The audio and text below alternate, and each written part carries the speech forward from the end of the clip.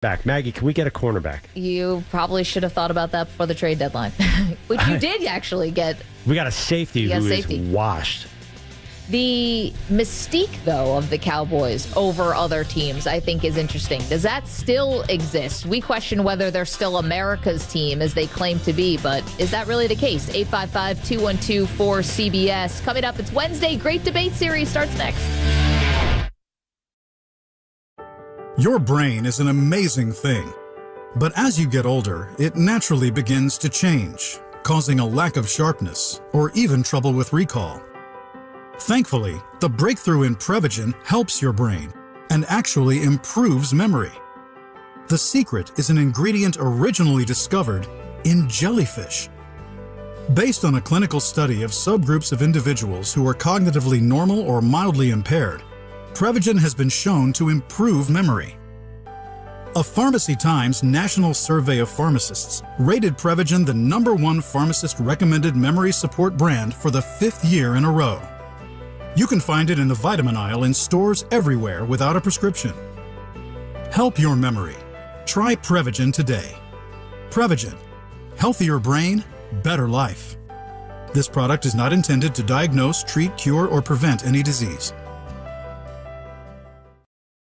Car working these days, folks. Let's just say you're driving a vehicle that's out of warranty and it breaks down. Then what do you do besides panic? After all, auto repair costs are up 20% from last year, and they're going further up. When you have a car protection plan from CarShield, panic becomes peace of mind. Why? CarShield has my back when my car breaks down, and they can have yours too. Look, even if your car is just over 3 years old, it's still prone to expensive costs. There's no long-term contract. You get flexible monthly payments you can afford and lock in a price. That's the key that will never go up no matter how many claims you file. Get coverage like I did. Call CarShield today. 800-898-6155. Save 20% on your plan. Lock in your price and it'll never go up. That's key.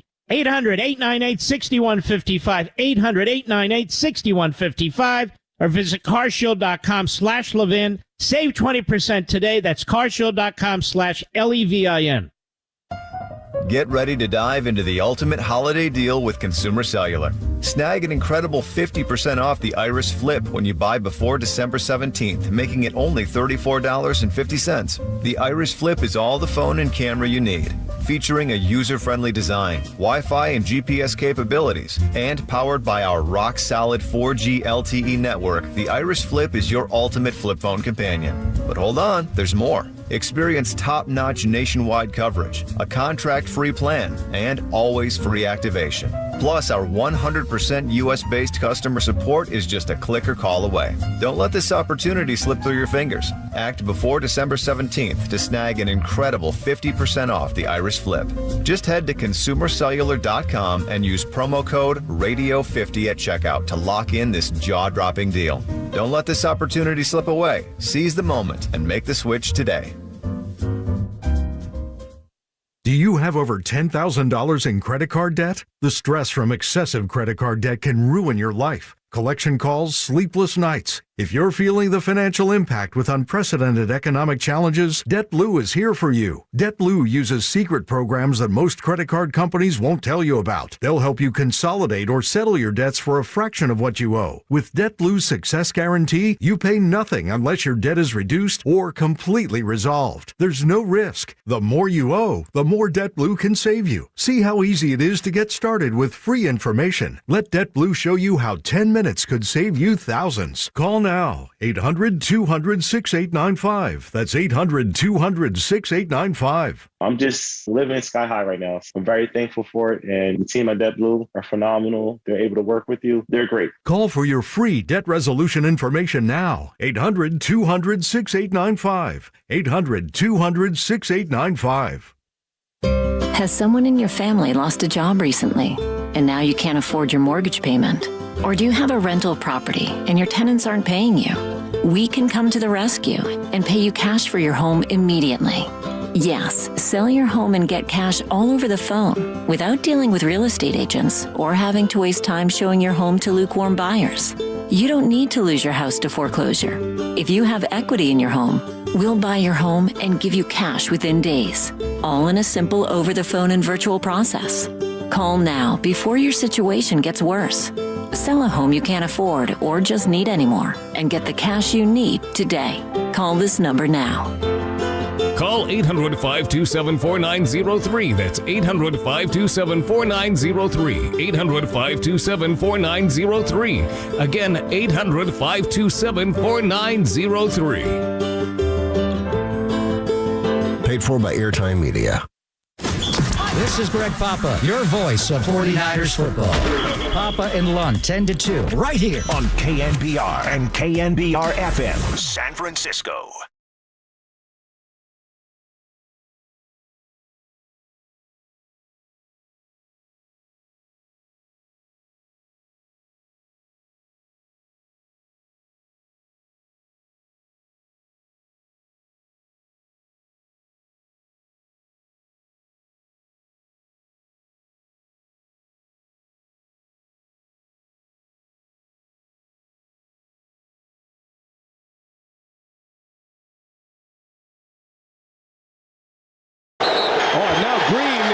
Technical.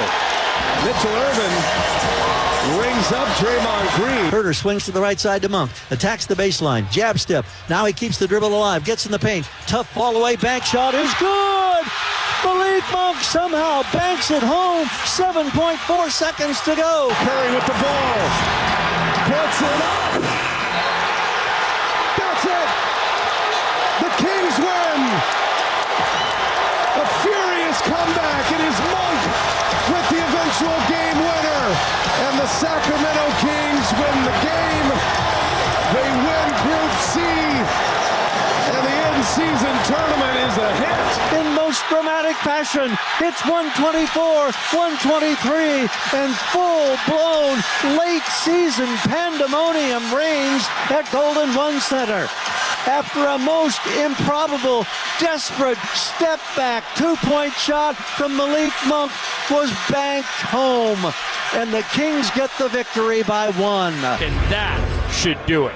The Kings light the beam and get revenge by eliminating the Golden State Warriors from the in-season tournament. What's up, everybody? Happy Wednesday morning, a wet Wednesday morning on the roads. Be careful, everybody. It's the Waterboy, Marquise Boucher, back with Overnight Dave this morning, taking you up to 6 a.m. this morning, the start of the Murph Mac show, and setting the table by asking the question, how the hell did the Warriors blow a 24-point lead last night in Sacramento?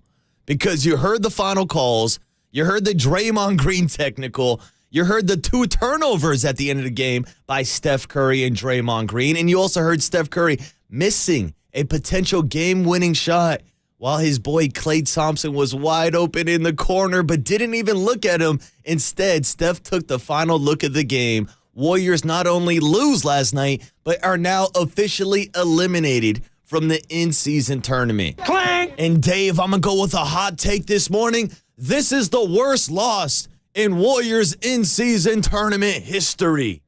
Well, it's only their second loss ever in in-season tournament history, but it's the final one. It's the dagger, and it comes at the hands of the Sacramento Kings, the team that you eliminated from the postseason last year. So is this a little bit of revenge for the Kings? Yeah, sort of. But it's also the in-season tournament, the first year that we've seen this whole kind of circus get thrown together by the NBA.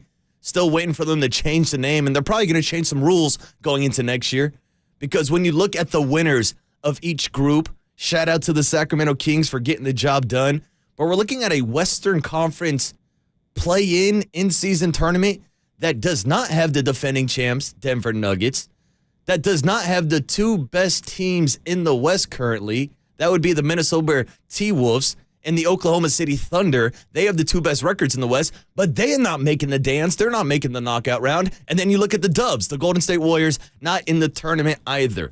But last night they made it official with the Kings moving on from the West Group C, with the Los Angeles Lakers moving on from Group A, with the New Orleans Pelicans, of all team, moving on from Group B, and the Phoenix Suns get in as a wild card team. That's your knockout team in the West.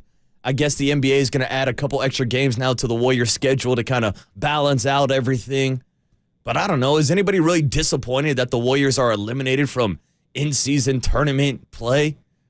I mean, it's the thing we were riffing about last week when we were talking about Draymond Green's 5-game suspension and how he lost $70,000, which is more than the $50,000 prize pool per player.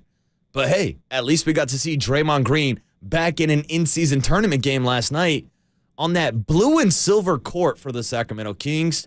Again, I know they're trying hard with these in-season game courts and uniforms and City Connect jerseys, but I don't know how the hell blue and silver connect to the city of Sacramento. I'm sure someone will tell me this morning on the Golden State Lumber and Building Material text line. But one thing I do know is that Sacramento Kings fan base was waiting to kind of welcome Draymond Green back to the court. Welcome him back to the scene of the crime. No, not the crime scene where he choked out Rudy Gobert, but the scene that he stomped on Domantas Sabonis last year. So I saw a few clips going around on social media of Kings fans welcoming back Draymond Green with a shower of boos. Got booed a few times throughout the game. But I thought Draymond actually got off to a really, really good start yesterday. In that first quarter, you saw him with a couple blocks.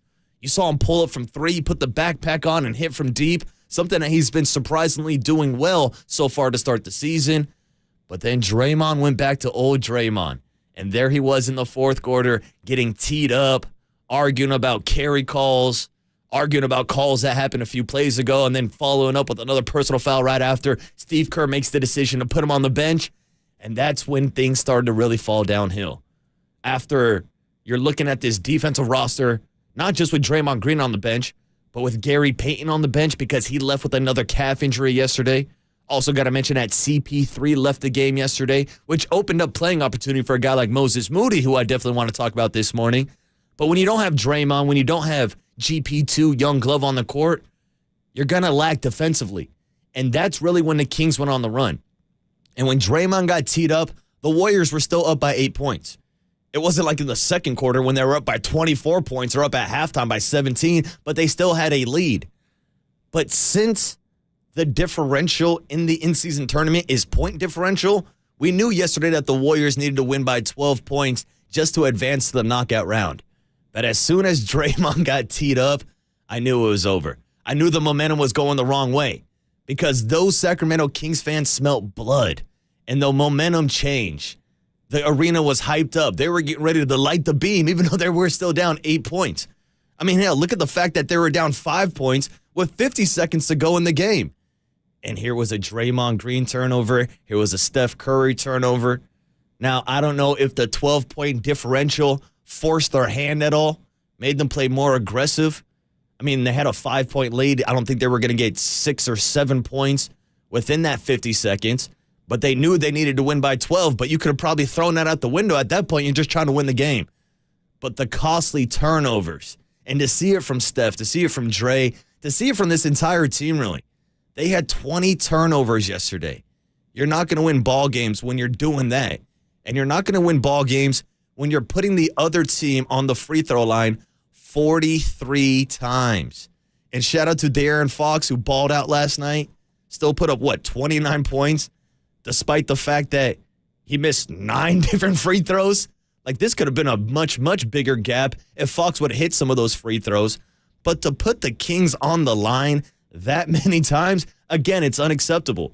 So some people will point to the final shot of the game. Some people will point to the Draymond technical. I think overall, on a night where the Warriors were looking pretty damn good in the first half, coming out and scoring 72 points. Andrew Wiggins only has put up 17 points or more in one game this year. He had 17 or 19 points in the first half. Look at Klay Thompson yesterday. He had 17 points in the first half. Posted his first double-double of the year. And I love seeing that after playing that sound yesterday from Klay Thompson, his back and forth with Tim Kawakami about whether or not Steve Kerr should bench him and Andrew Wiggins. Well, those two guys came out and responded. Now, I will say they had much better first halves than they did second halves yesterday, but Klay finished with 20 points, 9 rebounds, almost had himself a double-double. Excuse me, I thought he actually had 11. It was Steph Curry had a double-double. It was Andrew Wiggins who had a double-double with 29 points each. But then we come to that fourth quarter stretch, and the Warriors just couldn't buy a basket. They were outscored 29-19. And get this, folks, 11 of those points came from Moses Moody. Let me repeat that for everybody. 11 of the 19 points scored in the fourth quarter came from Moses Moody. And Moody was not in the final lineup in the final minute of the game because Steve Kerr made the decision to pull out Moses, who he told us after the game wasn't even expected to be in the rotation last night in Sacramento. But because he made that decision, Andrew Wiggins comes in for defensive purposes. Now, I know people are freaking out about that decision, but I think if you ask most people around the game and most people watch the Warriors, they will tell you that Andrew Wiggins is a better defender than Moses Moody. But a lot of fans wanted to keep the hot hand in, and it didn't really matter because Malik Monk pulled a bag of tricks out of his back pocket, shooting off the wrong foot, banking it off the back. It was good defense by Andrew Wiggins, but it was a better shot by Malik Monk. It goes in, and as we mentioned, Steph Curry had the opportunity to dribble the ball up court. 2 to 3 different guys pressured him. Klay Thompson was standing there in the corner, waving his hands, calling for the ball. Steph did not feed it to him.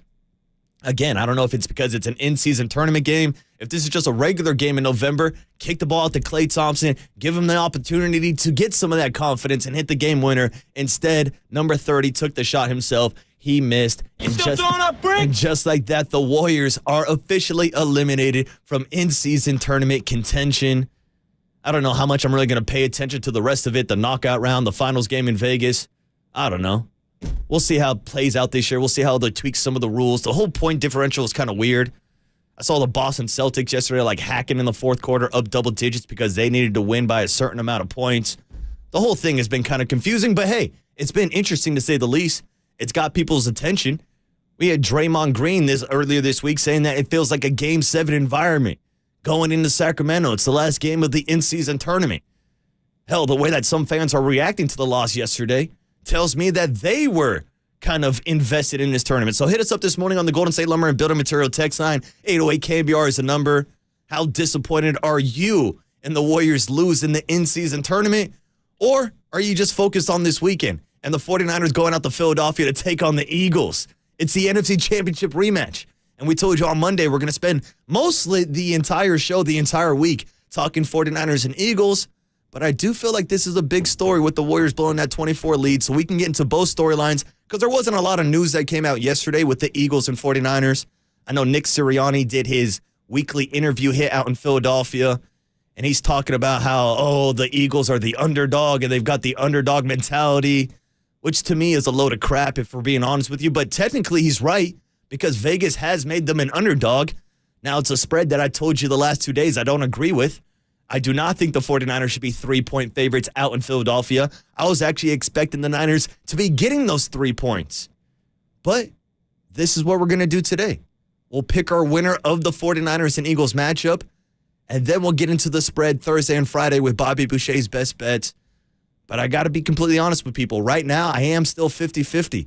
I want to see how this weather report plays out this weekend out in Philadelphia. I want to see the injury report for guys like Lane Thomas, guys like Fletcher Cox in the middle.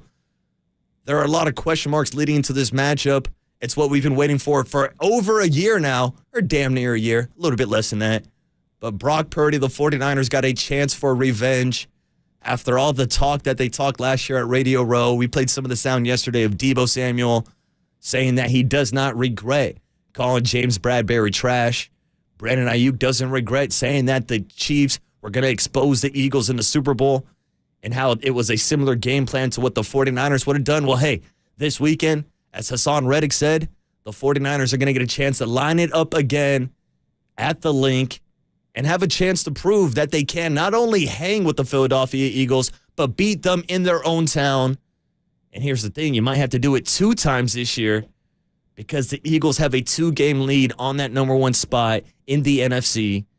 And there's a load of things that have to go right for the 49ers to win that number 1 spot and to get that bye week. Starting this weekend in Philadelphia, they got to get a win. Then they're going to need some help from a team like the Dallas Cowboys or somebody in the NFC East to take down the Eagles.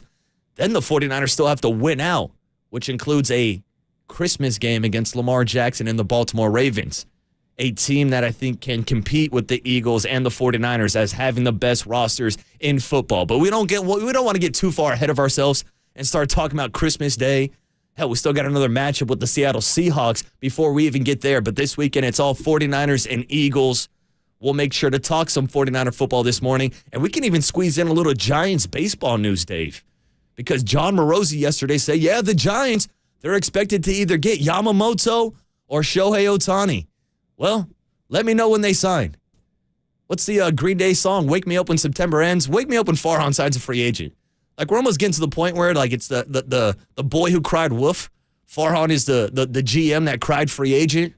Like, I keep on hearing all these rumors. Oh, they're linked to him. They're linked to that. Just sign a damn dude already.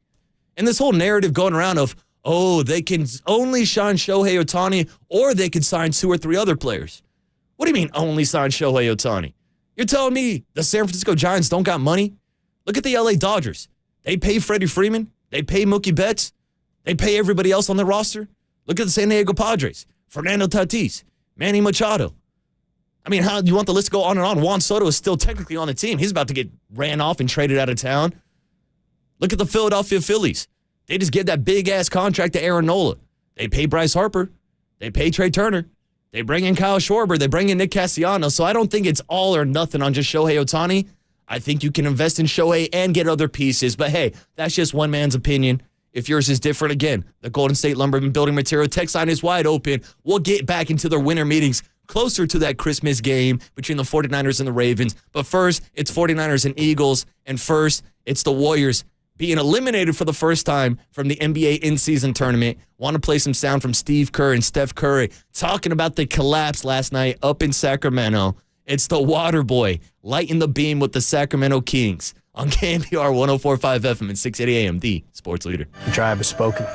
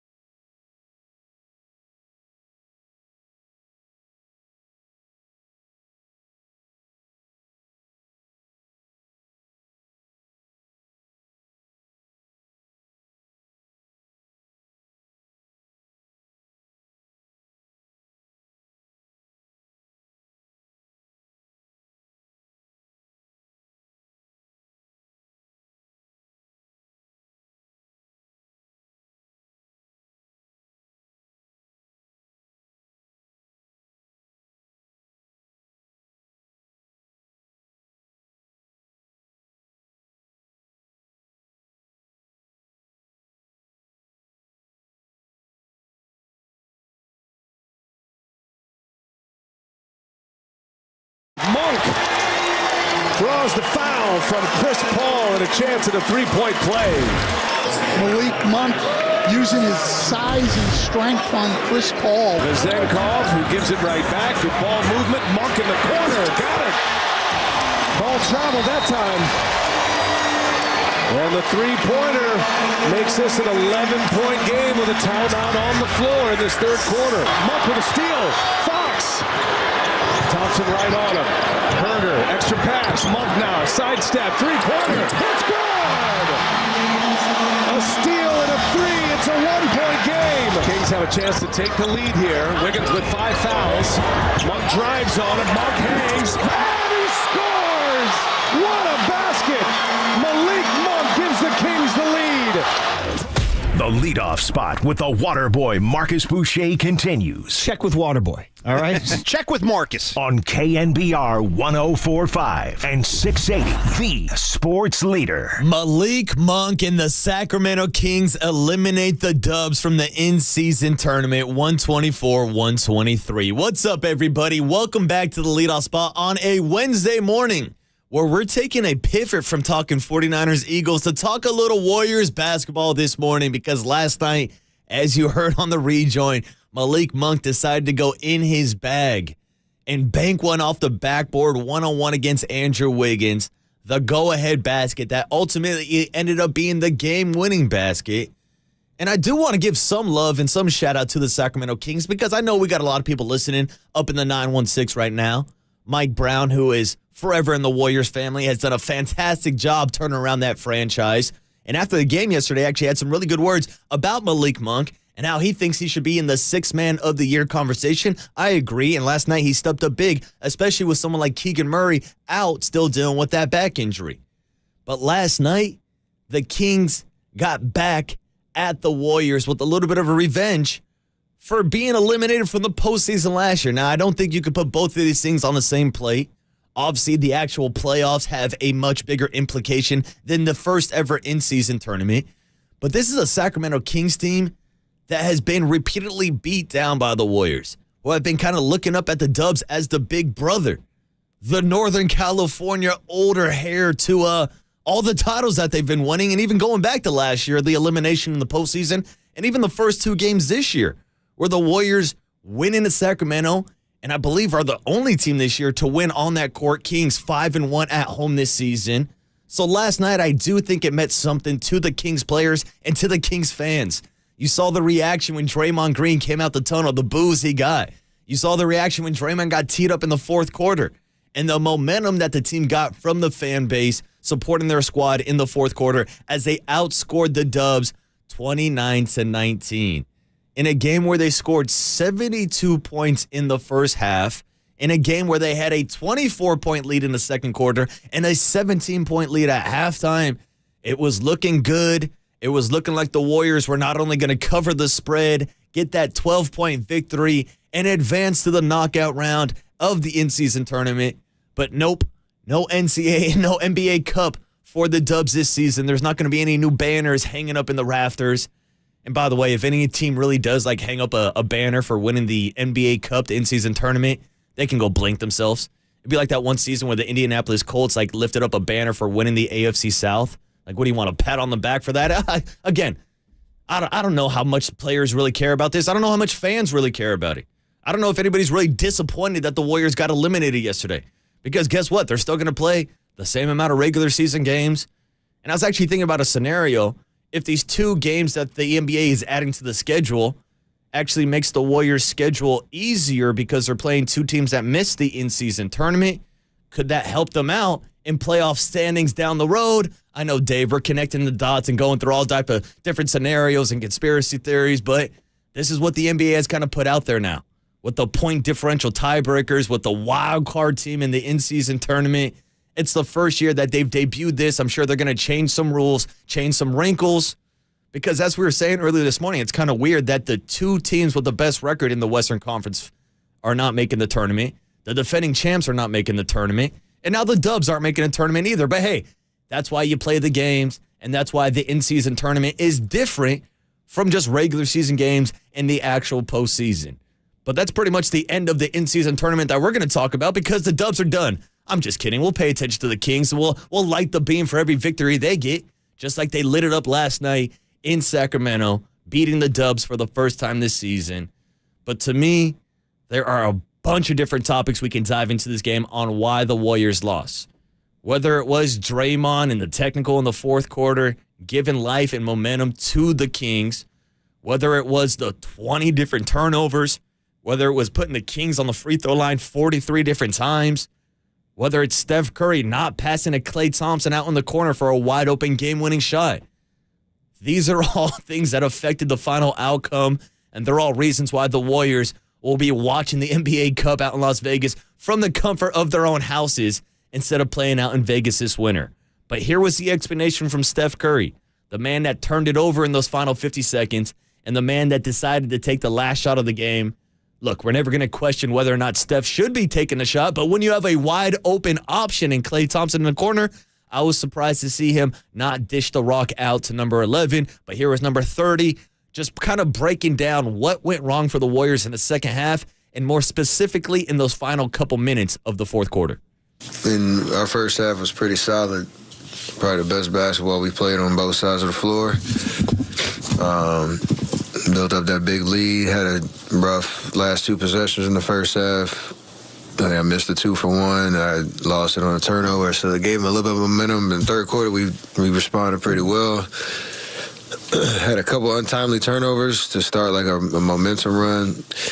And then they got to the foul line 42 times, which is going to do a lot of things, obviously easy points, but even on misses or makes, like they get to set their defense, and they were starting to blitz me pretty much everywhere. We got some pretty good looks. They could have gave us some room, but didn't go our way. And then it's just a make or miss league down the stretch where those 2 turnovers. I had one, Draymond had one.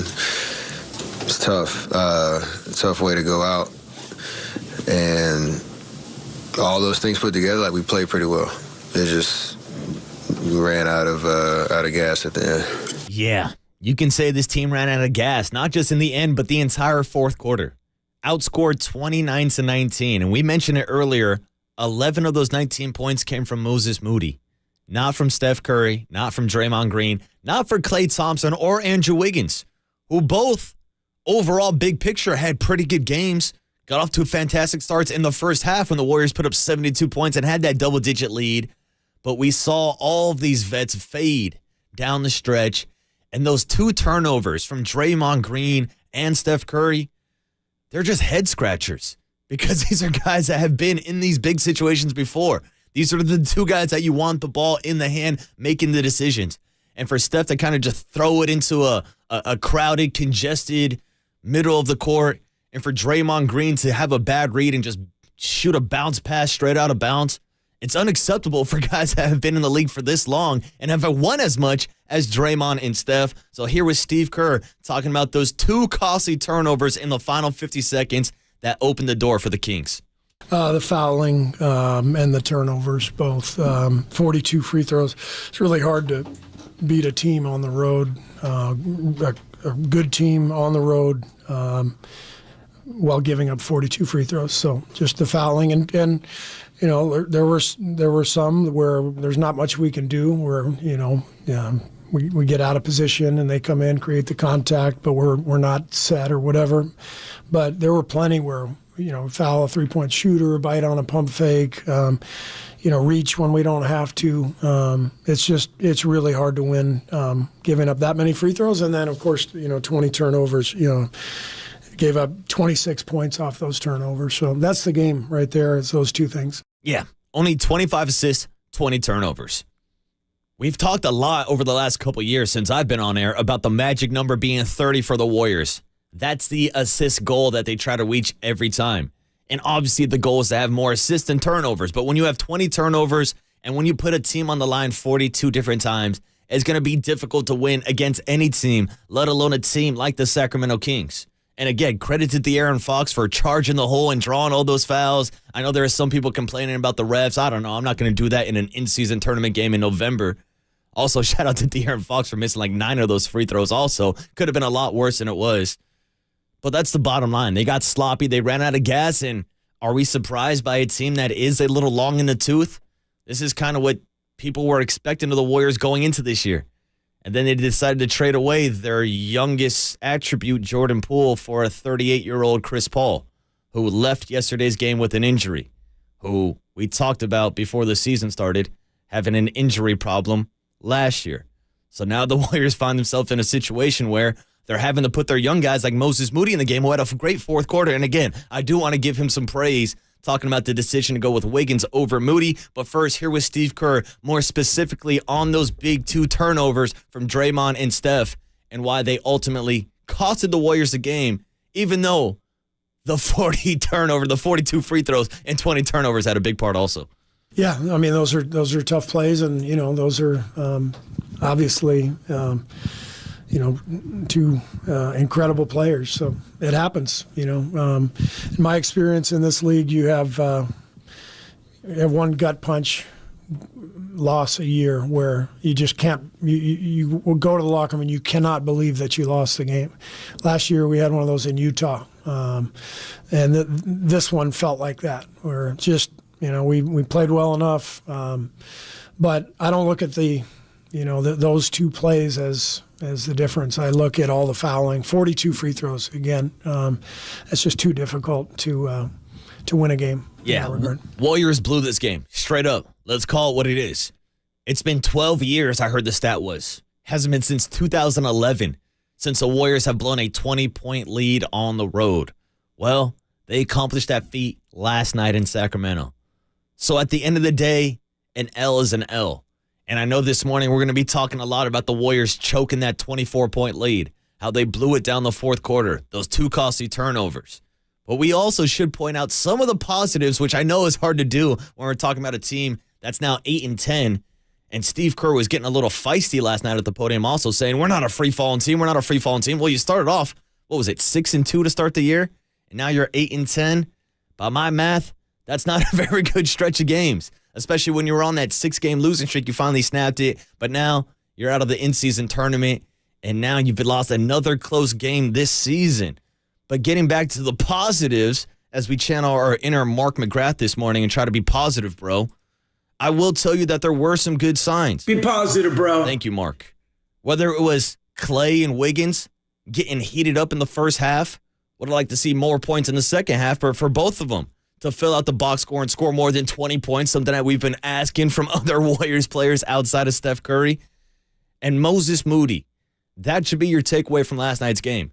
After he wasn't even scheduled to be in the rotation last night, well, because of the injury to not only Chris Paul, but also to GP2, it opened up the door for Moses to take advantage of the opportunity, and boy, oh boy, did he take advantage. 4 for 4 in the fourth quarter, scored 11 of the total 19 points that the Warriors had in the fourth quarter, which would lead you to believe that he played the entire fourth quarter, but no.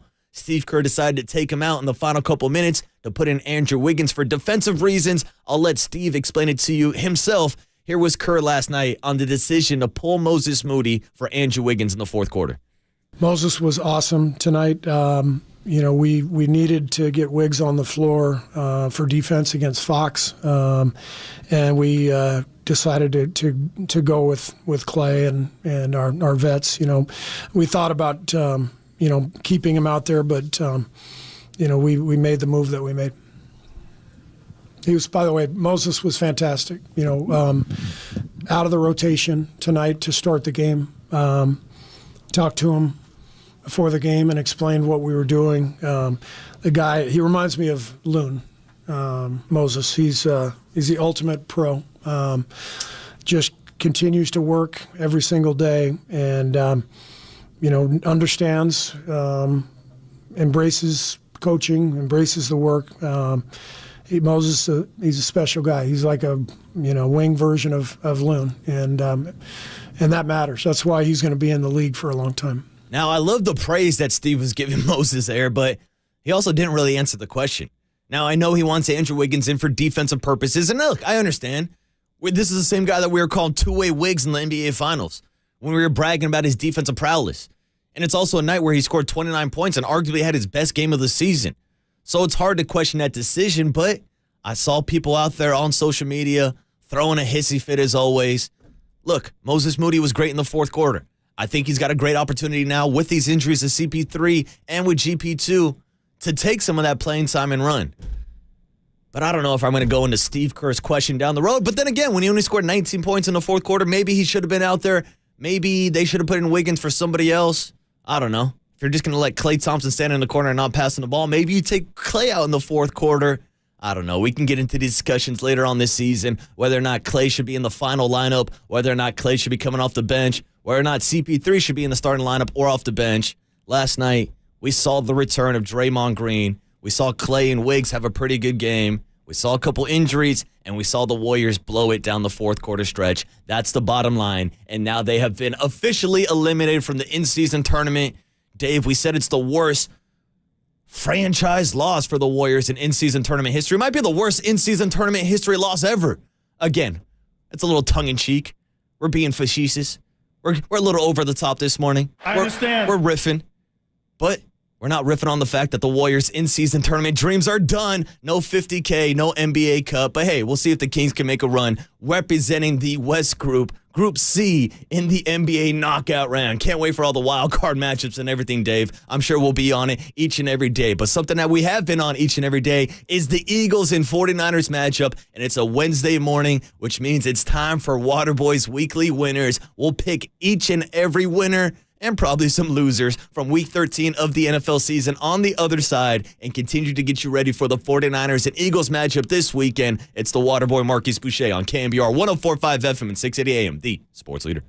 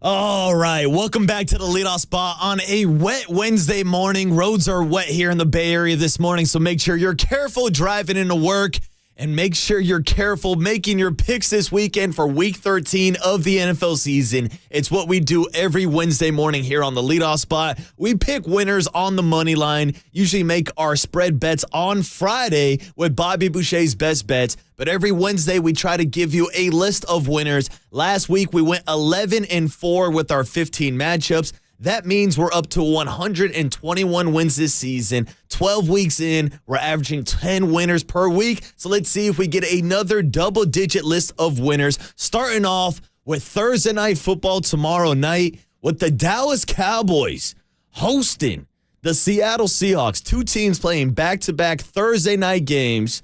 And this, of course, comes a week after Thanksgiving. Dallas Cowboys are a 9-point favorite. I don't know if I'll be touching that spread, but I probably will be betting on Dallas on the money line on Thursday night. Dallas quietly one of the hottest teams in football, but we all saw what happened a couple weeks ago in Santa Clara. I'm still not buying the Cowboys as a legit contender in the NFC, but hey, they might be the third or fourth best team behind the Eagles and the 49ers. And Dave, maybe that's where we should have started off. Because I've got a bone to pick with the spread with the bookmakers out in Las Vegas because I still don't understand how the hell the Eagles are a 3-point underdog at home as a 10-1 team with the best record in football. Now, of course, we're not picking games by the spread this morning. We're going all money line. So right now, as I told you in the first segment, I am still kind of 50-50 on this matchup between the 49ers and the Eagles. But with this injury news to Lane Johnson and Fletcher Cox, I am leaning more towards the 49ers. But just like a restaurant has the right to refuse service, I have the right to change my pick Thursday or Friday based on these injury reports, based on how the weather is going to be. Because if this game does play out like Vegas expects it to, a 3-point matchup, I got to be honest with you. I'm a little bit more confident with the team that's played in 8 one-possession score games this year. Eagles are 7-1 in those matchups. And if it comes down to a field goal in the rain in Philadelphia, we saw Jake Elliott hit one last week from 59 yards, and we saw Jake Moody miss one in the bad weather out in Cleveland earlier this year. Now, again, that might not even come into play. The 49ers could win by double digits, or the Eagles could win by double digits. I truly think this game could go either way, but until I get that final injury news, right now I am leaning 49ers. I could see the Eagles winning this matchup, so we'll make sure to give you our official pick on the money line and against the spread Thursday and Friday morning on the leadoff spot. But let's continue with some of the other matchups this week, going into Sunday with the Pittsburgh Steelers hosting the Arizona Cardinals. The Cardinals were absolutely embarrassed by the Rams last week. We had it as one of Bobby Boucher's best bets. And as bad as this Pittsburgh Steelers offense had been through the first 11 weeks of the season, they fired their offensive coordinator, Matt Canada.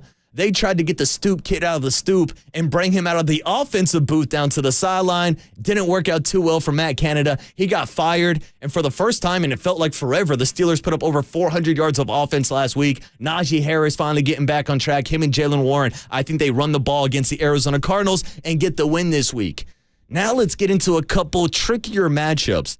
This one between the first place Atlanta Falcons, that's right, ATL, 5-6. First place in the NFC South, but this week, they're traveling to take on the New York Jets. And Tim Boyle, is that who's playing quarterback still? We got a matchup between Tim Boyle and Desmond Ridder. And look, I'm not a Desmond Ridder fan. I'm not a Falcon fan. I picked the Saints last week. That's one of the games that burned us. But it's so hard to pick a game that's quarterbacked by Tim Boyle. But to me, honestly, this might come down to the Jets' defense. And I'm not buying the Falcons' defense, so I think Breece Hall can run on this defense. Garrett Wilson is still putting up decent numbers. He's a guy that won Rookie of the Year last year with 3 or 4 different quarterbacks. I'm doing it. They're a 2-3-point underdog. I like the Jets at home. They'll get the points. It's a low-scoring game. I'm betting on the defense. I'm betting on Desmond Ridder to throw a pick 6, essentially. I mean, come on. Zach Wilson and the Jets beat the Buffalo Bills. The Jets beat the Philadelphia Eagles. Throw me a bone. Give me the upset victory. They're a home dog. I'll take the Jets over the Falcons. And then we've got a matchup between the Denver Broncos and the Houston Texans. And don't look now, Dave. There's not a hotter team in football than the Denver Broncos. The 2 longest winning streaks in the NFL belong to the Philadelphia Eagles and the Denver Broncos. How the hell does that make sense? a team that we've been picking on all season long. And Dave, I got to be honest with you, a team that's kind of done me dirty in my pick'em pool because we picked against them the last 3-4 weeks. I thought it was going to come to an end. And now my 3-game lead in the pick'em pool is now down to 1 because I keep on picking against the Broncos. Well, will I learn my lesson? No, I won't. Because I'm picking the Houston Texans. I'm going with C.J. Stroud. I'm going to D'Amico Ryans. I'm going with the H-Town Houston Texans at home as an underdog in this matchup also against Denver. I like Houston. I like C.J. Stroud. I don't like the Broncos. Give me the Texans to win at home over the Broncos as an underdog. They're getting 3.5. Actually, they're favored by 3 points. Maybe we will take that bet as one of our Bobby Boucher's best bets. Next up, we'll go to the NFC South, where it's the Detroit Lions against the New Orleans Saints. Let's pump that back a little bit for Derek Carr and the New Orleans Saints. Pump that back a little bit. They were our preseason pick to win the NFC South. I mean, someone's got to win that division, but after losing last week to the Falcons, after watching Derek Carr throw that pick 6, I can't pick the Saints. I'm going Jared Goff. I'm going with the Lions, getting a little extra rest since Thanksgiving Day and trying to put some respect on their name after losing to the Green Bay Packers. I think they win this matchup. Give me the Detroit Lions. Then an interesting matchup in the AFC South between the Indianapolis Colts and the Tennessee Titans. And the news that came out yesterday that Jonathan Taylor has a thumb injury, and now he's going to be out 2 to 3 weeks. Now, the Colts were able to run the rock earlier this year with Zach Moss, but that's also when Anthony Richardson was at quarterback. Now you've got a backup quarterback in Gardner Minshew. Now you've got a backup running back in Zach Moss. They cut Darius Leonard a couple weeks ago. He was a fantastic linebacker, probably still not playing at the same pace, and now there's rumors about maybe him going to the Philadelphia Eagles. That would be one hell of a fit. But this weekend at home, I think I'm going with Mike Vrabel and the Tennessee Titans, who are a much, much better team in Tennessee than they are on the road. Derrick Henry has gotten back to running the rock. Mike Vrabel, I think, is one of the most underrated coaches in the league with his defensive schemes. I like Tennessee here at home. They're a 1-point home dog. That's another upset that we're picking this week. And then let's get into this matchup between the Chargers and the Patriots. The Patriots are trash. At this point, I think they might be throwing the season with Bill Belichick playing the old rope-a-dope with Mac Jones and Bailey Zappi. I don't know who's playing quarterback this weekend, and it doesn't really matter. They're taking on Justin Herbert and the Chargers, who find ways to lose games each and every week, but I don't think they lose this week. Traveling across country out to New England to take on the Patriots. Give me the Chargers in this matchup. Then we'll have a matchup between the Dolphins and the Commanders. This one's easy. I'm going Mike McDaniels, Tua Tagovailoa, and the South Florida 49ers? No, I'm just joking, but I'm taking the Dolphins over the Washington Commanders. That's an easy game to pick for me. Buccaneers and Panthers. Interesting situation because this seems like it should be a win for the Buccaneers, but you never know with the Panthers after firing Frank Reich. We all know how well teams play with an interim coach. We saw it a couple weeks ago with Antonio Pierce and the Raiders. But I don't think it's going to happen this week in Carolina. Buccaneers got to get back on track. They've been losing a bunch of games. We picked against them last week for our Bobby Boucher's best bet because they played back-to-back road games. They're back in Tampa Bay. I expect them to fire off the cannons and to take care of the 1-10 Carolina Panthers. Then, Dave, this is actually one of the trickiest games of the week for me. It's the Cleveland Browns versus the L.A. Rams. Two teams that have had highs, that have had lows. And the Browns have been really good defensively this year, but now Myles Garrett is dealing with a shoulder injury. He's questionable for this weekend's matchup, and we still don't know what's going on with their quarterback situation between DTR and PJ Walker. And with all those question marks, I'll go with the Rams here at home. Matthew Stafford, Puka Nacua, Cooper Kupp got that offense going again. Kyron Williams made his return last week, which is a big reason why we took the Rams over the Cardinals with one of our Bobby Boucher's best bets. That cashed out, and I'm looking for the Rams to cash out again this weekend. Then let's get into this Chiefs-Packers matchup.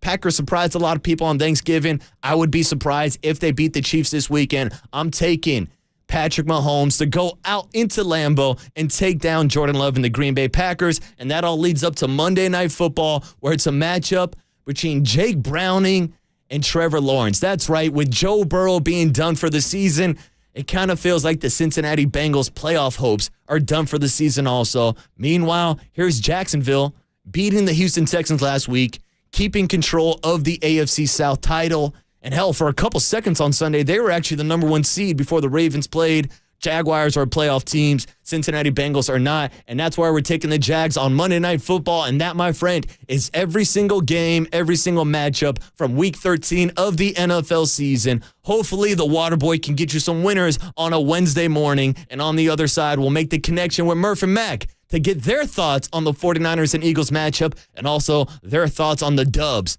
blowing a 24-point lead last night in Sacramento and being eliminated from the in-season tournament. We'll talk Dubs basketball and 49er football. On the other side, maybe even sprinkle in this Giants news about how they're expected to get Yamamoto or Ohtani, or if you're actually buying into those rumors this offseason. We'll talk about all those topics and more coming up for the next 4 hours on the Murph and Mac Show. You are listening to KNBR, AM and FM San Francisco, the sports leader, Cumulus Media Station on the Sports Leader.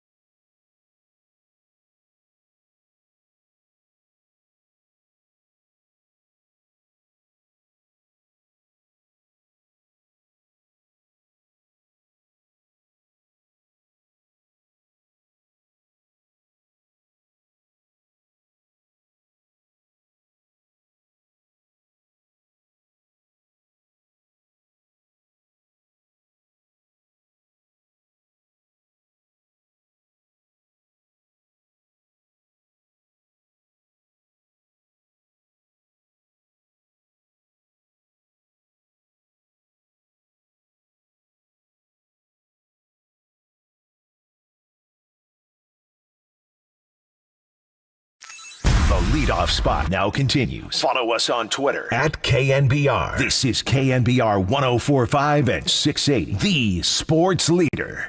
Wrapping up the leadoff spot on a wet Wednesday morning. It is Marcus the Waterboy Boucher back with Overnight Dave, closing out the leadoff spot and introducing my boys Murph and Mac to the face-off this morning, where we're going to be talking about the worst Warriors loss in in-season tournament history, blowing a 24-point lead last night to the Sacramento Kings. And now Kings fans are lighting the beam as Murph and Mac make their way in the studio. Murph, what's up, my man? How you doing this morning? Waterboy, so that's not rain. Those are the tears of Warrior Nation washing down I-80. The sadness, washing Murph. down I-80. Great question was asked in Twitter in the final minutes when it was apparent that the Kings were going to at least be within 12. Mm-hmm.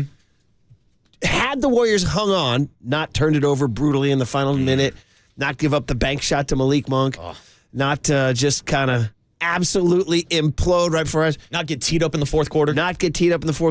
Had the Warriors hung on and won by 3 or 4 and the Kings qualified for the bracket, would they have lit the beam? Do you light the beam for losing to the Warriors but qualifying for the bracket? See, that's a good question. Now we got all these wrinkles and questions and confusion with the in-season tournament. Kings lose, advance to the playoff, light the beam, baby. You know, if I was the guy running the beam for the Kings, I would light it every night they cover the spread. Well, yeah. That's a win for me, Murph. Yeah. Who was favored last night? Dude, NBA spreads. Oh, no. I try to stay away from those. Everybody does. I wouldn't even know. Do you see there's a lot of fallout about the a margin of victory as a tiebreaker? If you go on all the the national you're websites. telling professionals, not only do you have to win, now you got to cover an 11-point spread that I've determined. Yeah, and it was on display last night in the Eastern Conference. Yeah, there was a lot. I don't know if coaches should be thinking like that. You know what I mean? Like, just their primary goal is to just go either win, go try to win a ball game. Now they're like, not only do we have to win, Drummond. get this guy. Yeah, they were hacking Andre Drummond. Foul guys. Yeah, the Celtics had like a double-digit lead, and they're doing hack-a-shack in the fourth quarter. Jason Tatum played the entire fourth quarter up 30.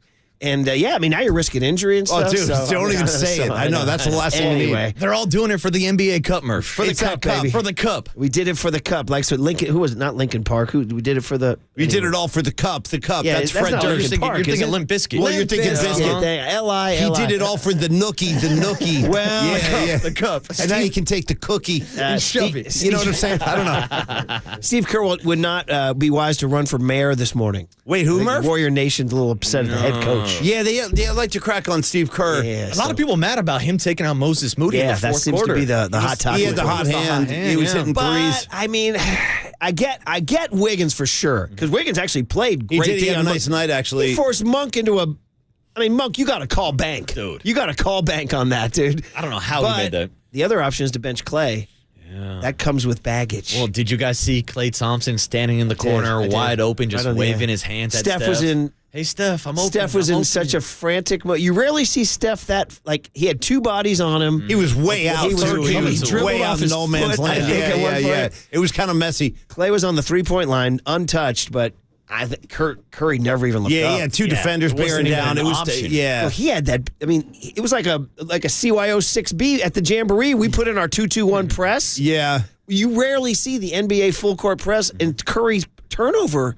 He passed the ball into half court, it got intercepted. Tough spot. Yeah, and then the Draymond turnover. Draymond bounce pass turnover. It was all going so well, too. Oh, my God. It was all going so well. I thought the first half was about as entertaining a half as I'd seen all season. 72 points. In my head, I'm like, this is going to be one of those nights where you just kind of irreversibly damage the Kings. Like, you can't beat us, dude. You just can't beat us. Brian Anderson and Van Gundy were saying that. They're saying the Big Brother thing is real. No, it was. For 3 quarters it was. But last night, the Kings got a little bit of revenge, a little bit in the in-season tournament. Now they're lighting the beam and moving on to the knockout round. Beams. And the Warriors are knocked out from in-season contention. Sorry, Draymond, you're not going to get that $50K you lost from the 5-game suspension. But hey, Dubs will be back in your life with a couple more. $500K. That's what it was. Yeah, that's right. A lot of money being spread around. Shout out to the 1%ers who know what I'm talking about. And shout out to the Murph and Mac Show. And shout out to KNBR, AM and FM in San Francisco, the sports leader, Cumulus Media Station. And the Murph and Mac Show starts right now.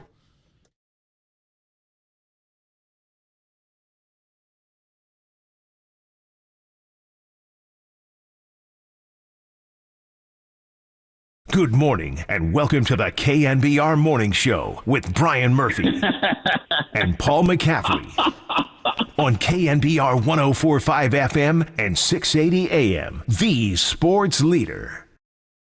All right, that's not rain. That's the tears of a fallen Warrior fan base washing down I-80. It's a tough drive back if you're a Warrior player. Shout out to Eric Clapton, Warrior Tears in Heaven. Oh, there you go. Yeah. Tears in Sac. Tears in Vacaville. Would you know Draymond's name? Tears in Dixon. Yeah. Dave knows what I'm talking about. But man, that was if you're a Warrior player, you got to drive back last night. It's raining on you. That's a tough drive. Yeah. That's a tough drive back. Well, you remember last year when they held the NC2A first round, and I went up to see Jaime Jaquez. I went to pay homage to I Jaime. got a little Jaquez as an appetizer before the Warrior game was last night. doing it again last night. I'm telling you, bro, he has found his home with Pat Riley. And by the way, Pat Riley, I think he's getting cooler now as the years go on. In a rare case of like a guy getting older and older, but yet he's getting cooler and cooler. Did you see that? Like they had a shot of him in the crowd in the first half. Doing? Just classic Riley pose, like arms folded, hand to his chin, but it was like a profile with the slick still back. The most important thing in his life, that game that dude, night. he's like watching Jaquez's minutes. He's like, that's my kid out there. Wemby who? It's Jaime Jaquez. No, I love seeing him with the Heat. It's so great. And Reggie was talking up UCLA. But anyway, we went up to see Jaime Jaquez and the Bruins last March. Remember the first round and the second round? Yeah. I'm just going to tell you the experience driving from here to Sac on a weeknight. What's that like? Bro. That was a tough one. Well, you better be on the road at like, 1:30 p.m. or something? We got nailed. We barely made it. It's like a 2.5 hour. But I'm going to say, the only thing I'm going to say is coming back. Yeah. Dude, you just pedal to the metal. So you flew back. So I'll say Kerr and Curry and Draymond and Wiggins and Clay and all those folks. At least they had a traffic-free drive way back. You know what's the most underrated part of the positive, I guess. Most underrated part of the game is the Chris Paul and Gary Payton injuries. Those were gigantic. Yeah. Gigantic. Yeah. And Paulie, those might be for a while. You know what I mean? Yeah, especially with a guy like Chris Paul. I mean, 19 years in the league, and I mean, he gets hurt every year. You see him limping off the court. I was like, this is exactly what the fear was. Right? Well, instead of getting younger, they got older. Yeah, I mean, honestly, they got older. And then Gary Payton was a non-contact coming around a You hate to screen. see that. Yeah.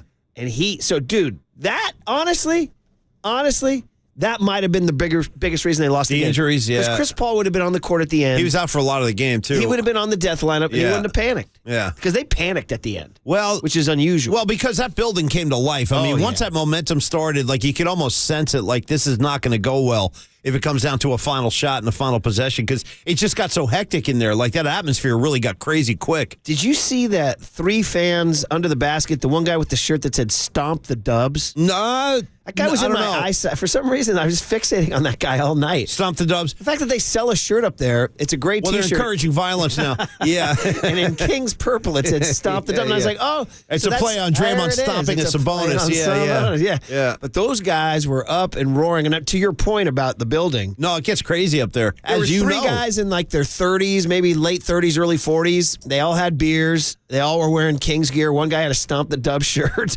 And those guys were up and roaring. And when Draymond got teed, they were screaming at him. And I was like, those guys were kind of symbolizing the building for me. Well, you just said the key word. Like, that's it. I think the Warriors symbolize everything the Kings are trying to become.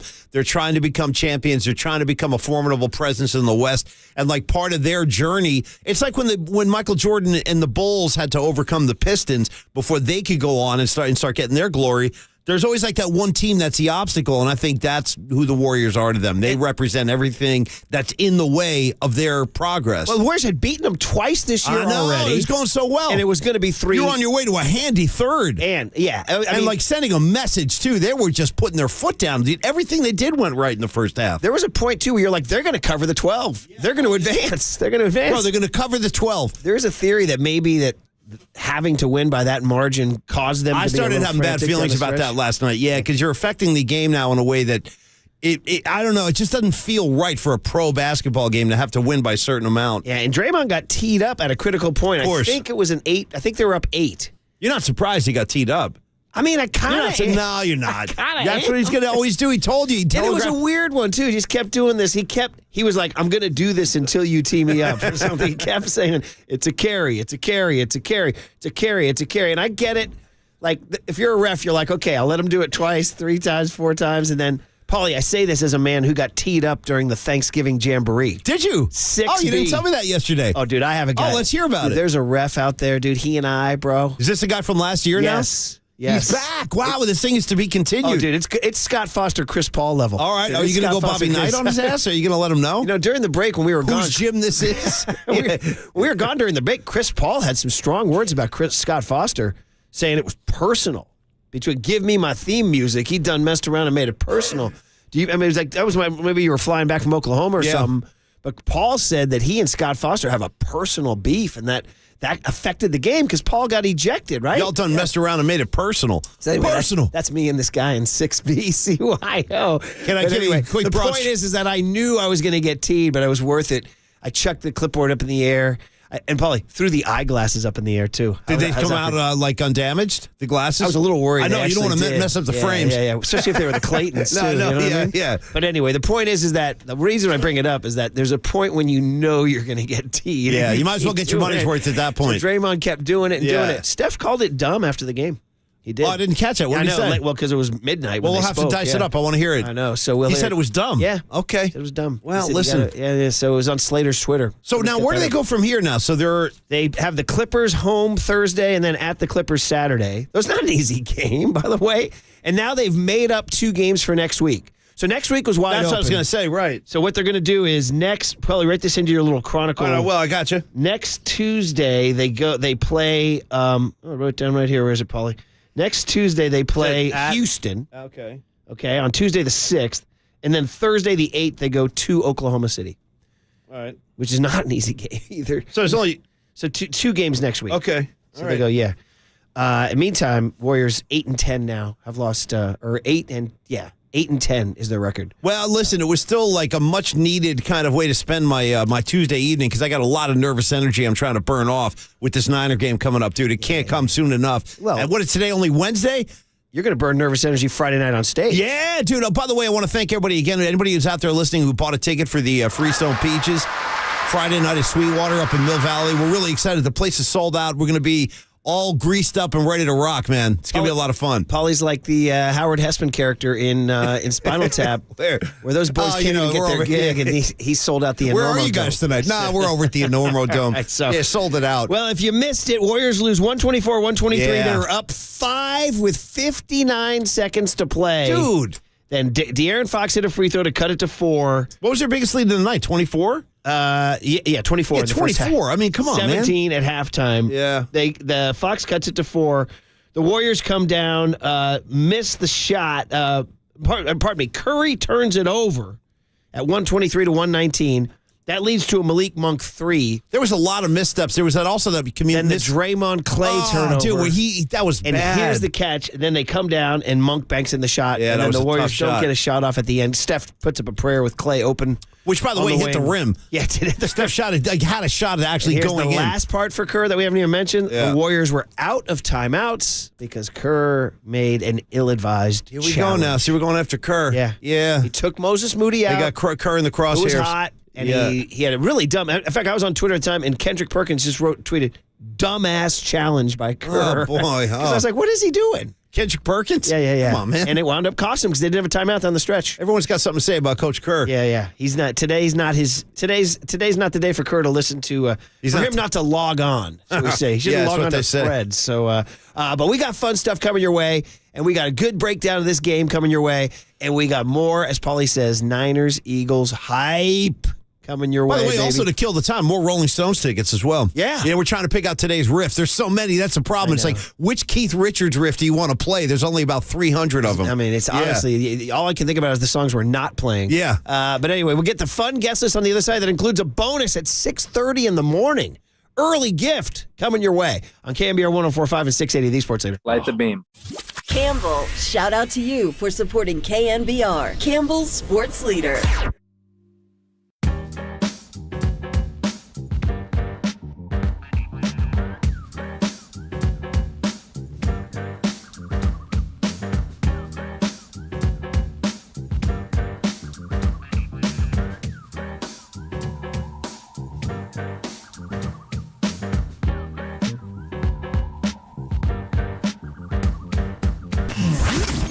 Here's what's trending now. Trending now.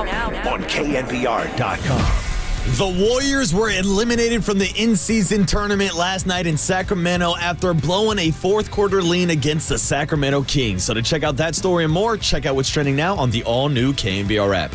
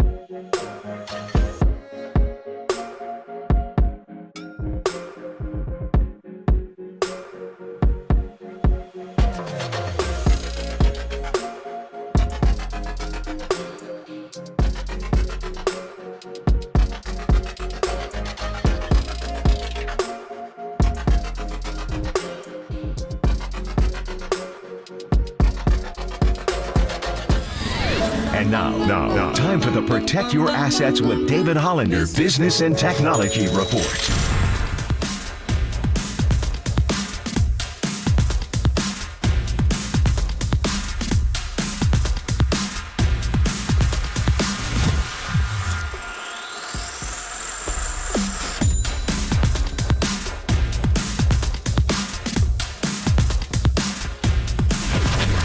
This has been the Protect Your Assets with David Hollander Business and Technology Report. Do you want to pay less taxes this year? Learn more. Listen to David's show every Saturday morning on KNBR or call 1-866-PROTECT. KNBR Heads. Our digital team is dropping daily dimes on TikTok at The Sports Leader. We are KNBR. Get the victory by 1. Light the beam. Kings have a chance to take the lead here. Wiggins with 5 fouls. Monk drives on him. Monk hangs. And he scores! What a basket! Malik Monk gives the Kings the lead. Clock ticks. Curry with the ball. Puts it up.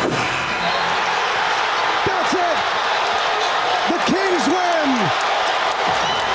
A furious comeback. It is Monk with the eventual game winner. And the Sacramento Kings win the game. They win Group C.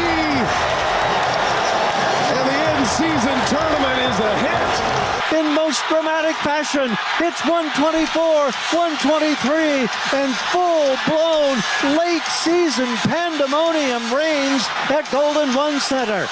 Fans on their feet, waving the rally towels, savoring the moment after a most improbable, desperate step-back two-point shot from Malik Monk was banked home. And the Kings get the victory by 1. Light the beam.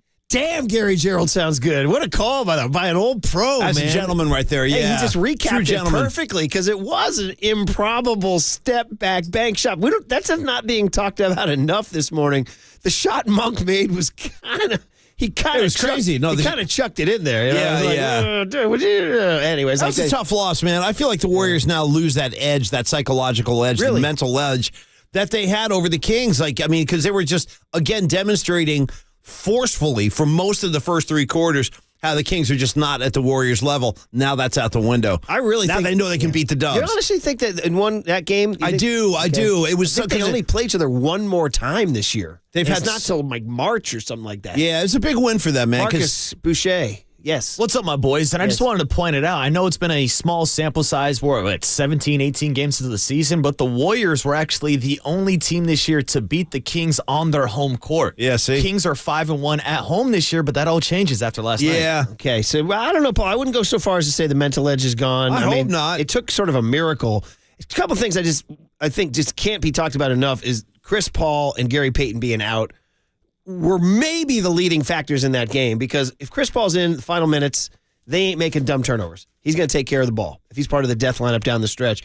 Other part I'm going to say, and I was just texting with Platzi about this, is that Curry, and this is something we need to talk about, for a guy who's run the sand dunes and is probably the most fit guy I've ever seen in an NBA game. Well, they run him out last night. I mean, he looked gassed. I agree. For the first time, that took so much out of him because there was no Gary Payton or Chris Paul in the second half. So I looked at his minutes total, 37. And while that doesn't sound extraordinarily high in a 48-minute game, it is his highest minute total in any non-overtime game this year. Well, he was logging some intense minutes, too. He played 40 against OKC, but the other ones, Paulie, I'll give you 33, 34, 33, 31, 31, 32, 30, 31, 30. That's what they wanted to play, not 37. Yeah, it's a lot of minutes, man. He's 35. Listen. And look how he played in the final minute. I know. He was running out of gas. I saw the same thing you saw. There was definitely some fatigue out there, and I think it's kind of to be expected. Now the guy's 35 years old, 15 years in the league, and the way he has to play to get open looks, he probably works harder than most guys in the league do when he's on the floor, because he's constantly fighting, literally fighting physically to get an open look anywhere he can. So there are tough minutes that he logged last night, and I saw it too. I think he kind of petered out a little. It's kind of scary that they have to ask that much out of him in November. Dude. And by the way, shout out, that was the greatest November 28th game in Warriors history. There's no question. So Marcus, you called it what do you call it? The toughest loss? Toughest in-season tournament loss. It's the worst loss in in-season tournament history. Yeah, that kind of is. The worst ever. It was the toughest one I've experienced. When that thing was getting manic in the final 5 minutes, I saw a tweet from somebody. I wish I could credit him, but he goes, man, this one goes directly to the in-season tournament Group C Hall of Fame. That's pretty good. I'm like, yep, entry number 1. So the Warriors miss out on the quarterfinal. You know, it's interesting. I was thinking, like, how much attention am I going to pay to it now that the Warriors are out? Probably not too much. I mean, casually, I'll pay attention to it. But had the Warriors been in it next week, I'd be like, let's go, man. It's quarterfinal time. Maybe do you root for the Kings? I don't know. We got a text from somebody said, you guys got to realize how many of your listeners are in the Sac area. Well, how many? He said he thinks 25%. Of our listeners? Well, we get a lot of texts from that area. All right, well, what's up, y'all? Yeah. Every time I go up to my parents' house in Rockland, they're like, yeah, we went out to a new bar, and the bartender listens to Murph and Mac. They know who you are. That's a good, actually, you know, it did happen to me, too. When my buddy Brian was here, Rags' brother, a couple of months ago, I went out to Vacaville, had lunch with them out there. Same thing. One of the kids in the restaurant knew the show. He listened. So shout out to our 209-530 and 916 listeners. All right, well, listen, we love you guys. For you guys, we'll throw you a Logan Webb. Light the beam. There it is. It was funny to ask, would they have lit the beam had they lost within 12? Because they would have advanced, right? It's a good question. Like beam politics, quote, unquote, win of sorts. So anyway, things to talk about. Taking out Moses Moody seems to be the hot topic this morning. I can understand where Kerr's coming from. I mean, I'm not ruling out the decision of keeping Moody in. I get it. He was hot. And by the way, who's Vesnikov? Vezenkov? Who was that guy? Sasha Vezenkov? Yeah. Did you see that guy hitting threes in the fourth quarter? Yeah. You heard Van Gundy go, or Brian Anderson goes, he didn't even play in the first half. Who is this guy? It turned into the Vezenkov Moses Moody show. Who? Dude, the guy hit 2 huge threes in the fourth quarter out of nowhere. Yeah. Vezenkov. You got a book on Vezenkov? I don't got a book no, on I don't at all. I don't know. His name's, I don't know who he is. Yeah. It's the Vezenkov era. I want somebody to tell me how many minutes has Vezenkov played all year. In fact, our massive listeners, our Kings fan, give me the book on Vezenkov. They call him the Flying V. I've been sleeping on this guy, man. So, anyway, the point is totally. that, so would you leave Moody in? Okay, so he went with the death lineup. It was Green, Draymond. It was Looney, Draymond, Wiggins, Curry, and Clay. Yeah, that's a pretty solid group to have out there. I mean, you got 2 of your best shooters out there. On the other hand, you got defenders. You had Moody, young, yep, fresh legs, yep, hot. But you want the defense from Wiggins, right? Okay, so maybe you leave Wiggins in. Do you take Clay out? See, I don't see that happening. Do you take Looney out? In fact, especially because Draymond has the big then? Yeah, maybe go small in that situation. Maybe you take Looney out. Yeah. And Clay was in position for the game-winning shot. He was wide open. Steph had no. He was wide open. Steph didn't know where he was, man. No. He was stumbling up the court. He dribbled off his foot. I don't think Steph could see a lot at that point. There were. It was a lot. Was pouring down. A lot of distress. Yeah, the ball's off his foot. He's reaching. He just chucked it up there. I mean, and it still almost went in. Would Clay have made the shot? I would hope so, man. I don't know. He shot the ball well. He did. He had a good first half. First half. Him and Andrew Wiggins had a really good first half. Wiggins had the whole game. When Wiggins starts going to the rim like that, that's the Wiggins I want to see. Get assertive on offense. Actually anticipating that the Warriors were going to salt that game away, and I was going to hear digging Andrew Wiggins this morning. I would have played it gladly. Yeah. But that's why it's such a hard decision to take out Andrew Wiggins in favor of Moses Moody. When Steve Kerr after the game said that Moses Moody wasn't even the rotation. He wasn't going to get any minutes last night if it wasn't for CP3 and GP2 getting hurt. Yeah, we cannot underrate those injuries. And by the way, we don't have the word on how long-term. If those things are long-term in any way, we're boned. All right, it's got news for you. That's how thin the margin is for the Warriors this year. We're back to that team we talked about. Yeah, but you got to kind of almost expect it with Chris Paul. I mean, it's an annual thing. We were walking around with our fingers crossed. I mean, dude, he misses a lot of games every season. That's just part of his thing. Our riff in the summer was, well, they got older and smaller. Ha, ha, ha. And then they started 6-2, and I was like, Dunleavy's a gangster. Well, what's a great start. Got to give you that. Right. No, it was. Okay, I told you guys we had a special treat, so let's get the guest list going on a Give me some horns, Marcus. Wednesday, 11/29. It's Big Declan Murphy's 16th birthday today. Nice. Happy birthday, Big D. Sweet 16. He's going to be firing off sports takes at the before he cuts a birthday cake. I got a text from him at 10:52 p.m. I'm sound asleep. Hit me with this one. I want to hear this. It says, absolutely unacceptable loss tonight. And then he writes, he says, Kerr needs to take the blame. This is a kid's take. Coach Kerr, his last take as a 15-year-old. Needs to stand up in front of the Golden One Center and say, that's one's on me. I was like, wait a minute. He sent it at 10:52. The game ended at like 10:05. He should probably be sleeping, theoretically. Sleeping.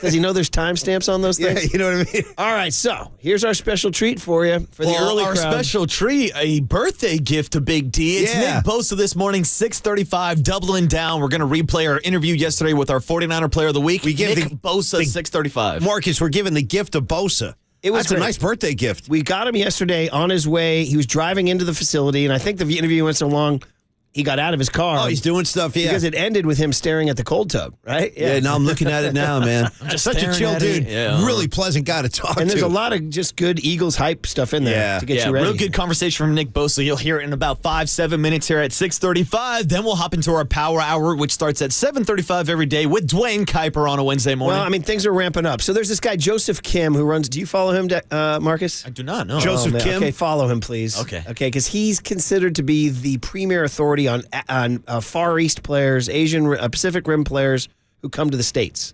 He's like the leading news guy, and he's tweeting up a storm. Last night he said Farhan is cooking.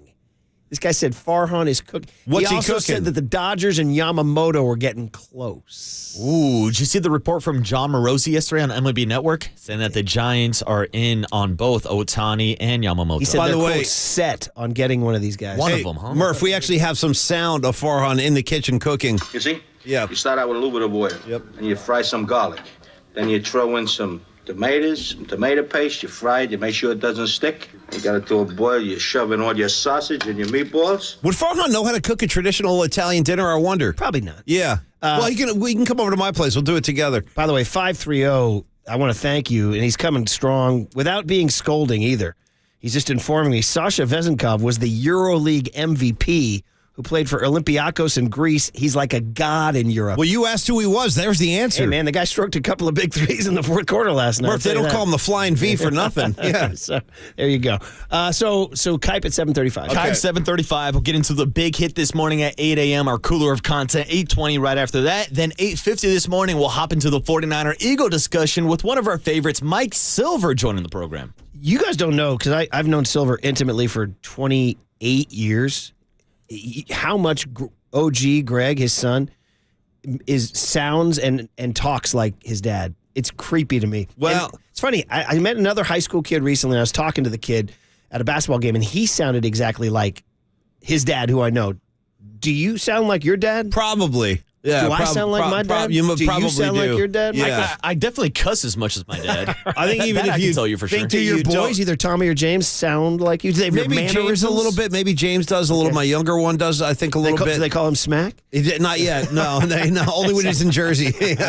All right. Anyway, the point is that having Greg here the last 2 days was tripping me out because I was like, man, that's Mike. He's Mike. He's baby Mike. Greg Silver Monday, Tuesday. Mike Silver on a Wednesday. There you go. And That's the how we catch do is, it. can we keep it on Niners Eagles, or will he force the conversation back to Cal UCLA football? Oh, good question. You know he's driving off the road to bring up Cal. And then UCLA. his whole UCLA's the reason why the Pac-12 They are doesn't saying exist. that. There's Like, a lot of that. Yeah. How did they create this whole Do thing? you have a Pete Franklin toilet flush, please? Do we have one of those? Yeah. Just flush that take down. By the way, they are toilet. ganging up on Murph. I noticed that. Like, all of a sudden, it's UCLA's fault. Stop. It's all UCLA's fault. I know. Well, hey. By the way, it's the reason the economy is so bad, too. It's because of UCLA. Hey, GDP was up in the third quarter. See what I'm saying? All right. So there you thanks, go. Chip Kelly. Yeah. All right, we'll talk to Mike Silver at 8:50 this morning. Then at 9:15, how about these back-to-back guests? 9:15, Herm Edwards talking Eagles, 49ers. Former Eagle player, Herm Edwards. Herm is I love Herm, man. Yeah, he's yeah. one of the great guests, friends of the program of all time, in my opinion. And he's definitely one of the voices of Philadelphia. Then 9:35 is the actual literal voice of Philadelphia. It's Kate Scott, forever Murph Mac family. Yeah, with the Sirianni thing, though, that's the Sirianni this problem. morning. We have a problem. We finally have a problem with Kate We have a Scott, problem. and his name is Nick Sirianni. On Thread, she posted that He's in the shot way of of our- Sirianni nodding at the overhead camera, wearing his beanie in slow motion. I never thought I was going to say this, but I got Nick Sirianni standing between my friendship with Kate Scott and myself, and I can't have that. Definitely something 3 years ago you never thought you would say. He's in the way now, literally. All right, well, Nick Bosa is going to get you ready for Niners Eagles hype next on KNBR 104.5 and 680, the Sports Leader. That's a sackaroonie, baby.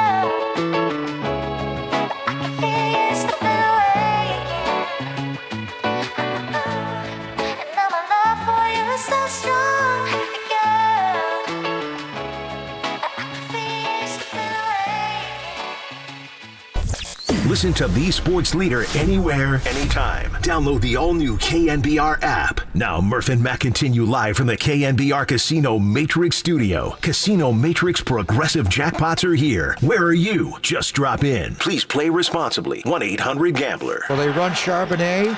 They give it to him off the right side. Bosa! They will stuff him. And the 49ers will take over on downs. Fred Warner jumped right in the A-gap to take it away, and then Charbonnet tried to swerve outside, Tim, but Bosa hit him. All right, Nick Bosa. We said to the Niners always ask us, player of the week, who do you want? And we always give them names. And you can't fire the big bullets too frequently because, these guys, the big guys have a lot of demands on their time, et cetera. So they said, this week I said, big game, big name. Yeah. Give us Nick Bosa. And Nick Bosa said, sure. Hey, man, I'm available. I'm cool. Yeah. So he called in yesterday on his way to work. So you'll hear a little bit of discussion if it's a Tuesday. But we got him in his car on his way to work and entering the facility, talking Niners, Eagles with Nick Bosa, our 49er player of the week on the UMA guest line. Started by saying, hey, Nick, how's your Tuesday morning? I'm doing fantastic. Just driving in on my off day. So it's good to be back talking with you guys. Awesome. Love it, man. I always love getting a feel for how a Niner prepares. So it's like a Tuesday for Nick Bosa, Eagles week. What's the schedule for you? What are you doing to be your best self today? I'm headed in, sleep in a little bit, and then Tuesday's leg day for me, so going into squat and do some other stuff for my lift. And every morning I do my cold plunge and sauna and all that stuff, so just getting the body right, ready to roll for the prep week. By the way, I saw you give an answer recently to the writers about your sleep. I'd love to dive in a little bit more on that. This is the stuff that people don't really think about, but you take it seriously, don't you? Sleep science, man. What is that? Yeah. You just said you slept in. What's the Nick Bosa sleep science? I don't know if it's science, but it definitely, you feel it when you get a good night's sleep, especially just cognitively going through your day, just being more engaged. But last night was 10 to 8:30. So Bro. Pretty good night. Oh, bravo. Yeah, double digits. That's huge. Nick, is that hard to do when you're on the road? Like this weekend, great example. Night before a big game, is it hard to get those kind of hours in? I actually do best when we're on the road or at the hotel. I just I drink these sleep drinks that they give us, and I knock out. So, and kind of being away from home is a little peaceful sometimes. It's funny. Barry Zito, the athlete, I remember I covered the Oakland A's. He said he would bring his own pillow and some candles. He took it to the next level. You going that level? Yeah, candles. Yeah. Candles. Aren't you supposed to blow those out before you go to sleep? Pretty much, man. We don't but no, I don't bring a pillow, but that would be smart because sometimes those hotel pillows are pretty fluffy. They are a little too fluffy, and there's too many of them. There's 8 of them. You're like, what am I supposed to do with these? You know what I mean? So, all right. Hey, we also have to ask the hard-hitting question. The last time we saw you was on the field in Seattle, and you were brought. Can you tell us the story of getting brought back to have the turkey, and how your quote that went viral immediately? You said, "No carbs, only meat." That's a Nick Bosa discipline, right there. Tell us about that moment there. What's that? What's the backstory there, Nick? I don't know. It was a weird interview. It was kind of all over the place, but yeah. I ran up, and first of all, after games, right after games, I'm just not hungry at all. For some reason, eating is not appealing to me. It takes a couple hours for me to kind of get my appetite back. Right. Maybe the adrenaline or something. But and then they had some, I don't know what it was. I think sweet potato casserole. I just wasn't hungry. I'll definitely indulge after a game, but I was thinking of an excuse not to eat any. Can you take us into the Nick Bosa? We're going to poke our head into your Thanksgiving here. When you finally did get to celebrate Thanksgiving, I don't know, with your mom, dad, brother, whoever, what was the game plan? What did you attack? Well, my dad came into town. Nice. My mom was in town, but she went to see my brother, who had some time. Obviously, he's injured, so she wanted to be there for him. Yeah, my dad came in, my girlfriend, and we hung out. And my mom actually left food for me because she feels bad not cooking for me. So yeah, a friend of hers shot some wild duck. So it wasn't a turkey meal; it was wild duck, and I actually bit a BB from the shotgun. No, you didn't. Are you serious, man? That's when you hard. And my molar almost split open. It was I've never eaten wild game before, so I learned my lesson to chew slowly with that. So. Yeah, we got pellets involved. It was delicious.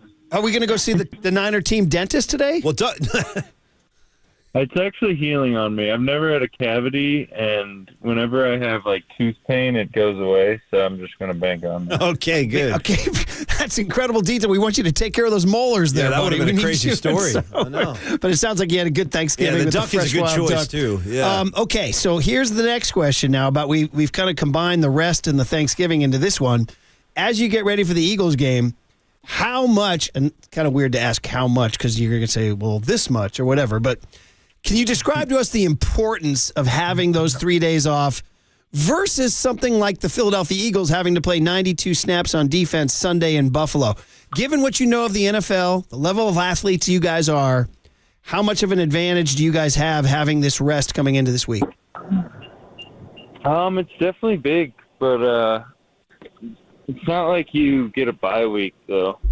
We played 2 games in 10 days, so it's not like we necessarily got time off. But if you do get out of that Thursday game feeling pretty good, you could definitely build up an advantage with the 3 days, which I think we were kind of grinding into it, but I think we got out pretty good. So I think it will be a bit of an advantage. Then again, we have to fly over there. So, I mean, both teams are going to be ready to roll. It's going to be fun. Well, obviously, and that gets to the next question, which is just, how much you want to get into the emotion of this. I know the game's going to be played 125 or 425 Sunday in Philly, and that's when you just have to work your technique and blocks and X's and O's and things like that. But there's this external noise. Super Bowl Radio Row last week, Debo, Ayuk, McCaffrey all said stuff. On Sunday night, Hassan Reddick said there was a lot of boo-hooing and that you guys got to line your S up on Sunday. That's it. How much does Nick Bosa want to get involved in the emotion and the talk? And if you got a chance to talk, you can talk right now. You got something to say to the Eagles? Trying to tee it up, huh? I am trying to tee it up, yes. Yeah. No, I'm not much of a trash talker myself, but I think it's a huge game, obviously, with the seeding and all that. We're different teams this year. We're at different spots and in different conditions than we were when we played last year. I think they're really good, and they've found ways to win this year. So it's just going to be another game where we have to execute, and I'm extremely confident this go around. I was confident last year, but some things early in the game definitely hurt us. But we're just excited for another opportunity. Nick Bosa is our guest on the UMA guest line. Nick, one of the more, I guess, controversial plays that Philly runs is obviously that brotherly shove play. I mean, there's been a lot of talk about how to defend it. Can it be defended at all? And then there's another discussion, like some people think that doesn't belong in an NFL game, like on a football field. I don't know. What's your view? I'm not asking you how to defend it, Nick, but what is your view of that play? And do you think it should be legal and part of the game or not? I don't see why it wouldn't be legal unless guys are getting hurt a lot. I don't know how they get so much push. So I'll definitely be watching tape on it this week when we get into it. But I'm impressed with how good they are at it, and we got to be good on first and second because you don't want to have to deal with that too much throughout the game. Right. So you don't see, like, some people think it's like more like a rugby play. It's like where a scrum, yeah. You're not like American football is to advance the ball down the field with a ball carrier, not with a bunch of people shoving you. But you're okay with it? Yeah. Yeah? I haven't taken too much time to think about it, to be honest with you. But I guess if you're just have the entire team pushing it, honestly, I think it's a people are getting hurt, then it would be something I would be against. But if that's not happening, then more power to them. Nick Bosa, our 49er Player of the Week, on the UMA guest line, doing his thing, driving in after a nice night's sleep, going to do leg day today and get ready for the 49ers. Now, this little streak you guys are on has directly correlated with the 49er pass rush getting very active. Nick, is it as simple as Chase Young added an element that has made your guys' D-line open up, or something else? I think that's definitely a factor. Definitely a big factor. He's extremely talented. He's actually farther along than I even thought. Since I've seen him in college, I think he's better than I even thought at the moment. Just watching him on tape, I think he could be like one of the top elite pass rushers in the league, and he's starting to get the hang of the scheme. He needs a little time with that, but to go along with that, we got dudes all along the line who are starting to hit their stride. Eric, Hargrave, Randy had a really good game.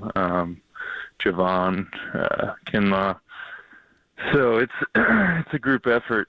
Kevin Givens is playing great. I mean, it's exactly what we expected. Obviously, at the beginning of the year, the stats weren't going, but we were just trying to stay the course, keep our head in it, and we're starting to get the benefits of it. Well, obviously, Chase Young, I mean, you can kind of just do the math. Chase Young came, and the pass rush has been unlocked. It's been fantastic, and it's interesting to hear you say that he's even better than you think, huh? So, like, people say, too, like John Lynch told us, he's real pretty in a uniform. Even by NFL standards, he's got sort of a body that stands out, huh? Yeah, no doubt. And there's a reason coaches are enamored by that, because when you could teach somebody with a body like that to he's got natural just feel for the game. Yeah. But if you could teach them the scheme, and he's got strength and length and all that stuff, if you could teach them the scheme and like those attributes that look good, end up being extremely hard to block on the field. He's extremely hard to block, and it's fun to watch, too. Nick Bosa, a few more minutes here before I let him get off to the leg room here. Big picture going back to the summer and the contract, and then you arrived, and then some people observed, and we talked about on the radio, hey, is he all the way back? Is he still – is it fair to say now on November 28th that the Nick Bosa who arrived in late August, early September was not in full Nick Bosa shape? Are you – or is that not accurate? You were playing well, it just weren't getting the sack totals. You said when I showed up? Yeah, when you showed up, when the contract finally got settled and you arrived at camp. I think I was pretty close. I mean, in game one, no, I wouldn't say. But after that, I think my tape against the Rams was pretty damn good. I definitely wish that some of those earlier games I could have snuck a sack in a few times, because it would shut people up, and but it really is just like sacks are not, especially when you play on a defense that really relies on you doing your job. You can't really freelance. If you want to be one of the best defenses in the league, you got to execute your job. And I think we do that here really unselfishly. So it's not all about the stats, and we were winning games early, we're winning games now. So I think I was getting better throughout the year, and I think I'm still getting better as a player overall throughout the years. So I think that's a continued progression either way. Well, I love that you say, go watch the Rams tape. I was pretty darn good. We will. We'll go back and watch that Rams tape here. Last couple ones here for you, Nick. you've had 3 different coordinators. You had Saleh, you had DeMeco Ryans, now you have Steve Wilks. It's a lot to change. There's some continuity issues, and now it seems like whatever's happening is working. I mean, Nick, is it as simple as stupid as, he's on the sideline now so we can talk to him more? I know that's really simplified and dumb, but is it helping? Yeah. I think it probably helps the back end guys. He's more of a back end coach, so I think being able to just have access to him whenever you have a question or quick adjustments is probably helpful. I haven't talked to the guys about it because I don't really see him on the sideline except for a couple times. So it doesn't affect me, but for those guys, I'm sure it could help. But I don't know. I think just like we were talking about stats, like a couple calls that could have been good if we executed them, then there wouldn't be all this talk about him being the issue. He's a new guy, which is tough, and we all try to get his back because we really do think he's a great coach. So we're happy to have his back and continue to show that he is definitely not the problem.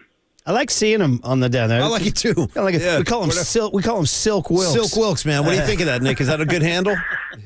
He is smooth. He's got some swag. Yeah, Silk Wilks.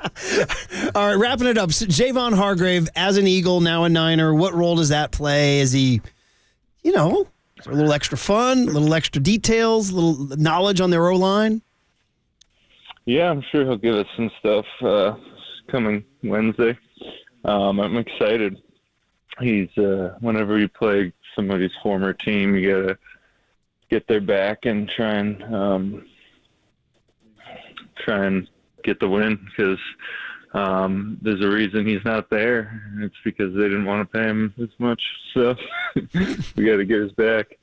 But obviously, we're happy to have him here. He's unbelievable player. I've watched him on tape his whole career, so when we got him, I was pretty blown away. Yeah, it's pretty exciting. Plus, we like his little kung fu kick, whatever he does, that kicking down the door or the window. What is that? Is that a? Yeah, it's like a door kick, right? I think it's a kick the door down type deal. I dig that. I like it. Type deal. Last one for you here. It's like, so when Super Bowl Radio Row last February, again, I'm trying to tee it up for you here.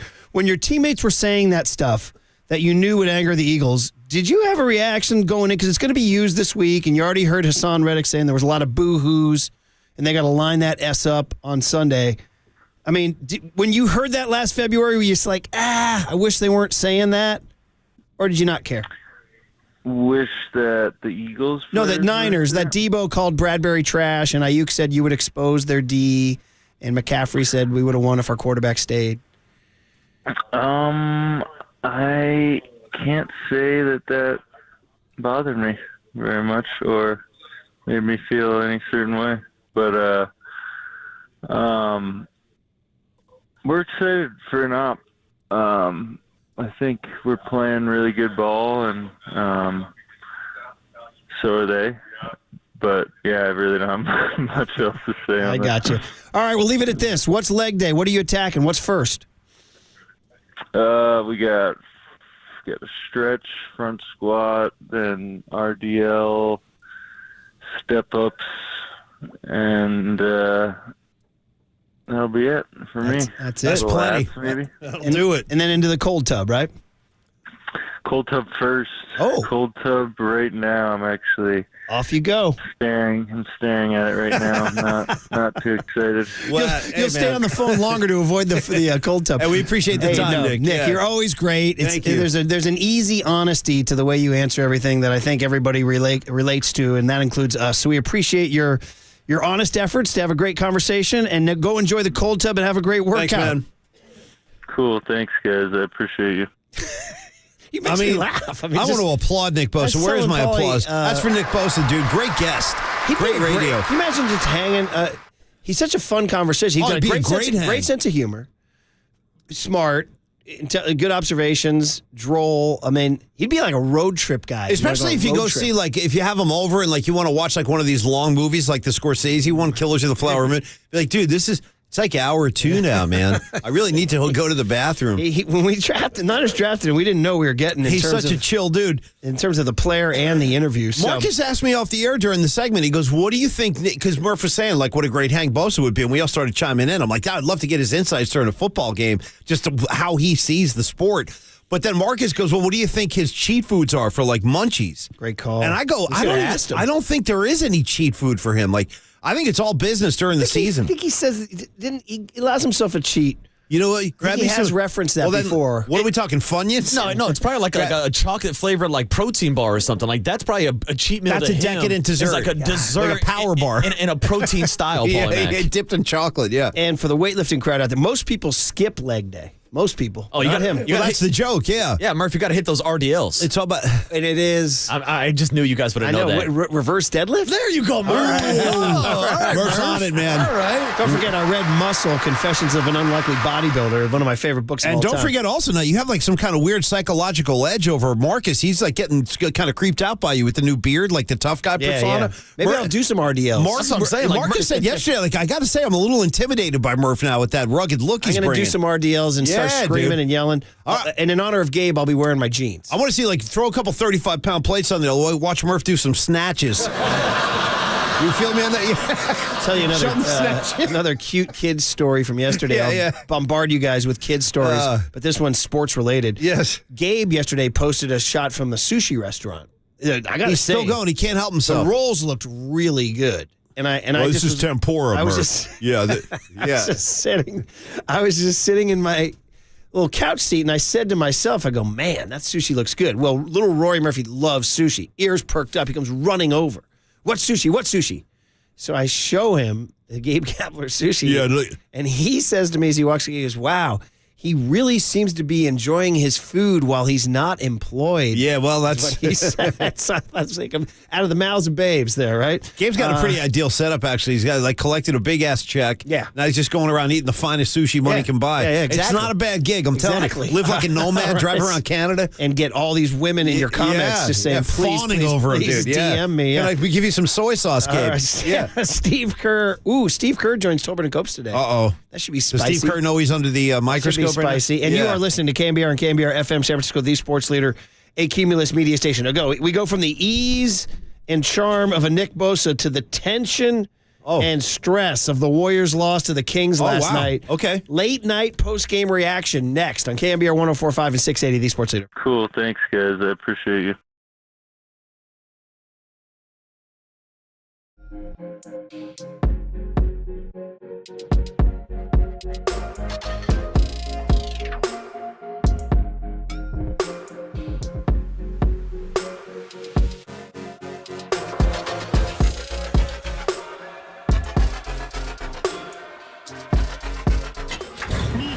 From the Chilton Auto Body Traffic Desk.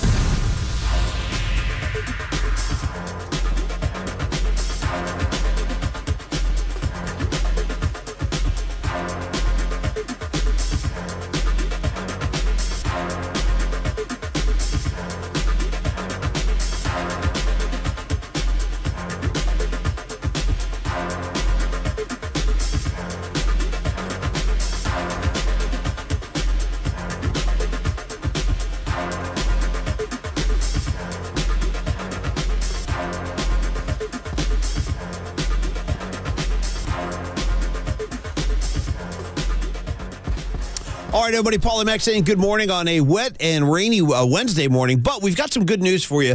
My buddy Steve Moskowitz, great tax attorney here in San Francisco, doing business for over 30 years, helping out all sorts of people out of all kinds of tax situations and tax problems. We talked to Steve about what to do when you just simply can't pay your taxes because you don't have the funds to do that. Today, Steve, I say good morning to you. Thanks for coming on the air with us and talking to our audience. I would ask, what do you do in a situation where you look back and you realize, you know what, I have unfiled tax returns. I don't know what to do. Good morning, Steve. How's it going? Good morning, Paulie. Great. I want to bring some sunshine to this rainy day. Okay. This is a very common situation. Lots of people from all walks of life just haven't filed tax returns. Number one reason is they didn't have the money to pay it. Number two reason is they didn't have the records. Neither one is a problem. We'll go ahead and file all your old back returns for you.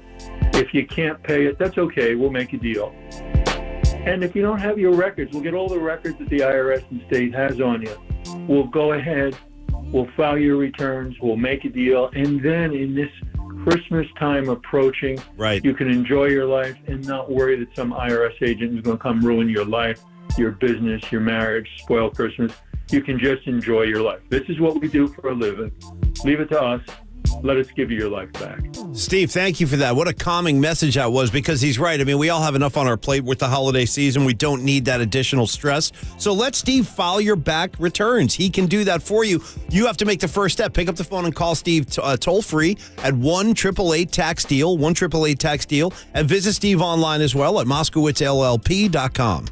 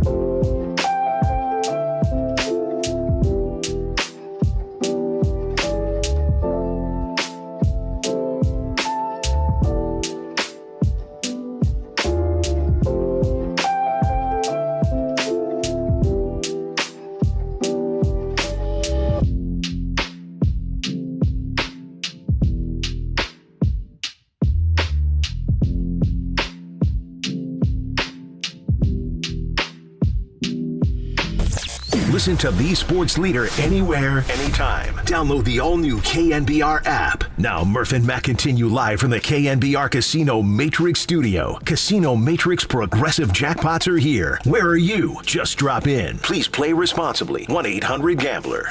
Roner Parks, shout out to you for supporting KNBR. Roner Parks, sports leader. I don't see why it wouldn't be legal unless guys are getting hurt a lot.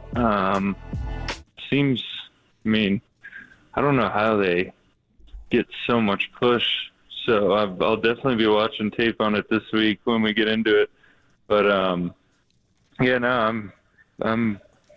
impressed with how good they are at it, and we got to be good on first and second because you don't want to have to deal with that too much throughout the game. That was a great Nick Bosa. And in a quote where I just woke up this morning to a firestorm, Paulie, as What do you mean? A3 in The Sopranos once said, woke up this morning, Got myself a typo tweet. Oh, no. And Marcus had to tell me. See, this is the kind of thing I'm afraid of in my own world now. Speaking of your Twitter, by the way. A misfire on Twitter. Your Twitter is much more pleasant because it doesn't have misinformation on it. All it has is the Nick Bosa tribute song. Yeah, but thanks for mentioning that. By the go over to Paulie's Pod on Twitter or X or whatever you want to call it. We're putting out a new Niner tune every single day this week as we build up to the Another one Eagles today? game. Yeah, yeah. Oh, nice. Yeah. Anyway, point is that, so I'm trying to, in an effort to connect to the listeners and try to be that guy. You're throwing out information? When we have a John Lynch or a Nick Bosa on, I try to send out their interesting quotes or mildly interesting quotes live so people on Twitter see and then say, oh, I better tune in. You don't want to miss Murph anything. Mac. Right. I want to hear Paulie Mac.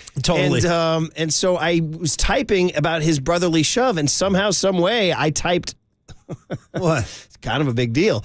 I typed that he said that he would think it was illegal when he said legal. See, boy. Big, and I guess it got picked up and retweeted a lot yesterday.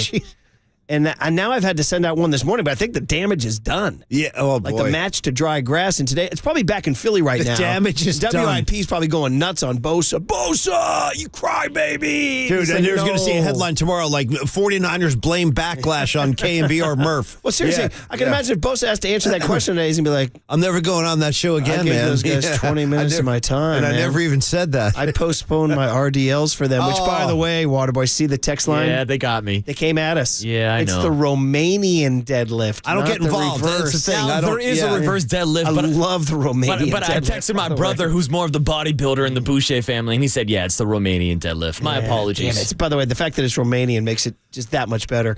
By the way, I want to keep in mind, Murph, one of the teams that the United States beat when they won their gold medal up at Lake Placid, they actually had to go through Romania to get that gold medal. Shout out Romania, the forgotten country. Totally forgotten. I think we might have shut them out, actually. It might have been like one of those 2-0 games. Shout out Romanian hockey. Unless it's a real thing. It's a dead country. Or I shouldn't say it's dead. It's alive and well. And some people say it's beautiful, actually. The Black Sea is supposed to be beautiful. But I'm saying it's not a country that gets a lot of love unless you're doing deadlifts. All right? Yeah. So anyway, I wanted to, and again, I hope that can somehow put the genie back in the bottle.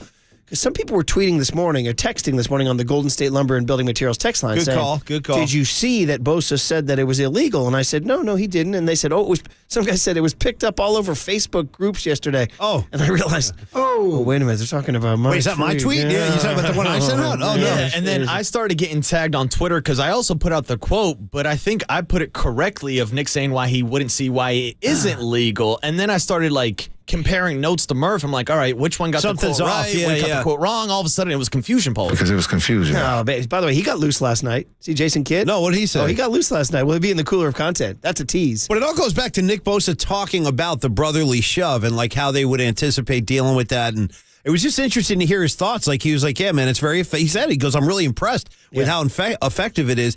It is probably the most highest percentage of guaranteed, turnover in the NFL as far as a successful play. Mm-hmm. I don't think there's any other play that's as successful as that one when they run it. But also, do you boys believe Nick Bosa when he says, I haven't really been watching too much tape on the way to stop it yet? I mean, he seems to be. I think Bosa's honest. I really do, and I think maybe he stays in the moment. He was worried about the Seahawks. Yeah, right now he's just thinking about his ice plunge. Yeah, but you got to think somehow, some way, Steve Wilkes and the 49er defense is trying to strategize ways to stop it. Well, I imagine Steve Wilkes and those guys are looking at it, but not Bosa yet. He had to beat the Seahawks. He had to eat a duck with a BB in it. No question. You know what I mean? He had to do a Romanian deadlift. And a big takeaway from the piece for me, anyway, was like we asked him about the name Silk Wilkes. Like, are you cool with that? And he paused and he goes, well, no, he is smooth. That was an incredible response. It was a really comedic response, dude. He's got some sensibility. Yeah. Phrasing. I mean, no, he is smooth. He really is good.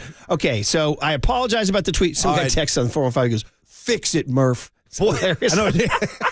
I know it's like a demand. Murph, fix that S. I told you that story from my freshman year. My freshman year in high school. Fix it, Murph. I have a story. I think I've told this story. But it's worth repeating. I think because it gets big laughs. Just making demands. So my freshman year in high school, we had freshman Spanish. There was a sophomore football player taking freshman Spanish because he was a little behind. He was my neighbor, Willie Hockey. Shout out Willie Hockey. He was a big, tough kid. So we had this thing where we had to pay $5 extra for this Spanish notebook that we had to get, this worksheet. So the teacher said, you got to pay $5. So I get tomorrow, bring $5. You got to buy this workbook. So I get to the class. I'm sitting in the back, and then Willie turns around. He goes, hey, Murphy. He goes, I didn't bring my $5. I go, yeah. He goes, did you? And I said, yeah. And he said, well, when you go up there, give him the $5 and take 2. Wow. And I said, some gangster. I can't do it. He goes, you're going to do it. Oh, I love the fix it, Murph. Mr. McCallion, who, by the way, parenthetically, was a bit actor in the movie Take the Money and Run. He was part of the Chain Gang. But anyway, Mr. McCallion, he calls my name. He calls us one by one. He goes, Brian Murphy. So I walk up as a freshman. You're sweating bullets, yeah. I walk up, and dude, in the dead silence of the Spanish high school class, from the back of the room, Willie Hockey goes, do it, Murphy. Yeah. That's pretty awesome. And did you? My buddy Robbie, for years. No, that is pretty awesome. We'd be at a bar. I gotta say. At a party in the city in our 20s. He'd just shout across the keg, do it, Murphy. I got to say, that is pretty solid. That's what made me think did you take 2? No. Wow. Because I'm such a goodie, too. So would you have to go face Willie, the tough guy? He kind of stared me down and grunted, and he didn't, Wow, but still, there's a couple of nervous moments. Ultimately, we were neighbors. Yeah. He wasn't going to beat me up. When you go up there, grab 2. I love that. That's so real to life right there. Do it, Murphy. Yeah. Anyways, so the guy writing in on the text line. When you go up there. Fix it, Murphy. I see that guy. That's a great text. Great text. Anyway, we did fix it. It has been deleted per 415's orders. Now, the last thing to do is this. 1, we have Rolling Stones tickets for July 17, 2024 at Levi's Stadium. And the whole deal is this. Every day this week between 7 and 10 a.m., it's when Marcus plays a Stones rejoin. Monday, it was Can't You Hear Me Knockin'? Shout out Harmsy. Tuesday, it was Shattered. Paulie just was feeling Shattered. Yeah. So whatever you hear today between 7 and 10. You know what? I got to say. Call 415-896-KNBR. Put it in your phone. 415-896-KNBR. Caller number 10. Kind of like going to see the Grateful Dead. When you go see the Stones, there are like literally generations of fans at these shows. It's crazy. You got guys older than me. You got guys my age. You got guys much younger than me. And to that point, I was talking to Maria Lopez after the show yesterday. She's got to be late 20s is my guess. I don't know how old she is, but that'd be my guess, late 20s. She was saying, I'm going to the Stones show with my mom, and I'm really excited. She goes, I've seen them before. It's going to be awesome. Check what she threw on the table. I never even thought of this. She goes, if you think about it, if this is the last Stones tour ever, this would be the last Stones show ever played. Wow. Because this is the final. So this is like the Beatles at Candlestick. I'm just saying it's food for thought. I hadn't even thought about it that way, but it could wind up being the last Stones gig ever played. Okay, well, just more reason to listen to KNBR and get takes like Nick Bosa's legal take on the brotherly shove and high school Spanish stories from me. And then 707 and 623 both come in with the text. A bearded Murph would have taken 2. I agree. The teacher would have just said, here, take 2. Just don't hurt me. That's hilarious. Okay, now we get to the post-game reaction from last night. Steve Kerr under the gun from last night's brutal loss to the Kings. Next on KNBR 104.5 and 680, the Sports Leader. I don't see why it wouldn't be legal. Do it, Murphy.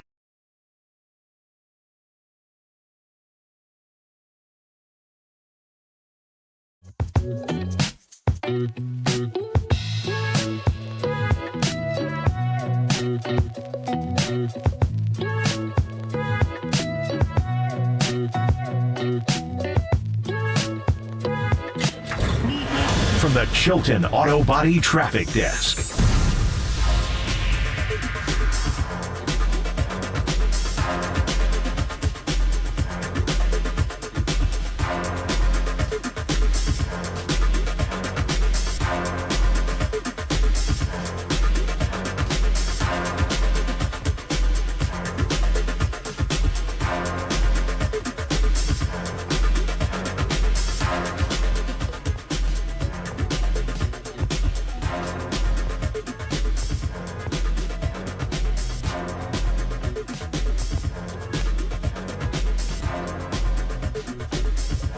All right, let's talk about next level sports because flag football is fun. And it's K through 8, kindergarten through 8. I know there's tons of youth sports parents out there.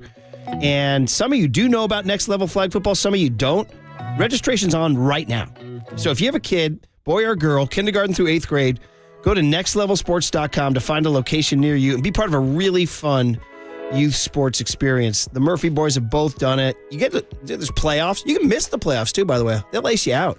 You got to make it. You got to make the playoffs. And then you play for the championship. There ain't no participation trophy. Only the champs get the trophies, man. This is the real deal. So nextlevelsports.com. Kids learn how to win. They learn how to play football. We have a high school varsity coach.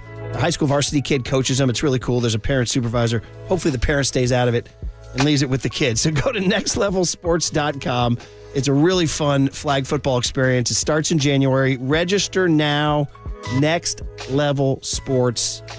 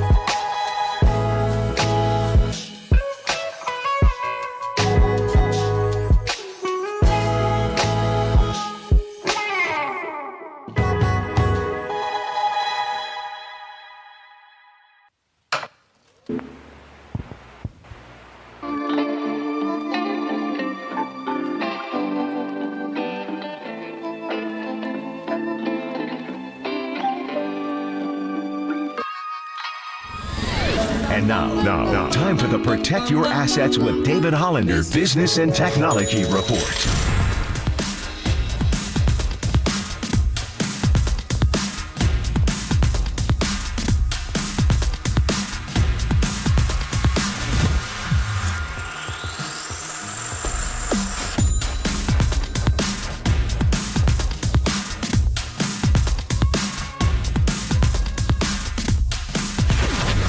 This has been the Protect Your Assets with David Hollander Business and Technology Report.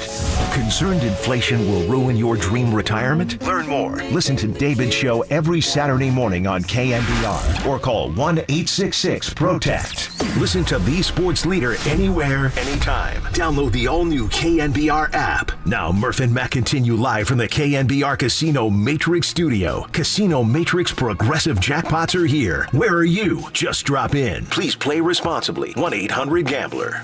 In most dramatic fashion, it's 124, 123, and full-blown late-season pandemonium reigns at Golden One Center. Fans on their feet, waving the rally towels, savoring the moment after a most improbable, desperate step-back two-point shot from Malik Monk was banked home. And the Kings get the victory by 1. Light the beam. I want to give Gary Gerald all the love in the world. That's a great final call. I mean, he captured the moment, man. It was exciting as hell. It was thrilling. It was pandemonium. It was an unlikely shot from Malik Monk. Well, and it was a brutal loss for the Warriors. Absolutely brutal. I got to say, it was brutal. It was a tough loss. I feel like the Warriors lost their mental edge now over the Kings, too, after blowing a 24-point lead, because they had their foot down on their throats, and somehow the Kings got it out of there with a win. It was a tough one. I got to say, though, it's one of these days where you come to work, you just feed Murph, like he's got the hot hand. Murph's open in the corner, feed him. Murph is open for 3, feed him. Like, he came in. I'm still laughing at that last story he told. Hey, when you go up there, man, get 2. Like a threat. And now, by the way, I want to say, like, the Rolling Stones selection of the day, that was a Brian Murphy selection. It was mine today, and it's working. God, again, feed great, Murph. Just feed him. Feed him. Today was the day. Today was the day to hear it, man. Wow, what a freaking jam. No, I know. God, these guys. I know. It's too bad they had no good songs. Anyway, the rest is in your hands now, everybody. When you go up there, get 2, Marcus. Get 2. Well, yeah. Get 2. Do it, Murphy. Get 2 monkey mans. What did you do when he said, do it, Murphy? I was terrified, dude. I was terrified. And the teacher didn't, scold the kid for screaming in class? Do it, Murphy. My such nerdy, goody two-shoes guy. You didn't do it. Was a rule follower. Yeah. I didn't. The only time I ever did something really bad against the rules because I was bullied into it was, we discussed him earlier today, man, my cousin. Who had WPOD tattooed. Wow, well, not tattooed. He wrote it in ink on his nickels. Still a big commitment. You're making a statement. He actually made me do some pretty bad stuff. And I was like, there it is. But I was terrified of him, so I did it. But anyway, plus he was my cousin. He's like making Murph drive the getaway car. Just keep the car running. Kind of. Yeah, it's like, what are you doing? Kind of close just to running that, into this bank. Don't worry about it. Okay, the Warriors, if you missed it, wow. As my newly minted 16-year-old in the house texted at 10:52 last night. Happy birthday, Declan. Absolutely unacceptable loss. Kerr needs to take the blame. Do you feel that way, though? Like it was an unacceptable? So I'm a little more forgiving than some of the hot take generation in the sense that I understand the NBA regular season and how it's a long grind and how road games are hard and how the Kings are a good team and how Chris Paul and Gary Payton were out of the game, which was a huge factor in that game. Yeah, it was. So, is it unacceptable? To a degree it is, for sure. You were up 17.5. You were up 5 with 59 seconds to play, and you needed the win. So, to a degree, but there's another part of me that says, man, Curry was absolutely gassed to the nth degree. You can see that. That Draymond's turnover was extremely unfortunate, but you ride with these guys. And Malik Monk's shot was unlikely. Were you talking about Draymond's turnover when he had the miscommunication with Clay? Yeah, that was bad. Marcus, you had a thought? Yeah, see, I'm riding with Big D, Murph. I think this is the worst loss in NBA in-season tournament history. Would you boys. stop with this? What? You know what I mean? Prove me wrong. Very good. Yeah. Okay, well, let's go to the guy who's getting a lot of heat from Warriors fans right now, and that's Steve Kerr. All right. For any number of decisions he made last night. You take your pick, whether it was challenging the Curry offensive foul or taking out Moses Moody. So here he is last night after the game. Late night reaction last night from Steve Kerr, and it starts with, I had the cut sheet right there. I have it right here. Okay. It starts with his big picture, which is, we haven't even talked about it, 20 turnovers and 42 free throws for the Kings. The fouling and the turnovers, both. 42 free throws. It's really hard to beat a team on the road, a good team on the road, while giving up 42 free throws. So just the fouling and you know, there were some where there's not much we can do, where, you know, we get out of position and they come in, create the contact, but we're not set or whatever. But there were plenty where, you know, foul a three-point shooter, bite on a pump fake, you know, reach when we don't have to. It's really hard to win giving up that many free throws. And then, of course, you know, 20 turnovers, you know, gave up 26 points off those turnovers. So that's the game right there. It's those two things. And here's the thing. Kevon Looney apparently last night was saying this is exactly what we said we weren't going to do this year. We're going to cut down on our turnovers and our reach fouls. And that's exactly what they didn't do. All right, more Kerr under the gun. Moses Moody was stroking it in the fourth quarter and had young, fresh legs. He had 11 points in the fourth, and Kerr took him out to go with his death lineup of the old veterans. He was asked about it. Moses was awesome tonight. You know, we needed to get Wiggs on the floor for defense against Fox, and we decided to go with Clay and our vets. You know, we thought about you know, keeping him out there, but you know, we made the move that we made. He was, by the way, Moses was fantastic. You know, out of the rotation tonight to start the game. Talked to him before the game and explained what we were doing. The guy, he reminds me of Loon, Moses. He's the ultimate pro. Just continues to work every single day, and you know, understands, embraces coaching, embraces the work. Moses, he's a special guy. He's like a, you know, wing version of Loon, and that matters. That's why he's going to be in the league for a long time. Well, yeah, and you're going to have to see a lot more of him if Chris Paul and Gary Payton are out. And we got no further word on that injury, but it did not look good that either guy. Well, this is exactly what people were concerned about, myself being one of them, to be honest with you, before the season started, which is the Warriors need to get younger. They need to get a little more youthful, more speed in their game. And instead, they bring in Chris Paul, who has been good to this date. I mean, clearly, he's done a great job, especially coming off the bench. He's been willing to do his thing with Kerr. But this is what people were worried about, a Chris Paul injury, and now you have one, and let's hope it's not too severe. Yeah, we'll get some word today on that, I guess. Steve Kerr will join the afternoon show. Now, the big thing is he challenged the Curry play. Curry goes up to shoot. He does throw his foot out in a kicking motion, which is an offensive foul. They call the offensive foul. This is with 2.5 to go, and the Warriors burned their last time out by challenging it. As Kendrick Perkins said on Twitter, dumbass challenge by Kerr. Okay, that's a They asked him, why'd you challenge it? It's a huge play. You know, it's a if we get the challenge, if they overturn the offensive foul, Steph's going to the line for 3 free throws, and game's probably over. So we felt like it was worth it. You know, I think they called him for a kick, but if you're going, you know, to your left and you shoot, you know, your right leg is going to drift out. We thought Monk went right into him, but they called the offensive foul. Nah, it was, you could see it was a bad call, and you had only one timeout left, and having no timeouts in the final minute wound up being a critical mistake. Now, a reporter asked him, because they've lost 8 of 10 now. They're 8 and 10, and they've lost 8 of 10. And the game against the Spurs that they won, they actually had to fight a little harder than I was comfortable with getting a win over the Spurs. A reporter, I'm not sure who, I have to hear it, says, are you guys in a free fall? That's strong. Got touched a nerve with Kerr. Okay. You mentioned how you still like this team even after, you know, in the mode that you guys are in at this point. You guys still seem to be in a free fall. What do you want to see in the interim? We're not in a free fall. It's, you know, it's early part of the season, and we're losing a bunch of close games, and we can see it on tape every game. Fouling, turnovers. I can only say it so many times. Those two things have to improve. When they do, we're going to be really good. This was a conversation we kind of had last year, though. I feel like it was fouling and turnovers. Does this feel different to you than last year? In what It was. way? I mean, we would have the fouling turnover discussion a lot last year, right? Yeah. Late game issues. Yeah. I mean, does it feel like? I mean, is there a concern that it's just kind of continuing a little bit? Of course, there's a concern. We made those two things the entire focal point at the start of camp, and we haven't made those improvements. So we have to do it. Better coach him up, Kerr. Now, I know we got to get to Kype and then the big hit, which will be the Warriors' loss and all the fallout from it. So we'll get more into this it's at 8 going to be a o'clock. non-49er big hit today. Yeah. I'm shocked. Well, no media availability yesterday is a big role, and this game was a big role. But this one, Draymond, guys, came back, and I thought he looked really, really good for the start. He was hitting threes and He had everything. a couple of big defensive stops, too. Yeah. One time he broke up a 3-on-1 fast break by himself. Well, you feel the difference overall, like immediately, as soon as he's back. He got teed up, and it changed the momentum and lit up the building.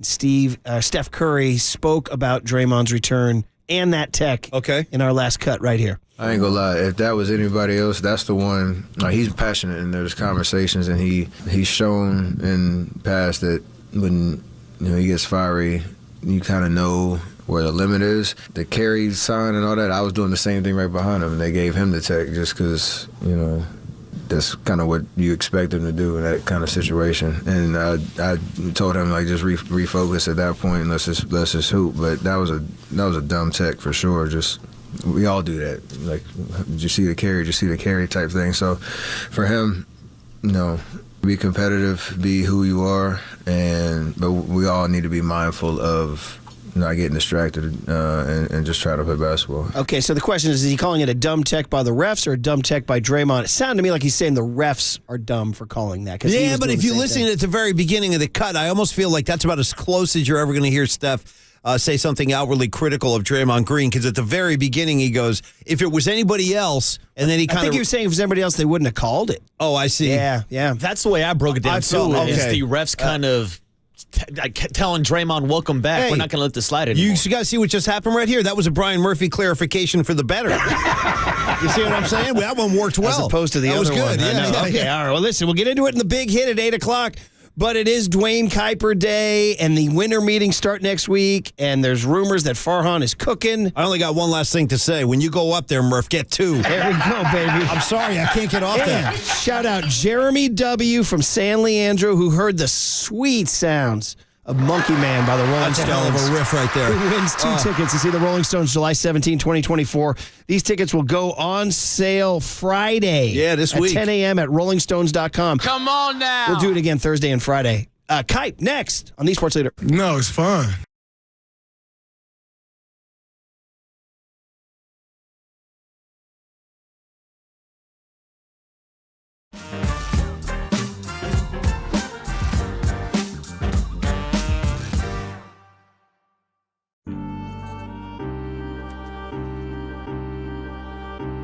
All right, Provident Credit Union, the place to go for an incredible money-saving tip. You control your finances. This is good. This is good. You ready to make an investment on your own terms? It's the Pick a Term certificate from Provident Credit Union, the ultimate solution to help your savings grow the way you want. You're in the driver's seat with the Pick a Term certificate. So you can choose a 3, 6, 9, or 12-month term. Your choice. And you enjoy an unbeatable annual percentage yield of 4.75%. You heard me correct, 4.75%. So whether you're budgeting for short-term goals or long-term plans, the offer puts you firmly in control to grow your investments your way. Don't hesitate. This offer is only for a limited time. Visit providencecu.org today to learn more and start your application. This rate is effective October 1, 2023. Minimum balance requirement of $10,000. Early withdrawal penalties may apply. Federally insured by the NCUA. For additional info, please visit providencecu.org.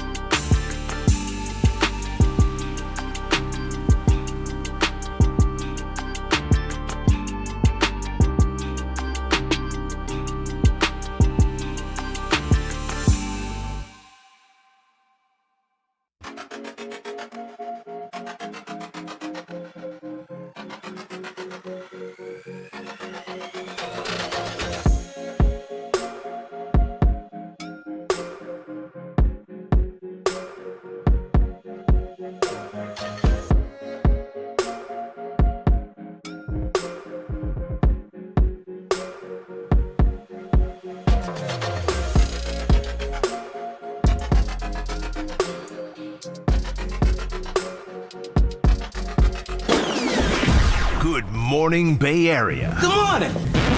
Good morning. The sports leader welcomes you to Murph and Mac's Power Hour. There's no question we've got the best in the booth. That's why we all mimic his call. Time for Murph and Mac to catch up with Kype. Sponsored by your Northern California Honda dealers. Honda is value. Get a great deal now at your NorCal Honda dealers. On KNBR 104.5 FM and 680 AM.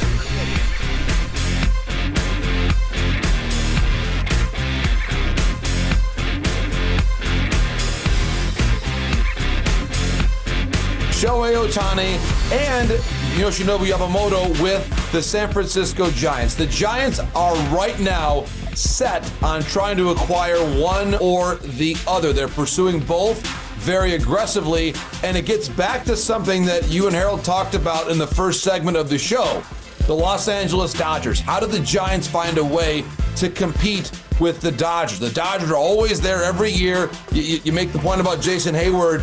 The Giants have tried, whether it was Bryce Harper years ago, last offseason, they thought they had a really good chance at Aaron Judge. They were right there. They had an agreement with Carlos Correa. That fell apart. They have been trying for so long to land the iconic player.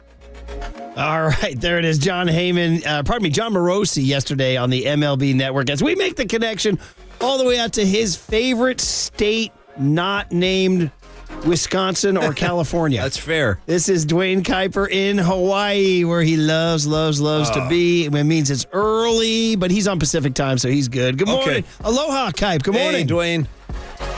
Yes, it's nice to be here. We're here with the Giants Vacations group.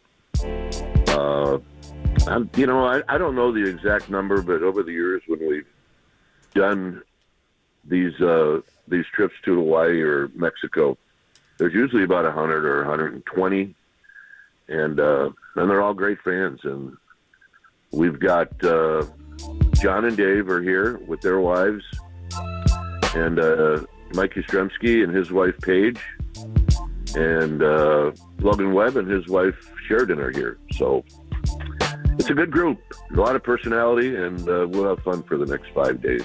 Well, that's unbelievable news. It's great news. Fabulous Giants vacations in Hawaii. The big question then is, so who was near Logan Webb last night at the end of that incredible Warriors-Kings game? Yeah, you know what? I know that I talked to the people. I saw them last night in the lobby, and I asked them if Webb and Yaz and their families were here, and they said they were. So, yeah, I'm sure that he watched it somewhere. And I know I watched it. And at the end, I was like, well, what just really happened here? Yeah, that was tough. Yep. But the good news was it ended. It was like 8 o'clock. You could go down for a cocktail and maybe That is one of the great things about Hawaii. like a lava cake mudslide for dessert. Yeah, they had a lot of different things laid out for dessert, but I chose not to. That doesn't mean I will do that every night. Yeah. But last night I was just too hacked off. Yeah. You know, and I don't like to get like that, but there are certain games where they kind of sit with you for a while. Mm-hmm. And look, what am I, 2,000 miles away and it's still bothering me? I mean, that's probably not good. It was wild. Like you said, it's funny. Baseball can't create that kind of chaotic Well, it would ending. be like blowing like a 5-run lead in the ninth or something, right? I mean, they had a 24-point lead, and to let that thing get whittled away, I mean... And unlike weird things, like a chopper, a bleeder... a walk, a hit Batman, Yeah. you know. Well, look, was the last shot, was he trying to make a bank shot? I don't think so. No, he was not. So, I mean, that's kind of what wears on you after a while. I mean, look, if the Warriors would have done it, it would have been a great shot. Somebody else does it to beat you, and it's the worst shot you've ever seen. Yeah. But the comparison to baseball, look, at a 23-point lead? 24? Yeah, it was 24 at first point, at some point in the second quarter, and then 17 and a half. 17 and a half. Yes. So, I mean, 24 in the second quarter is still a game where you should win, but it's still a lot of time between that and the end of the game. But I'm always amazed at the headlines you see where the Sixers come back from a 29-point deficit. What sport does that? I mean, in football, if you take a 35-0 lead, you're going to win. You are. In baseball, if it's 10-2 in the sixth inning, you're going to win. In basketball, no, you're not. You got to play it out. Yep. That's why in a lot of games you see the starters still in the game in the fourth quarter when you got a big lead, because in the NBA, man, that can evaporate so fast. And when it happens against your team, it just hits you hard, man. And look, I know it's a regular season game. I don't really give two snots about that play-in tournament. You know, all of a sudden I'm worried about a 12-point lead. I know. Seriously, I got enough to worry about. I feel you, Kai. Well, it'll be interesting to see how they bounce back this weekend they got the Clippers tomorrow night at home, and then the Clippers. That's not an easy game, so we'll see how they bounce back. But you're just like us, man. It's all we're talking about. And I kind of agree too. It's not like you're telling professionals you not only have to go win the game, but now you got to win by a certain point total. Like, it just makes everything feel totally different. Look, I don't have the answers on, well, what could they have done different not to make this happen? I mean, I love all those guys. Wiggins had a really nice game. I thought Klay Thompson had. So you enjoy all those guys, and when it's over with, it's hard to go, well, it's that guy's fault. I heard your clip yesterday. I was driving to the airport. Mm-hmm. And I heard your clip with Tim Kawakami and Klay Thompson. Mm-hmm. Yeah. And it really was kind of uncharacteristic of Klay Thompson, where you could see he was ticked off. Mm-hmm. Yeah. And look, Tim's got every right to ask a question. I mean, we went through it in the 80s with Glenn Dickey and Lowell Cone. Yeah. I mean, there wasn't a question that they wouldn't ask. I remember Rick Waits, when I was in Cleveland, was really terrific the first half of the season. And during the All-Star break, he got married.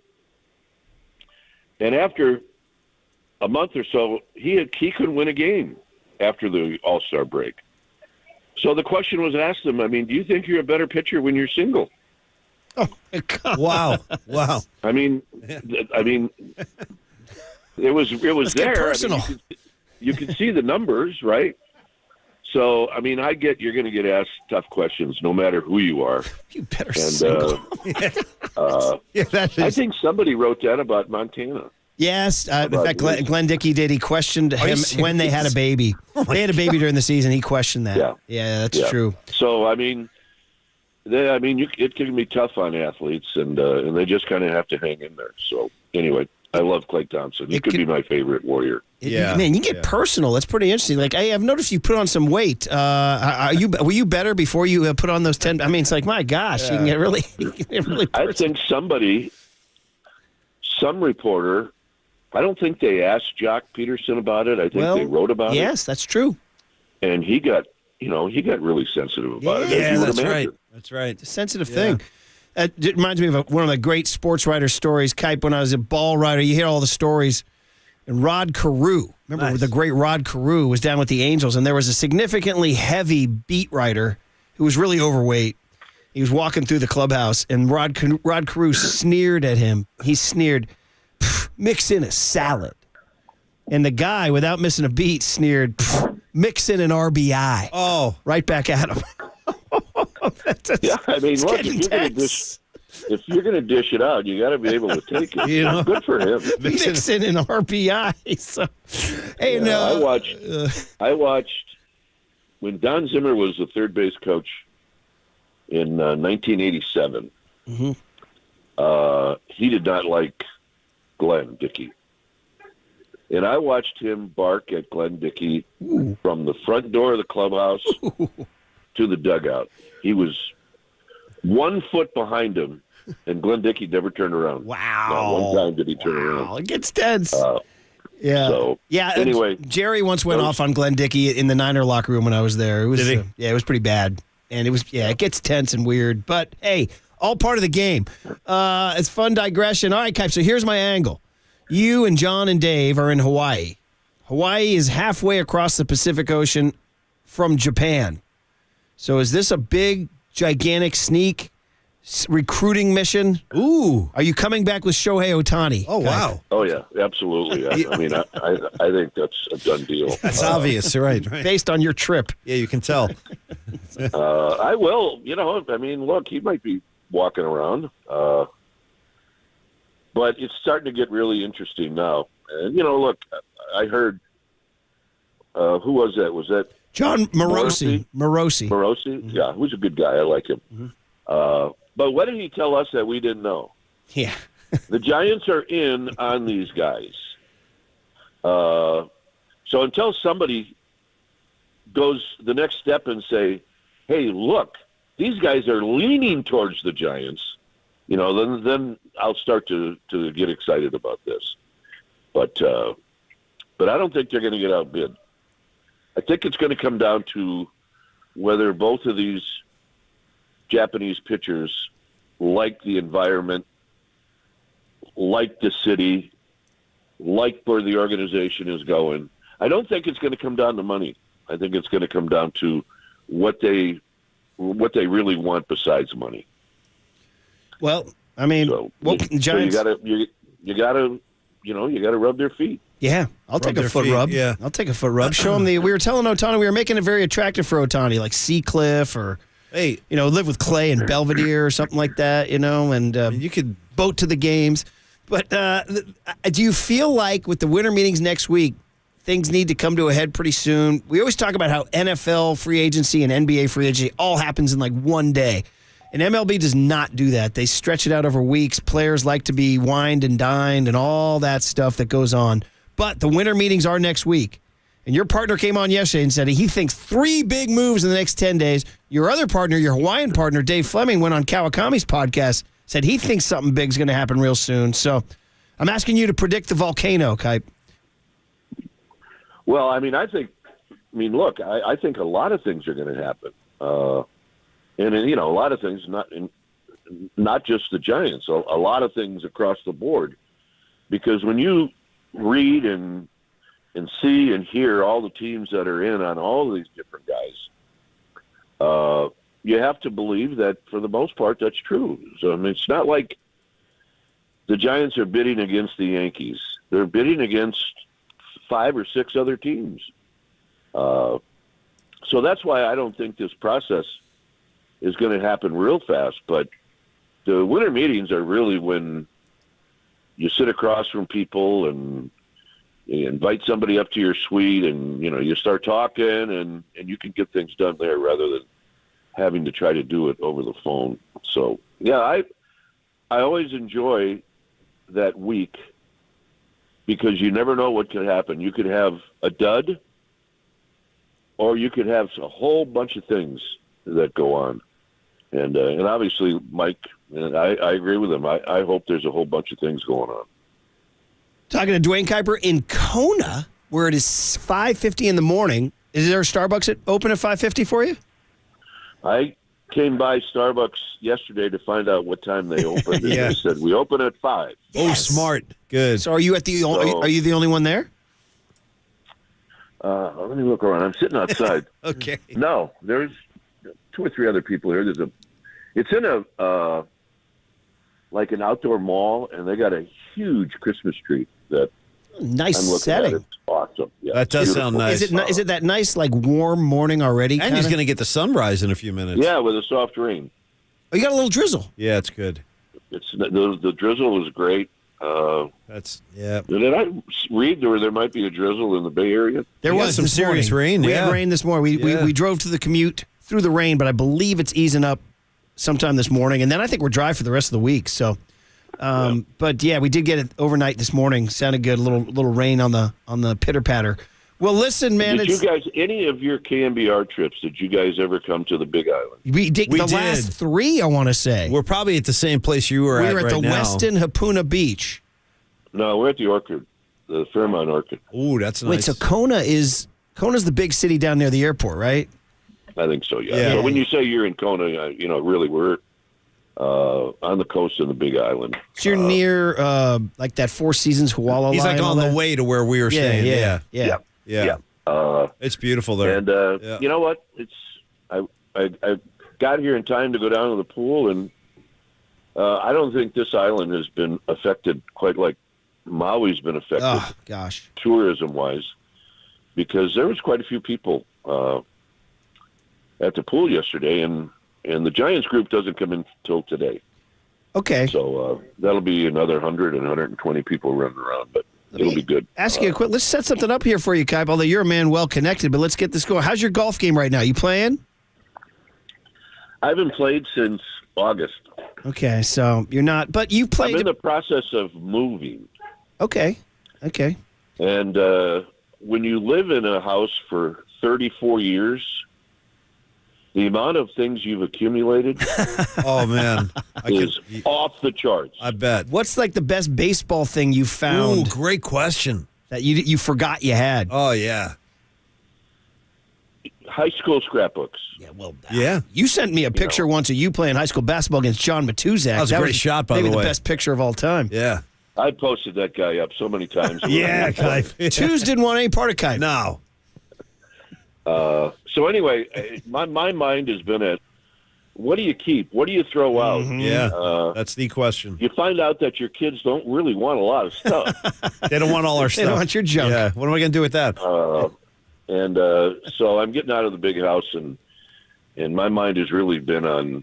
It's kind of overwhelming. My doctor said, you do know that at your age, what you're doing is the second most stressful thing that somebody can do. Oh, my gosh. Well, first of all, you're a young man. And, Yeah, I am young. And second of all, just, tell Doc to take it easy on you. Come on. Well, I mean, he was like, do you really want to do this? And I was like, well, I think I'm beyond the halfway point. Yeah, you're in.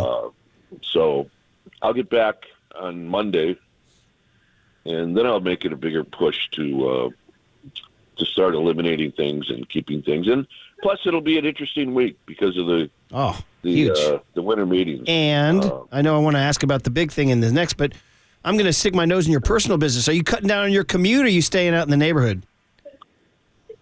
No, I'm headed to where most of the ball players. Okay, so you're going to cut a little bit on your commute then. It'll be 20 minutes. That's a big 20 now. It's a big 20. It's a big 20. Yeah, it's a big 20. Yeah, because I know those night games sometimes you're like, oh, man. So that's good. I'm glad to know that then. That'll make you that means you'll stay extra longer on the wrap. Well, let's discuss this, Murph. Right, one step at a time, Murph. Let's let Kype get packed up first. I tried to bait you there. It's like I tried to bait Nick Bosa into some trash talk on the Eagles too. That's what we do. We're out here putting worms on the hook. I don't dislike the rap. I don't. I think it's the best. It's an avenue for us to go off the board sometimes. Mm-hmm. Yeah, yeah. I mean, I've told this story before. We had a game years ago where there really wasn't a thing to talk about. And we started to talk about D.B. Cooper, the guy who jumped out of the plane. I just saw his name in the newspaper last week, by the way. That's crazy. Yeah. I think there was the anniversary of it or something. Yeah, or somebody found a dollar bill in a hayfield or whatever. I don't know what it was. Yeah. But it gives us a chance to be. We're different broadcasters on the air during the game than we are during the wrap, and so I think it gives us a chance just to be a little bit more colorful or whatever. Well, plus I don't mind the wrap. I don't. I just don't want it to go very long. Right. But I'd say the other ads plus is you get to hang with DC some more, which is a bonus. Yeah. DC is a good audience. He'll let you know if we're going in the right direction. Absolutely. I mean, if Lee Hammer had his way and the folks at KNBR, we would go to midnight.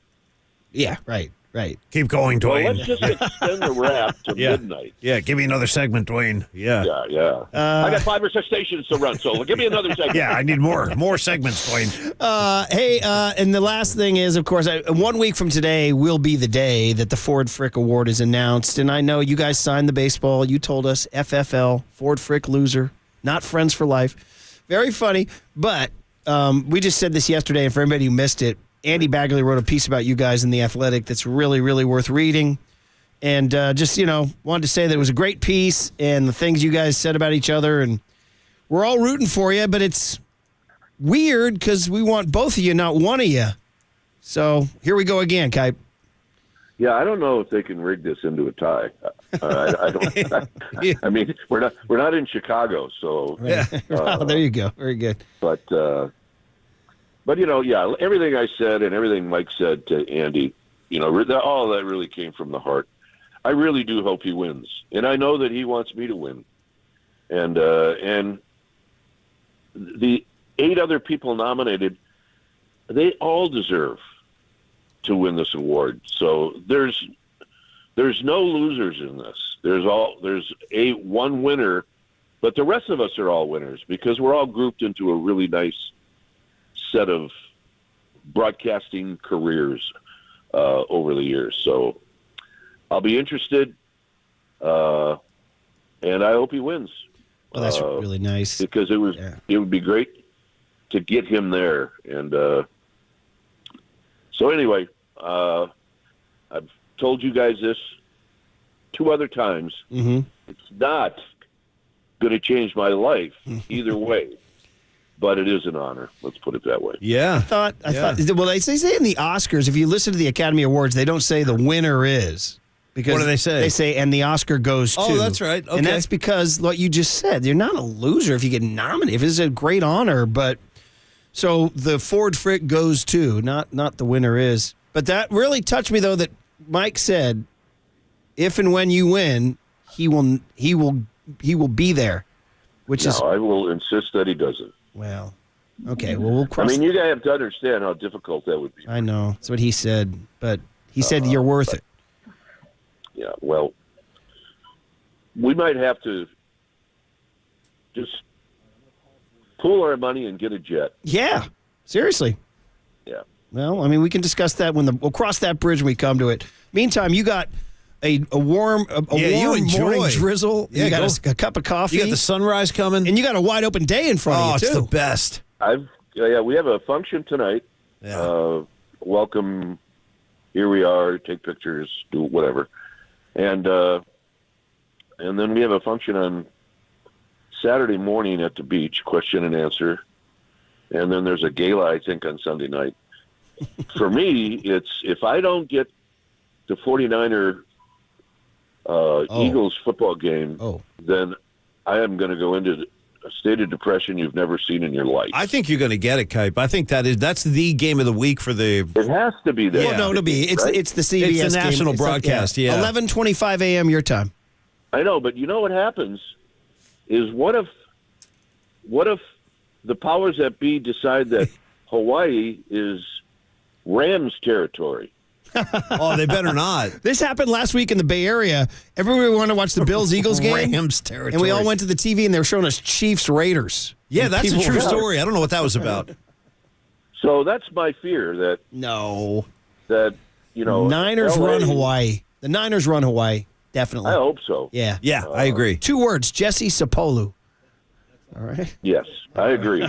But we're in. All right. So anyway, that's our plans here. And then get back on Monday, and hopefully Wednesday we'll be able to talk about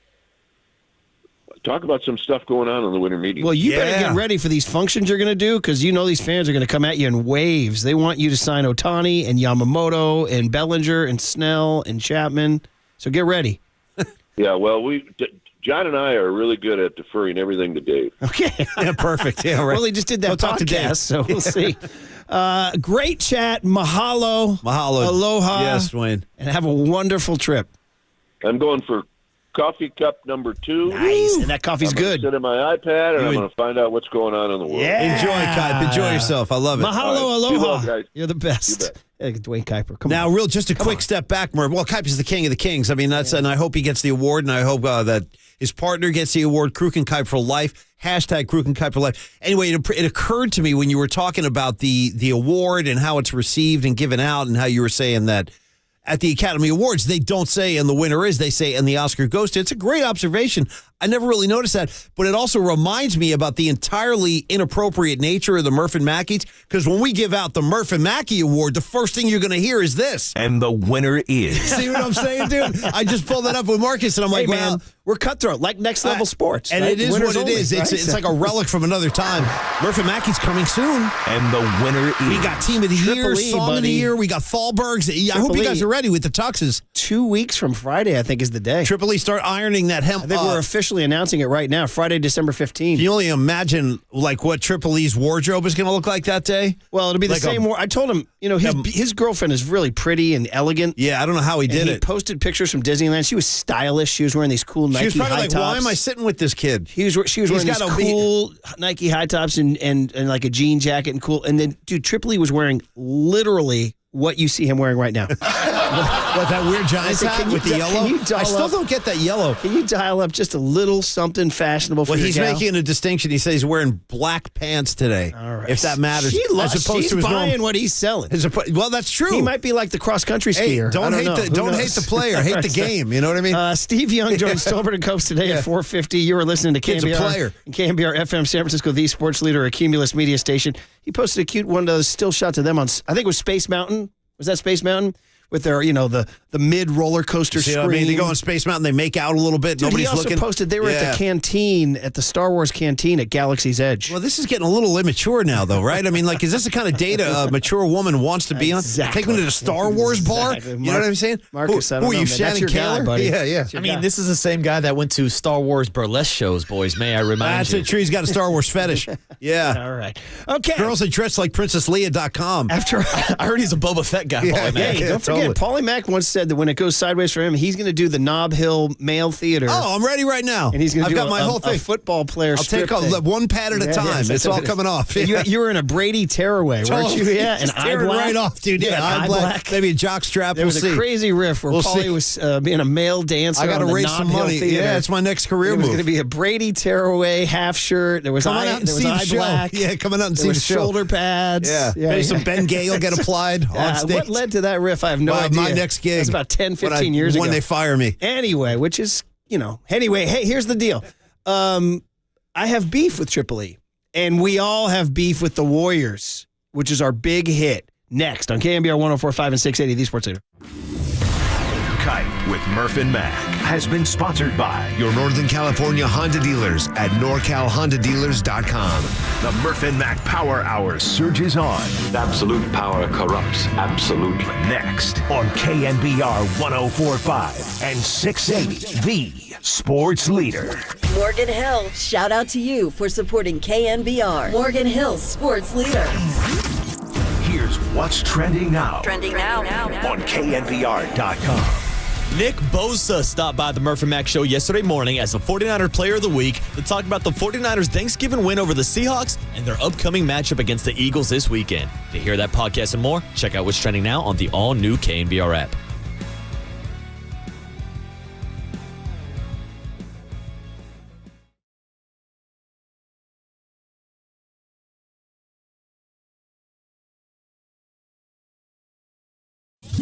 Hold it now. This is Murph and Mac's Big Hit. I'll take a hit. Hit me. Hit me. Sponsored by Benjamin Moore Paints. Experience the Benjamin Moore retail difference at their independently owned authorized retailers today or at BenjaminMoore.com. On KNBR 104.5 FM and 680 AM, the Sports Leader. Monk with a steal. Fox. Thompson right on him. Herder, extra pass. Monk now. Sidestep. Three-pointer. It's good. A steal and a three. It's a one-point game. And now Group C is in the books. But the win in question is Green turns it over. Drives on him. Monk hangs. And he scores. What a basket.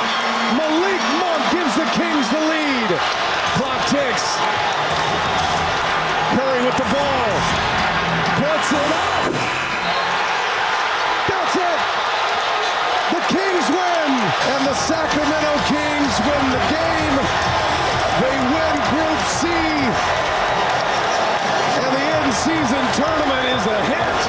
In most dramatic fashion, it's 124-123, and full-blown late-season pandemonium reigns at Golden One Center. Fans on their feet, waving the rally towels, savoring the moment after a most improbable, desperate step-back two-point shot from Malik Monk was banked home.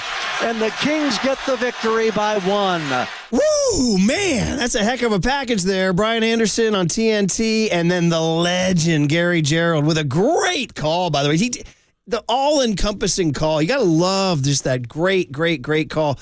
Talk about his name's Gary Gerald, GG, Paulie. I'd add a third G, original G, if you have it. I do, of course I do. I always have my original G's. Original G. Or what Ice Cube said about him, too. Yo, what's up, OG, triple OG, OG, triple. I mean, what a great call and what a night. That one is asking huge questions after this game. Warriors lose 124-123 in stunning fashion, blowing not just a 24-point first-half lead, not just a 17-point halftime lead, but a 5-point lead with under a minute to play. Yeah. Critical turnovers from Steph Curry and Draymond Green. Questionable decisions by Steve Kerr, removing Moses Moody from the lineup when he was the hottest player on the floor. He challenges a Steph Curry offensive foul that didn't look like it should be challenged, costing him his last timeout, which they needed at the end when Curry was gassed and turned the ball over. My Lord, so many different ways to go at this. It was a tough loss. It really was. It was not a good night. I wake up and here's The Ringer, which is one of the many sports content sites out there. Kevin O'Connor has a piece published just this morning. The Warriors, as we know them, look cooked. What's next? And he puts in his lead Joe Lacob's quote of saying that we're going to have a Spurs 20-year run versus Bob Myers when he was leaving saying, I definitely know this is ending. Oh. So Myers is like, yeah, you know what? This is over. I'm out of here. Yet another gangster move by Bob Myers. It is pretty gangster. It's about as gangster as it gets. Yeah, I think this thing is sinking. I'm out. Maybe the bigger gangster move was Farhan lopping off Gabe's head and getting an extension. And by the way, still not making any moves of any kind. He's just chilling. He's like, I don't want to get distracted. Yeah, I was going to say, I know something would turn this into a Farhan attack. But you said that quote of the Warriors are cooked. I just hope Farhan's the one cooking, boys. Well, that's what Joseph Kim says from Asia. And is it a coincidence that one of the other pieces of sound we actually played was, I don't know who the reporter was, but somebody put it to Kerr after the game last night. And he goes, yeah, coach, are you guys in a free fall? Ooh. Like, that's some strong language about, is this done? He jumped the guy and said, we're not in a free fall. I know it's kind of Klay let's Thompson. Get into it, man, guys. There's a lot to go around here. And I got to say, too, to me, the biggest, and this is like, I mean, I know you can't cry about injuries, but Chris Paul and Gary Payton both sustaining game-ending injuries, and we don't know how much longer those injuries will be. I got a queasy feeling that one of those two injuries will be longer than a day because they got a game on Thursday, okay? They got a game on Thursday. Well, we'll start with this, Triple E, then. We have a cut from Charles Barkley last night. This was, I believe, before the game? Or was it before the game, or it was at halftime, or...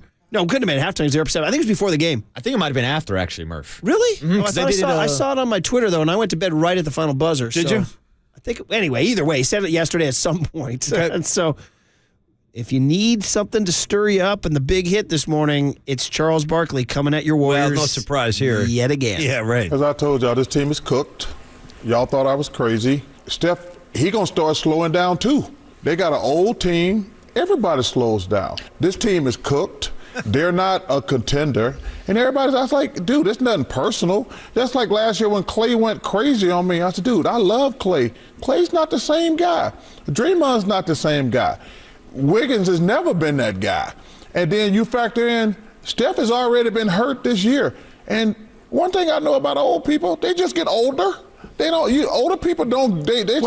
Wait. Steph Curry is not playing anywhere that looks like he's slowing down at all. At all. Not even close to it. When you start getting hurt, and he's been hurt the last couple of years, that to me is when that's when you know age starts taking over. All right. So before it was they can't win with jump shots. Now it's that they're too old. But either way, this is something that we're going to have to discuss. Chris Paul leaving the game was exactly well, what that's we the feared. biggest thing right there. Yeah, that's exactly what we worried about when you sign a guy like Chris Paul. Murph, it's 19 years in the league for Chris Paul. Of course his body's going to break. His body's been breaking down for the last 10 years. Yeah. Well, the only thing, and our argument was you only need him in the playoffs. Now, the question is how you can make the playoffs in this Western Conference. Yes, Mark. And that's something that I talked about a lot on my show when they decided to send off Jordan Poole, because as everybody ridicules Jordan Poole for kind of being crazy at the end of the games, he played in every regular season game last year and averaged 20 points. So that was a young, fresh-legged kind of guy that can give you points, something that Chris Paul is not going to give you at this point in his career, because as Charles Barkley just told us, there's one thing that Charles knows about old people, Paulie Mac. One thing I know about old people, they just get older. By the way, the irony of that cut is he sounds extremely old in that cut. He sounds very old. But the thing is, like, the Jordan Poole thing might not have been like a tenable situation. Like, they might have just had to have made a change there. Mm-hmm. But that doesn't mean you have to bring in like an aging Chris Paul. But I don't want to pick on Chris Paul because I think he's actually done a lot of good for this team this year. But it didn't help them in that sense that, yes, they lost a young body who was out there every night. He was reliable in that sense. And that's a problem that they're going to continue to have with Chris Paul. Here's a line from Kevin O'Connor's piece in The Ringer. At 8-10 this season with multiple double-digit blown leads, Bob Myers may have been just the first to jump off a sinking ship. That's very dramatic now, which we should probably cut down to the free fall cut. This is cut M, 1128M, where a reporter, you're going to hear this, and you can cut it off after Kerr's first answer, and then Slater comes in later. I don't know who the first questioner is, but either way, this is speaking to Kevin O'Connor's thing. Is a game like last night tell you the Warriors are cooked? Yeah. You mentioned how you still like this team even after, in the mode that you guys are in at this point. You guys still seem to be in a free fall. What do you want to see in the interim? We're not in a free fall. It's early part of the season, and we're losing a bunch of close games, and we can see it on tape every game. Fouling, turnovers. I can only say it so many times. Those two things have to improve. When they do, we're going to be really good. Okay, so he snapped out there a little bit too. I agree with Kerr, though. It's way too early in the season. I mean, it's not even December yet. You can't start talking about like a free fall or this season being over. Like, I get why Kerr wants to defend that right there. I wouldn't say free fall. I hate to keep quoting this story. It just got posted, but there's some great lines in here. Stuff that I wish I'd written. This is Kevin O'Connor in The Ringer. Klay Thompson's transformation from a sharpshooter to a sulking shadow of his former self is painful to watch. Where'd that come from? That's from Kevin O'Connor in The Ringer. Boy. A sulking shadow. That's, boy. Again, it's too early to write Klay Thompson off. No, he had a bad night a couple nights ago, and it was like a testy exchange. First half last night. He did. He looked real good in the first half. His second half was not as good. I know. Wiggins had a good game start to finish. That was the best half. Wiggins tip-in was going to clinch the game that was on that. Huge. That's the kind of Wiggins I'm looking for, bro. And he D'd up Malik Monk beautifully. And that's why Kerr wanted him on the floor at the end. He wanted that defense. I think that's why he took Moses Moody out of the game. Everybody's upset about Moody getting taken out. So let's get to that one here on the cut sheet. Do we have it here? Why did you take out Moses Moody? And he scored 11. So here it is. This is the question. This is maybe the number one complaint fans had. Moses was awesome tonight. We needed to get Wiggs on the floor for defense against Fox, and we decided to go with Klay and our vets. We thought about keeping him out there, but we made the move that we made. He was, by the way, Moses was fantastic. Out of the rotation tonight to start the game. Talked to him before the game and explained what we were doing. The guy, he reminds me of Loon, Moses. He's the ultimate pro. Just continues to work every single day and, understands, embraces coaching, embraces the work. Moses, he's a special guy. He's like a wing version of Loon, and that matters. That's why he's going to be in the league for a long time. Well, I'll tell you what, Moses Moody, if you're going to get younger and better, then guess what? Moses Moody is going to have to increase his role. By the way, interesting, Podziemski. Have I been reading Podziemski wrong? The game I went to against Houston, he played well. I liked him. They froze him out last night. He hasn't been, They froze him out. Well, that was part of Steve Kerr's post-game presser also, because he admitted that both Moses Moody and Podziemski were not even planned to be in the rotation for last night. I guess Draymond returned. He made this announcement before the game. We're going to tighten our rotation. Yeah, which they did. which, I mean, I know Steve Kerr's smart and he'll be on with Tolbert and Copes today and all that. Murph was trying to make sure that everything was, what was it again? Anything is posable. That's it. Anything is posable. Well, I mean, we're talking about gas tanks and fresh legs. A legitimate point. And also, Trace Jackson Davis has been productive when he's been in too. Yeah, I haven't seen him. Now, I guess Kerr would be like, dude, here's why, and here's why we did what we did. But listen, I mean, the stats are the stats. Curry looked gassed at the end of that. The final 2 minutes, he looked really. I was like, I don't think I've seen Steph look. Well, because Steph is having to do a lot of the heavy lifting himself with the game on the line. He's in incredible physical shape. Nobody's questioning that at all. But they made him play 37, which is his most in a regular season. So you saw signs of it, non-overtime game last night. And in the final minute, he made that turnover. And that last sequence, dude, it was so frantic too. The ball, he's reaching down for the ball. He's got a double team coming at him frantically. And they didn't have a timeout. Yeah. Because Kerr had challenged it. It was almost like, because sometimes the players go to Kerr and they say, hey, you got to challenge that, you got to challenge that. And sometimes he's like, I want to stick up for my player, which I get. But it would have been disciplined to say, no, we're not challenging that. We only have one timeout Marcus, left. do me a favor. Get Coach Kerr on the phone. I want to tell him all the things he did wrong last night. Yeah. He'll be on today, by the way. He'll Grab be on a pen, today. Steve. I want to start with bullet points. So here is Curry about the wheels falling off and gas tanks here. Okay. And our first half was pretty solid. Probably the best basketball we played on both sides of the floor. Built up that big lead. Had a rough last two possessions in the first half. I think I missed the 2 for 1. I lost it on a turnover, so it gave him a little bit of momentum. In the third quarter, we responded pretty well. Had a couple untimely turnovers to start like a momentum run, and then they got to the foul line 42 times, which is going to do a lot of things. Obviously, easy points, but even on misses or makes, like they get to set their defense, and they were starting to blitz me pretty much everywhere. We got some pretty good looks that could have gave us some room, but didn't go our way. And then it's just a make or miss lead down the stretch where those 2 turnovers. I had one, Draymond had one. It's tough. Tough way to go out. And all those things put together, like we played pretty well. It just ran out of gas at the end. Yeah, they sure did run out of gas at the end. And obviously, all eyes on Clay and all eyes on the rotation and all eyes on Draymond, who got a technical foul. And as 707 says, they lost by 1.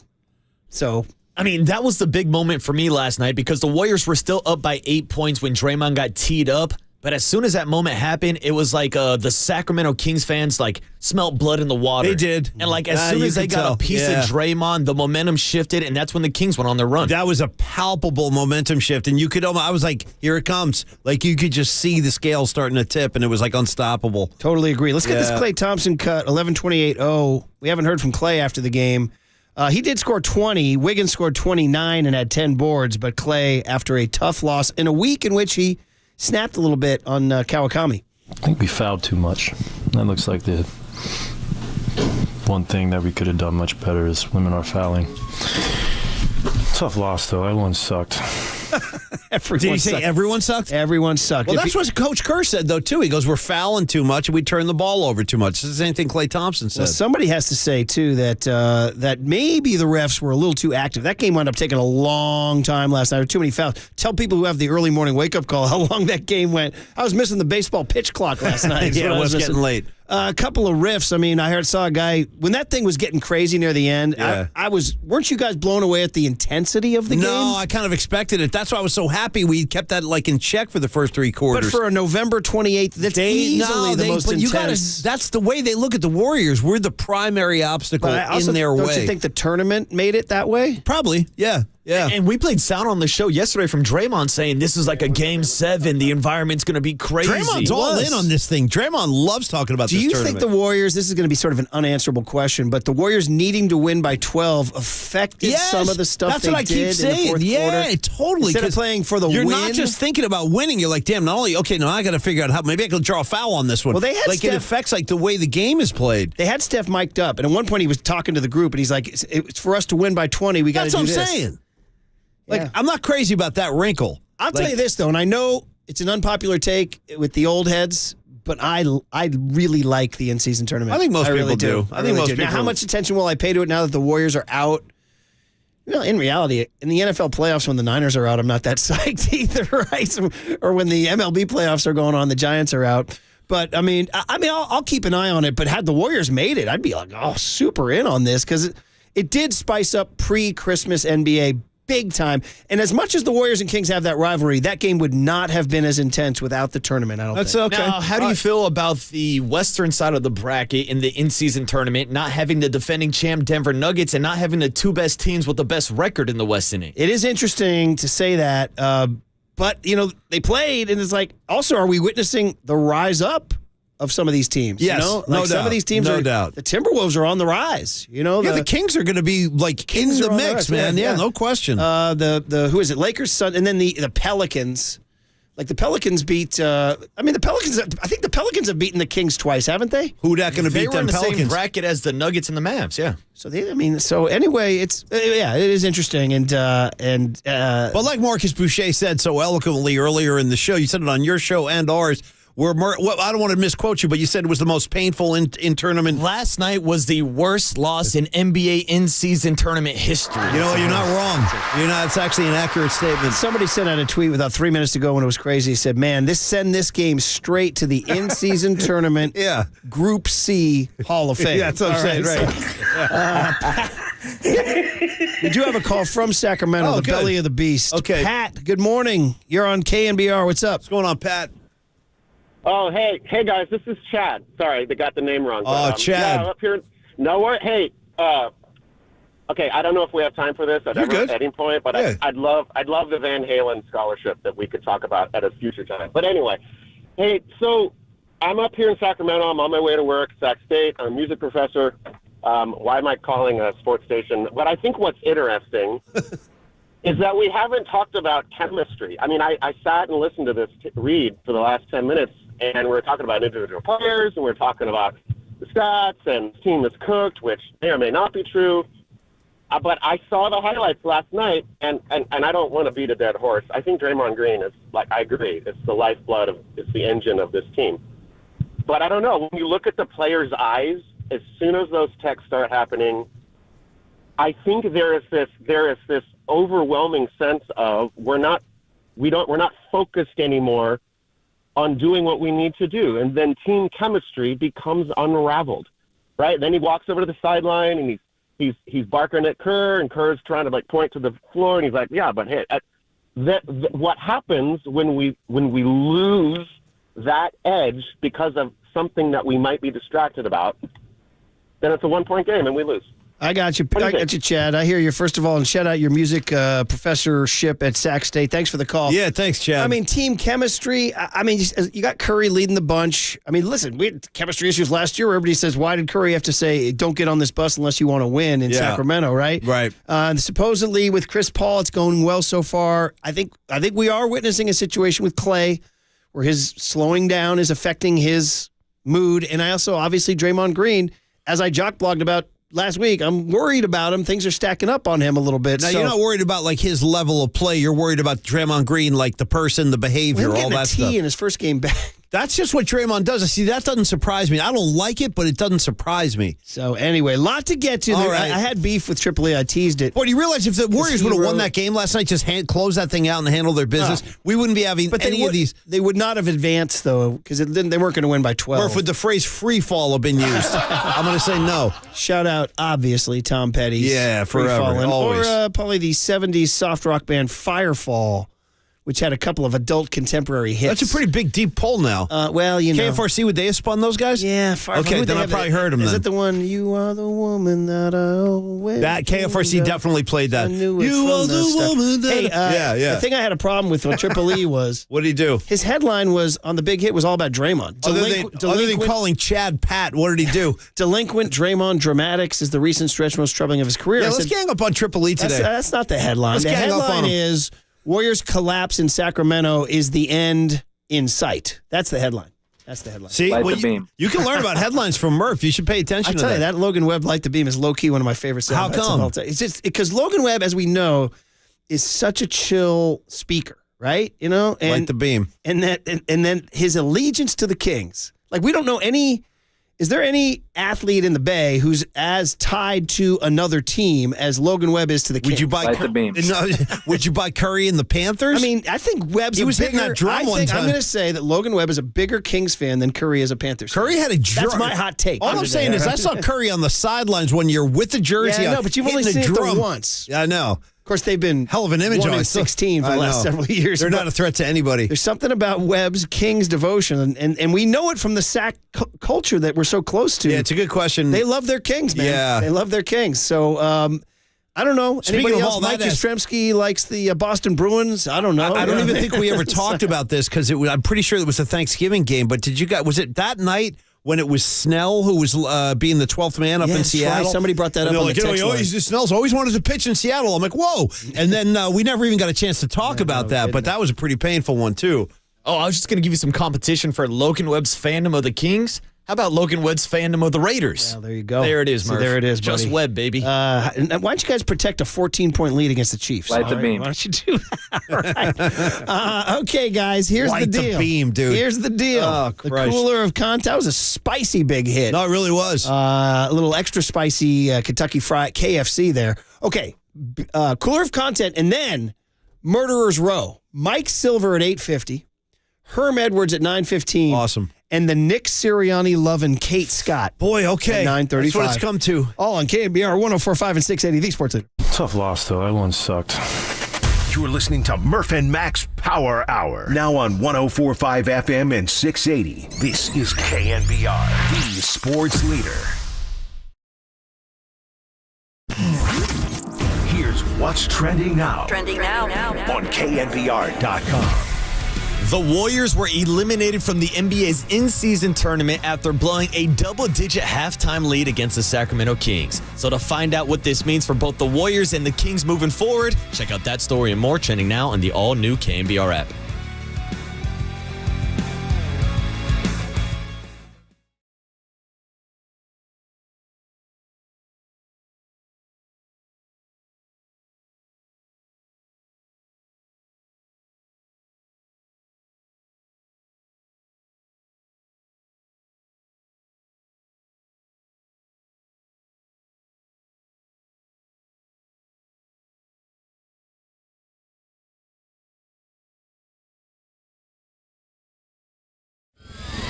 And now, time for the Protect Your Assets with David Hollander Business and Technology Report.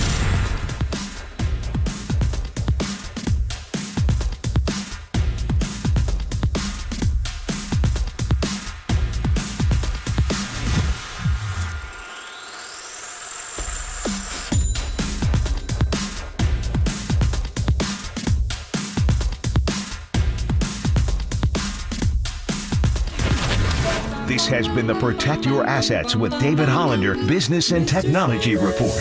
Do you want to pay less taxes this year? Learn more. Listen to David's show every Saturday morning on KNBR or call 1-866-PROTECT. All right, everyone, chill. This is the Cooler. You're not sending me to the cooler of content. Murph Mac's Cooler of Content is sponsored by Mancini Sleep World. Sleep better, live better. Visit sleepworld.com. And by Marin Health. Marin Health Medical Center and Marin Health Medical Network world-class care. Closer than you think. On the Sports Leader. All right, Cooler of Content is live. So is the text line. The Golden State Lumber and Building Materials text line, including 831, says, Paulie, are you wearing the Italia sweatshirt as a big blank you to Nick Sirianni? Yes, I am. I'm glad you interpreted it that way. The truth of the matter is when I put it on, I wasn't thinking about that, but I'm glad that's how it shows itself to you. So, yes, let's say that's an affirmative. 408 says, last night gave me vibes when Rocky first made Drago bleed, or the 2015 Warriors realizing the Clippers were beatable. You see, Rocky, he bleeds just like you. Yeah. 408 says, that's what that guy was going to say to Murph when he goes, Murph, don't forget when you go up there, grab two. Do it, Murphy. Willie Hockey. It's a great story. Says the Kings tournament is the only Kings court for the tournament is the only one that's not hideous. I got two takes on that. Number one, the Warriors court was also very subtle. It was low key. But two, I'm going to tell you, and I know I've heard. I mean, like I told it in the afternoon. A guy played in the NBA. He hates it all. I don't mind it. I like it. It's kind of fun. It's different. I mean, the NBA regular season is such drudgery, man. Why not? For like 4 games, just throw some paint on the court. I want to see him do Why it like not? I want to see them incorporate like a lighted floor, like in Saturday Night Fever when Travolta was dancing at the disco with the lights on the floor. Give me one of those. Very good, very good. All right, guys. Other people checking in saying Klay Thompson's a Dodger fan, only when his brother's on the team. Yeah, fair enough. And apparently Hufanga is a big Kings fan. We know that because his brother-in-law plays for the team, right? De'Aaron Fox. So there you go. All right, guys. 925 says, Marcus, why didn't you say to Murph, why don't you protect a 10-point lead in the fourth quarter of a Super Bowl? Oh, get him, text line, get him. Damn. Stop throwing subliminals. No need to go back to that. Yeah, seriously, stop throwing subliminals, Marcus. All right, cooler content I want to wake up to your BS. Well, we already did the Barkley, right? Where he says the Warriors are cooked. We did. So the Dallas Mavericks last night knocked out the Houston Rockets. And Jason Kidd, who we all know made us very happy when he said there was confusion. Because it was confusion. He looked crazy last night. ESPN's Tim McMahon asked him a question last night. Yeah. That triggered Jason Kidd. It's pretty good. Take a I listen can't here. wait. Big deal about last year, but you're not making a big deal about it this year because going good, right? So write some positive. I just asked you a question. And I'm giving you a answer. Like, you guys, there's all right to write positive stuff. People will read your positive. You don't always have to be negative, right? Like, it's just the world's already negative enough, right? So let's see some positive stuff on some positive people that are doing their job on a nightly basis. Making it a lot easier to do that this year. Well, we're only into this year. We can't go back to last year, right? Like, that's the problem. Have a good night. Oh, dude, I like that. Have a good night. Was that He's always incredible? so chill, too, with his delivery. That's part of my fascination with the way he speaks. The phrase positive S is really funny. Write some positive S. If you listen to it... Last year you wrote negative S. Write some positive S. Last year, I mean, if you listen to it unedited, it's really funny. Yeah. He just keeps saying... There is something funny about write Jason some Kidd. positive S, man. Yeah, yeah. Give me that again, Marcus, here. Because going good. Give me the start of it where he just goes, give me the positive S. Yeah. By the way, Dallas is 11-6. They're third in the West. Don't write negative S because S is going good. This is really funny, Yeah. man. Yeah, he goes, yeah. Here it is. People will read your positive. You don't always have to be negative. Hey, man. People will read your positive S. That's the Bay Area zone. All right. Next up is Mike McDaniel on Hard Knocks. Was this on Hard Knocks or on NFL? Well, they're doing like inside the NFL. No, they have like in-season Hard Knocks now, Okay, too. thank you. Yeah. He said so. I caught a couple minutes of the new one. A play came to the sidelines, Yeah. and the players ran into McDaniel. He's wearing Okay. those sweatpants. Yeah, of course. So he's very little protection. Yeah, no.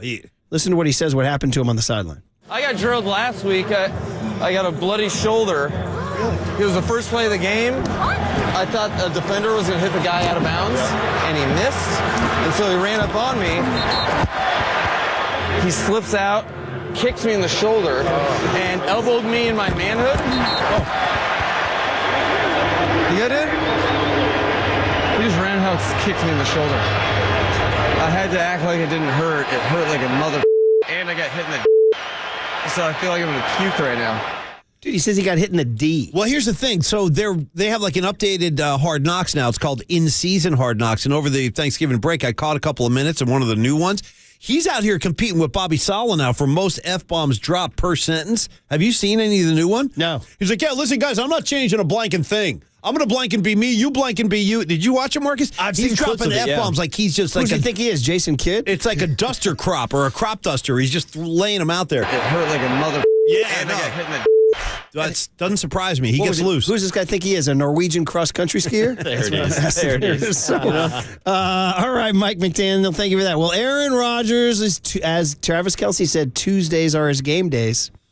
So he was on Pat McAfee yesterday, and there's that theory that if he's going to come back, that means he truly didn't tear his Achilles. You know, they're saying... Why I mean, if you can come back that fast, they're saying, well, obviously it wasn't a torn Achilles then, so... It makes no sense, medically speaking, for a 40-year-old to be like, yeah. So Aaron Rodgers said, oh, you don't think I didn't? Here. There's still people that don't think you tore your Achilles. Will we ever get a photo of the Achilles being just ripped? Listen, we're on YouTube now, so let me just say to anybody out there that didn't think I tore my Achilles, GFY. Oh. First word is go, and the last word is yourself. Finger in the middle. The middle is probably what you're not doing living in your parents' basement. GFY to all of them. But just keep your stupid, ill-informed opinions out of our universe. Please. Ain't that right, Aaron? Oh. Yeah.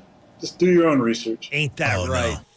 The whole thing stinks. I was better off. There is an addendum this morning. And McAfee, too. There's a report that says it's not going as fast. Of course not, dude. What's he going to do? And he actually said, too, he's that going to rewrite medicine? them being out of playoff contention would affect his decision. Yeah, I would think so.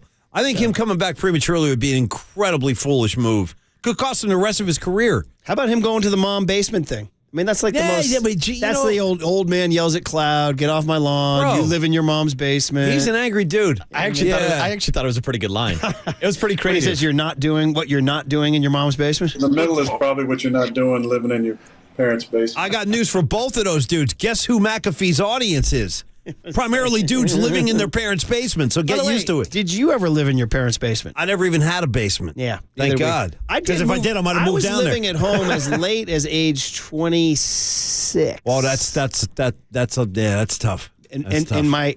There's a funny story. I felt weird going back after college. Like I had as soon as I got my college degree, I'm like, all right, now what? Had no job, had no prospects. I'm like, all right, I guess I got to go home for home base and start from there. But I was not psyched Tommy about and James are coming back, baby. You know they're coming.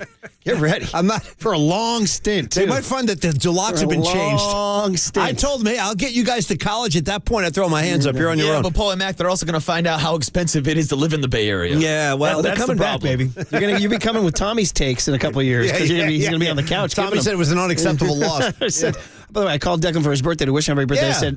I said to you, you texted late last night, unacceptable loss. He goes, because it was. That's what he said. I had to get that message out there. Anyway, and then we got to do Howard Stern. I love that we're using Howard Stern now. That's right, Robin. Well, he's our guy. Okay. We idolize him. And he had Bradley Cooper. So Bradley Cooper's got the big Oscar bait movie called Bernstein coming out. I like Bradley Cooper, man. Leonard Bernstein, who did West Side Story and all that. And so he's playing Bernstein. I already read a negative review, by the way. Somebody said Bernstein or Cooper completely overacts. Come on, like overacts. Give Cooper a break. I think he's good. So anyway, he was on Stern yesterday, and Stern asked him a sports-related question. Well, he was at the Eagle game. We saw him. Here it is. Big question, and I really want you to answer this in a serious manner. Okay. Sophie's Choice for 2024. You win the Oscar not only for Best Director, but Best Actor, and Carey Mulligan wins Best Actress. Or the Eagles have a Super Bowl victory. What Eagles do you Super choose? Bowl victory. Eagles. What? Wow. What? Eagles. Yeah. I know. You're lying now, sick. aren't you? 100%. That's the only answer he could give, because if he says Oscar, then he's like a selfish SOB. The Eagle fan base turns on him. He knows. He's got a PR guy, and it's the right answer. Paulie's playing chess. Yeah. Right there. You Yeah. got to. So you're saying. It goes way beyond just the true surface. answer is. Yeah, give me my Oscars. yeah. And the Oscar goes Because too. I want the acting and I want directing. All right. Well, there's your cooler of content. That was fun. The winner is. Yeah, it's coming soon. We got a Thalberg decision to make. Write some positive S. Makes me laugh. Okay. Mike Silver, 8:50. All right. Herm Edwards, 9:15. Kate Scott, 9:35. Let's go, baby. Boom. On KNBR 104.5 and 680, the Sports Leader. Like, that's the problem. Have a good night.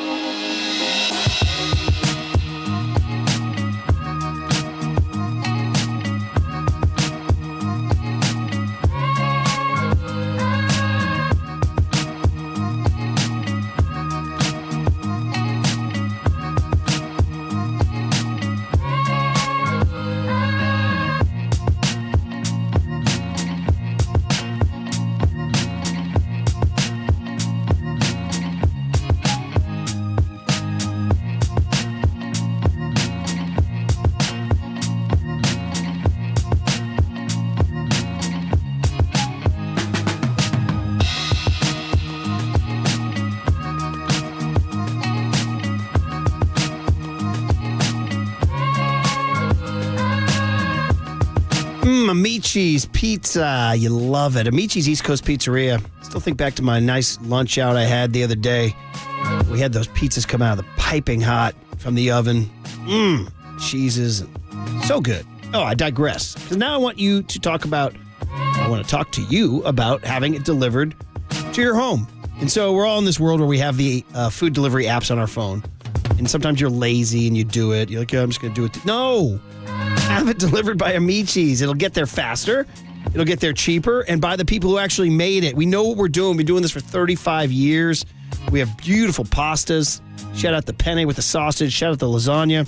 Beautiful, crunchy, fresh salads to set off the carb for Nick Bosa. And the flame-roasted chicken wings, too. So have it delivered by Amici's. And how do you do that? You go to amicis.com, AMICIS.com, or download the brand new app and have it delivered in less time and for less money than the mega delivery companies. It is the best pizza in town. You can get it faster and at the best price. Order direct. 2 words. Amici's.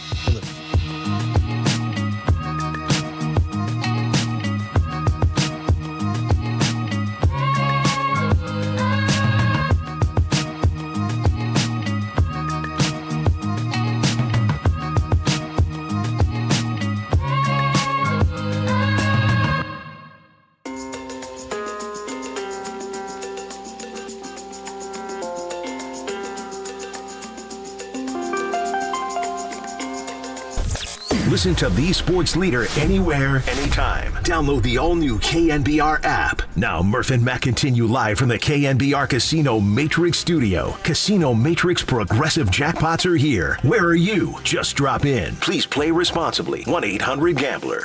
I mean, just us being resilient. Obviously, we were down, 20 points, and just being able to fight back and finish that game off was definitely good for us. I mean, you want to continue to win as many games as you possibly can, obviously, and that's another one that we were able to squeeze out. All right, that's De'Aaron Fox, who's so hard to hate. Oh my God, he's such a likable dude, man. And I go back to Platzi still haunts me. He sent me the box score this morning from March of 2017 when De'Aaron Fox cooked Lonzo Ball. I almost said Lonzo Ball and UCLA. We were on our way. I was like, wow, this is the team. We went 30-3.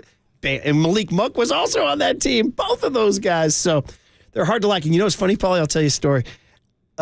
When the Warriors were destroying them in the first half, and I mean, I was as good a half as the Warriors. No, it really was. We all felt great. I'm not going to lie. I actually really honestly started feeling sorry for Mike Brown and De'Aaron Fox. See, don't go down that road. That's why. And I started going, God, these guys, they're doing it right, and yet they just cannot get. In fact, they're getting mauled by the Warriors tonight. And I was thinking, poor Mike Brown. That's why that's a significant win. There's going to be heat on Mike Brown because he can't beat the Warriors. You know what I mean? We brought him in here to beat the Warriors. He can't do it. And then I know, but now he can. That's the thing. Now it's in their heads. Now they know they can beat the Warriors. Yeah. So anyway, that happened last night, and man, oh man. Well, we'll talk about it. All right. Obviously, all week long. But do you agree with any of the cuts that we were playing earlier about, like, you hear phrases like sinking ship or free fall, stuff like that? I would say that I'm not there, but it's on the table. Like, you walk in, you know what else is on the table, by the way? A bunch of Noah's Bagels from the 49ers Foundation. Oh, very nice. Because the 49ers auction is still going on with all those incredible game day experiences. Shout out Noah's Bagels. Memorabilia that you can have. By the way, Christmas is coming. What, your kid doesn't want a McCaffrey jersey? Your kid doesn't want a Brock Purdy jersey? Yeah. Kid doesn't want a Joe Montana jersey? Your kid Ronnie doesn't. Lott? Forget all that, S. How about a voicemail from Greg Papa? Yeah. That's what my kid wants. How about that? Dad, get me the Greg Papa voicemail. Anyway, that's all going on at 49ers.com/. There should be a Marcus Boucher voicemail option, too. Closes at 7. Let people make the choice. Yeah, I'll record a voicemail sending subliminals, Paulie Mac. Yeah, totally. By the way, 916, I just looked down, and 916 says, watching Tripoli wander around aimlessly on the bullpen cam is hilarious. No, he's not wandering around. He actually just got me my coffee, which I want to appreciate, too. That's a little bit, that's not accurate. He's not wandering around. Shout out that texter. He definitely has places to go. He's a wandering man, Paulie. Anyway, what were we talking about? We were talking about, is it on the table? Yes, it's on the, so I was saying the Noah's Bagels is on the table. Like the Warriors, quote unquote, cooked. Washed. Yeah, it's strong language. I mean, ship be sinking. Michael Ray Richardson. No, we're not there yet because Steph Curry is sublime, and because Chris Paul's playing really good basketball, and because Draymond is Draymond, and Wiggins showed last night that he's still Wiggins. That first half from Wiggins, he was playing, all the way down to the tip in and the defense on Monk. That's the kind of basketball I like from Wiggins. When he's going to the rim, being assertive. To answer your question, no. All right. But I'm not ruling it out as a topic down the road. Okay. Like, it's not one of those things where I'm like, absolutely nuclear no. I'm like, let's watch and see what happens. You got Steve Kerr saying we're not in a free fall, Yeah. Yeah. Once again, back to Firefall. And I want to make sure we have it right. Okay. The song is Just Remember I Love You, Paulie. Just remember I love you, and it'll be I feel I do. right. I'm pretty sure KFRC used to spin that. So anyway, Trust there me, you go. Marcus, they did. Firefall. Yeah. Firefall. So do that demonstrative. He's just like, get out, dude. Just get out. He loves it. He loves it. You don't want to talk Firefall? But there was a funny text, speaking of like old heads and old references and all that stuff. Somebody came in and got very upset that we were, quote unquote, mocking Star Wars Land. He's like, you old head. And I was like, what do you mean old head? Dude, were you standing in line at the Coronet to see Star Wars? I was just going to say. Like Paulie Mac and I were? You're damn right, bro. So you better step off. Yeah, brother. we invented that ass. Don't give me that. Yeah, don't give me that. My 4th grade picture is me wearing an orange T-shirt with an iron-on decal of C-3PO and R2-D2. You don't tell us about Star Wars. We tell you. My school picture, Marcus. Yeah. That's how it was, though. That ass was deadly serious. And I'll tell the listeners, as the youngest guy on this show, that I don't even want Star Wars Land at Disneyland. I'm showing up to see Mickey Mouse and Goofy. I'm not showing up to see R2-D2. I'll be honest, it is a big... They're outsiders. It's a big cultural move to absorb that in, and it is questionable. It's questionable. Yeah. Anyway, the Giving Tuesday started the holiday sports auction, 49ers Foundation, for the 7th annual year, presented by PepsiCo. So again, this closes at 7 o'clock tonight. Okay. And that's when the ballers come in, right? That's when the your ballers come Stephens, in. guys like that. So how much you need, bro? So I got Make those 3. big, 49ers experiences is one category. Memorabilia is another category. And then just unforgettable opportunities like Levi Stadium concert tickets. See, now you're talking. That's all on there. So go to That's if you can't win them on the Murph and Mac show. Well, we want to shout out. We already gave out the Stones tickets for today. And his name was, I believe, It's off the board. I think he's from San Leandro. Is that right? Was it Jeremy? Was it Jeremy? Where was it? Jeremy called in class today. Yes, Jeremy. It was. Yeah. Congrats, Jeremy. Good job. He unleashed a lion when he called in, Paul. Yeah, he did. All right, so there you go. So we'll do it again tomorrow and Friday, right? Yeah, we will. We will. So here's the deal. Mike Silver. Let's get into it. Niners, Eagles. Herm Edwards, 9:15. Niners, Eagles. Kate Scott posting Sirianni gifts at 9:35. All coming up on KNBR 104.5 and 680, the Sports Leader. One thing I know about old people, they just get older.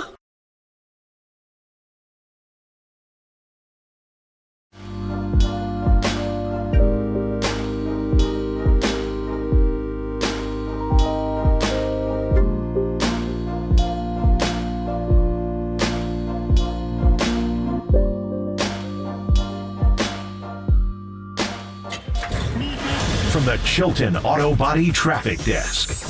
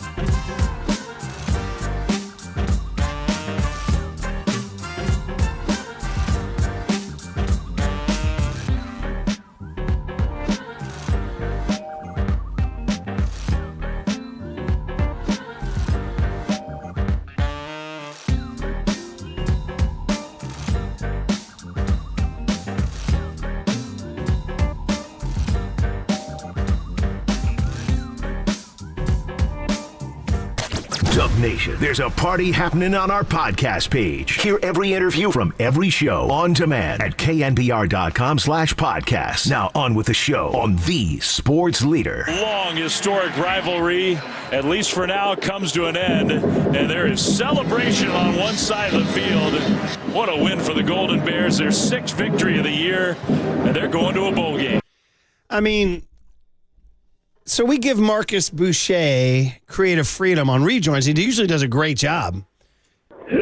Niners-Eagles is what we all want to talk about. Well, maybe like this guy our does next this. guest might have put him up to it, though. You know what I mean? Our next might have been an guest- inside job. I mean, I want to talk Niners-Eagles with Mikey. I know you guys got to work this out, though. I'm gonna get out of the way. What are Let you doing, guys- Marcus? What are you doing, buddy? Yeah. You trying to stir it up? I'm just playing the elephant in the room, Murph. We all know it's going to come up. Let's just get it out of the way right in the middle Mike of the conversation. Silver of the San Francisco Chronicle. Here he You may comes. or may not know that he graduated from the University of California, Berkeley, and you may or may not know that I graduated from the University of California, Los Angeles. That's something neither of us ever mentions. Well, congratulations, Mike. Great win, buddy.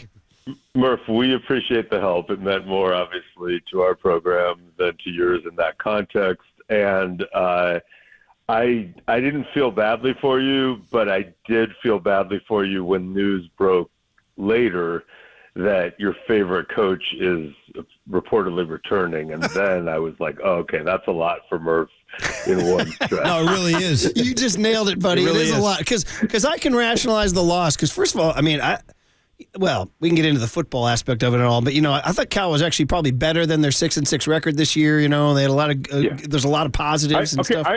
I'll tell you what I'm going to do for you. I'm going to tie it into 49ers Eagles right now, so we can get off it. There we go. This goes back to what I talk about when I talk about 49ers Eagles. Knocking the quarterback out of the game is something we don't really talk about because it's unseemly, but that is part of football.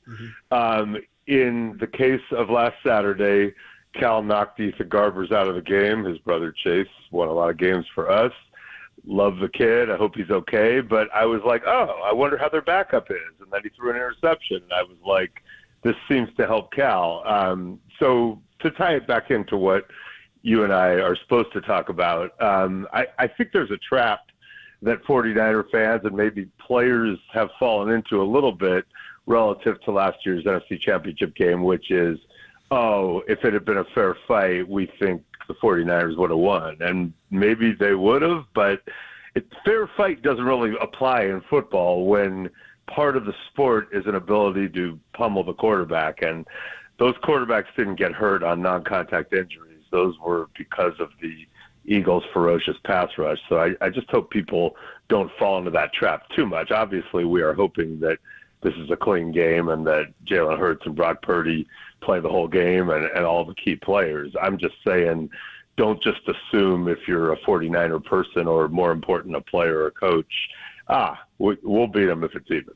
Man, it's a good point. Hey, listen, your buddy Al Davis said the quarterback must go down and he must go down hard, right? I mean, that's back when it was you could talk about it openly. Unseemly, right? Now it's more unseemly. Well, let's start with their quarterback. There's a million ways to go, but he doesn't go down.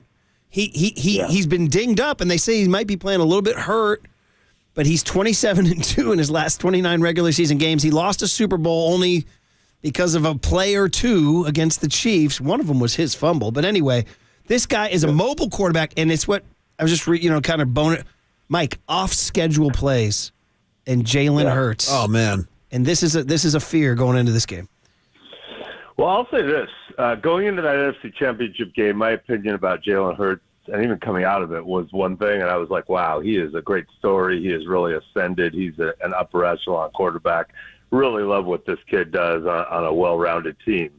But 2 weeks later, I was like, oh, I think he might be great, because that Super Bowl, aside from the fumble you mentioned, was like space-age good, and that was the best game I've ever seen him play, and I've seen a lot of people play in that context, and he doesn't always look like that week in, week out. As you referenced, he cuts out a lot of games and seems to rise to the occasion, which is another admirable quality for a great quarterback. But I've seen his ceiling, and it's scary. So, everybody always wistfully talks about that Carson Wentz almost MVP year. He was maybe going to be MVP if he didn't get hurt in December, but Jalen Hurts is better than Carson Wentz ever was, and I think he's getting even better.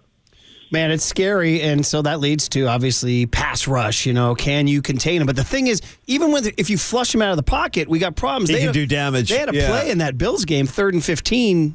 He can improvise. He scrambled left and everything. So, what I saw in that championship game before Purdy got hurt was that DeMeco Ryans had, and I'm not a huge scheme expert, but it seemed to me that DeMeco Ryans had a great game plan and had him penned in and inside the pocket area, not getting out to the edges and not seeing it great, which I would imagine had to do with changing up coverages and disguising things. And obviously they got some great players. But I thought my sense of that game, of how it was going, was, wow, they seem to have a way to handle him. Now, again, he's better now, and new coordinator, new year, new game. But I thought that was actually promising before the wheels came off. Okay, good. It's interesting, and see if they can keep him in, pin him in, and all that. But let's go big picture, macro, Mike. So there's a thought. Yeah. Vegas has the Niners as 3-point favorites in Philly. The Eagles are 10-1.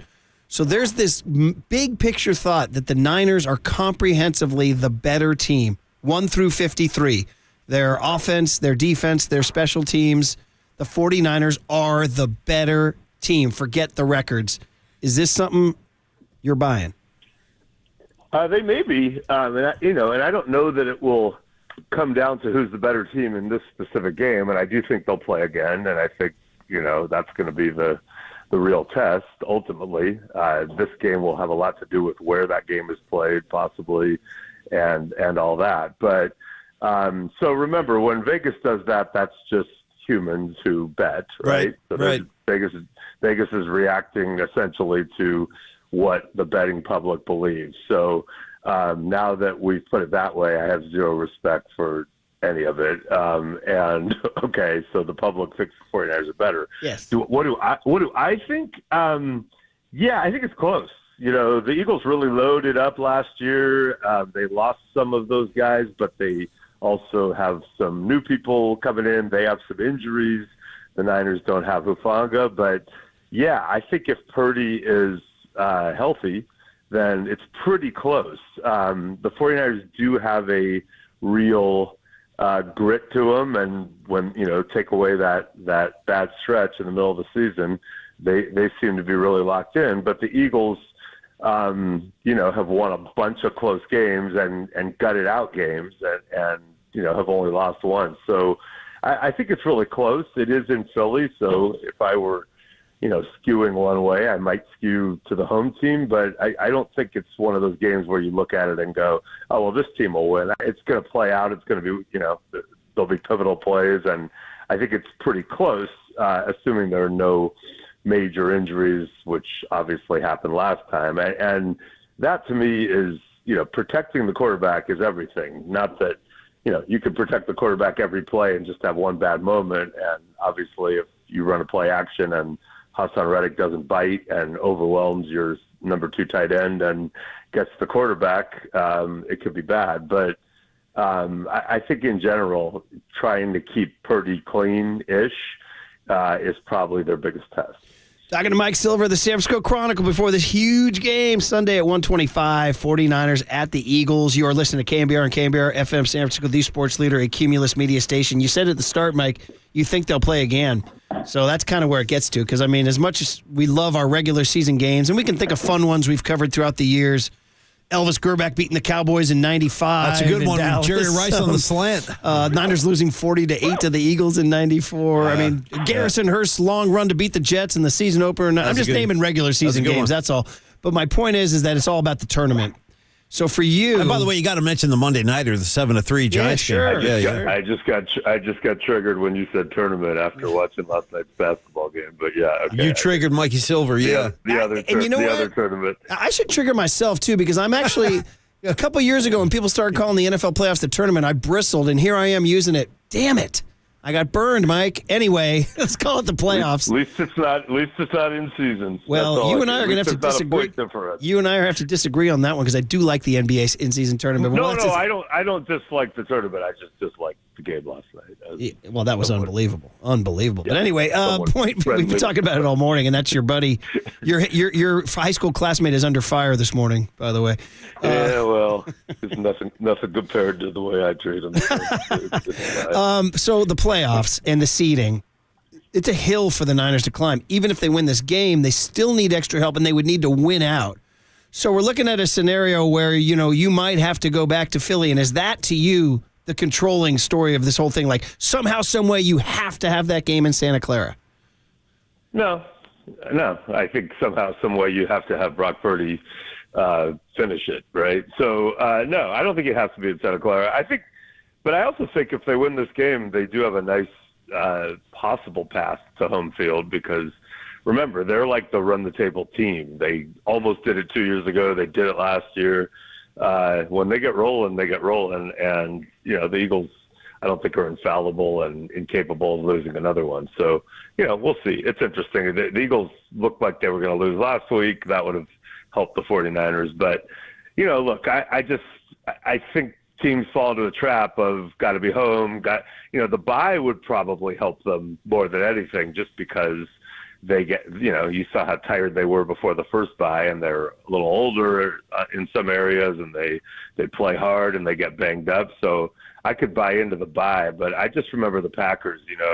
Packers lost the NFC Championship game on the road a few times. They lost in Santa Clara, and they were like, man, if we could just get one of these at Lambeau, then we're good. And then they did. Now, there were no fans. It was a COVID year. There were no fans there, but they got the NFC Championship game at Lambeau, and Tom Brady was like, yeah, whatever. We're a warm weather team, and we're just going to win anyway, despite me throwing 3 interceptions in the second half. That's how good I am. Oh, man, yeah. Yeah, so I don't know. I think the 49ers at their best and reasonably healthy and healthy at quarterback, to me, can beat anyone, anywhere, anytime. Doesn't mean they will, but I'm not worried about them having to go to Philly. I'm worried about them having their right players healthy when they go wherever they go. Yeah, that's what it all comes down to, of course, health for sure.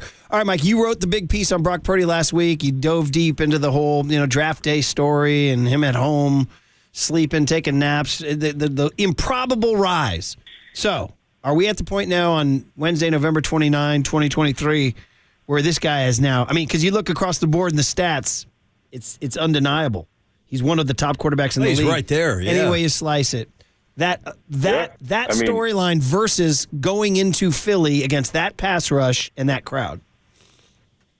Yeah, the thing with Purdy is the stats are undeniable, and also those of us who watch it play to play, and I think you would agree, it's not just stats. Like, this guy's got some stuff to him. He fits balls in places. Like, he's really, really good, and he's only played, 19 games. Like, he's getting better, like Jalen Hurts, who I think is also, he seems to be getting better too, which is scary. But, every experience is part of that growth, and Purdy hasn't had the epic come-from-behind victory, not all his fault, and he did lead them back against the Browns with a missed field goal.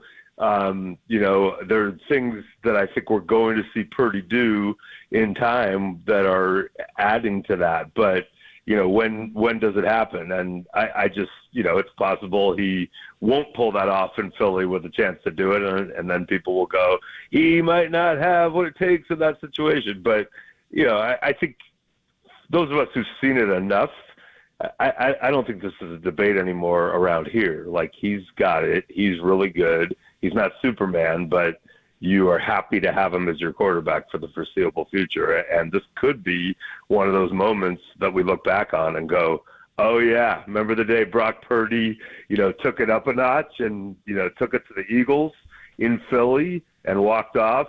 By the way, doesn't mean the Eagles can't beat them in January, but it sure makes it cool if that happens. It would be incredible. Okay, so 2 scenarios to end it on, Mike. If the Eagles win on Sunday, it will be because of blank. I would say line play on both sides. I think if they control the trenches, offensive and defensive, they've got a really, really good chance of winning that game. And if the Niners win on Sunday, it will be because of blank. Deebo Samuel's quote after the game. No, I'm kidding. If the Niners win on Sunday, it will be because Jake Moody. Yeah, that's a great one. If the Niners win on Sunday, it will be because they are the good Niners that we know, and they just come in and regulate and take care of business, and not like they're going to do to them what they did to Dallas, but they're on that level. Like, oh, whoa, this team just looks better than anyone when they play like this. That's what I think they need to do. I mean, easy for me to say. Just do that. Just play better than any team has this year in any game other than yourselves. I mean, the Eagles. Turn that on. The Eagles have been outgained by over 100 yards on average in their last 4 games. I mean, they're not. I mean, they can be beaten. There is that. Yeah, they can be beaten. I don't know. We'll end it on this, Mike. How you counter the whole horseshoe up the rear end thing? 59-yard field goals in the rain, Mike. Stuff like that. Is With that the game a on the horseshoe, line, or is that a great champion team? Yeah. I mean, 49ers hope it doesn't come down to a 59-yard field goal in the rain. Now he's got the leg to do it. I'm just saying, like, you got to give the kicker credit. It's one of the best kicks I've ever seen. It's a huge kick, man. Yeah. There is something to be said for, things have gone their way, but I also think, to me, that's, hey, they're a gritty team that finds a way even when they're not at their best. So, I don't know. I think it's an awesome game. They're clearly, to me, the 2 best teams in the NFC. They're possibly the 2 best teams in football. And, we can't be sure they're going to meet again because things get weird, but it feels to me like this is Act 2, and then Act 3 will be, the real determinant of how we feel about this team and this season and this era maybe with the 49ers. Great stuff, man. So let's just enjoy this this round 1 or round 2 before we get to round 3 in January. Act 2, the second set. Will Mikey be in Philly, or is this a stay at home? Oh no, I'll be in Philly. In fact, Ann Killian and I are going to Philly. We're going Chronicle. Chronicle, and of course Eric Branch will be there. Of course. Chronicle reached into the glove compartment and found a few extra bucks. I love it. I'm in like Ann's suitcase. She's hauling around this giant suitcase, and I'm like tucked inside. I just love it. You're going to be there, buddy. I love it, man. Say hi to Philly. Can't wait to read you. And awesome chat, man. Have a good trip, Mike. There you go. Thanks, you guys. Take care. Mike Silver on his way to Philadelphia. I think most of the country feels like this is a game. I mean, we're so close to it, but I think most people feel like it's a game that could go either way. These are the 2 best teams in the conference, and it's going to be good to kind of let this thing play out and see what's what. Mikey's talking about the trenches. Philly does have a really good offensive line, obviously, with Kelsey. Although Kelsey had 2 flags in overtime last week for false starts. Very unusual on the same drive, too. It was really weird. Things like that and their snap count against Buffalo and how they've been living on the edge are all things we'll ask Herm Edwards. Yeah, give me some next Herm. On KNBR 104.5 and 680, the Sports Leader. Ken Grove, shout out to you for supporting KNBR. Ken Grove's Sports Leader.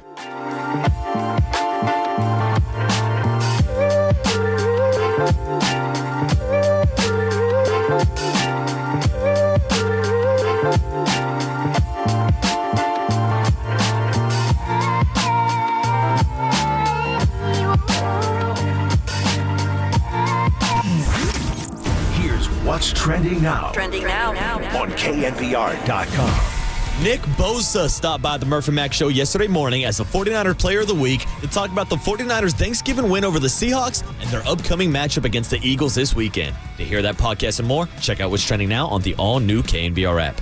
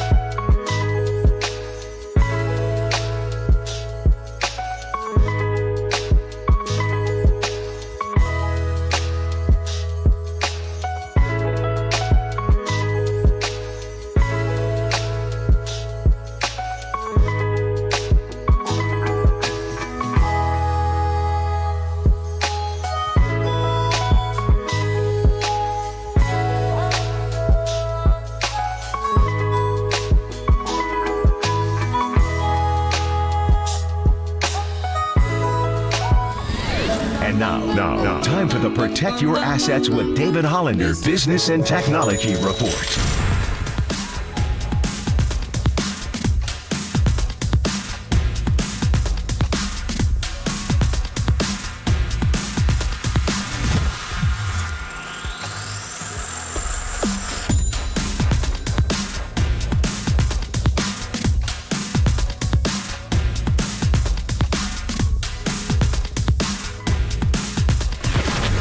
This has been the Protect Your Assets with David Hollander Business and Technology Report.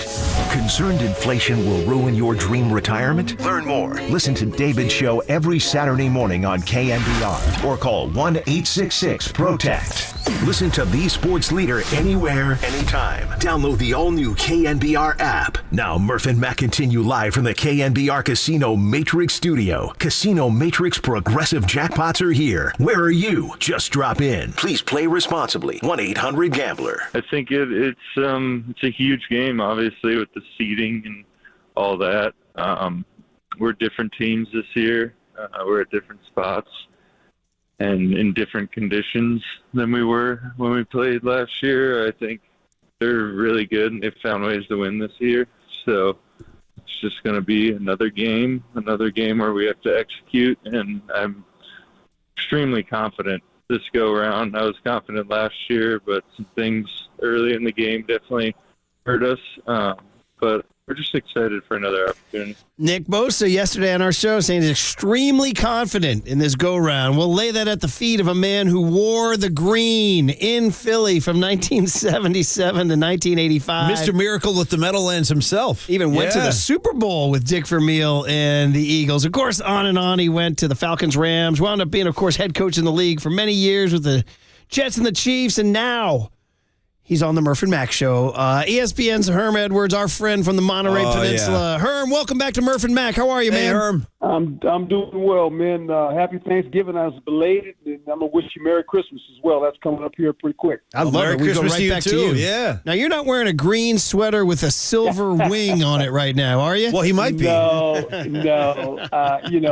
It was funny. I was in the studio yesterday, and everybody looked at me. I said, well, look, they asked me about my 4 picks. Who would I take in the NFC if I had to rank them? We talk about college football, all these rankings. I said, well, if the NFC, if you look at it and you listen to your eyes, I look at it this way from what I've seen. I would go with San Francisco, Dallas Cowboys, the Eagles, and Detroit. That's how I would kind of that's what I'm looking at right now. Okay. That's what my eyes tell me. So we'll see. I mean, we'll see how this thing plays out the next 6 weeks. I think San Francisco, is on a little bit of a winning streak. They've won 3 in a row now. Philly's won 5. The Cowboys have won 3. Detroit lost. But those are the teams right now that I keep looking at and going, this will be kind of interesting. I think, everyone's trying to catch Philadelphia to be the number 1 seed. For sure. I don't know if they can do that. I think, Philly has a chance maybe to win 13, 14 games, and that might get you the number 1 seed, get you a bye, which is very important, I think, the way this thing is playing out. But San Francisco, I think, is really, really good. Both sides of the ball, and their defense is picked up now.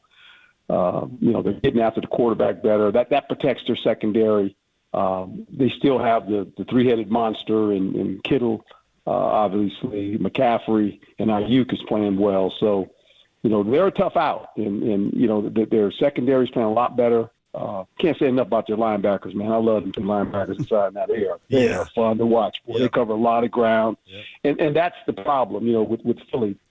Philly has gotten behind last couple games, and now they got Superman now. They got the guy that wears number 1. He's got a cape on his chest now. He is fantastic, man. He is a really good football player. Yeah. But the problem is they're getting behind and finding ways to win these games, which is a good thing.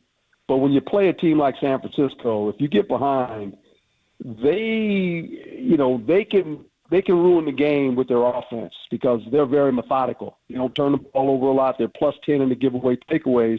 Philadelphia's minus 1. They're turning the ball over too much, and they're still winning.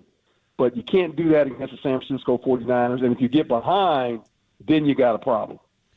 Well, sure, the Niners have, the Eagles have been coming back on teams, and the Niners may not be that team that's going to allow it to happen. We're talking to Herm Edwards, of course, ESPN's Herm Edwards, who, of course, played for the Eagles for many years and then coached in the NFL. And it's interesting that you have him third in I was actually watching that ESPN when you did that, your CFP rankings. Yeah. I'm certain that you made a lot of friends in Philadelphia when you did that. Now, look. I'm an Eagle now. Look here, I'm fly Eagle fly now. But I know. I'm just listening to my eyes. You got to be. I'm looking at it. I'm looking at it not as a fan. I'm looking at it as a coach and a former player. And they've got some holes. Not everybody's got holes, but their problem is the back end of their defense right now. They're having problems covering tight ends. They're having problems, inside the numbers when they have to cover people, whether it's tight ends or running backs. And that's what's gotten them in trouble. Defensively, they can get after you. The corners are playing well. Offensively, like I said, they got number 1. And when you got number 1, you ain't never out of it, man. He puts this cape on in the 4th quarter, and he just finds a way to put this team on his back, and he wins. Well, he is sensational. Jalen Hurts is something else. Now, that said, the quarterback on the other side, we're trying to decide if he can put that cape on. He did in 2 playoff games last year. He beat Seattle, right. He beat Dallas, and then he went to Philadelphia, and it was over before it started. Now he's back. He had his little skid in the middle of the season where he threw a couple picks. He's back raging now, roaring. Yep. Diced up Seattle, blew out the Jaguars, blew out the Cowboys, and now he goes into what's probably his biggest test, given all the pressure winning and everything. On the road in Philly, yeah. What's your Brock Purdy analysis now? Can this kid meet the moment? Yeah, he can meet the moment. He's played enough big-time football games. I mean, look, and this is the game where he left the game, the last time he saw these guys. So I'm not going to say it's personal, but it's personal, and he wants to play good against this team because, look, at the end, guys, look, I don't trust it here. So I rank my 4, but at the end, I still don't trust the Cowboys in playoff competition. I just don't. Until they start winning some playoff games, I don't trust them. So if Detroit good enough, they're good, but they don't have a lot of playoff experience. So I think at the end, these two teams might see each other decide this weekend again. Right? I mean, bottom line is I think these two teams are going to play twice. They're going to play this week. Yeah. And probably in the championship game. Yeah. Okay? Yeah. I mean, it's just if it all now it could go bonkers and the quarterback can get hurt and then you got problems. But if it stays the way it's going, these two teams will probably see each other down the road because the Cowboys are still the Cowboys until they can prove to me they can win in the playoffs. Now, what they got coming on their next 6 games, 5 of them are against playoff competition teams. And this is where they need to mature as a team and understand that playing these next 6 weeks, we got to get in playoff mode. So when we get into the playoffs, we know how to handle this pressure of being in those type of situations. You know, Herm, I want to go back to something you were talking about with the Philadelphia Eagles in that they have shown the ability to come back when they fall behind. I mean, they've had 10-point deficits. They can erase those and come back in the fourth quarter. You know, that's like the one thing Brock Purdy hasn't engineered so far is a game-winning drive, a comeback drive from behind. He did put them in a position to win a game late in the fourth quarter, Herm, in Cleveland, but our kicker missed the kick. So is that a real thing to you? Does that mean anything that Brock Purdy has not yet led this team on any kind of comeback drive to win a ball game? Does that have any merit to you? I don't know if it has merit. I know this. He knows how to close games out with a lead. And so that's important too. Yep. You know, you got to be very accurate. You can't get yourself in third and longs. You're going to run the ball. That people know you're going to run the ball. You got to be even more accurate when you throw it because, you know, they're stacking the box. They're playing tight coverage on you. You have the lead. You got to make big-time throws because if you get behind the chain. Now, this is an offense, San Francisco. You get behind the chains, they got problems too. You know, they just can't drop back and start throwing it now because they'll have problems. Yeah. As good as they are, right? And so everybody has their little things, you know, and this is why complementary football, how you play the game, how the game lays out for you is important. When you get teams out of whack on either side of the ball, that becomes the problem. And Philadelphia has 2 problems right now. They're turning the ball over. Like I said, they're -1 in the giveaway takeaway. That's not good. And they've won 10 games, and they're getting away with it. And their secondary is leaky at times when it comes to tight ends and running backs. Now, everything else, they're really good. They're really, really good. San Francisco, we know who they are. But if you get them behind the chains and they got to drop back and start throwing the football, they'll have issues. Yeah. So, you know, it's just everyone has – there's no – this is what makes the game so great. And this is why the strategy, when you're thinking and you're playing the game, you're going, okay, these are, you know, because you run out of possessions. San Francisco, when they get a lead, they will cut 2 possessions. They will take 2 possessions away from you because they're methodical. They know how to make first downs. They stay out of third and long. They don't want to deal with that mess, which is smart. I love it. Herm Edwards, man. Hey, Herm, before we let you go, last one is the brotherly shove. Oh, I love it. I love it. I do. And, you know, and people say, well, you know, and the people say, well, we'll ban it. No, stop it. Stop it. Just stop all that silliness. Yeah. It's you know, it's like, well, it's not a fair play. Yeah, it is. It's a fair play. They play with 11 guys like everybody else, and so they're not playing with 12 guys. They're playing with 11 guys, and they've mastered this thing. And so when think about these guys, they're always trying to get to 8 yards to make a first down. Because once they get to 8 yards and they need 2, it's automatic first down. So they got an extra. They got an extra play. Yeah. But they know when they get to 2 yards, we got it, boys. Yeah. It's not 1st and 10 for them. It's 1st and 8. Yeah, right. Right? 1st and 8 to go. Totally. That's exactly right. That's an incredible. I mean, I got to tell you, Herb, I disagree. I think it should be illegal because to me, it's not like American football, which is it's rugby. Yeah. It's like the ball should be in the ball carrier's hand trying to move down the field, not getting shoved by 10 dudes. You know. Well, yeah, I get that part, but you know what? It's fun because it's a debatable subject. And let me tell you something. If the 49ers are really good at it, they'd do it too. They would do it too. Yeah, I know. 1st and 8. It's not like it's patent where you can't use it. I know. Anybody can try it. True story. It's true. That's a good call, Herb. It's true. Yeah. Now that we're going into Philadelphia, it's 1st and 8. First and 8. Yeah, that's it. That's what you got to think about. And you know what? And really, and and guys, and I'm not kidding. When you think about it as a defensive play caller now, that's what you're thinking about. You're thinking, hey, man, these guys are always 1st and 8. It ain't 1st and 10 with these guys. It's 1st and 8. You know what's so crazy? They know 2 yards, we can push you. That's what you're dealing with. It's funny you're saying that, Herm. We actually had Nick Bosa on our show yesterday. We were talking about the same topic, and we said, how do you prevent it? And he goes, play really well on 1st and 2nd down. Mm-hmm. So you're kind of tapping the same thing there, yeah. Yeah, it's a unique play. It'll be interesting. I mean, obviously, it'll be brought up in the owners' meetings and all that stuff. And what I've heard is this. The key to it is not only the quarterback, but it's the center. Yeah. The center has to have long arms. That's what I'm hearing. He's got to have long arms because a couple teams have tried to say, we can't do it. Doesn't work. So Kelsey's one of those guys, and he's built like his brother. You know, his brother got long arms, so he's tied in. So that might have something to do with it, but they got that thing mastered, man. It's funny to watch. It's just almost laughable. It's incredible, man. Herm, always great catching up, man. Merry Christmas to you. Yeah, Merry Christmas, Herm. You're Happy the best. holiday season. Thank you. And we love hearing from you, man. Enjoy the heck out of this game Sunday. We will. Thank you. God bless you both. Okay, man. Herm Edwards is the man. He's one of my favorite guys. I'm just saying it. Listen, he has a great time just talking. Well, he's got quite the 1st and 8. He's laughing at his own riffs. I love Herm. Great personality. Yeah. You know, it's funny. We were talking about Purdy and, everything, the moment and all that. Yeah. This is a stat I wanted to get on the show today. Did you know that the 49ers, Paulie, Marcus, you know the 49ers have attempted the fewest passes of any team in the NFL?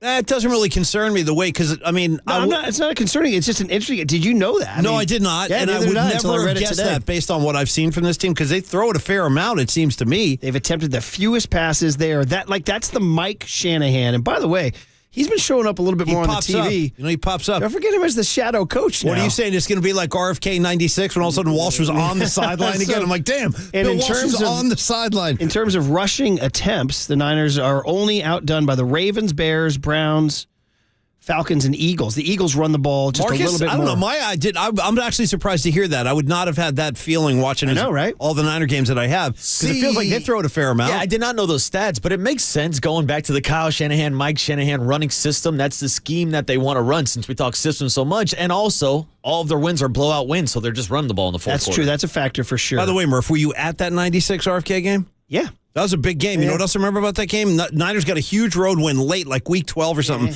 And Terry Kirby ran for 100 yards that day, which was a big deal because we didn't have running back that could do that year. I was at that. I was there for that Walsh had the P coat on. I'm like, watch out, Tressman. Clock's ticking, baby. I know. It was weird. Yeah. It was weird to cover that as a young reporter because I wasn't sure. I didn't. He was down there doing his thing like Woody Murphy. He had his arms folded like this. And Lowell knew Bill. Lowell was our columnist at the Press Democrat, Lowell Cohn. What did he say? And he knew. Well, he was on the Bill Walsh beat. He had written a book, which I highly recommend, called Rough Magic. It's about Walsh's 1992 season. So good. First of all, Lowell's a great writer. I mentioned that one, yep. You should check it out. It's a great insight into who Bill Walsh is, too. So, what would you say the best Bill Walsh book is? That's the best one? Yeah, okay. Rough Magic. Yeah. That's number one. Okay, guys. Here we go. What? Well, she's a family member.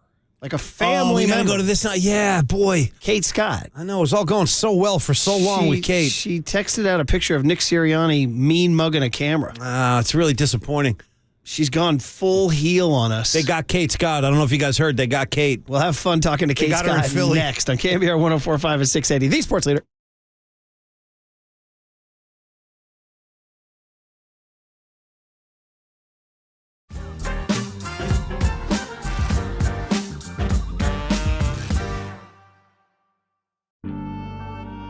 All right, everybody. Thank you, Marcus. What a very demonstrative point you just gave me. That was big. I feel like I'm in Hollywood. All right, hey, Paulie Mac here for Prize Picks.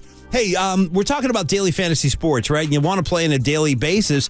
Prize Picks would be the best option for you. Get over to prizepicks.com, select 2 or more players, and then you basically predict their stats in any category that is appealing to you. It might be passing yards, rushing yardage. Maybe you like to focus on, the pass rush and sacks. Maybe you feel like there's a safety coming tonight. Whatever it is, that's how you can play at Prize Picks, however you see the game. And if you have some football skills, a little bit of football IQ, you can turn a small amount of money into a quite large sum with just a few taps with easy gameplay, quick withdrawals, an enormous selection of players and stat options.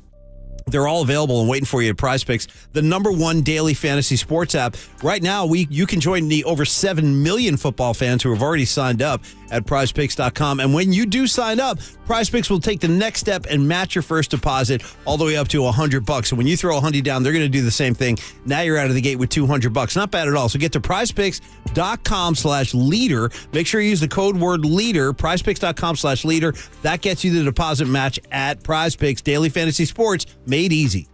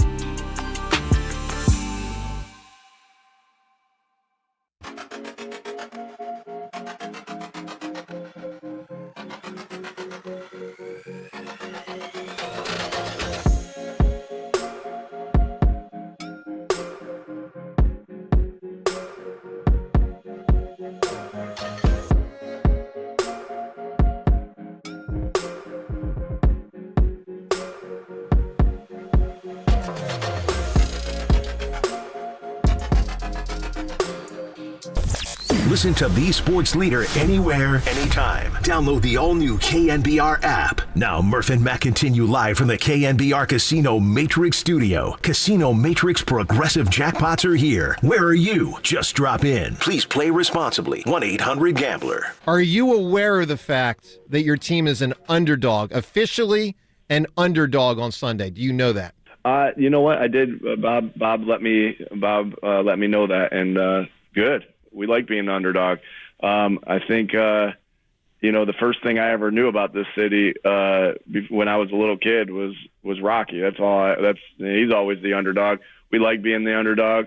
No one thought much of us going into last season, and we played the underdog role well, and here we are, and good. We'd like to be the underdog again. Well, there he is, the voice of Philadelphia, the mean mug of Nick Sirianni, who happens to be maybe our next guest's favorite person. I feel so bad about this. I know this. I can't believe this happened. First and foremost, let's clear that. We'll save that nonsense for a minute. Yeah. It is a time to just say a great big hello and warm greeting to our family member, our sister, our teammate. I'm saying we love Kate as much as anybody on the planet. Kate Scott, the voice of the Philadelphia 76ers. So first and foremost, Kate, big holiday greeting to you. Hey, Kate Scott. Hi. How are you? Hi, guys. Can you hear me okay? Real well, yeah. How are you? Okay. We're doing freaking great, you guys. I'm at a Four Seasons in New Orleans that's paid for by somebody, not me. And after I hang up on you guys, going to walk down the street to have beignets and coffee. So life is freaking amazing. You know what's crazy? How are you guys? Long way from Clovis, kid. I'll give you a little brush with Kate Scott greatness that I had a couple of weeks ago. Now, it didn't get close enough that I actually made eye contact, but it turns out that you and I were staying in the exact same hotel in Detroit. When you guys were in town to play the Sixers, I was in town with my buddy to go see the Metallica show at Ford Field. And when I got back from the gig, I was walking through the lobby, and I'm like, man, there's a lot of 7-foot dudes in this lobby. There's a real scene going on. And all of a sudden, I'm not kidding, and then the bus came up, and everybody was like, yeah, the 76ers are leaving the hotel right now. I'm like, damn, I miss Kate Scott. So anyway, Kate, we had a brush with one another, but it was like too quick and too late. I don't want to bother you. Okay, I'm a little disappointed. That kind of feels like you didn't actually want to say hi to me, but I'll allow it. Yeah, if I was Paulie, I wouldn't have told that story, right? No, I'm just saying. Well, if I had have known, I would have reached out. It was too late, believe me. You guys were on your way out of the building. By the way, Kate's coming off a 44-point ass whipping of the Lakers, by the way. Well, life is good for Kate Scott. Yes. How great was that? How great was that? You guys I try to explain to people in Philly, y'all, I grew up hating the LA teams. hating the Lakers. Lakers fans were the worst. Like, if you guys think Cowboys fans are bad here in Philly, just wait till you meet Lakers fans in California. So I was very happy to hand LeBron his worst ever defeat in the NBA. Ooh, wow, that was his worst ever. Obviously, I had a huge role. Yeah, on the night that that he became the most minutes played, I think, in the history of the NBA, right? And he had to wear that one. Worst loss in the Sixers-Lakers series, dating back to when they were the Minneapolis Lakers and we were the Philadelphia Warriors. And yeah, it was bad for LeBron, and I enjoyed it. So when you're up by 40 in the fourth quarter, do you start musing about the Eagles and the Niners on the air to kill time? That's the question. So that might have happened. Maybe I was memes as I was talking.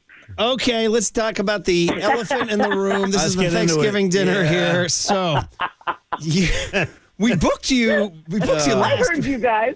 You know I do my research. You know I was listening to the segment before you brought me on. I'm ready. I got my paws up. I'm ready to go. I'm on Threads, and I follow Kate. And welcome to the dark side. And she posted. Well, she posts Sixers stuff. You know, there's a little stuff about Back to the Bayou. They're taking on the Pelicans tonight, and all that stuff, and blah blah blah. She has put out something about Ann Myers Drysdale. That's great. Then there's this picture from the night of the Bills-Eagles game of Nick Sirianni mean mugging an overhead camera with some sort of fake tough guy nod. Here we go. So good. Kate, please explain this post. Yeah, the floor is yours.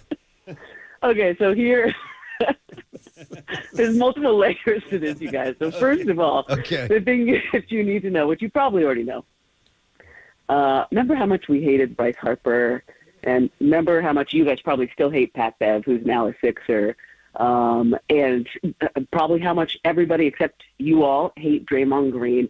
Nick is one of those guys who, if he's not on your team, you absolutely hate him, right? Because he, similar to me, has pandered the crap out of things since coming to Philly, played it 100% right, and everybody loves him now as a result, because he is, as I've been trying to play things as well, he has made himself a Philly guy without being from Philly, which is not an easy thing to do. And a couple days before, a fine gentleman on Threads sent me a note. I don't know what we're calling them, fellow Threads, replies to a thread, because we're obviously not calling them tweets. But anyway, I had posted a game score of the Sixers winning, and he responded, "Kate, I love you so much, but I'm going to have to unfollow you, because a lot of us on the West Coast watch Sixers games on delay, or like we'll record them and then we'll watch them when we get home from work or whatever." So I'm going to have to. So guys, it was two-pronged. It was my way to try to keep all the people happy by not actually saying that the Eagles had won the game. And also, we freaking love Nick Sirianni, because he's so Philly, and it's so great. But I understand you guys hating him, and as a result, me for sending that out. I mean, I don't mean to throw this hot potato in my partner's lap, but I think fine. Paulie has been the lead. I'm the lead dog in that fight. I just see him. It's kind of like what you. So, Kate, listen, a little bit of backstory just for me. So I grew, when I went to high school and all that, I was in North Jersey, and I was not. So North Jersey is like New York City territory, and as you now know, South Jersey is Philly territory. So I never really felt connected to Philly. But the one thing I knew about Philly is that they're very provincial to the point of the extreme, kind of like you said. Like Sirianni has been accepted into the arms of Philadelphia like a true Philadelphian, but he's not. See, I see through his whole facade. It's an act, Kate. I'm telling you, someday when we sit down off campus and we have a drink, I'm going to point out all the flaws, but I see some fatal flaws in his wannabe Philly act. I'm just not buying it. I'm not buying in. Oh my gosh. And I love the Murph insider knowledge now that I've been back here going on 3 years. It's so funny that Paulie brings up the North Jersey, South Jersey thing. Oh, it's a real thing. Yeah. We talk about California needing to be two states because of the differences. Jersey, Paulie, I'm throwing Jersey into the mix because my partner, Al Abdulabi, actually still lives in North Jersey, and he's from North Jersey. Okay. And he's a New York Giants fan. So he doesn't even like it when I talk, like Jalen Hurts was at our game the other night. We show him on camera. I'm trying to have some nice banter. And on air, my partner on the Philly broadcast goes, "Yeah, whatever." No, I got to respect that. I respect It's like him. two different cultures. I know. Well, so, Kate, have you admitted to anybody that, I mean, we have the evidence, and we have pictures of you as a small kid in Dwight Clark jerseys and Ronnie Lott posters and Joe Montana face paint. And have you admitted? Have you come out and told everybody? So, Murph, what I have told people, and it does actually ring true, because as I texted Bob and everybody down in Santa Clara, like I would be here in Philly without them, without one of the many opportunities that was offered to me all those years ago, calling 49ers preseason games. That was one of the steps that helped lead me That was here. awesome. And I said, I will always love you guys. And the way I've been talking about it in Philly is we all have our first love, right? That is always going to stay with us. And we always wish the best for them.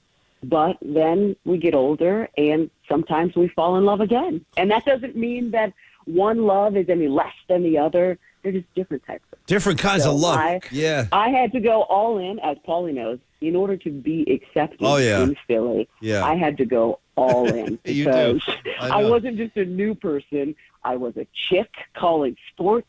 I was a gay chick calling sports. I'm from California. Yeah, you got a lot lined up. So many differences. Yeah. So I've had to go all in. And as we said last year before the NFC Championship game, like, there's so many things. If you guys weren't 49ers fans through and through, you would love a lot of aspects of this Eagles team. Jalen Hurts is such a good dude. Kelsey in the offensive line again, releasing another Christmas album like Sirianni and the Mean Mug. If he was yours, you would love this crap. Believe me. Yeah, probably. But you hating the brotherly shove and all that stuff because they're the team that you have to beat on Sunday. So good. Kate Scott, of course, the voice you hear. She's, of course, our family member, our longtime KNBR host, who's now, for people who don't know, she's the voice of the Philadelphia 76ers. She's in New Orleans for Sixers Pelicans, but she's also straddling a fence between East Coast and Eagles culture. No, she's doing it the right way. Let me ask She's you smart. a question about your true Niner. Like, are you following the Niners? Are you embracing the Brock Purdy-ness of it all? This is a hell of a story. And I think it's awesome. And I'll tell you guys this, too. We're actually, because, as you know, Eagles football, Birds football, as they call it in Philly, is truly the religion. Like, people are in on the Sixers because we're having a great start to the season and they're fun to watch this year. People were in on the Phils, obviously, because they win as far as they did 2 years in a row. But it is Eagles above everything else. So it is the religion. The city shuts down. South Jersey shuts down everything. So we're going over to a friend's house to watch the game on Sunday. And Nicole said, they better know I'm wearing my Niners jacket. Oh, nice, Nicole. Nice. I like she's that. Bringing heat. But even she's coming around. She's kind of split because a couple weeks ago she said, my team's lost today. And I said, wait, was there an S on that? What are your teams? She's like, well, the Eagles and the 49ers. Oh, well, she's a devoted. She's a devoted spouse. She's, This is tough, man. This is really tough. I wonder what would have happened if we're still following. We're still following. And as Herm said, I heard Herm talking. I'm expecting round 2 NFC Championship. I agree. This year. So I think this is going to the precursor, and I actually think that you guys are going to win Sunday in Philly. I think that, as you guys were talking about with Herm, like the Eagles have had an incredible season, but there have been a lot of games that they probably should have lost. And I just feel like Brock didn't get to play last year. You guys are hot and fired up and ready to go because of what happened here in Philly last season. So I will not be surprised if the Niners take this one, and it just sets up, hopefully, what we all wanted last year, which was an epic NFC Championship game. So I fully expect that again this year. Yeah, man, it's fun. Great catching up with Kate, and I'm with you. Hey, before we let you go, since the NBA is your bag, baby, my bag. You should. If we weren't so immersed in Niner Eagle hype, this Warrior King game last night was insane. I know it was 1:15 in the morning when it ended for you, or 12:15 in the morning in New Orleans, but it's leading to like Kevin O'Connor in The Ringer wrote this. I retweeted it. This deep dive, like are the Warriors like legit on the way out? A lot of doom and gloom, Kate. Chris Paul got hurt last night. Gary Payton got hurt. Curry was gassed at the end of the game. Kerr's decisions. We had some bad turnovers. Every button Kerr is pressing is the wrong button. He's pulling the wrong guys and playing the wrong guys. And now they're 8-10. And Draymond was suspended for 5 games. And I'm wondering, I guess my sort of a 2-part question, Kate. One is like your take on the Warriors from afar, and then 2, you talked about, if you had Sirianni, you'd love him. And now that you don't have Draymond, do you see him differently? Good question. Yeah. I was actually at Thanksgiving. I was still standing up for our guy Draymond. Okay. My mother-in-law, who's a psychologist, was saying that, listen, I've dealt with a lot of men, and that he really needs to go to anger management. And I was the one pushing back, saying, Mom, that's just Draymond. And he was trying to protect Clay. And she was like, Kate, I'm not buying it. So I will always.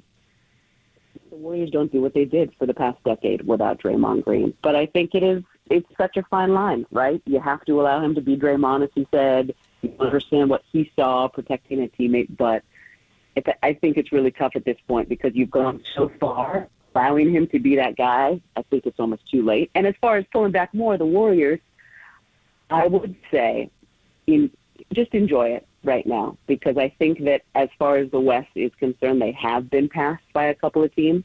I think Denver, when they're healthy this year, is just better. We saw OKC the other night. Man, they're a fun young team. So I think they're in the second tier right now in the Western Conference. So just enjoy it. They won 4 titles, and how freaking incredible was that? And who knows how much longer the group is going to be together. Like, Clay's a free agent at the end of the year, right? Yeah. There's a chance that he could be somewhere else. So as a sports fan and as somebody who loves all those guys, because, again, I was with you guys when all the madness was happening for the first time in 40 years. Yeah. Just enjoy it. Go to games. Cheer them on. Know that they're probably not going to win a championship. Also know you guys have Steph Curry and championship pedigree, and that is a real thing, having that experience. But yeah, I think, I mean, I loved the result last night. I know I shouldn't say that with so many Warriors fans, but it's great for the NBA that the Kings and the Warriors are going at it, and that matters, that the Clippers are kind of decent down in Southern California. So, yeah, I think that the page is turning on the Warriors, and I'll be interested to see where they go over the next few years. But what an incredible run it has been, and I'm never going to count them out because they have that run in their back pocket. Sounds like you got the shovel and you're digging, throwing some dirt on. A little bit. Yeah, a little bit. Well, but this is supposed to be Joe Lacob said 20 years Spurs run. Well, what he said. Listen, you know. That was 15 years ago, right? The game has changed. I think so. Well, I was talking about it actually with our coach, Nick, before we go, and just like the league is changing, it is turning into really long, athletic dudes. The Warriors created the blueprint, right, of positionless basketball, and now those players have gotten even better, taller and longer and faster and stronger, and they're passing the Warriors by, I think, a little bit as a result. Ooh, well, that's Kuminga, and that's about it. Maybe Moses Moody. Yeah. By the way, I just realized too many Knicks in Philadelphia. Nick Nurse, Nick Sirianni, and Nick Nurse. We got beef with Nick Nurse. He beat us in the finals with Toronto. So we got beef with all these Knicks. So. I know. Yeah. Well, and that's what I was going to say about the brotherly shove. I heard you talk about it with Herm, and it's like when everybody talks about Nick's junk defense, my response was it legal? Did it work? Did they win? That sounds good to me. Wow. They should keep doing it. Two final tweets. We got so many people are reacting, Kate. Some people love you. Some people are wounded deeply. 214 says, Kate sounds like a hostage. Tell her to blink twice if she needs help. Yeah, Kate, do you need aid? Like, we'll come to your aid. We'll rescue you if you need that. Blink twice if you need help. And then just cough 3 times. We're going to end it on this one, though. This one's pretty heavy. He says, listen, it's hard to hear Kate talking like this, but she needs to know that we will always love her. This is 831. Oh, we do. Kate 31 says, Kate needs to know that we here in the Bay Area will always love her, despite her comments about her love for Philly. That's it. And she should know that Philadelphia would not grant her the same courtesy if the story was reversed. Well, listen, that's food for thought. Boom, baby. California coming. And it's also very true, Paulie, and I will have you guys know, even though probably this is going to piss people off more, I am cheering for the 49ers every game that they're not playing the Eagles. And I will not be memeing or threading or anything on Sunday because it's just too hard. I love them both. I want both teams to win. We hate Dallas together. We hate the Giants together. So I just hope everybody stays healthy on Sunday. It's a great freaking football game. Hey. And then round 2 in the NFC. All I know. All I know is you're getting a beignet. And all I know at the end of the day, Kate, this changes. This is not going to change anything with us. Our love for you is undeterred. So, raise your Cafe Du Monde cup of coffee in our direction, all right? I will. I love you guys. I love all the listeners. I'm sorry for breaking your heart, but wink, wink, nudge, nudge. I'm blinking twice. Hey, love it made for a fun segment, I'll tell you that. All right, Kate. Good. Kate. That's all that matters. Have a great call. Talk to you soon. Love you guys. Talk soon. Love you. Kate Scott. She's the greatest. Love her. Always will. That was Always good. will. It's caused a lot of reaction. Well, I think there was a lot of kind of, what would you say, like almost like theatrics in her presentation. I think her heart of hearts. A lot of people are going to Paulie Mac's soundboard, going Goodfellas. Oh, you're going Paulie Sorvino? Yeah. Oh, boy, that's pretty severe. That's what they're saying. We're not saying this, but others I know exactly what you guys are saying. I haven't played it in a while. I'll find it. Others are saying. Yeah. Many are saying. I'm still looking. I'm letting you buy looking. some time No, here. I can't find it. No, I 49ers can't find holiday it. auction, 49ers.com/give. Yeah. Holiday auction, game day experiences, memorabilia closes at 7 o'clock tonight. Right. Go check that out for the 49ers Foundation. And what we're all trying to this say is what to- many texters are saying. Now I got to turn my back. There it is. Page 5 all along. Right, well, It was hand on it 10. over Yeah. to Papa and Lynn next on the Sports Leader. I am cheering for the 49ers.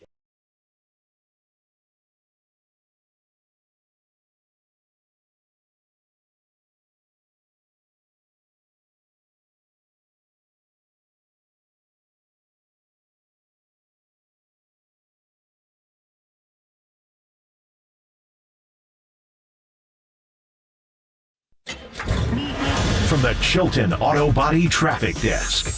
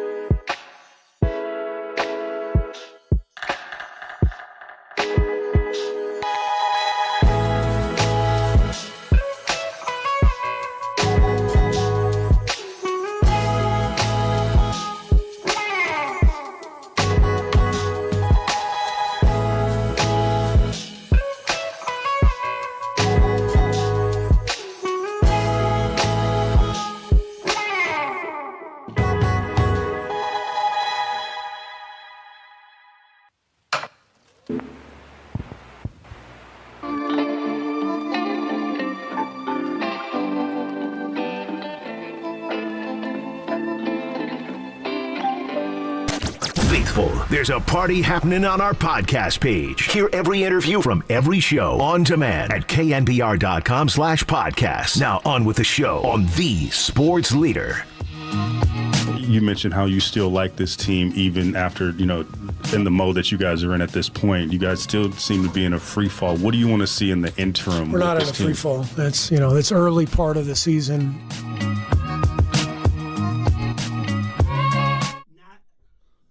Not in a free fall, says Steve Kerr. Man, oh man. God, the storm That's a strong clouds phrase, are gathering. free fall. I mean, that's strong language. And even that rejoin music that Marcus is playing is sort of ominous. Well, here's the thing, Murph. This song right here is from the legendary group Living Legends, and the title is Never Falling Down. Okay. So I'm sending the message that the Warriors are not falling down, Murph. All right, man. Well, it was very dramatic, incredibly dramatic last night, from Draymond's technical to Kerr getting second guessed forever. And I retweeted that piece from The Ringer, man. Sometimes somebody writes something that's like so good. I'm like, this guy, Kevin O'Connor, he wrote a lot of great points, bringing up all sorts of stuff about Kerr's rotations and Moses Moody and Klay Thompson and all that stuff. So it's more fun talking Niners-Eagles, isn't it? Yeah, much more, All right, actually. so, we got anyway, 2 more days of that. That was a big day today with Kate Scott and Herm Edwards and Yeah, Mike that was Silver fun. and all that. So we'll do it again tomorrow, Paulie. All right, kids. I think so, too. Here's the deal. Marcus, Triple E, great to have you back, buddy. Cheers, y'all. It's time to hand it over to Papa in London. When it's time for a change, think Speedy Oil Change and Auto Service, your trusted oil change tune-up and brake experts.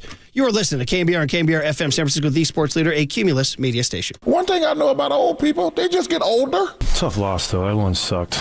Like, that's the problem. Have a good night. That's the end of the game.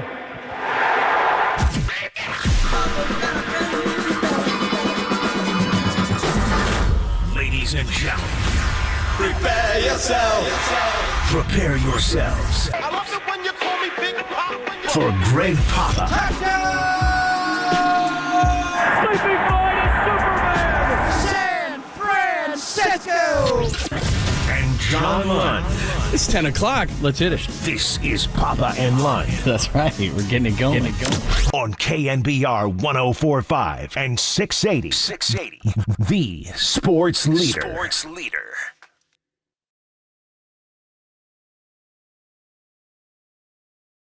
Thompson, a quick release, cash money from Klay Thompson. So all slumping guys Yeah, they're are coming off to on. a great start right now. Green left open. He'll take it and he'll hit it. And Draymond Green, a little stare down at that Sacramento bench. Heel number 1 in Sacramento, Draymond Green. He's returned with a vengeance here tonight. He's knocked down 2 threes.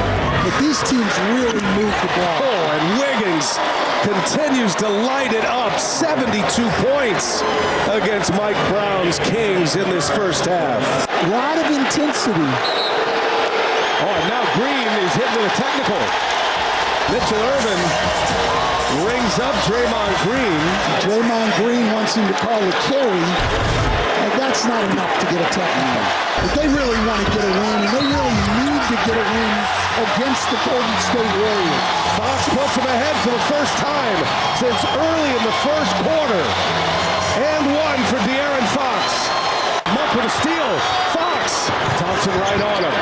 Herder, extra pass. Monk now. Sidestep. 3-pointer. It's good. A steal and a 3. It's a 1-point game. And now Group C is in the books. But the win in question is Green turns it over. You guys still seem to be in a free fall. What do you want to see in the interim? We're not in a free fall. It's early part of the season. We're losing a bunch of close games, and we can see it on tape every game. Fouling, turnovers. I can only say it so many times. Those 2 things have to improve. When they do, we're going to be really good. Steve Kerr did not like the term free falling. We'll get into that on the Warriors' loss to Draymond flopping another technical foul. The Giants swinging for the fences. Tons on the 49ers, as always. Aaron Rodgers' window is open. Mark Cuban selling the Mavs. Man, it is busy. Good morning, Who's going to buy the Mavs, John? Ross Perot? The Adelson Group. Remember Sheldon Adelson out of Las Vegas? His wife is part of the Adelson Group. They're not moving to Las Vegas. Very tight with Al Davis and Mark Davis. He was involved in brokering the deal to send the Raiders to Vegas. So yeah, that's the guy. Or she's heading it up. What's the price of the Mavs going to be? $3.5 billion is what they're saying, and I think he bought him for what, $285 in 2000 From Ross Perot. Who did he buy him Yes, I think you're right. Because didn't it go presidential Carter, candidate. Donald Carter to Perot to Cuban to Adelson's, the Adelson Group or whatever they're calling it. So there you go. And he's leaving Shark Tank after 16 seasons. So, big changes for him. Yeah, what's he doing? People think he's Steve Kerr, by the way, does not have a contract beyond this year. Just noting, and there's a lot of debate on whether or not he wants to coach this team. And beyond this year, we'll see. The money obviously is enormous. Team USA's there, and a trip to Paris for the Olympics. But Logan Murdoch with the free falling, and Marcus scrambling there to get us Tom Petty and the Heartbreakers after our heartbreaker last night. Just a game you got to win. I mean, they had the game a couple of different times. A huge first-half lead, John. They played so well early in the game. Andrew Wiggins and Klay Thompson, two guys that are not beginning the year like themselves, certainly played like it last night. They had a couple of sequences playing a two-man game, a backdoor, a give and go. It was just beautiful. Wiggins skip pass to find Klay for a catch-and-shoot three. Steph was Steph. And then what's going on with Chris Paul and the lower leg soreness? That did not look good.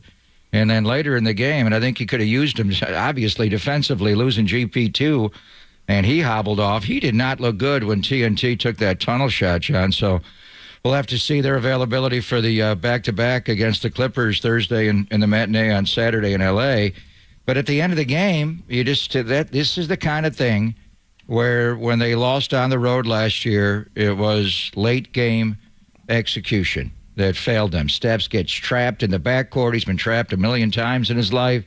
Throws it right to the middle where it's supposed to go, but not to Malik Monk. You don't want to do that. They cash a three.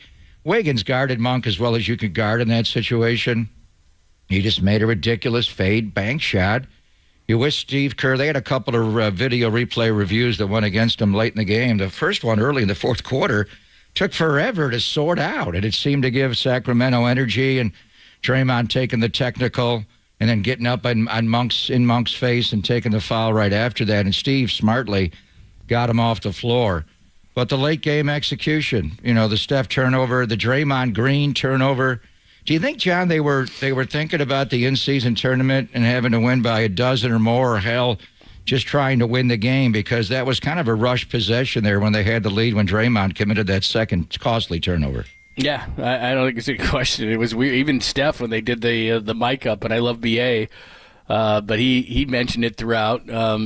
I've told you what I think of it. I think it's silly, and they kept talking about it last night because it's an NBA directive. I don't think that the intensity had anything to do with that. I think that the Kings and the Warriors are becoming a fun rivalry, and especially when you go up there, because the Warriors have been where the Kings want to go, and I think it's turned into a really, really fun thing when you go up there. And like you said, 24-point lead, 72-48 in the first half. You had control of this thing, and then, good teams, veteran teams, they just shouldn't lose these games. It's confounding. Yeah, it was the late game execution was reminiscent of last year. Yep. But it's Sacramento came hard. There's no doubt. Kevin Huerter had a good game. He came in struggling. De'Aaron Fox, he was 9 of 17 from the line and still wound up with 29 points in the game. First of all, he got to the line 17 times, which is a major problem. Nearly had a triple-double. He guarded really well in the game. There was one time when he zoned out and he lost Steph on a screen. He left him wide open. There were a couple of shots there late in the game of 5 where Steph had a wide open top of the key three. The ball went about halfway down and then popped out where they made a defensive mistake on De'Aaron Fox. And then Draymond missed an open shot. You make either one of those, I think you stretch it out to a 3-possession or close to a 3-possession game, and it's going to be tough for them. But just the turnovers and the fouling, obviously, as Steve said, 31 personal fouls last night. They had 42 free throws last night to the Warriors' 30.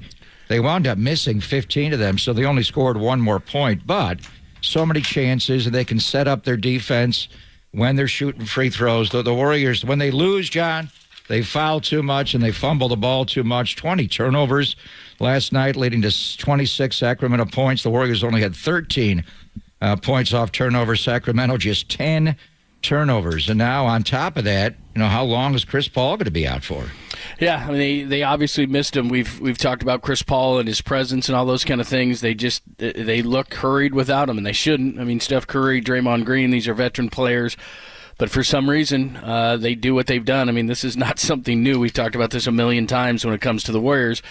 They just don't value the ball enough, and especially down the stretch, and then it comes back to bite you. And so last night, because Chris Paul's not on the floor, they're just not calm, and they had all those turnovers. So I think those two things, and it's certainly not an excuse, they still shouldn't have lost that game. But to lose Chris Paul, obviously, in the turnover department killed you. And then to lose Gary Payton defensively. And you and I got into this conversation yesterday of who's going to be a consistent perimeter defender. Wiggins can be at times if he wants to. But Gary Payton is really the only guy that can climb up into the space of a guy like De'Aaron Fox, who is getting to the line but missing the free throws, and Malik Monk. These are guys who want to get to the rim, and Gary Payton II can help. So you lose the one guy on offense who's controlling things and not turning the ball over, and you lose your best perimeter defender on the other. And it spelled disaster for the Warriors. Yeah, Chris Haynes' report coming off the floor, it did not look good for Gary Payton II. So what's the nature of that injury? And then Chris Paul. I mean, then you got the Clippers again, and guys, you're gonna have to stop. You're gonna have to guard James Harden, and obviously, PG-13 and Kawhi. They got great offensive players, great one-on-one players. So you need Gary Payton to at least give you. I thought Wiggins was much better last night. Guarding De'Aaron Fox is just difficult. His ability to get to the cup whenever he wants, and he's shooting the three ball well enough. Last night he was not great, but still 2 of 8. But I don't know. The Draymond technical, I think, early in the fourth quarter kind of energized their group a little bit. I don't think he deserved it from Mitchell Irvin, but then he just went at Monk way out. And I understand when you have the guy trapped right across half court, and you've got the over and back. He's trapped there. He's trapped against the sideline. You want to be aggressive, but he got really into Malik Monk's face, and a little bit of a glare from J.T. Orr after he was called for the foul. And Coach Van Gundy did a great job last night, Stan Van, just a little overly aggressive in that situation. I know you want to go get him because he's kind of boxed in to the side, and he can't go back, so you have a good chance to get him, but a little bit too much. But I thought it was really interesting that Steve Kerr took him off the floor immediately at that point to not allow him to get the second and calm down a little bit. But that seemed to energize the whole building up in Sacramento. Yeah, Malik Monk said as much. He said that when they got the tech, that was the time they knew it was time to attack. We've got some sound from that, so we'll play that for you as well. Obviously, the debate of whether Moody should have been on the floor because the rest of the guys were struggling. Moody was 4 for 4 from the field, 3 for 3 from the three-point line, and scored 11 points in the fourth, but then he was taken out of the game, and I didn't have a problem with Wiggins coming in. So we'll get into that discussion. Draymond getting a technical again. He does a little bit of a flop, how much that got into everything.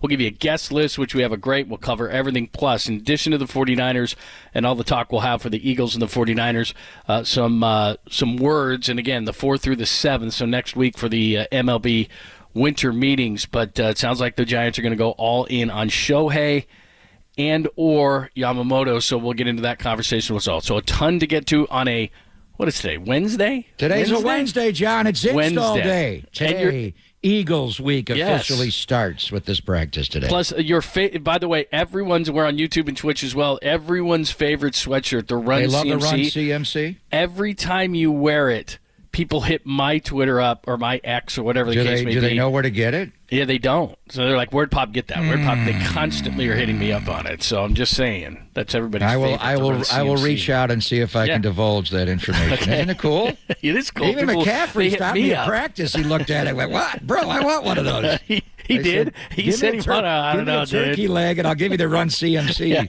sweatshirt. I don't know if I can give you the Run CMC, your namesake sweatshirt. It's iffy. I do like this one. It's cozy. Yeah, the rain this morning, John. It's starting to howl. Boy. I don't think it's going to rain for practice today. I wish it would. Me too. I wish we'd have a wet practice today, but I think we're going to have a clear practice. We'll see. But it was howling Jack this morning. All right, we'll get to all of it coming up next. Thanks for hanging out on a Tuesday. Remember, YouTube and Twitch text line is wide open as well. We'll do it all next. Pop and Lund, only here on the Sports Leader.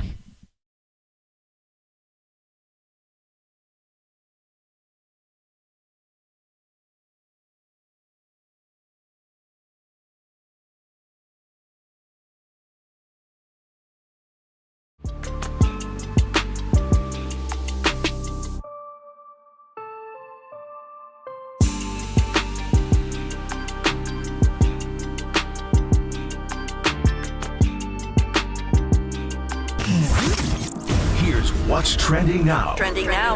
On KNBR.com. The Athletics' Tim Kawakami joined Tolbert and Copes yesterday to discuss his encounter with Klay Thompson and how Klay overcomes his struggles and emotions. That podcast and more trending on KNBR.com and the new KNBR app.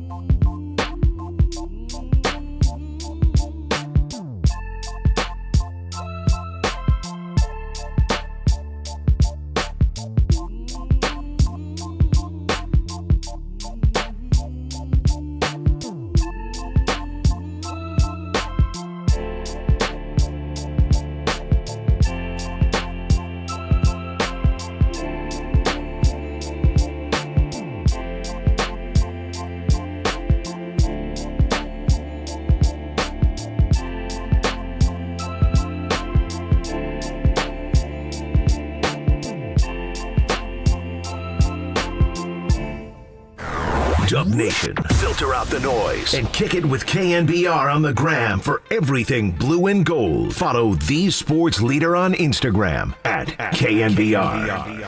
I ain't gonna lie, if that was anybody else, that's the one. No, he's passionate in those conversations, and he's shown in past that he gets fiery. You kind of know where the limit is. The carry sign and all that, I was doing the same thing right behind him, and they gave him the tech just because that's kind of what you expect him to do in that kind of situation. And I told him like just refocus at that point and let's just hoop. But that was a dumb tech for sure. Just we all do that. Like, did you see the carry type thing. So for him, no. Be competitive, be who you are, but we all need to be mindful of not getting distracted and just try to play basketball. That was Steph Curry. So, as Malik Monk said after the game, they knew when he got the tech, that was the time to attack, and that's what the Kings did. And I don't disagree with Steph Curry. Again, Draymond's got to realize that he's just different from everybody else. But it's not just that tech. I mean, every time you looked at him last night, he in a demonstrative fashion is barking at the officials, and I think the officials just have had enough. And they give Draymond Green technical fouls. That's just the way it is. It's not fair sometimes being Draymond Green, but I don't know that it was just that that was that situation. I think it was a culmination of things, and they just got sick of it. Yeah, I think the Warriors got to reach out to the league here. You have a couple of issues involving two of your best players that. What's going on with Chris Paul is just ridiculous. There's one particular official has it out for him, and you're going to have to deal with it next time he gets assigned a Warrior game, or hell, when he gets assigned a playoff game. With Draymond, Bob would reach out to the league office, and are you guys going to single him out now?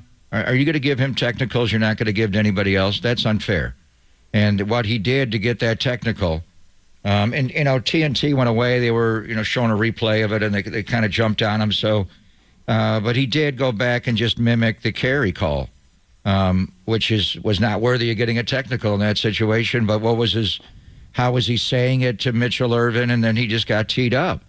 The one that bothered, that one was not worthy of a technical. That's a Draymond technical. And then it seemed to carry into the next play where he had Malik Monk trapped. He had him up against the sideline and the over and back line, the midcourt line, and he had him trapped. But he just got a little too overly aggressive again, and went at him and bumped him and fouled him when he was trying to steal the ball, swiping at the ball. It was just too much. So that one, I think his behavior kind of manifested in not barking back at the officials like he usually does when he got one, but it came out in this play where he almost took a foul, and then he got pulled. I'd like Steve taking him off the floor at that moment to calm him down, and then you brought him back into the game. But there's no question he should not have had that technical, but he did calm down enough to stay in the game. And, you heard what Steph said, and Steph went and spoke to him right after that. That's not why the Warriors lost the game. They just lost the game last night because right now they're trying to figure out who they are. And I know everybody's on, why did they take Moses Moody out after making the back-to-back threes there? It would have been a bigger story if you didn't play Klay Thompson and or Andrew Wiggins down the stretch when they had played so well in the game, and they are veteran players. That's why they're here. Their play was not worthy of getting pulled. It was going to be a little bit different because they didn't have CP3 and they didn't have Gary Payton II.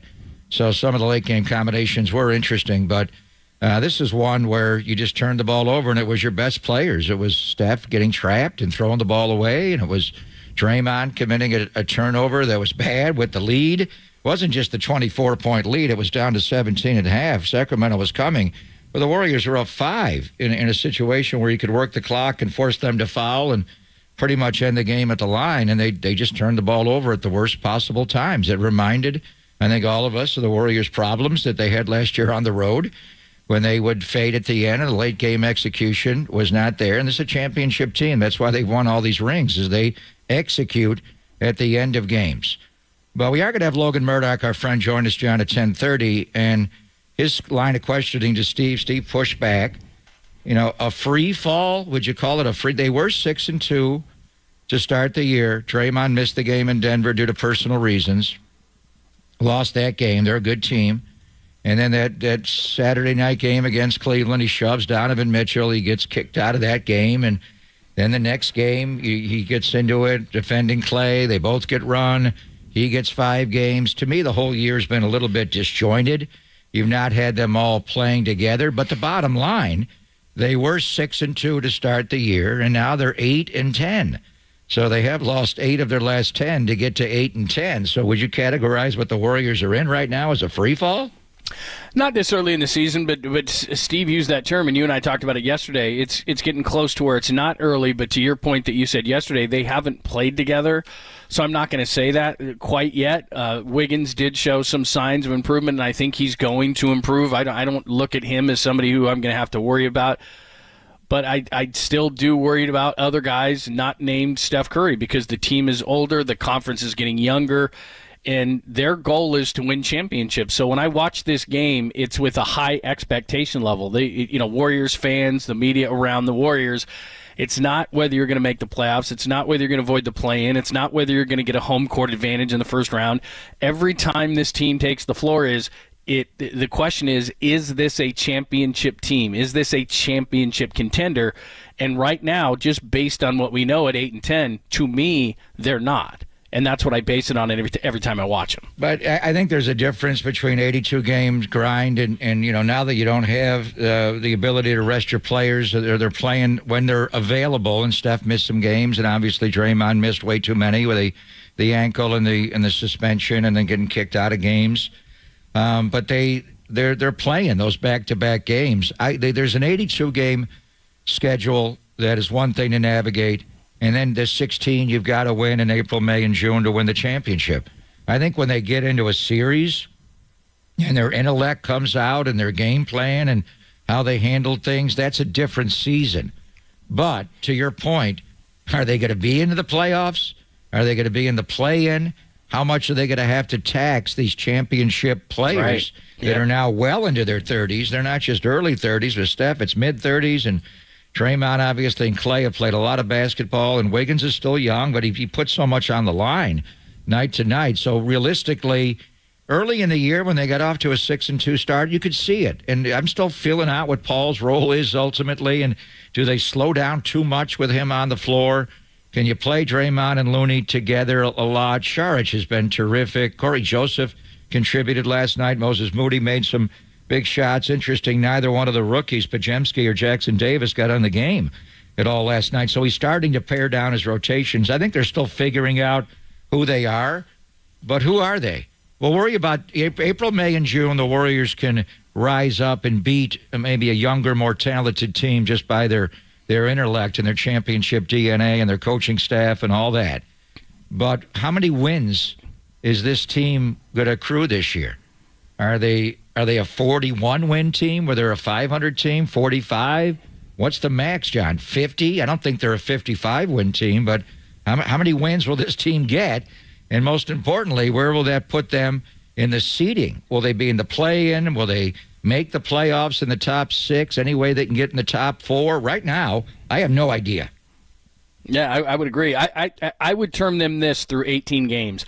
They're a team come playoff time because of their experience you don't want to see in a given round, depending on the matchup, but they're not going to win a championship. It seems to me that it's very similar to last year. Like the Kings, that was a great series. You take them to 7.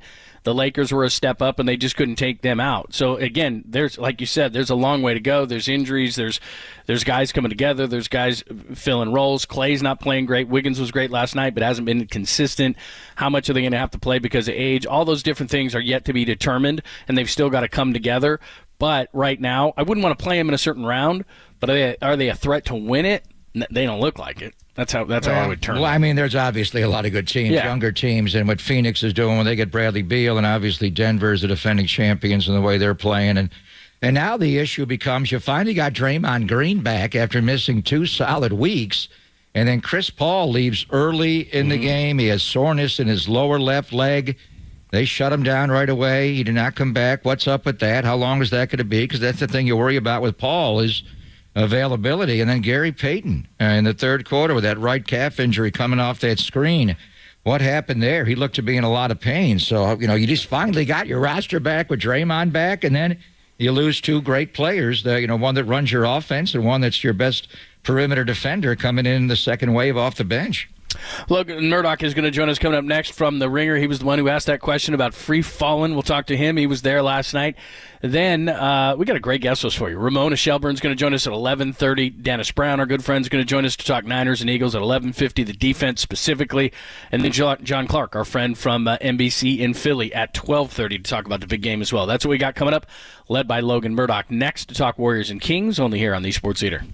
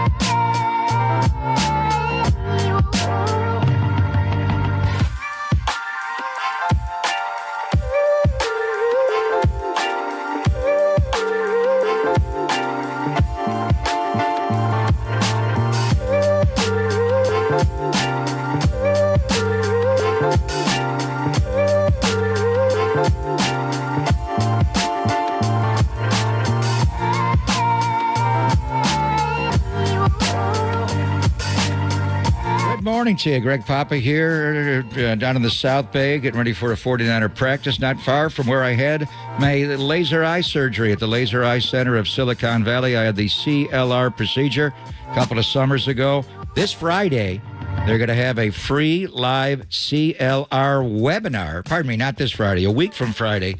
This Friday is December the 1st. It's December the 8th at noon. It's a great chance for you to find out all about custom lens replacement. At the webinar, the doctors will answer any questions you might have, like what's the difference between LASIK and CLR?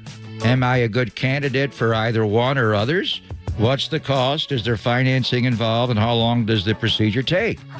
Find out how CLR is the permanent solution to readers, contacts, glasses, and cataracts at the Laser Eye Center of Silicon Valley's free live CLR webinar, Friday, December the 8th at high noon. Space is limited, so register now at lasereyeclr.com. That's lasereyeclr.com.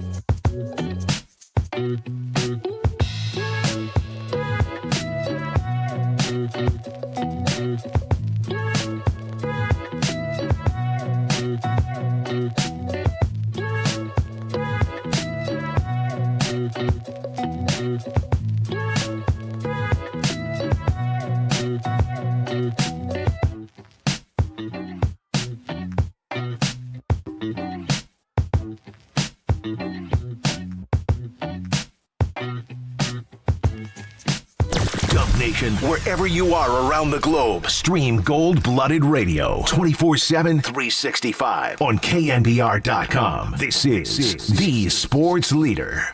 You mentioned how you still like this team even after, in the mode that you guys are in at this point. You guys still seem to be in a free fall. What do you want to see in the interim? We're not in a free fall. It's early part of the season, and we're losing a bunch of close games, and we can see it on tape every game. Fouling, turnovers. I can only say it so many times. Those two things have to improve. When they do, we're going to be really good. As Steve Kerr and Logan Murdoch asked the question, the free-falling question, they started 6-2. They're now 8-10. Quick math, which we don't like to do on the show, tells us that's 2-8. So is that free-falling? Let's talk about it. Logan Murdoch does a tremendous job. Spotify, the Real Ones podcast. You got to make sure that you are listening to that. And at Logan M. Murdoch, he joins us courtesy of the Uma Guest Line. Hi, Logan. How are you? I'm good. How you guys doing? Now we're doing good, man. So, Steve Kerr did not like the term free falling. So what do you think? Are they free falling? The numbers would suggest that they're free falling, and I know Steve's listening. You know you was lying.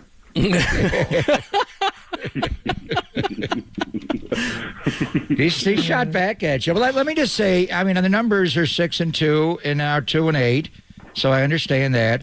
But Draymond missed. They were 6-2 going to Denver for that Wednesday night game. Draymond is not there, personal reasons. Gary Payton II does not play that night due to an injury. They wind up losing. They come home. Draymond shoves Donovan Mitchell mid-third quarter, gets run. They lose that game. The next game, Draymond and Clay get ejected 100 seconds into the game. Draymond's got a 5-game suspension. So I know the numbers are not good, but is it really worthy to evaluate the last 10 games, Logan? I mean, they really haven't had their roster.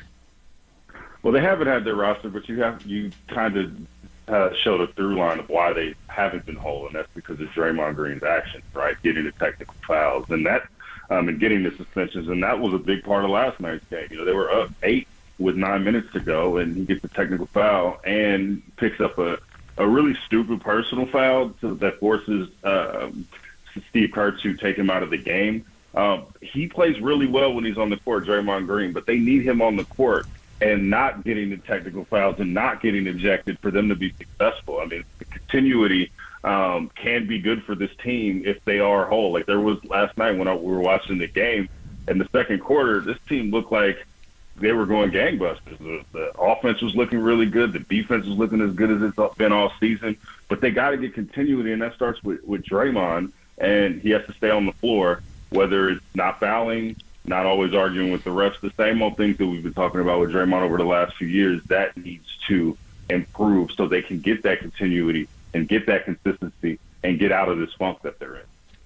Our guy Logan Murdoch is joining us. He was at Golden One Center in Sacramento, and the Kings come back, even though the Warriors are up at 1.72-48 in the first half. They seemed comfortable in the second half as well, but they lose to Sacramento.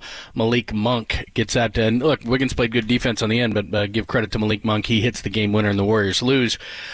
In regards to Draymond, and you talked about it in the Real Ones podcast, he came out and really not remorseful. And like you said, we've been talking about this for a very long time, but the NBA seems to want to make a statement here to say, look, we're sick of this. So to me, it wasn't so much that, okay, it's the carrying call, and Steph said afterwards, everybody does that. But he's continually barking at the officials. He had a flop in the game that was not called. It's just, it seems like every game it's a culmination, and at some point the referees just say we've had enough. Yeah, for sure. And it's affecting the team in a way that it hasn't affected the team in the last few years, his technical fouls. And a lot of that has to do because they're losing, and there is more of a responsibility for Draymond to stay on the floor than I think there's ever been. Because in past years, there was a buffer, right? When Draymond, would get out of line, they would have the Andre Iguodala, the Sean Livingstons, the David West, all those guys to, kind of say, hey, Draymond, chill out. There's no one there in the locker room right now to tell Draymond to chill out. And he's emboldened with the 4-year deal that he got over the summer. There's really nothing to say to him at this point in his career. So you're kind of in a position where you have to trust Draymond not to get technical fouls on his own accord. And so far, that hasn't worked out for them.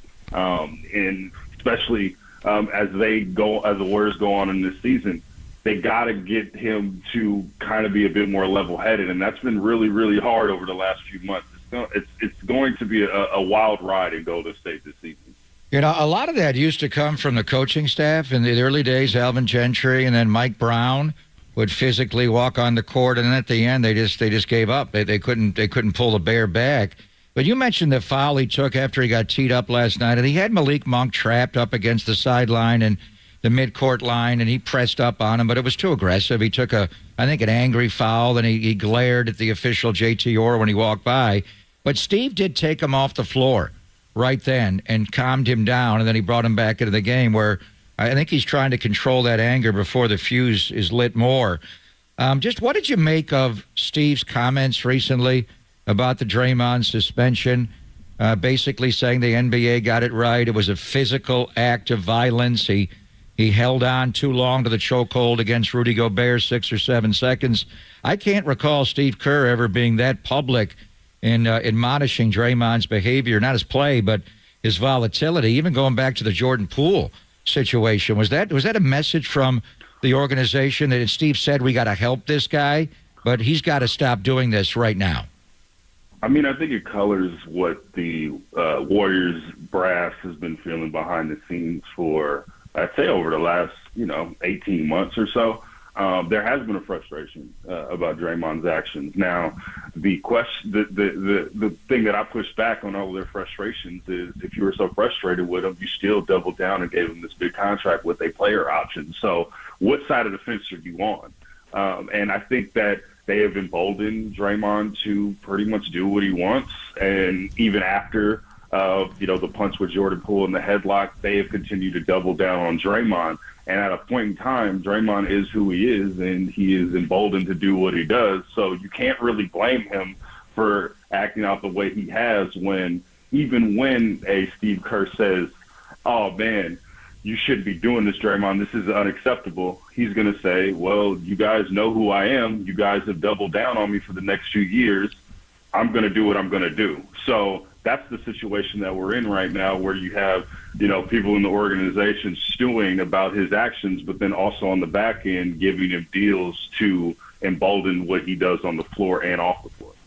Great stuff. Logan Murdoch is joining us. Warriors lose to the Kings last night. We're talking Draymond, but we're taking a big picture look at the Warriors right now, and they're in a strange position because, like you said, whatever term you want to use, you used free falling in the question, but they're 8-10. Steve said it's early. Well, at 20 games, now you're a quarter of the way through the season. It's not. You can't say it's early anymore.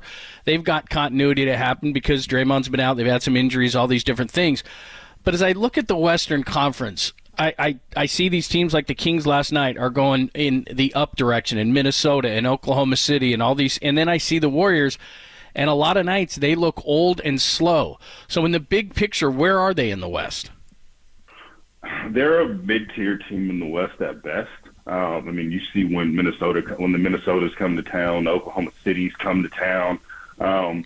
They're just younger and a lot more athletic, and the Warriors can only use their smarts, and that can only get them so far. I mean, when you're going into a second unit where you have a Chris Paul who is pushing 40, it's tough to it's tough to match that athleticism required to win a title in this league at this moment in time. I mean, the Warriors, to your point, look old. They looked old last night. Down the stretch, they look like they can't close games anymore, and that's something. And that's something that's even worse than when you put that on top of the fact that the chemistry issues over the last few years, and the chemistry issues are so bad. I mean, say what you want about Jordan Poole, but the only person that was young and athletic, they kind of shipped out, and that was the future of the team. They shipped out and didn't get any younger because of that, right? So they got to figure out how to get this roster in a place to where they can get it to with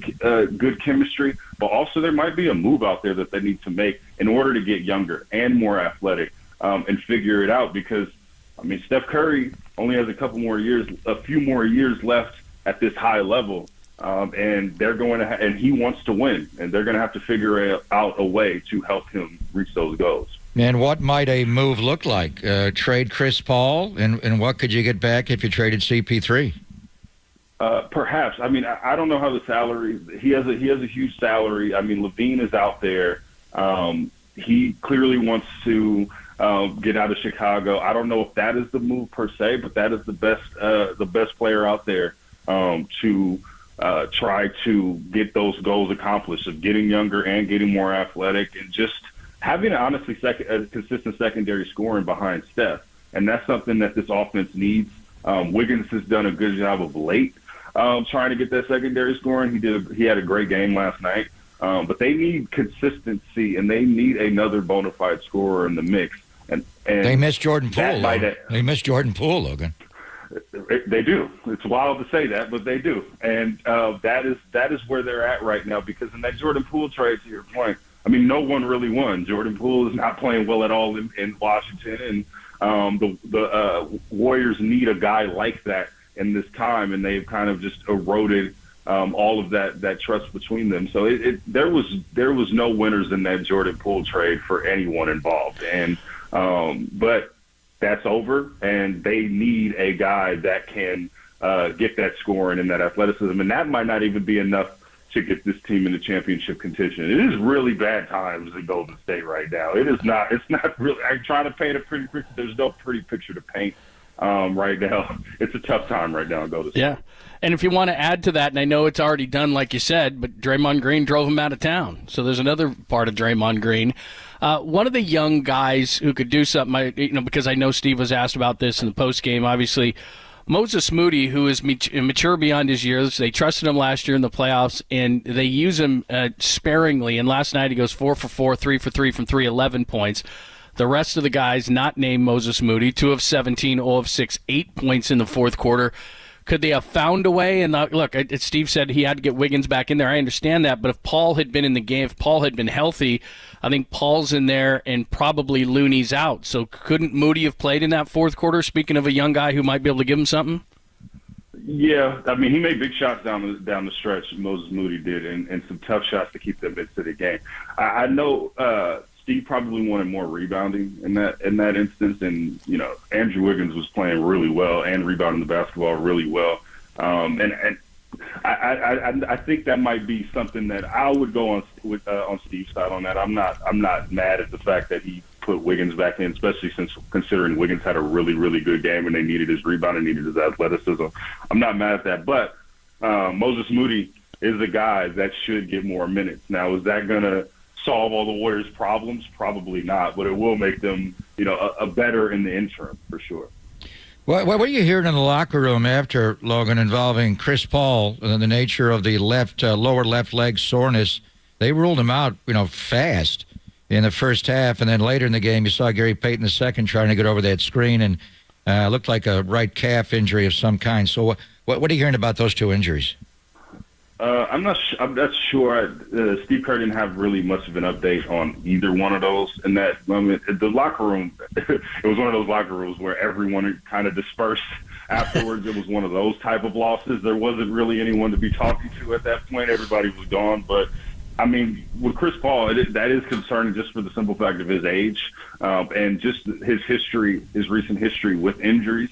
And that's going to be a big blow if he does miss an extended period of time, because he is the leader of that second unit. And at times this season, the second unit has played really, really well under his leadership.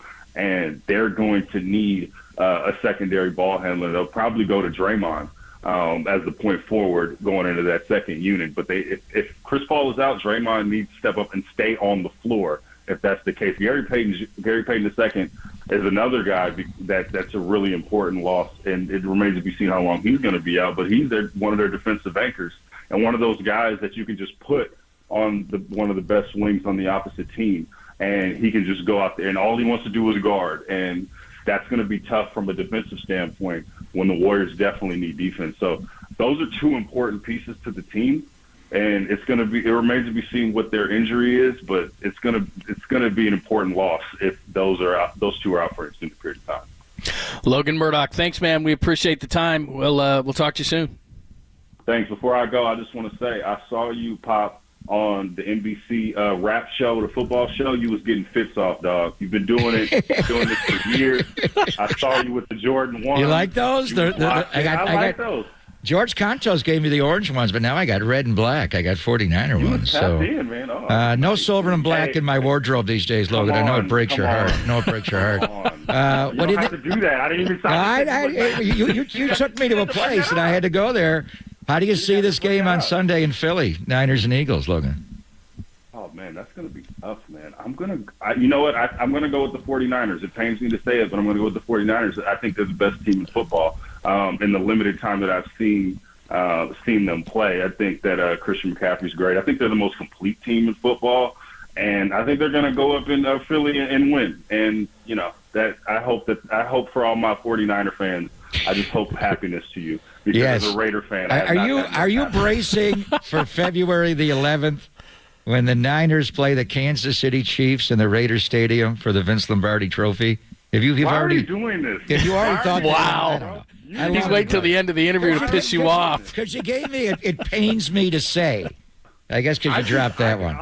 All this started off with me complimenting your Jordan. I know. I know. You didn't have to do this. I still love you, brother. I'm just asking you a question. I'm going to Vegas next week. I'm doing a plug here. All right. We're doing a Real Ones live show. Nice. At the Jimmy Kimmel Theater next week. So I will be in Vegas. For the in-season tournament? Are you going to be there for the in-season tournament? Oh. I'll be there for the in-season tournament. Right. Come tap in if y'all ain't got your tickets. Come to the Jimmy Kimmel Theater. Wow. But I'm going, and it's kind of bittersweet because, you know, I got to look at the Raiders not being my city. You know what I mean? It's going to be tough. Mm-hmm. It's really tough. Are the Raiders home then? Really can you go to a game at Allegiant? If anybody got tickets, come holler at me. I'm not trying to pay for no tickets at Allegiant. I heard the tickets, the prices are bonkers. But they put like out there. But if y'all want to holler at me, I'd help you out, but I have no connections there at all anymore. I am not the guy to ask. You know that. Actually, hey, you know Greg Papa? Hello, is this thing on? Yeah. Oh my God. Yeah, it ain't good. Not gonna work. Not gonna work. All right. Nice Jordans. I'm never complimenting you again. Jeez, look what that turned into, man. And you're a fashionista. I know. Yeah. No, I know. I try. All Thanks for watching, brother. Thanks, man. All right. That's the great Logan Murdoch. And again, Real Ones Pod. So he's going to do it down in Vegas at the Jimmy Kimmel Theater. Make sure you're following him at Logan M. Murdoch.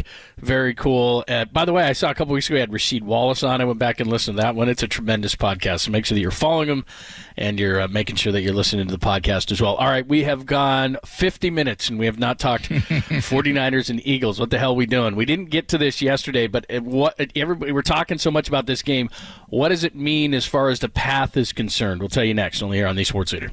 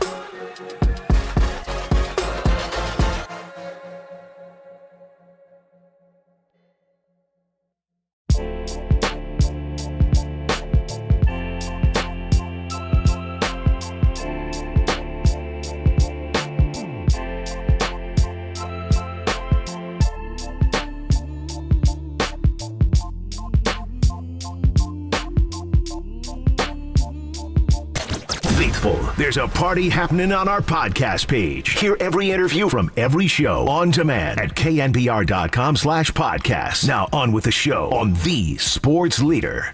Are the Niners set at quarterback? I mean, how can you say no at this point? It's unbelievable to me that the game has always been a processing game, Dan. I mean, and you've got an elite processor, 23-year-old elite processor, and you watch it every weekend. But how do you know you have that? I always call it's like Star Wars. I always say it's the Force. You know, when Obi-Wan Kenobi turns to Luke Skywalker, says, you have the Force. And everyone goes, well, what is that?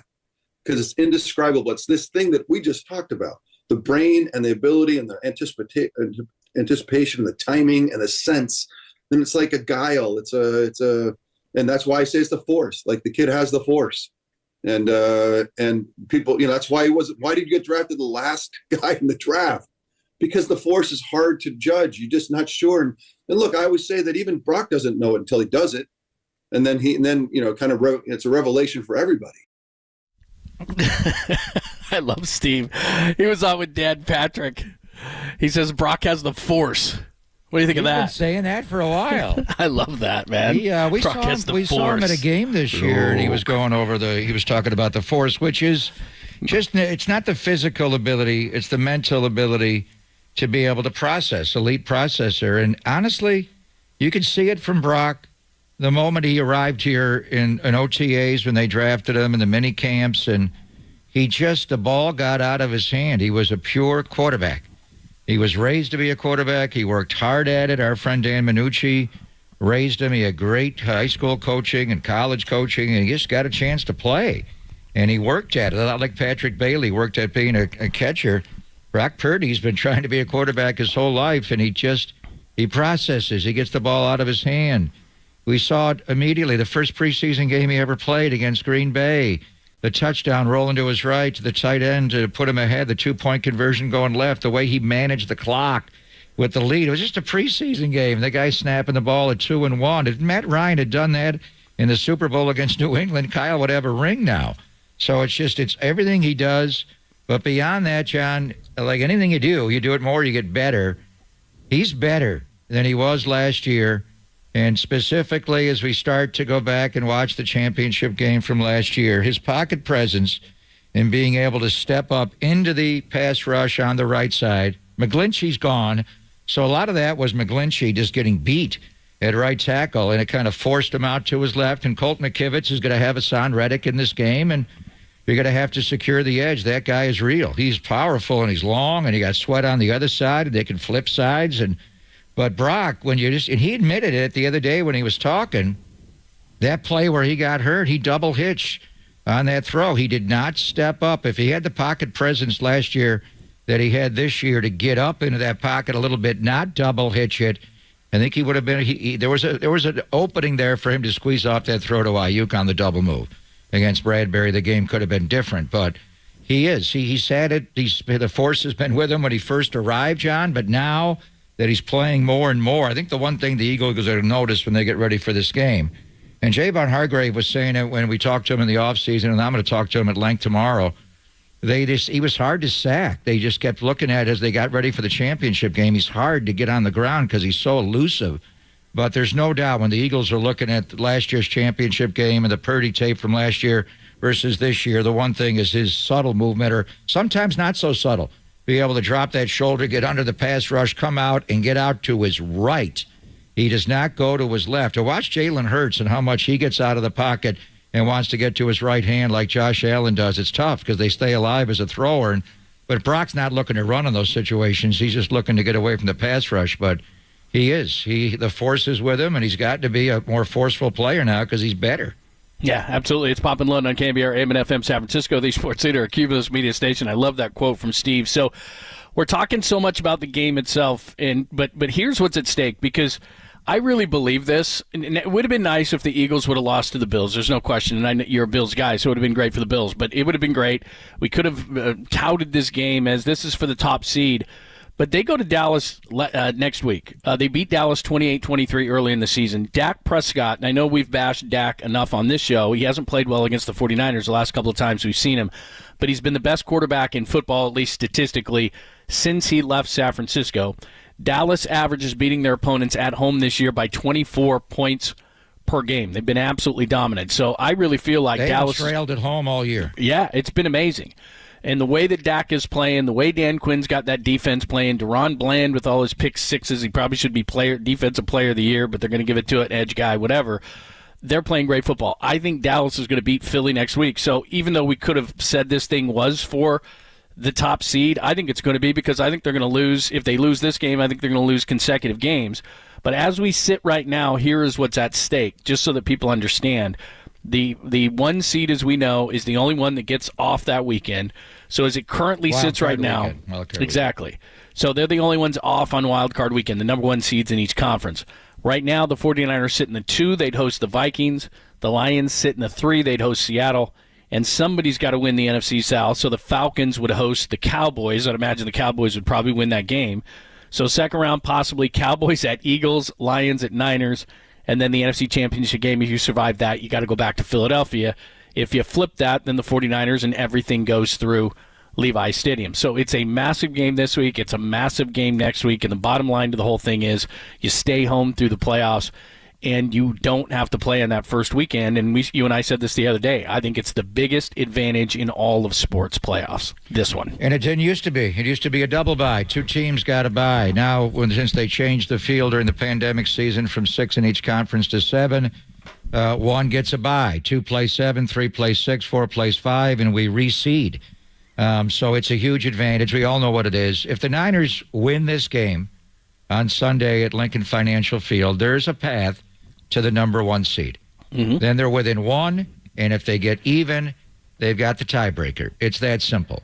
If they lose this game, getting the number 1 seed is going to be highly unlikely because you're going to have 4 losses. They've got 1. They get the tiebreaker. You're not going to play them again. Hell, they're not going to lose 4 times all year. So it's just this game sets it up, and I think it's good for the league. They're not going to say that. But if the 49ers win this game, it creates tremendous drama. All the way to the Dallas game, the Seattle game after that. They do finish up with Giants, Arizona at home, and at the New York Giants. And we're going to talk to John Clark, our friend from NBC Sports Philly. They're looking at it like stick a fork in the Niners now, open up a huge lead, and then we not only get Wild Card Weekend off, which is January 13th, 14th, and remember, there's a Monday night game on Wild Card Weekend on January the 15th. But then they get to start to rest some of their guys. Lane Johnson's playing hurt. The quarterback has been dealing with a knee injury. Dallas Goedert's got a fractured forearm, so he's going to heal at some point before the end of the year and come back. But, Cox is hurt. Cunningham's hurt. They got a lot of guys. So it's there. And also, if you lose this game, right now, you've got 3 losses with the Lions, Cowboys, and 49ers. Not so much with the Cowboys because you still would be the higher seed if you win the division, and Dallas finishes in 2nd in the NFC East. But for the Lions, you don't want to have to play. If you win the NFC West, then you have at least 1 playoff game here at Levi's. Yep. But is a chance you slip behind Detroit. Now you got to go on the road.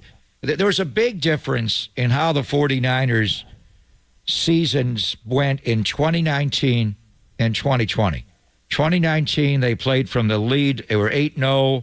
They lost 3 games all that year on the very last plays of the game to Seattle in overtime, to Baltimore on the Justin Tucker field goal, to Atlanta on the overturn. And by the way, Julio Jones is now a Philadelphia Eagle. He was a Falcon that day. And then you were able to skip Wild Card Weekend, run all over Minnesota and Green Bay, and not travel at all. The 21 team played and won more road games than anybody in the history of the league because they had that 3-5 start. They had to scrap and win every single game just about. They went 7-2 at the end after the 3-5 to get in the playoffs and obviously beat the Rams in overtime and all that. But they were physically drained. They had to go to Dallas. They had to go to Green Bay and play in the snow. They had a 10-point lead going to the 4th quarter of the championship game, and they just run out of gas. Jimmy was hurt, and Tart dropped one. You couldn't pick up a 2nd and 1 or a 3rd and 2. Weddle came down, and you know what happened. So last year was kind of in the middle, but ultimately it came down to having to play that championship game on January 29th last year in South Philly on Broad Street and out here in the South Bay. So that's been the goal all year.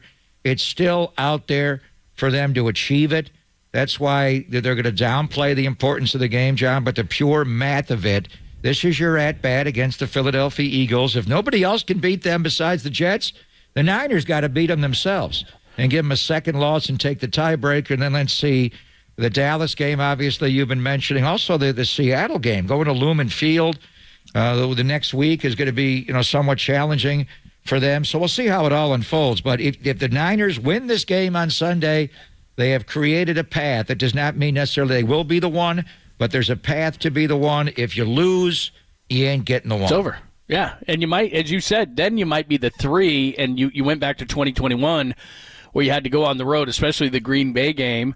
You weren't feeling so good, but you did a tremendous job getting through that. But you get, you got to go on the road for all those. You end up going to the Rams where you had an opportunity to win, but you're on the road. If you're at home, you probably win that. So in 19, you get all of it. You go to the Super Bowl. In 21, you got to go on the road. Last year, like you said, you kind of comboed it up. You got Seattle and Dallas at home, but you still had to go to Philadelphia. So that's what's at stake here. I mean, it really could be. This could be for your opportunity to go to the Super Bowl. It's not that you couldn't go back to Philadelphia and you couldn't go like right now. You'd host the Vikings, you'd host the Lions potentially, and then you'd have to go to Philadelphia. Could you win that? Sure.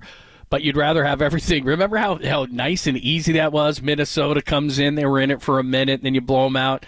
You run Green Bay into the ground. I mean, it was just you're at home the whole time, and they've got to travel, and you don't have to deal with the weather. Detroit's an indoor stadium, but those fans are going to be going absolutely bonkers. They haven't been in the playoffs forever. They haven't looked good the last couple of weeks, but that's not going to be a fun trip, and then potentially going to Philly. So this game, like you said, is absolutely massive. You are going to have to rely on either Dallas or Seattle. It's not likely that Arizona or the Giants can beat Philadelphia. Stranger things have happened.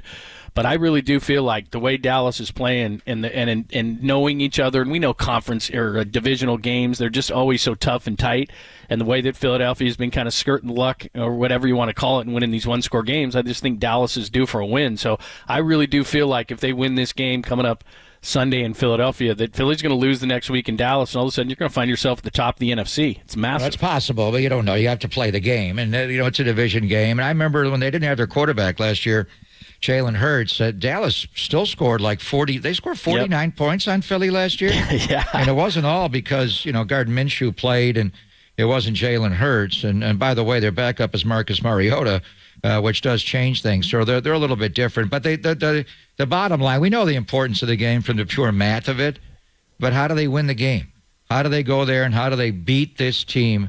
It's the Broad Street. This is the modern version of the Broad Street Bullies. Lincoln Financial Field is right down Broad Street, right in South Philly, where all their sporting venues are. It's a great area. Really personifies that area of Philadelphia. And how do you do it? How do you go there and beat them? They're tough to beat in that stadium. They're tough to beat, period. But there is a way to do it. I think that the mentality is you got to go in there and bully the Broad Street Bullies. And the 49ers are a bully themselves. When they win, they bully teams. That's why you saw the Rams rebuild their team to be tougher. Seattle pour all their money into their defense and build with an O-line through youth in the draft, and they want to get tougher. They've just been trucked by the 49ers. So can the 49ers go in there and bully them? I think that's going to be the fascinating thing, Don. Does Lane Johnson play in this game? John Clark from NBC Sports Philly thinks he will play. He will tell us about the injury and what's going on with him at right tackle.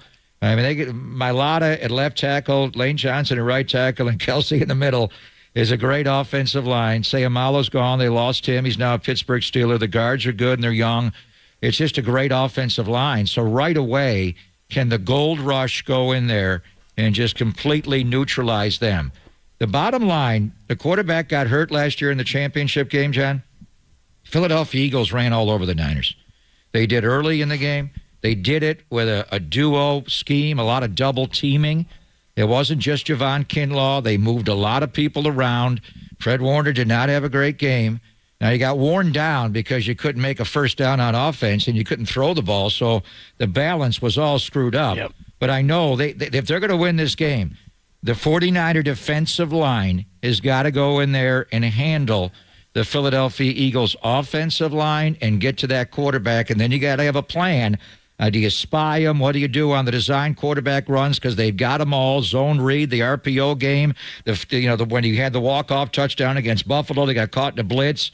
This guy is a powerful running back. He's not a fast-running quarterback like Lamar, but he is powerful, and he does hold the ball a little bit. So I think first and foremost, the way this team has been built with 5 number 1 draft picks on the defensive line, and you get Javon Hargrave as well, and the 49er Gold Rush go in there and bully the Eagles' offensive line. We'll talk more about it. Some of the keys to the game. I was just writing some of these out today. I want to ask you about those coming up next. Then at the bottom of the hour, we'll go back to the Warriors. Our good friend Ramona Shelburne is going to join us from ESPN. The issues surrounding the Warriors in the West, what happened last night, Draymond getting another technical foul. Ramona is going to help us decipher it all at 11:30. You don't want to miss that. It's Pop and Lund, only here on the Sports Leader.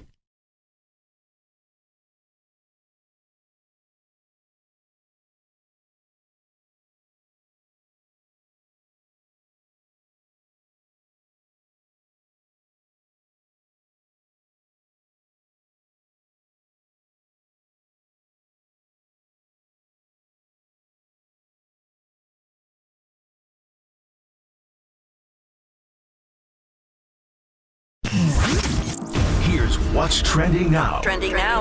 On KNBR.com. The great Greg Cosell, NFL Films producer. He joined Tolbert and Copes to break down the win in Seattle and the matchup versus the Eagles. That podcast and more trending right now on KNBR.com and the new KNBR app.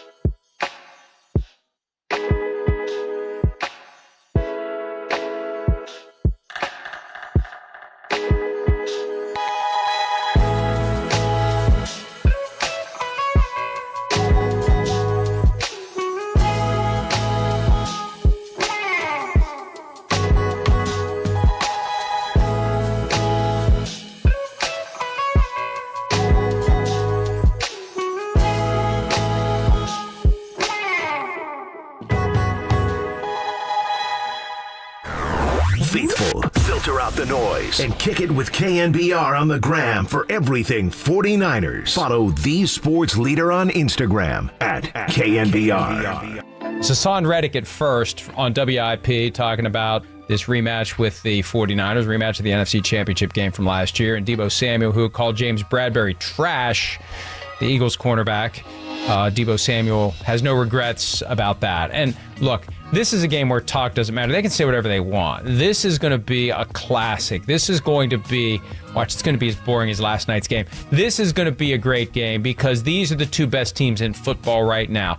Spoiler alert, when the PFT Power Rankings are released right after the show, we'll discuss them on tomorrow's PFT Live. It's going to be Eagles 1, 49ers 2. And if the 49ers are healthy, they're the best team in football. And I could see a repeat of what we just saw on Sunday. The 49ers outplay the Eagles, and the Eagles find a way to win. With this one extra caveat, the Eagles may not have anything left after what they had to do on Sunday, and the 49ers had extra rest. But still, this is going to be a great game, and I have a feeling it's just round one before whatever we see in the NFC Championship. Mike Florio from Pro Football Talk, and we'll talk about some of the issues surrounding him. You mentioned one of them in the last segment about the biggest one. It's basically in the trenches. And again, the Eagles are, Pro Football Focus has them as the best offensive line. The 49ers now, with the addition to Chase Young, might be the best defensive line, and then flip it the other side, and 49ers been able to run the ball to set up what Brock Purdy can do. That's certainly something huge. And then Mike Florio's mentioned another one there. We've talked so much about the 49ers on short weeks and playing teams and not having an advantage when it comes to the rest. 92 defensive snaps against the Bills. The 49ers were sitting home after beating the Seahawks on Thanksgiving. So as we're looking at discussion points around this game, how big of a factor is the rest factor for the 49ers? Totally. I mean, we saw that. And the 49ers had a lot of bad breaks with teams playing the Niners off their bye. It's going to happen 4 times this year. It happened with Cleveland. You lost that game. It happened to Cincinnati. You lost that game. It happened to Jacksonville, although the Niners had their bye and Jacksonville was just off. And then it happens later against Arizona. In that game in Glendale, Kyler Murray's back, and we'll see where they are ultimately, but they're going to have a bye week. So 4 teams playing the Niners this year with 2 weeks to get ready. And now the Niners have a week and a half. They have 10 days. So this is an advantage. Even though Buffalo did not win, and you'd love for them to win the game, and they outplayed Philadelphia, but in the end, Philly won. The fact that Philadelphia got ground down and had to play well into an overtime, and the 92 defensive snaps, Lane Johnson did not play in that game with a groin injury. We'll check with our friend John Clark, and the word is from Philly is that he is going to play, and I think that is huge with Mailata on one side and Johnson on the other against however the 49ers want to play it. And they got Juergens at right guard and Landon Dickinson, the young guy, at left guard. But Jason Kelce is just such a special center. This guy's a future Hall of Famer, there's no doubt. But it's just the way he plays the position. It's just different. And a lot of times you get, undersized centers. He weighs 295 pounds. He's not a huge man, but he's strong.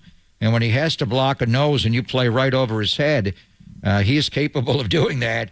But his movement skill, guards, mainly it's pulling guards and pulling tackles. I've never seen a center asked to move so much in the run game with the reach block where he snaps the ball and then he's moving out in space, or just as a puller. When he gets out, a lot of the game-winning touchdown run by Jalen Hurts, he came off after the snap and took a rusher on the side. He pulled. They do it all the time. It's like 62's pulling on that play. You just don't see it. So is part of it, John, just to tie him up in this game? And obviously, with the brotherly shove, you got to deal with him because it's all centered from him. Obviously, snapping the ball, getting lower than lower, getting rooted in there. But is there a way where the Niners may not play as much wide 9 in this game, especially in the middle, and kind of a 2-gap concept where you just grab him? And you can't hold him because you'll be called for a hold, but just not allow. A lot of his blocking assignments, John, are on the second level. He is snapping and he's getting out on Fred Warner. Go back and watch the championship game. He took Fred out a lot, and that's what makes those 2- and 3-yard gains 12 and 13 or more. So can they neutralize Jason Kelce and kind of block the blocker? Well, I think the reason why they went out and got Hargrave is, I'm not going to say it was for one game, but I want to be nice to Javon Kinlaw, but we saw how many times he was on skates, and that allowed, like you said, Kelsey to get to the second level. And so for as much as we talk about Brock's injury, and it was big, and the defense was on the field too much, like you said in the last segment, but they did what they did, which is they just ran the ball right down their throat. So they go out, they get Hargrave. He knows Jason Kelsey, and B, he should be able to plug that up so that he can't get to the linebackers. Wasn't that the concept when you brought him in? Yeah, well, without a doubt. And Javon Hargrave he's a different guy because he's such a great penetrator. I mean, honestly, he got doubled in the championship game last year. You know how good he was going into the game, and they had 70 sacks, the most since the 84-85 Bears, and it was all dispersed throughout their line. But to me, it was the gravedigger, Javon Hargrave, opened it up for all of those guys to do their thing. And now they just got so much youth on that line, and they didn't want to pay them. They had to make some hard financial calls. There's a hard cap in this league. But, Jalen Carter is just a force, Jordan Davis there. So we were talking earlier about the 49er, gold rush dominating. Dominating. Can you neutralize Philly's line? They're a good line. Lane Johnson is a great player. I think you got to go to the officials, and I haven't seen who their white hat is yet in this game. And just the right tackle false starts every damn play. Every play he kick starts early. Is his get off that good, or is he false starting? Keep an eye on that guy. And likewise, they do it at other spots in their line. They're just lighter and they get off so fast. Can the Niner defensive line, the gold rush, and we'll ask Dennis Brown, at least neutralize their offensive line, or in fact, if they dominate it and take it over like they did to Geno in Seattle, the Eagles have no chance. They're going to get overwhelmed. Then on the other side of it, John, it's that Philadelphia defensive line against the 49er offensive line. That scares me. And I think that's where there's some spots where they have an advantage. Certainly, Colt McKivitz didn't play last year. Hassan Reddick does not come off the field anymore. He and Josh Sweat are on the field a lot. They used to rotate them all last year. Those guys, because of their cardio and their body size, and they set the edge, and they're their best edge rushers now. They got, young guy, Nolan Smith can mix in, but pretty much it's those guys, and then Graham and Cox. We'll see if Cox even plays. And then, you got to deal with their blitz package and what they're going to do there, and I think Sean Desai is blitzing more. So when you size it up, the 49er defensive line can dominate or at least neutralize the Eagle offensive line. You're not as confident in the 49er O-line against the Eagles D-line? No, it scares me because, like I said, they're too deep, and so they can just keep rotating. They've got a full backup, depending on Fletcher Cox's status, like you said. But even without him, it hurts them a little bit depth-wise. There's no question. But they got 8 starters still, and they lost Hargrave because Carter's been so good. So that makes me nervous. But that's it's not as fun as talking about the receiver matchups, which I'm sure we will at some point, and the quarterbacks and that matchup, and et cetera, et cetera. But I think that's where the whole thing is going to be won. So we'll continue to talk about it. Those are some of the key storylines as we get you ready for the Eagles and the 49ers. And, of course, we'll have everything for you on Sunday, so make sure that you tune in. We'll have you bright and early. Let's see, what's that, at 1:25? So we'll be on at 11 for the pregame show, and then you guys, 10, and then you guys will take over at around 12:25, so we get you ready for 1:25. You guys will have the call, and then we'll be right after the game as well, right here on the Sports Leader. Do remember the Holiday Sports Auction is going on, 7th annual, with KNBR, and the 49ers, and it is absolutely awesome, but it does end at 7 o'clock tonight, so go to 49ers.com/give. All sorts of great experiences like the sideline anthem team, the kickoff kid, the meet and greet with John Lynch, the media tour with you and Tim Ryan. There's all sorts of 49ers memorabilia, great opportunities as well, like Levi's Stadium concert tickets, Top Golf for the mystery 49ers player. And then they just added this morning, Pop, an experience for 2 to go to the Paris Olympics. What? That has just been added. You can go. Yep, that's right. Steve Kerr, head coach. Steph Paris. Curry. That's play right. in his only Olympic games. Paris Olympics. Is Draymond Green going to be allowed to leave the country and go to Paris? Yeah, he might be on that team. Yeah. So anyway, check out the 49ers. Sports Holiday Auction, the 7th annual, between KNBR and the 49ers. All you got to do is go to 49ers.com/give, and you can see where the auction prices are, but you got to jump on it. These are great holiday gifts, once-in-a-lifetime type opportunities. The sports fan or any person in your on your guest list as you're scratching your head going, God, what do I get them? These are things that you can't get anywhere else. So make sure that you check it out. The Holiday Sports Auction, the 49ers Foundation Holiday Sports Auction at 49ers.com/give. Only through 7 o'clock tonight, so you got to jump on this stuff. Just go to the Olympics. It's in Paris. I mean, come on.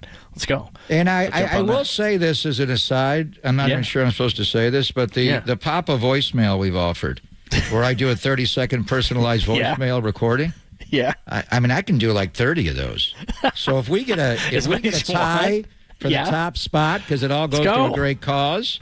Doesn't have to be, I don't know if they want me to say that because they want one high bidder. Right. But if we run into a tie game, like the game Sunday, and again, it's better for the Eagles to tie. The Niners want no part of a tie. They got to win the game. But in any event, I'm willing to do 30 of those 30 seconds, John. Right, I could do that. Yeah, absolutely. All right, so make sure you jump on that. We'll give you updates throughout the day where everything is. But that is an awesome thing that they added the Paris Olympics to that as well. So check that out online right now for the 49ers Foundation Holiday Sports Auction. Up next, Ramona Shelburne, the great Ramona Shelburne, is going to join us from ESPN.com. We'll decipher that loss last night against the Kings. Draymond Green, another technical foul and a flop. And where are the Warriors in the West? We'll ask her next, only here on the Sports Leader.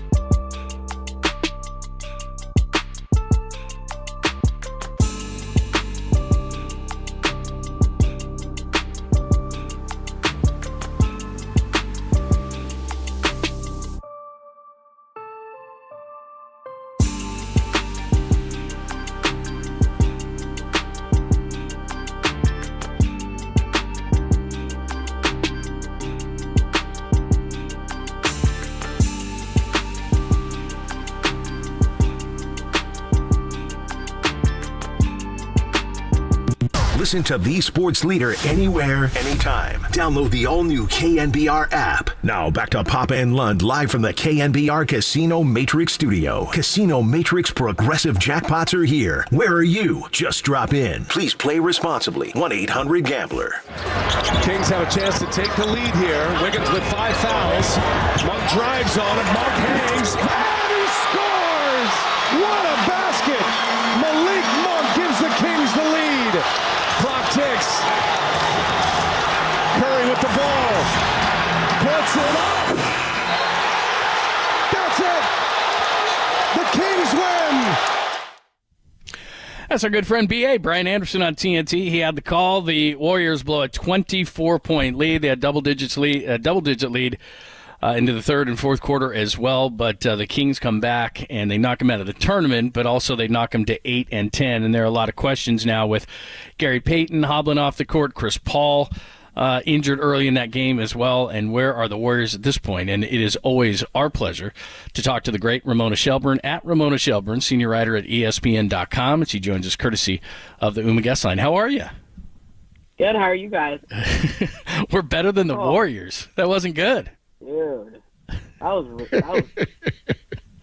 mean, I'm not gonna lie. I initially turned it off at halftime because I was like, okay, we're good. Like, this game's over. Like, it's, I can go watch a show or whatever. And then I start seeing the tweets, and I'm like, oh my God, is Sacramento coming all the way back? And so I had to turn it in for the last 5 minutes of the game. When I'm glad I did. It was a good finish, but that was a hard one for anybody. I mean, when you lose like that, that's some soul-searching kind of loss after blowing a lead like that. Yeah, 24 points late in the first half, 17 at halftime, and they had a couple of 5-point leads, Ramona. Steph missed a 3, Draymond missed a 3. Each one of them committed a terrible turnover. Steph got trapped in the backcourt, threw it away, and Draymond had a late-game turnover. We couldn't tell. Do you think the Warriors were cognizant of it, but do you think it affected their late-game lack of execution, that they were trying to not only maybe win the game, but win the game by the required 12 points for the in-season tournament? I think so. I mean, I think it has to be. I think all the guys, have basically said they were aware of the rules. You know what I mean? Like, it's not like, initially, I think the first couple games of this in-season tournament, people weren't really sure how it worked. And then, like last night, the Knicks even said like they didn't really like it because they felt like they had to run up the score to get to be ahead of Cleveland, right? And I know the Warriors, they knew they had to win by 12. Like, that had to be in the back of their mind. And then the fact that you blow that lead, and then I think at the end when you realize, oh, you're not going to win by 12, somehow there's some kind of recalibration that goes on in your head that's like, well, we should at least win, right? Like, still try to win the game, even if we don't win by 12. But I think that has to affect your thought process. Look, here's what they seem like to me. When I watch them, there are moments that they look like the Warriors, and there are moments that they look really good. And then there are also moments that are totally disjointed, like they're still figuring out who they are. They're trying to figure out their rotation.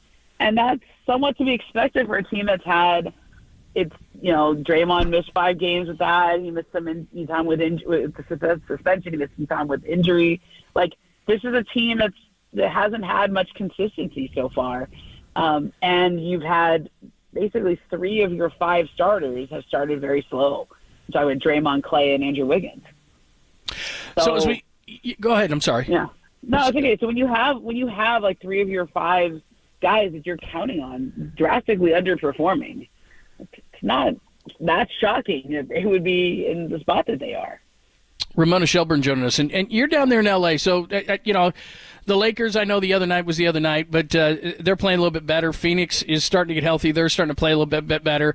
So some of those teams are rising up. Now the Clippers are still dealing with it. They're trying to get going with James Harden. Yeah. But my concern becomes for the Warriors, these younger teams, because I think we know what the Nuggets are now, but the Timberwolves, I think, are legit. Oklahoma City, we'll see what happens with the Giddey situation, but I think they're legit. I mean, I'm starting to see the West kind of pass the Warriors by. I mean, there is that component to the West this year. I mean, it feels like it was a little like Memphis, I thought, 2 years ago when they really gave them a good shot. I felt like the Grizzlies were, they brought it. And I've been waiting for the Grizzlies to build off of that ever since. It always goes to whenever a young team has these flashes of like, oh, have they arrived? Are they here yet? And it feels like the window is opening on those teams, and it's closing on the older ones.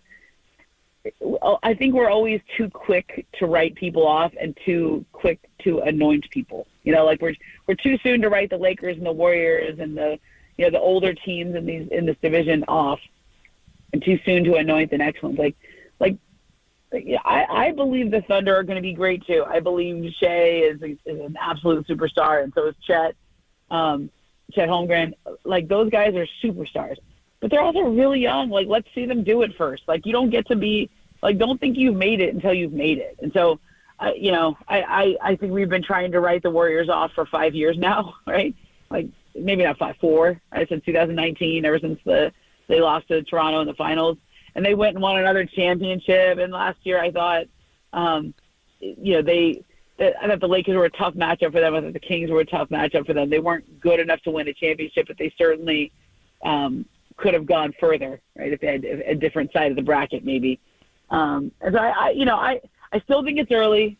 I'm not going to write those. I never write off teams that have won championships because I think they do find it eventually. The question is, do they have the legs? Do they just flat out have the legs? Can LeBron stay healthy and performing at this level? Can Anthony Davis? Can Steph Curry, Draymond, Clay? I know that they know how to win, but does their body hold up? Well, this stretch where they've lost 8 out of 10, the Warriors have fallen to 8-10 overall. Comparable record to the LA Clippers, who are 7-9, and we're going to see them now in back-to-back games tomorrow night at Chase Center and Saturday afternoon the matinee in LA. The Clips got a game tonight. This should be a good one in Sacramento with Golden 1. But we all know when they got Harden, they lost 5 in a row right away. Played a little better, beat Houston, beat San Antonio back-to-back, lost to New Orleans and Dallas in their last game. So they got some great offensively skilled players, obviously, in Harden and PG-13, and Kawhi is a two-way player, and Zubats and Terrence Mann is starting there. Where do you see Harden mixing in with Leonard and PG-13 right now, Ramona? It's interesting. I've been to a bunch of these Clipper games lately, so I've been wanting to see how this fits. And you know how like the order of things matters sometimes, and how they're processed. So on last Friday, like after Thanksgiving, a lot of people weren't probably paying attention because it's Friday after Thanksgiving, football games and whatever. And Russell Westbrook comes off the bench and plays 14 minutes, which is like the 4th least minutes of his career in any game.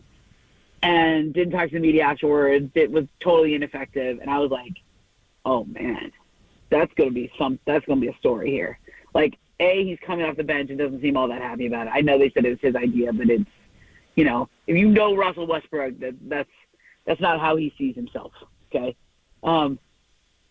And I was like, this could be bad. They lose the game. A lot of energy expended on that court. A tough loss to the Pelicans. And Russ pouting after playing 14 minutes.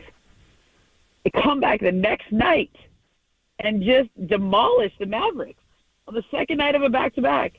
Paul George plays great. Kawhi Leonard plays. I don't want to say he played great, but he played the second night of the back-to-back. Westbrook came back, had a nice game. Harden had a nice game. And all the talk was like, oh, wow, look, the Clips have won 4 or 5 since they had that initial losing streak. And you just totally forgot about the whole Westbrook 14-minute pouting after not playing a lot, blah, blah, blah. And I'm thinking to myself, like, what if the order of those 2 games was reversed, right? Like, if the first game where they played great was Friday night and the second game where they lost, the tough one, and Westbrook doesn't play was Saturday. And now the entire news cycle coming out of that back-to-back is, oh, man, what is this Harden thing going to do to Westbrook, right? I mean, it's amazing to me how fickle things are sometimes, just like the order of how things happen. And I think that showed me quite a bit that they were resilient enough to come back. I mean, it was the game Friday night against the Pelicans was like a gut punch kind of loss, like the same kind of loss like the Warriors had yesterday against the Kings. Gut punch kind of loss, lots of energy expended, and it's hard to come back the next night. And they did. And so I thought it was the first time that I said, maybe this team has a little more resilience. Like, they're not going to just quit on this. They're not going to just point fingers and be frustrated and, tear themselves apart. Like they might be able to weather this. I'm not fully convinced. I do think they're going to be a really formidable team if they can figure it out. They have some holes. Like, they think they need some more wing defenders because they kind of traded everyone in that deal. Covington and Batum and like Marcus Morris. Like, that's all the guys they used to put on Luka Doncic, right? That's all the guys they used to put on the great wing players in this league. You know, they basically, you know, they have like one guy, PJ Tucker, the guy they got back in this, who can defend on the wing. So it's a tough. There's some depth issues, but I don't know. They had a resiliency I was not expecting the other night. So I'm curious to see how these next two games go, because you have two fairly desperate teams in this back-to-back. But home and home, I guess. Yeah, absolutely. Right. Ramona Shelburne joined us. We'd be remiss if we didn't ask you about Mark Cuban. He's leaving Shark Tank. He's selling the Mavericks, but he's retaining control, which is pretty cool, for $3.5 billion. So he's making a tidy profit on what he bought him for in 2000. But what's going on with Mark Cuban? You know, something's clearly going on, right? You don't do those two things back to back. I don't think it's just a cash grab, like, he wants to get $2 billion out and go buy something nice or take a nice vacation. You know, there was something interesting in Mark Stein's story that I read where he talked about him always wanting to build a new arena in Dallas and maybe put a casino there if gambling was ever legalized in Texas. That was an interesting nugget in that story that I saw. I don't have the independent sourcing on that, but I certainly took note of that paragraph. It feels like there's another play here, right? Like those two things, quitting Shark Tank and selling a majority stake and just cashing out and getting a huge cash infusion. It's, the Warriors do that sometimes. They take on LP, they call in the business, they'll call them an LP, a limited partner, right? Mm-hmm. And it's really just taking on cash. Like you're selling a piece of the team to somebody who wants to pay you whatever at whatever valuation. So, we need $50 million. Okay, you can have one share or 1% or whatever. This is a majority share. This is a pretty big share, and so that it shouldn't be called an LP because it's a majority share, but he still retains control. It's a nice deal for him, and I'm very curious to see what he does with all that money and all the extra time he'll have now that he's not going to do Shark Tank. I think he's 65. Maybe he could be retiring. I don't think so. I think he's got another big play here that we haven't found out yet. Politics? I don't think so. I've he's heard got a few that, skeletons in the closet. You got to be careful there. I've talked to him about it, and he's always said he wouldn't do it to his family. Okay. And so I know that's out there. I don't think that's what this is. The one thing that caught my eye was the nugget in Mark Stein's story yesterday about gambling and building a new arena there. Right. Okay. I don't know if that's it. But that's a lot of money and a lot of free time that you now have for a guy who's he's still on the Stairmaster every day. He's still working on things. He's still vibrant. So I think he's got something up his sleeve. Absolutely. Ramona, you're the best. Thank you so much for your insight and your time. We always appreciate it. Thank you, Ramona. Yeah, you got it. There you go. Senior writer at ESPN.com, Ramona Shelburne. She's always got great insight into the NBA. And if you didn't hear, the majority ownership of the Mavericks, Mark Cuban, who's owned the Mavericks since 2000, is going to sell it. He bought him for about $285 million. He's going to cash out at $3.5 billion, but he retains operations. He's still the head of operations of the Mavericks, and he's leaving Shark Tank. So, like she said, there's got to be some big play happening because all of a sudden he's going to have a bunch of free time on his hands. But there's going to be two new teams in the NBA. Vegas is going to the NBA, and what we're hearing is the Rockets owner is going to have that franchise. So then the Rockets would be up for sale. And being in Seattle over the weekend, I don't want to say they're convinced, but they think they're going to get an expansion team as well. So would Mark want to get involved in the Vegas scenario? I think Tillman Furtada and Houston's going to be there, but that Houston franchise would be up for sale then if he does take over the expansion team that's going to be in Vegas. Who's putting together the arena there, or at least helping greatly, is Mark Bedane. Yeah. The former president of the Raiders is very involved with the building of the arena because he knows that, having built Allegiant Stadium. But it sounds like Vegas is going to get an NBA team and Seattle. Well, it's interesting, too, because that was the first rumor is the Adelson Group is the one that's buying, and Sheldon Adelson, he's since passed away, but he was trying to initially bring the Raiders to Vegas, and she's based in Vegas. But he's buying the Mavericks. Yeah, but Mark Stein did say that Dallas is not going to be moved to Las Vegas. So Dallas is going to stay there. No. And That's going to be an expansion team. Exactly. Yeah. So, all right, Dennis Brown, we're going to get back to the 49ers and the Eagles. Dennis Brown is going to join us coming up next, Super Bowl champion. Of course, you can hear Dennis with Adam Copeland and I pre- and post-game for the 49ers. We'll talk about all the game, but we'll take a specific look at the defense and how to slow down the Philly offense. Is there anything for the brotherly shove? Is there anything to retain Jalen Hurts in the way that he's played? We'll get into all those conversations with Dennis next, only here on the Sports Leader.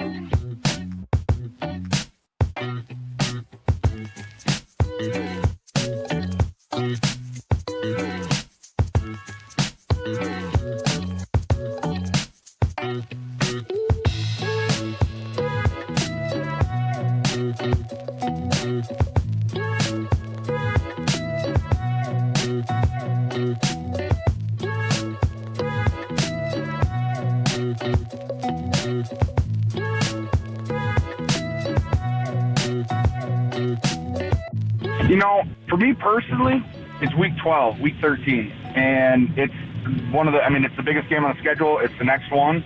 It's a fantastic football team, a team who doesn't lose. They find every single way to win, whether it's overtime, whether it's grimy weather. You know, their players are making plays, and this is going to be our toughest challenge, in my opinion, so far this season. And also probably one of the most hostile environments besides Seattle last week. And it's going to be a fantastic game, and I'm just really looking forward to it. I don't really hold on to grudges or anything like that. There's not really that many people I don't like. I kind of love everybody, but that doesn't mean that they're not going to get my best shot and, a very physical 49ers team. That is George Kittle. He was on yesterday with Jim Rome talking Eagles and 49ers, and it is always our pleasure to welcome our good friend Dennis Brown, of course, Super Bowl champion Dennis Brown, and man of the people because he was serving the people last week, and you can hear him on the pre- and post game with Adam Copeland and I, and that will be the case this weekend starting at 10 a.m. He joins us courtesy of the Uma guest line. What's happening? Hey, so, John, it's been really, on my heart. Last time I talked to you, you were on Thanksgiving. Yep. You talk about serving the people. Did you get an opportunity to get served finally on Thanksgiving? No, I told you guys thought I was kidding. I wasn't. She forgot to bring me a plate. And so I showed you guys. I had like a power bar or something that was in my studio, and that was all I had. No turkey for me. That's the first time in my life that I have not had turkey. The potato. I think later on, maybe early next year or something, I may just throw a turkey in the oven because I missed it completely. I got nothing. You got to make up for that. You got to make up for that. So it's been heavy on my heart. I'm like, man, thank you, bro. The man didn't get anything. Nothing. No. No. Power bar. It was very lonely. Oh, wow. Very lonely. Well, you know what? And I love hearing listening to George Kittle as he does those interviews because, you don't want to put anything on the bulletin board of your opponents, right? But you hold that grudge. I remember I hated the Dallas Cowboys. I still hate the Dallas Cowboys because I still think they beat me out of two more Super Bowl rings. So, I mean, you hold on to that. I mean, as a player, you understand, you went in shorthanded, your quarterback goes down early in the football game, but still, you remember that kind of stuff. And that motivates you. But I understand that, you don't want to say anything right now that the media is just going to attack and say, the 49ers hold this grudge for the Philadelphia Eagles. But it's got to be there a little bit because, you were having a fantastic season, and that was that one game. And that could have took you to the Super Bowl. So you remember stuff like that for sure. So this game on Sunday is not a do-over of the NFC Championship game. The teams have changed a lot. The winner of this game is not going automatically to the Super Bowl. Maybe they'll meet January 28th, and whether it's in South Philly or the South Bay, this is what we're kind of figuring out. But to me, and you brought the Cowboys in your great rivalry in the 90s, this is the same kind of deal where you don't necessarily play each other every year and then in January, but you guys were winning your divisions every year, tough schedule. So the Niners knew they were going to play Philly when they left there on January 29th last year. And if both teams win their division, we're going to play them again next year. So it just kind of rolls into it. But this game, how does this impact January, Dennis? And obviously it could impact where the venue is, whether it's Levi's or the Link, if you do see him again on Championship Sunday. But you had that game in 94, and you were able to beat Dallas. Then you broke through and beat them in the championship game. What does this do for the totality of your goal? Maybe seeing them again in January, but certainly seeing them on Sunday. Well, for the 49ers right now, you're trying to get that number one seed and not have to get back on an airplane and go to Philly and play in front of, play with that team at home and play in front of that crowd. I mean, you want to start stacking some wins right now so you can get that number one seed. And, that's huge. If you can get a bye, and then you can have a championship game and then, go compete for a championship. So I think it's huge. And Philly has found a way to win close football games. We saw them that overtime win. So they're good teams figure out how to win football games, close football games. And, the 49ers went on that 3-game stretch where they lost all those games those 3 games that they probably should have won. So, Philly's got a lot of confidence. And this is, they're 10-1 right now. So they're feeling good. I mean, they're the best team in the National Football League. So, I mean, you go into this game, you know, you understand that it is a game. It is a very important football game. But, you know, in the bigger picture, you have to realize that you're trying to get that number one seed. You're still fighting for that number one seed. And we know, you know, Detroit doesn't have a very tough schedule right now. So, you know, you gotta start stacking some wins now. And the goal is to have that number one seed. So you play at home and you have that bye. So that's got to be the focus, I think. Dennis Brown is joining us. Obviously, we're talking Eagles and 49ers coming up on Sunday. You'll hear everything from the pregame, the game itself. Papa and Tim Ryan off the call.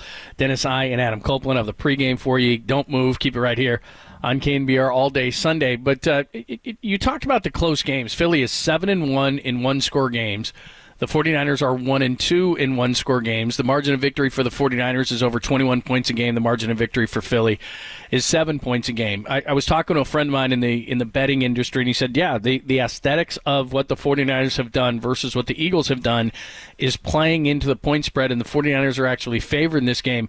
But it makes me nervous because I do think this is going to be a close game. So is there a skill to winning close games, and if you've won a lot of close games versus when you win, you're blowing teams out like the 49ers, is there something to that, or does that not matter at all? Well, I think last week you saw, I mean, with Philadelphia, if you let them stick around, I mean, they're going to find a way to win a football game. The 49ers have to start fast. I mean, you have to start fast, you have to be on schedule, and you have to have a balanced attack against it, especially against this defense. It's a very good defense. But you got to put some points on the board. I mean, I believe any team, bad team or good team, if you let them stick around until the fourth quarter and they believe that they can still pull out a football game, they've got a quarterback that can make that happen very easily because he's an athlete. I mean, he throws the ball well, he runs the ball well, and he controls the ball well, makes good decisions. So I think in a game like this, I do think it's going to be a close game. It may come down to your favorite player on the football field, a kicker. But I think it's going to be a close game, and the 49ers just have to figure out, you know, right now, like you said, I mean, you know, playing from behind. I think they got to get a lead. I think that defense has to show up. Somehow you got to stifle this high potent offense that Philadelphia has. But on the offensive side, you got to execute. You got to put points on the board because we know if the 49ers score more than 30 points, they're going to win football games. If they run the ball more than 30 times, they're going to win the football game. So I think you get a fast start. Your defense has to play the best game. We have to play the best game on all three stages. But I think it's going to be close, but it'd be great to see the Niners get a nice lead. Don't let this team stick around because they've shown, you know, if they're going to stick around, they've won 10 football games. Like you said, they've won a lot of close football games. They find a way to win because they got such a talent pool on the team.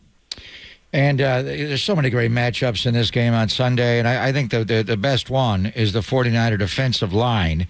And the way they're playing right now with, you know, 6 quarterback sacks against Geno and 15 the last 3 games. And they are just coming from all areas, including the interior, to collapse the pocket, which is what you got to do against Hurts, against what most people consider to be the best offensive line in football, the Philadelphia Eagles.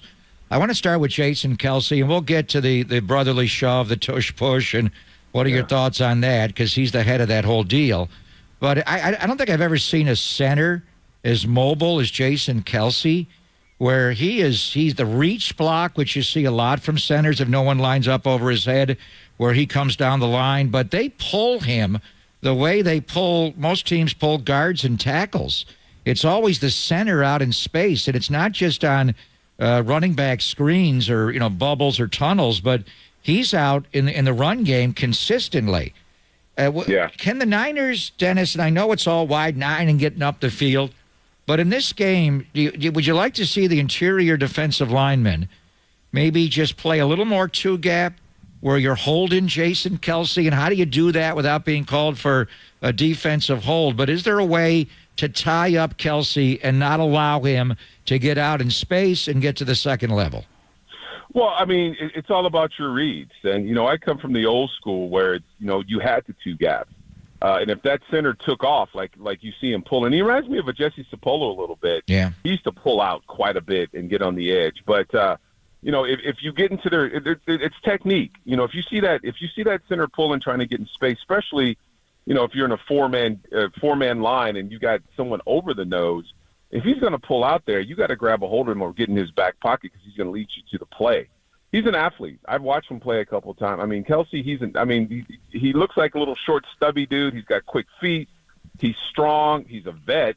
And he's very good at what he does. But you got to work on your technique. I would love to see some five-man front. My question is, do you have a spy guy, on passing plays? But, I mean, I like the idea of having a five-man front. And that way he's covered, and he's not going to try to pull out there to try to get around that edge, and get to that second level. But, he's a guy, I mean, he's a Pro Bowler. He's a great center. And like I said, he reminds me of Jesse Sapolo because he's so athletic, he's so strong, and his technique is so good. So he leads that whole offensive line. He's going to be making all the calls. It's going to be a physical game, whoever's going to line up over him or, in that gap. So you got to play your best game. This is a good offensive line. And that tush push, and I wonder if that's going to be legal again next season because I don't know how you defend it. You try to jump over it. You try to get underneath it. They have mastered that. So, if you get in the red zone or if it's short down, they're going to do it. They're going to do it every time because they're successful. So I don't know how you defend that. But as far as Kelsey goes, I think you got to put a man. You got to put a man over him and you got to beat him man on man. You got to two-gap him because he is an athlete and he's very good at what he does. Dennis Brown joining us, Super Bowl champion, of course, played on the 49ers Super Bowl winning defensive line the last time they hoisted the Lombardi Trophy. We're talking about the 49ers and the Eagles. By the way, this just came out. Eric Armstead not practicing today because of a foot injury, so hopefully he can be available for Sunday against the Eagles. But just assuming for a minute that he's going to play, they just dominated in Seattle, and ever since Chase Young is kind of maybe he's pulled this defensive line together, and it's given me shades of 2019. So just how good, because I think this is where it could be won, and you and I often will talk about this and even joke about this, but I think this is the case. The Eagles' offensive line versus the Niners' defensive line, and then that deep Philly defensive line against the 49ers' offensive line. Yeah, this is going to be the game, in the trenches. These are two teams that like running the football. And, and that's the way it always is. I mean, you got to win in the trenches. And this offensive line, we talk a lot about that right side. And I can see the 49ers running on that left side because that's where you got Trent Williams and then Aaron Banks is playing well. But you gotta play well. You got to play well in the trenches. And, this is going to be, like Tim Ryan say, one of those black and blue smack you in the mouth games. It's going to be old school football. And each team is going to try to establish the run because that sets up the rest of their offense. And then you have a quarterback with Hurts that, he doesn't mind. I mean, if he sees man coverage, he'll take off. So, you got to be disciplined in your rush lanes and you got to be very disciplined in your run fits. And it's going to come down to the trenches on both sides of the ball. All right, so you said that the tush push or the brotherly shove, whatever you want to call it, is unstoppable.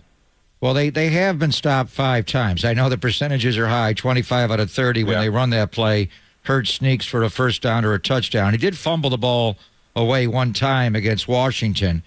And I'm wondering, and John, the news about Eric Armstead is interesting with a toe injury, so we'll see about his practice time. Now, he's a guy you would think would be involved in that. He is a tall player. Can he get low enough? Can Kinlaw get low enough? Would you use the Gravedigger?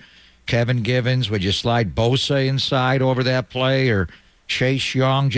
I know the numbers show that it's hard to stop, but it is something you're going to have to deal with. Yeah, What are your thoughts if you're an interior D lineman running up against that brotherly shove, Dennis? What's the mindset? What do you do technically and tactically? How do you neutralize that? Yeah, I don't. Teams are trying to figure that out. Especially on the goal line. I mean, you can only get so low. And you got a quarterback that benches what? A small car. 600 pounds. Squat 600. Yeah, he's pretty strong. So, and he's got, 2 guys pushing him from the back. So, I mean, I've looked at the play a lot of times, but, when you're that low, it's hard. I mean, you're trying to get underneath the offensive tackle or guard or center. Where the ball is kind of going. But, when you're down to that low, you make a pile and you have a quarterback with the leg strength and being pushed. It's just – and then the linebackers try to go over the top, over the bodies, and then you just watch the whole pile kind of float. So, I don't know – I don't know how you defend that. I mean, if you can get any kind of keys and get a snap count and get off the ball and maybe split a guard and a tackle – to get direct contact to the quarterback. But again, you're talking about a guy that benches he's got a lot of leg strength. So I mean, it's a tough play, you know. And like I said, I don't know if they look at it and they say it's just unfair. Other teams try to do it, and they haven't perfected it yet because I don't think there's another quarterback that squats like that, but with that leg strength. But it's a tough play. I mean, when you're on the goal line, we're always taught defensive line. You get lower, you get underneath an offensive lineman, and then you just keep driving your legs and try to drive them in the backfield and, make a pile, and your linebackers come and clean up. But, with this, you got two bodies pushing a very strong man, for just 1 yard. So, it's a tough defense. But you're going to see it. You're going to see it on short yardage, first down, and definitely in the red zone. If it's, even 4th and 2, I think they kind of do it a little bit. So it's tough. It's tough, Papa. So I don't know how you defend it, but as a defensive lineman, you try to get underneath, maybe stand up an offensive lineman so you kind of make a bigger pile. But it's tough because they've worked on it and they've kind of perfected it because everybody stays really low, and it starts with Kelsey, the center. I mean, he's I don't even get lower than him. I mean, he is face on the turf, and he's just driving his legs forward. So it's a tough play to defend. All right, Dennis, take us into the locker room, take us into the mentality, because clearly Kyle has said to these guys, we're gonna tell the media just like any other game. I mean, George Kittle, who's outspoken, said yesterday on a national show, just like any other game. Debo Samuel, who speaks a lot on this podcast with Kay Adams on Tuesday, said just another game. So, but it's not, because the way that the NFC championship ended with Brock Purdy getting hurt, with this empty feeling that the 49ers have had, and all of a sudden we're to week 13. I mean, it seems like we've been waiting for this damn game all season long. The Eagles have been, because the 49ers talked a bunch of trash, and they want to prove themselves. The 49ers want to prove themselves, and whether it's different as an NFC championship game, it is. There's enough different players. I mean, hell, Gravedigger plays on this team instead of that team, but the reality is, that going into the game, it is bigger. So how do you calm yourself to treat it like any other game? What is it like as you prepare for a game this big? Well, you just don't want to peak too soon. Like I said, you understand what's at stake, right? I mean, you understand what you're doing. Yeah, it is another game on your schedule, but this is an important game. It's late in the season.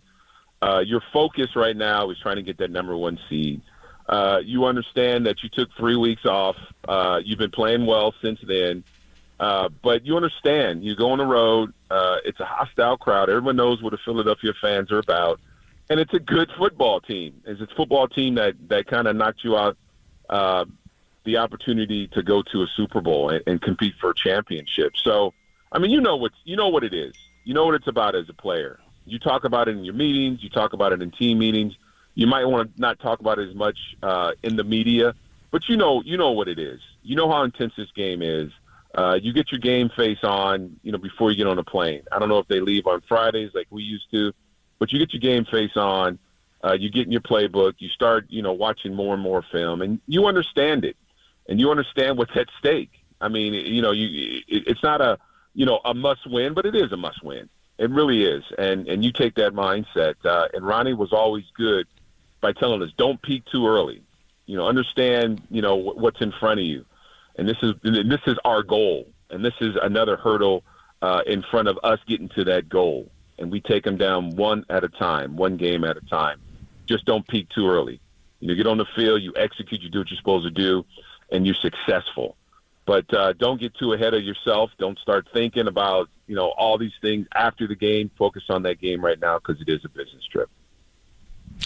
Great stuff. Look forward to seeing you on Sunday. It's going to be great. All right, man. I'm Thanks. sorry, but I don't have any more turkey, man. Dude, I really thought that maybe on Sunday you would surprise me. But no, you did. Sorry. It's all good. That's all right. How about getting turkey topping on your Tony Gemignani's pizza this week? I have seen that. Do it that way. You know what? I mean, Tony. I'm gonna miss Tony's. We missed it again last week because for some reason they're closed. Mm-hmm. I don't know what that's about. Yeah, but it's Thanksgiving. Come on, need a pizza. But yeah, I did. Me and Danny were. But my wife hooked me up. I couldn't share with Danny, but Danny was hooking up. You're gonna have it this game though, right? You're gonna have it in time for Sunday. Well, they got to stand at Levi's. I was. Dude, you had a couple of plates there, and then you had sweet potato pie. We were talking about the whole time. I had like a a power bar. Danny was eating stuff out of the circle, KNBR. You know, it was just vending machines. I mean, but I hope you enjoyed it. I did apologize to Danny. I said, I'm sorry, bro. This is mine. I apologize. You need to find you a wife, maybe. Exactly. You got the right wife. It's beautiful. All right, man. We'll see you Sunday. All right. Take it easy. Take care, Danny. All right. See you Sunday. More on this game coming up with John Clark, NBC in Philadelphia. Our friend's going to join us at the bottom of the hour. We got to fit this one in, though. Here we go again. Reports John Morosi of the MLB Network that the Giants are all in on Shohei. We'll discuss, and then we'll get back to Niners and Eagles. We'll go behind enemy lines at the bottom of the hour. It's Pop and Lund on the Sports Leader.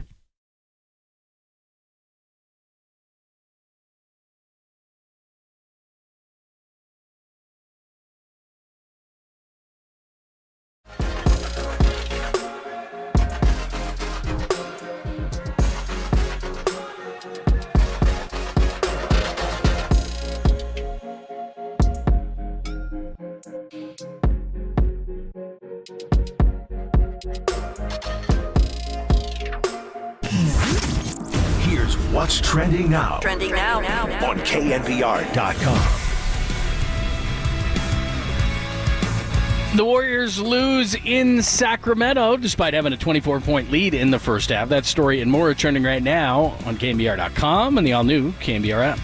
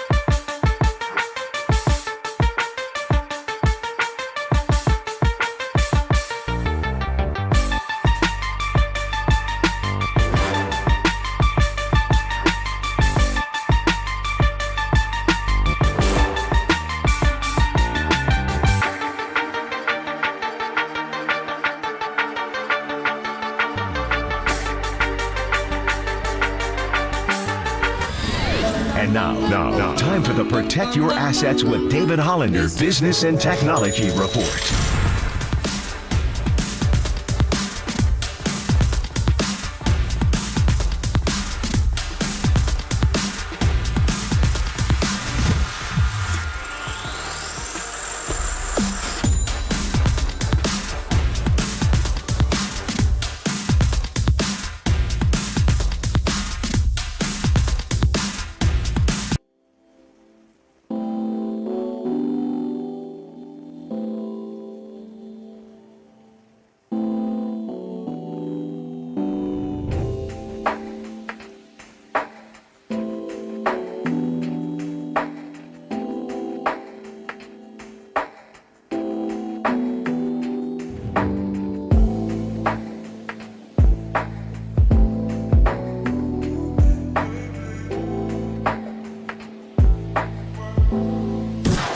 Listen to the sports leader anywhere, anytime. Download the all-new KNBR app. We are your proud home of Giants baseball. KNBR 104.5 FM and 680 AM. Shohei Ohtani and Yoshinobu Yamamoto with the San Francisco Giants. The Giants are right now set on trying to acquire one or the other. They're pursuing both very aggressively, and it gets back to something that you and Harold talked about in the first segment of the show. The Los Angeles Dodgers. How did the Giants find a way to compete with the Dodgers? The Dodgers are always there every year. You make the point about Jason Hayward. The Giants have tried, whether it was Bryce Harper years ago, last offseason, they thought they had a really good chance at Aaron Judge. They were right there. They had an agreement with Carlos Correa. That fell apart. They have been trying for so long to land the iconic player. That is John Morosi on MLB Network. I think we've known this, but he just reiterated that, and again, next week are the MLB meetings. The 4th through the 7th says the Giants are set on trying to acquire Shohei Ohtani or Yamamoto, the pitcher out of Japan that's going to cost $200 or more million. So can they actually get someone to say yes, or are they bridesmaid never being a bride? So Harper, Stanton, Judge, and now we're talking about two other big fish. That's what he says. So the Giants are set on getting one or the other. Might they get both? Could they possibly afford both? So the report is the Giants are devoting their whole heart and finances to Ohtani and Yamamoto. So we heard Mike Krukow yesterday with Murph and Mac say in the next 10 days and next week when we get back from Philly, John, and we're getting back at the crack of dawn, by the way, on Sunday, but Monday morning the winter meetings begin in Nashville, and then it just rolls right into it. So I don't know if you caught the Kawakami podcast with Dave Fleming. I did. He agrees with Mike that some big news for the Giants this week. Mike said they're going to sign 3 or more. Could you afford to get Yamamoto and Shohei? I wouldn't think. Ohtani, it's one or the other. But one thing that Dave did say, Ohtani pitch needs to include another high-profile move. He's right. So how do you, would that be Blake Snell? Would it be one of the pitchers that are on the market? How much are you going to give Ohtani annually? How much do you have to spend on free agency before you hit the line? Is it $70 million or so? And then do you have to give Ohtani $50 million? How do you craft the contract long-term to include his pitching element, which is not going to be in play for the 2024 year? When is he going to pitch again? So I think there's no doubt Bob Melvin is a guy that could recruit here with his great relationship with some of the Japanese players that he played for. You know, obviously the greatest of all, Ichiro, but he's got Darvish. He's got other people as well. So, but if you have to go out and include another high-profile move to convince Shohei you can win here, who are those guys and how much money can you spend on them? Right, and I think you hit it right on the head. There's two things that make me nervous, and I've already said this. I think if you're going to woo someone, I hope it's not like last offseason where you wooed Judge so much that then you lost out on other guys, and then the Correa thing is in a different category, but then you throw your money on guys like Mitch Haniger and guys that I just don't think you should have been throwing your money at because you were so intent on wooing. So if it were me, I'd be looking at Snell and Bellinger and Jung Ho Lee and these kind of guys because baseball is not a singular player sport. It's not even a two-player sport because the Angels had Trout and Ohtani, and they never made the playoffs. So I'd rather do that. But, okay, if this is the direction they're going to go, the thing that makes me nervous is the same that made me nervous last year is even if they had gotten Aaron Judge, who was going to protect him in the lineup? So to me, as you just pointed out, if I got to give Ohtani $500 and something and $50+ million a year, great. He's going to sit in the middle of that lineup, and he's never going to see a pitch as it's currently constructed. Now, if they can get somebody beyond him, go out and trade for somebody, I don't know if they can do a big contract, but if they can go out and, we've heard Alex Bregman's name or Bo Bichette or, you can't get Soto if you're going to get, I don't think you can get both of those guys. Pete Alonso. If you sign Ohtani, as great as he is, and we saw this with the Angels, you're not done. Because there's nobody to protect him in the lineup. So can they afford to give him all that money and then go out and they still need a 1B starting pitcher. Because he's not going to pitch this year. They still need probably a number 3 pitcher. They still need bats. I mean, he's not a center fielder. He's a DH. So all of a sudden now you still got to get a center fielder. So can they sign him, which I understand they want to do for baseball and box office reasons, and I get it. But the two things are you're going to devote so much time. What if you don't get him? You got to have a backup plan better than last year. And B, if you do get him, what else can you afford to do? Well, the competitive balance tax line for last year was $233 million. Yeah. Do we know what it is for this coming year? Has that been established yet? But let's just assume it's the same or it goes up maybe $5 million. So if it goes up $5 million, you do have exactly $70 million or thereabouts to spend before you hit the line. So the Giants' projected payroll right now is $168.2 million. The tax line, the competitive balance tax rate, $237. So it's up 4. So it's $69 million. Your favorite number. So you have that to spend. I mean, how much can you backload the Ohtani contract some? How do you incorporate the pitching element? And right now, the guy is had a Tommy John surgery twice. Not many guys come back. One, you do come back from. Is 2, is it a certainty he's going to pitch? How do you pay him? Well, can you clear more space? I mean, do Conforto's $18 million? Well, that's what I'm getting to next is selling off some of these pieces. Right. I think you got to do that. I think Conforto, Haniger makes $20 million. Haniger's your highest paid player. Haniger. Now that Jock Peterson's gone, Haniger makes 20. Conforto makes 18. Yeah. So those are 2 hitters. You got a bunch of pitchers. Stripling makes 12.5. DeSclafani makes 12. You're not going to move Taylor Rogers. He makes 12, and Alex Cobb. And when's he going to pitch? And how much is Cobb? He's making $10 million, John. Right. How much is Cobb in the recruiting of Shohei being a teammate of his with the Angels? And then how about the report that if anything gets out at all about, visits and what he does, it's going to be held against you. So I think this is going to be a difficult negotiation because, first of all, he's so mysterious. He doesn't talk to anybody. And then how do you approach him to make the pitch without offending him? Who's the front guy on this? How involved is Bob Melvin in this situation? Do you bring Ichiro in to vouch for Bomel? I mean, exactly how do you do it? And then if you do get him, to satisfy all these demands he's got, how much money do you have to pay the guy? Most teams like the Dodgers, they've already got the pieces around, and then if they add Shohei, they're good to go. It is going to be hard unless we just mentioned moving contracts. I mean, I got to believe that if you're the Giants, Conforto or Stripling, or as difficult as it might be, you're going to have to take back some of that salary, though. You are, but can you move any of those guys and save $10 million here and $10 million there? Because you need to reconstruct things. And again, that's my concern: is if you don't get them, okay, you probably don't get them. So what's your backup plan this year versus last year when all of a sudden it was like, oh, my God, the music's going to stop. We got to get a chair, and we get Haniger and Stripling and these kind of guys who now you look back at those contracts. Those are horrible contracts. So you can't just spend money to spend money if you don't get the big fish that you're trying to reel in. Well, they thought they would be more productive players, and in both cases they underperformed because of injury. Haniger just was never healthy at all starting when he went on the IL to open the year, and then speaking of Dallas Goedert and the fractured forearm, that's what Haniger had, and as a hitter, that's not good. I mean, right now you're kind of looking at them sharing maybe one outfield spot and a DH spot, with Haniger being a right-handed hitter and Conforto being a lefty.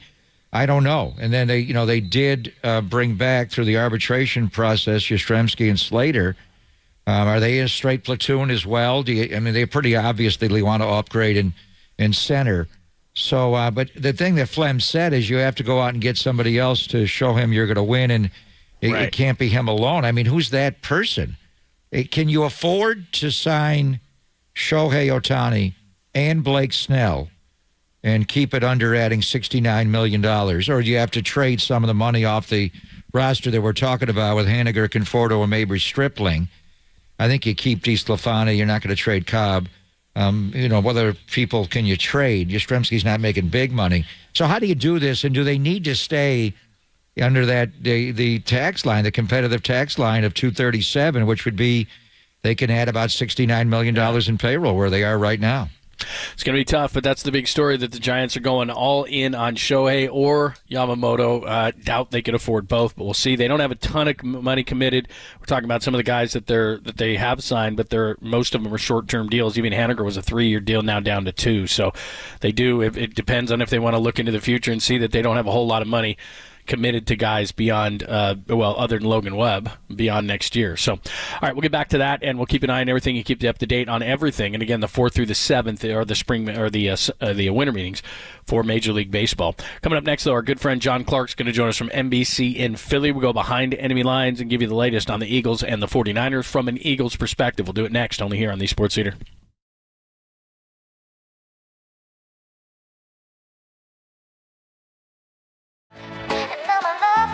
So strong, girl. I can feel you slipping away.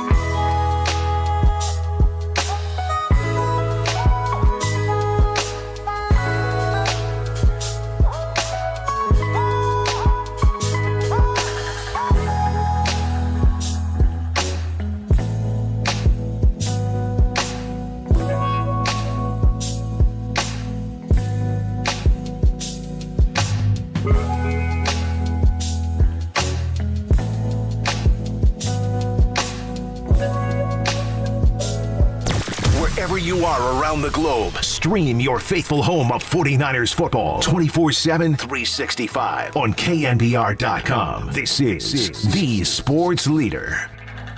I just approach one day at a time. Of course, I don't really necessarily like what he says. I wish he'd have used a better word, to describe my play. But it is what it is. At the end of the day, all I can do is control my work ethic. What I do day to day. James, how do you think he said that? What's your motivation? You would have to ask him. From the clips that I saw, of course, they felt like they had a good game plan against us. They felt like they had some open routes against us. There is James Bradberry responding to Deebo Samuel last offseason in a podcast, calling him trash, and then Deebo didn't back down from those comments. So then if you go to John Clark's feed on Twitter, X, J Clark, NBCS, of course, NBC in Philadelphia, he's got that right on there, and you can see James Bradberry. Eagles, 49ers, the talk will stop, the play will start on Sunday, and John is here to help us look at the Eagles side of things. He joins us courtesy of the UMA guest line. Good to talk to you again. How are you? Hey, guys, it feels like a playoff game this coming Sunday. Little bit. Not quite like the NFC title game. The winner's not going to the Super Bowl, but this one, obviously, for playoff positioning is huge. So just we heard Bradberry, and he has given up 8 touchdowns this year. Teams do attack him. Darius Slay is the guy that followed Stephon Diggs around a little bit on Sunday at the link, and when they played zone, they played their side. So do you expect Slay to maybe follow Brandon Ayuk around? And just talk about the 3 corners they have now. Big play Slay, James Bradberry, and now they're playing Bradley Roby as the nickelback, John. Yeah, look, Bradley Roby is back from injury after joining the team mid-season, and that is big to have him back because they really miss Avonte Maddox as the slot cornerback. He did such a great job, and Bradley Roby has held down that spot better than the cast of characters they had kind of filling in there for Bradley Roby. So, look, I think they got the slot cornerback spot down. The outside spots, Darius Slay and James Bradberry. Obviously, the Eagles have not been as good in the secondary this year. They've given up a lot of passing touchdowns. And, I do think Slay is the type of guy who Sean Desai is trusting more and more to follow or travel with the top receiver. And, man, you look at it this year, Brandon Ayuk, I think he's right up there for the league lead with almost 20 yards per catch. So he is that big threat, of course. Then you got to worry about Deebo Samuel, and maybe the physicality of James Bradberry will help with Deebo. But, yeah, I think Slay is the guy who probably would travel with Ayuk if that is the situation. Our guy, John Clark, NBC Philadelphia, NBC Philly, as we're talking about the Eagles and 49ers, obviously. Let me just go back to this back and forth. Not that it matters once the ball is kicked off, but a lot of it's come from the 49ers side. And are the Eagles, I don't know, motivated, pissed off? How would you respond or how would they respond to the way that things went where obviously the 49ers, because Purdy got knocked out, didn't feel like they got a fair shot? Yeah, I asked Nick Sirianni that today, and then I spoke to a bunch of players in the locker room today, was there when James Bradberry was talking, and I don't think they're really concerning themselves with all that. They won the game, went to the Super Bowl. That's their biggest concern. Now, I love what James Bradberry said. He said the extra motivation for this game, it's not hearing all that. It's that this is a huge conference game. The Eagles are undefeated right now in conference, 6-0, and they want to keep it that way. They don't want to give the 49ers any life as far as having hope of getting that top seed. So I think the guys are handling it very impressively. They're not biting on the talk. You heard Hassan Reddick earlier in the week from the emotion of beating the Bills after the game. He said, we heard a lot of boo-hoos and basically saying that the 49ers were crying a little bit after they lost, and there was a lot of chirping, but it doesn't seem like these Eagles are going to get involved in that. They're really focused on getting their bodies right and getting mentally right after having 2 really tough games. One went to overtime on Sunday. So they're not biting on the talk coming from the Niners. Yeah, obviously the 92 snaps on defense, and, they lost a lot of guys on defense. Fletcher Cox left the game. Zach Cunningham left the game. On offense, I want to ask you about Dallas Goedert. It's going to be exactly 4 weeks since he fractured that forearm against the Dallas Cowboys. So would he be able to come back? And then you've already predicted for on Sunday rain and Lane. I love that line. So Lane Johnson will play with the groin injury, and then what are we looking at from the weather off the Schuylkill on Sunday, John? It is looking like there's a little bit of rain in the forecast. Now, they played the entire game in the rain on Sunday here in Philly against Buffalo, and then Monday night before that, they played the entire game in a cold rain in Kansas City. They started off the season in New England. So, look, they're used to playing in the rain. They've had some slow starts in the rain. But, yeah, it's looking like another miserable forecast. But you saw the second half of the game against Buffalo. The Eagles, yeah, it got going with DeAndre Swift on the ground, but Jalen Hurts had an incredible second half throwing the ball. So I don't think it's going to stop them from trying to go after that 49ers secondary, because if you look at that 49ers defense with the front and the speed of the linebackers, the great play, Fred Warner, best linebacker in the NFL, I really think the place to go after them is through the passing game with A.J. Brown and Devontae. Absolutely. John Clark joining us. Make sure you follow him at jclarkNBCS. Covers the Eagles for NBC Philly, and joining us as we're talking Eagles and 49ers, of course, on Sunday. And you can hear all of it pregame, game itself, and postgame right here on the Sports Leader. 7-1 in one-score games. The 49ers 1-2 in one-score games, and they generally blow teams out. So what is it about this Eagles team that allows them to keep their composure, and specifically Jalen Hurts in these one-score games? Man, that is a great question.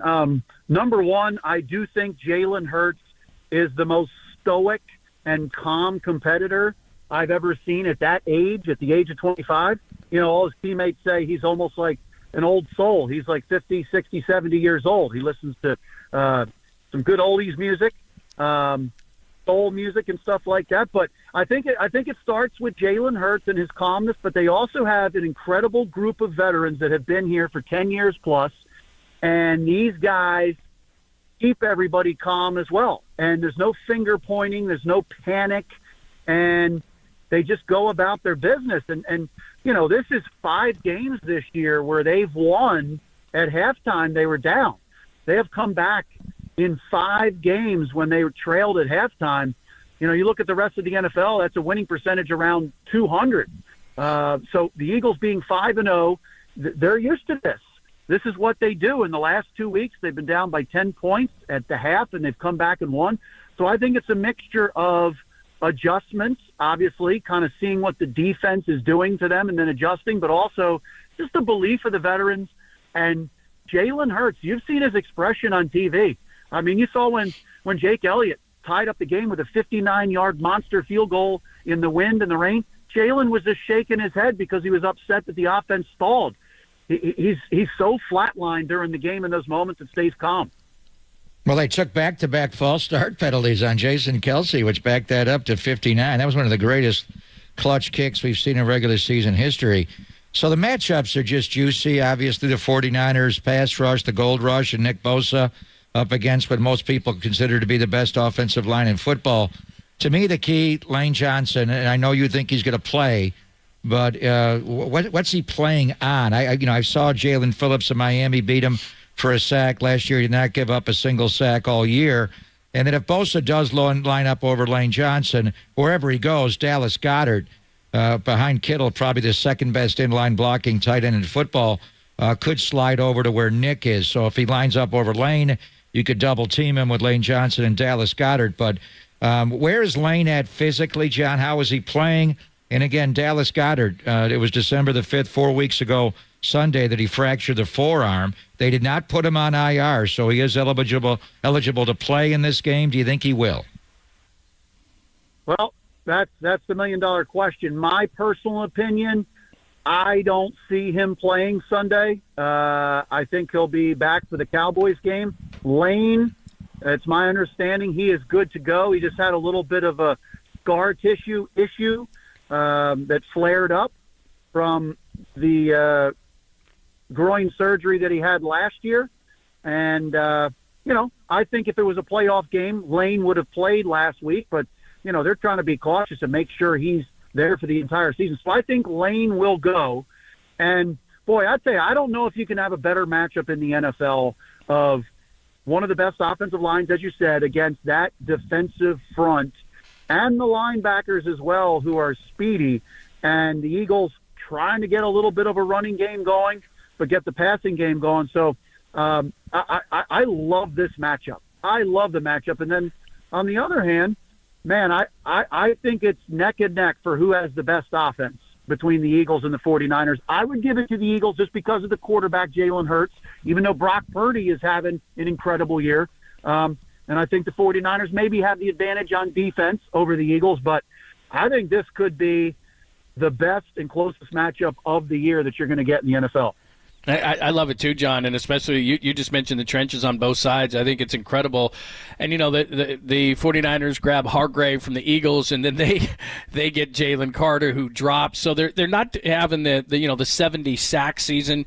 They lost both their linebackers, so maybe that's an issue. But where they were so dominant last year, where is the defense this year? Well, you see Hassan Reddick and Josh Sweat. They're up there in the league lead in pressures. They're getting after the quarterback. Hassan Reddick has really come on over the last 7-8 weeks since he got the cast off his thumb. And then Jalen Carter and Jordan Davis and Fletcher Cox, they're providing a great push up the middle. Now they're banged up. Milton Williams was out. Fletcher Cox got hurt during the game. I expect Fletcher to be back, though. And then Jalen Carter has been a beast. The thing that I worry about with the defense going into this game against the Niners is, man, they're coming off that Monday night game in Kansas City. That was an emotional come-from-behind win. Then in Buffalo, against Buffalo this past Sunday, you were talking about it, how they played 90-plus snaps, and Jordan Davis and Jalen Carter played an incredible amount of snaps. Those are big fellas, especially Jordan Davis. And here come the Niners. They're off for 10 days coming into Philly. So I think that's a concern. Can the bodies get completely right? Because the Niners have an advantage having a week and a half of rest. So that could play into it. But I think the Eagles' defense is coming together a little bit because, Kevin Byard came over from Tennessee. And then, of course, Bradley Roby, he was acquired and then got banged up. So I think the communication is a lot better now between the secondary and everybody getting lined up, because that's the key against the Niners. When you have those interchangeable parts with Christian McCaffrey and Deebo Samuel and the motion that Kyle Shanahan uses, the Eagles defense, this is going to be their biggest test as far as, keeping an eye on your luggage, right? Keeping an eye on your luggage and your responsibility when you see all that eye candy, as they call it, and all the things that they do pre-snap. And one of the other matchups in this game, and on Thanksgiving night, the 49ers had Charvarius Ward, Mooney Man, follow DK Metcalf around, and he pretty much took him out of the game. We're wondering, would he do that with A.J. Brown in this game physically? A similar player to DK. You got to deal with Donovan Smith as well, the Heisman winner from Alabama. But just what have teams done, John, to shut down A.J. Brown? He was going off all year. The game in Kansas City on Monday night, 1 catch, 8 yards. He was not happy. The game against Buffalo, and Buffalo's lost Tre'Davious White, he only had 5 catches in that game for 37 yards. Did score a touchdown, obviously, in the game. But what are teams doing the last couple of weeks to lessen the huge production that A.J. Brown had most of the year? Yeah, and it's been Devontae Smith time over the last 4 weeks for the Eagles because of that. Look, I mean, they're bracketing coverage, and I'm sure they're double-teaming him, and they're saying, we're not going to let this guy beat us. I mean, A.J. Brown has the most touchdowns in the NFL since he came into the league, the most touchdowns with a yard or less of separation. It is unbelievable to me. Even when he's covered, he can out-muscle and out-maneuver somebody for a ball, and he's so good with the late hands so the DB doesn't know the ball's coming.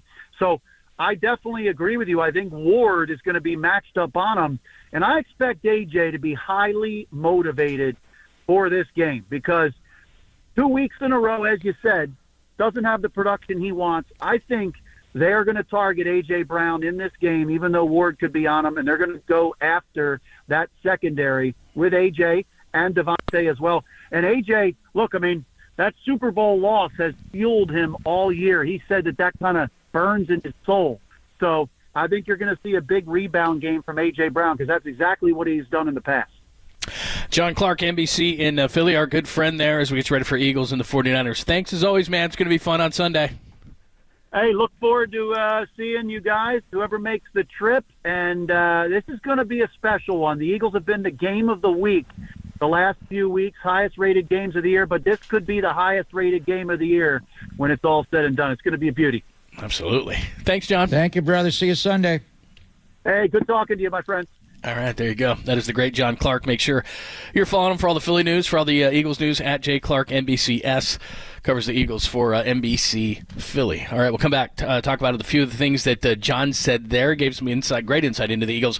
And we got our foreplay coming up at the top of the hour. We have not forgotten about the Warriors and the Kings. We'll get into that, too, at the top. It's Pop and Lund, only here on the Sports Leader.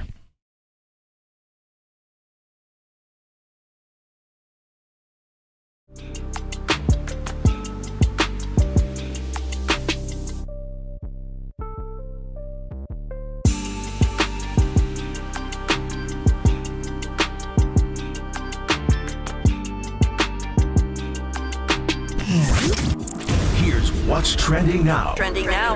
On KNBR.com. The Athletics' Tim Kawakami joined Tolbert and Copes yesterday to discuss his encounter with Klay Thompson and how Klay overcomes his struggles and emotions. That podcast and more trending on KNBR.com and the new KNBR app.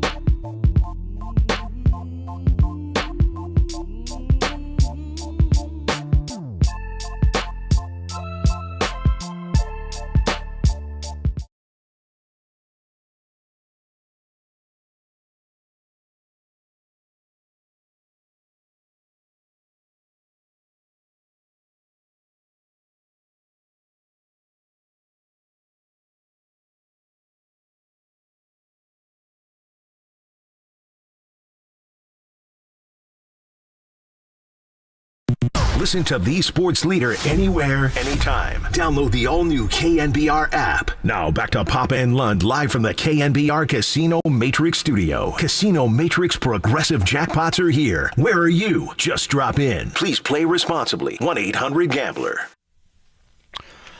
Yes, thank you so much for joining us. Foreplay coming up at the top of the hour. We'll talk some Warriors and 49ers. And a fine 1 o'clock hour for you, this weekly listener. Asante Samuel Sr. is going to join us. He's a former Eagle and Patriot. Yeah. Former Eagle is going to join us, so we'll preview the game with him at 1:15. And then at 1:30, I know that people are wondering this as part of the Sweet Clean Family Friendly Caboose Pistol at 1:30. How does Brock Purdy like his In-N-Out burger? Did you hear this one? I do not. I have not heard. But it's how Brock Purdy likes his In-N-Out burger. That is the headline grabber. But then what Nick Zakel, his roommate, does, the injured backup offensive lineman for the 49ers. Yes. What he does would kill me. So we'll hear from both. It would kill you? I might. But So you got how much protein he eats? style? No, he doesn't go protein style. It's just I don't think I could eat this amount. He's a big boy. Yeah, I mean, I get it. He's I think a Joe big boy. Staley's told us that before, where it's like when you're playing, they just stuff your face. That wonderful cafe that they have there. It's like, oh, you're an offensive lineman. You'll be eating this and this and this. That's amazing, by the way. Nick Zakel, tough break. He's out for the year. Yeah. Got hurt on special teams a few weeks ago. Fordham Flash, we love him. Huge baseball fan. Remember when he signed? And they drafted him. He went on and on about the greatest season in pro sports history was Barry Bonds' 2004. So I often talk baseball with Nick Zakel. Good guy. Yeah, that's right. I remember that now that you mention it. Didn't we have on one time? And we were did talking, right after he was drafted. And he was like, he was just busting out Smart the baseball. Smart guy. Yeah, I was like, I think the thing, and now he's on. He's out for a while. He's going to miss the year. Yeah. But what do they do with Burford back now and mixing in Feliciano? I think you'll see them both play in this game, and Aaron Banks back at left guard, Trent at left tackle, and obviously Jake at center and Colton McKivitz at right tackle. But I think you'll see them mixing a little bit there. And one thing that John Feliciano has, he has the intel on the Philadelphia Eagles because he was a New York Giant a year ago, and they had to play the Eagles not once, not twice, but 3 times, including the divisional, because Philly had to bye.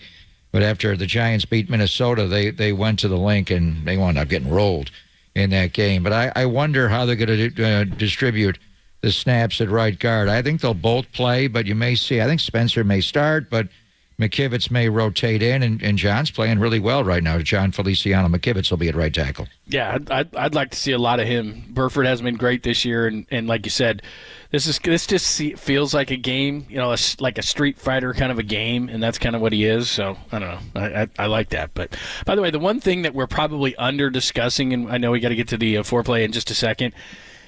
One thing that we haven't talked maybe as much this week, and we've talked a lot about this game.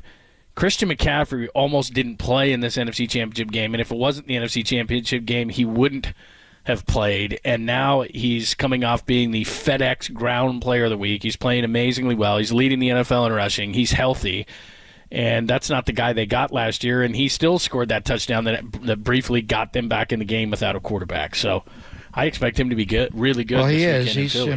And I want to see him in practice when we go out there after the show because he just looks fresher.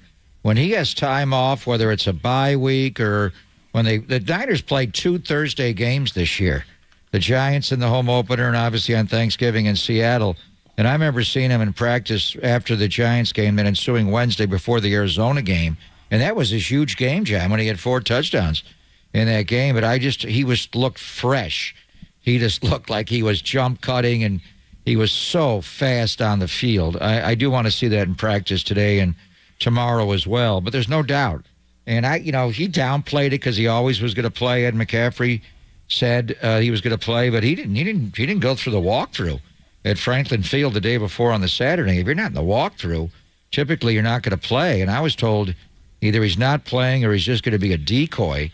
And then he went out and jumped over Marcus Epps, broke another tackle, and had the 49ers' single biggest play, and really the only big play they had all day in offense in that game. But there's no doubt. Can Philadelphia stop they're the 49er ground game. We say it against every single team in football.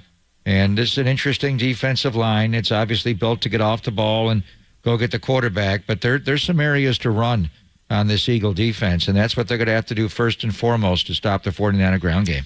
Absolutely. All right, let's get to it. It is Pop and London, KNBR AM and FM San Francisco, the sports leader, a Cumulus media station. It is time for your foreplay. Time for some foreplay with Papa and Lund. I'm Dirk Diggler. 4 chunks of audio that really get you going. I have a gift, and I am trying to not be selfish about it, but to use it. On KNBR 104.5 and 680, the sports leader. All right, let's start Warriors at number 1. And then we had Logan Murdoch on a little bit earlier on in the show, and he was the one who asked this question. Steve Kerr, even though the Warriors got off to a very good start and have struggled as of late, he does not like this term. Listen to this. You mentioned how you still like this team even after, in the mode that you guys are in at this point. You guys still seem to be in a free fall. What do you want to see in the interim? We're not in a free fall. It's early part of the season, and we're losing a bunch of close games, and we can see it on tape every game. Fouling, turnovers. I can only say it so many times. Those two things have to improve. When they do, we're going to be really good. This was a conversation we kind of had last year, though. I feel like it was fouling and turnovers. Does this feel different to you than last year? In what it was? way? I mean, we would have the fouling turnover discussion a lot last year, right? Yeah. Late game issues. Yeah. I mean, does it feel like? I mean, is there a concern that it's just kind of continuing a little bit? Of course, there's a concern. We made those two things the entire focal point at the start of camp, and we haven't made those improvements. So we have to do them. How long have we talked about these issues? I mean, it's almost like Draymond Green's technical fouls. It is what it is. They foul, they turn the ball over. That's what the Warriors do. They've talked for years about improving it, and it never seems to do it. Well, and as Coach Van Gundy said, when they had Durant and Clay was Clay, and Clay played a hell of a game last night. Actually blocked a shot inside. I mean, Clay played really well last night, but even then, the Warriors led the league in turnovers. But they overcame it with their firepower. And to me, the turnovers were two different categories. They passed the ball. When they're right, they pass the ball, per game, per possession, the highest amount in the league. So it's to me, you're going to have turnovers because you pass so much. But then they're the sloppy, unforced ones. And last night, the number just got to 20. And it was your best players committing almost half of them. Steph Curry had 5 turnovers last night. Now, he handles the ball a lot, but the way they mishandled that trap in the backcourt, and Anthony Slater, who asked the question about turnovers and fouling, and had a great breakdown of Steph, that's just inexcusable to get trapped like that in the backcourt, and Steph just threw the ball right to Malik Monk. You just can't do that. In Sacramento, they're going to lay a hit on it. I thought it was great when TNT Mike Curry, and he was kind of coaching a few segments there, and he said, they're gonna come at me and trap me, and I got to move the ball. We got to play the right way. It's like he was a coach there, but that was a terrible turnover. Draymond's rush turnover when they had the lead, were they playing to try to win by 12 rather than just win by a point? You wound up not winning at all. So they've always turned the ball over a lot, but right now they just can't overcome it. And when the fouls are just a lack of foot speed, and you're reaching too much, you foul a guy. It's like in football, you hold a guy because you got beat a lot, and you have to hold. And with fouling, they're just, they're not stopping the ball enough. And certainly in De'Aaron Fox's case, he is tough because he's so damn close. But the fouls were a huge problem last night, John. And Sacramento shot 42 free throws last night to the Warriors' 30. God, third quarter was like, wake me up when it's over. It was just they a parade missed to the foul line. 15 foul shots. It's unbelievable. I mean, had they been able to make their foul shots, and a lot of it was De'Aaron Fox missing so much, the game would not have been close coming down the stretch. But to your point, Sacramento shot 20 free throws in the third quarter alone last night. The Warriors had 11 fouls in the third quarter last night. It was unbelievable. Here is Charles Barkley. He's always wrong. Is he right with this one? As I told y'all, this team is cooked. Y'all thought I was crazy. Steph, he going to start slowing down too. They got an old team, everybody slows down. This team is cooked. They're not a contender. And I was like, dude, it's nothing personal. That's like last year when Clay went crazy on me. I said, dude, I love Clay. Clay's not the same guy. Draymond's not the same guy. Wiggins has never been that guy. And then you factor in, Steph has already been hurt this year. And one thing I know about old people, they just get older.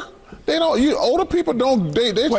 Wait. Steph Curry is not playing anywhere that looks like he's slowing down at all. At all. Not even close to it. When you start getting hurt, and he's been hurt the last couple of years, that to me is when guys. That's when you know age starts taking over.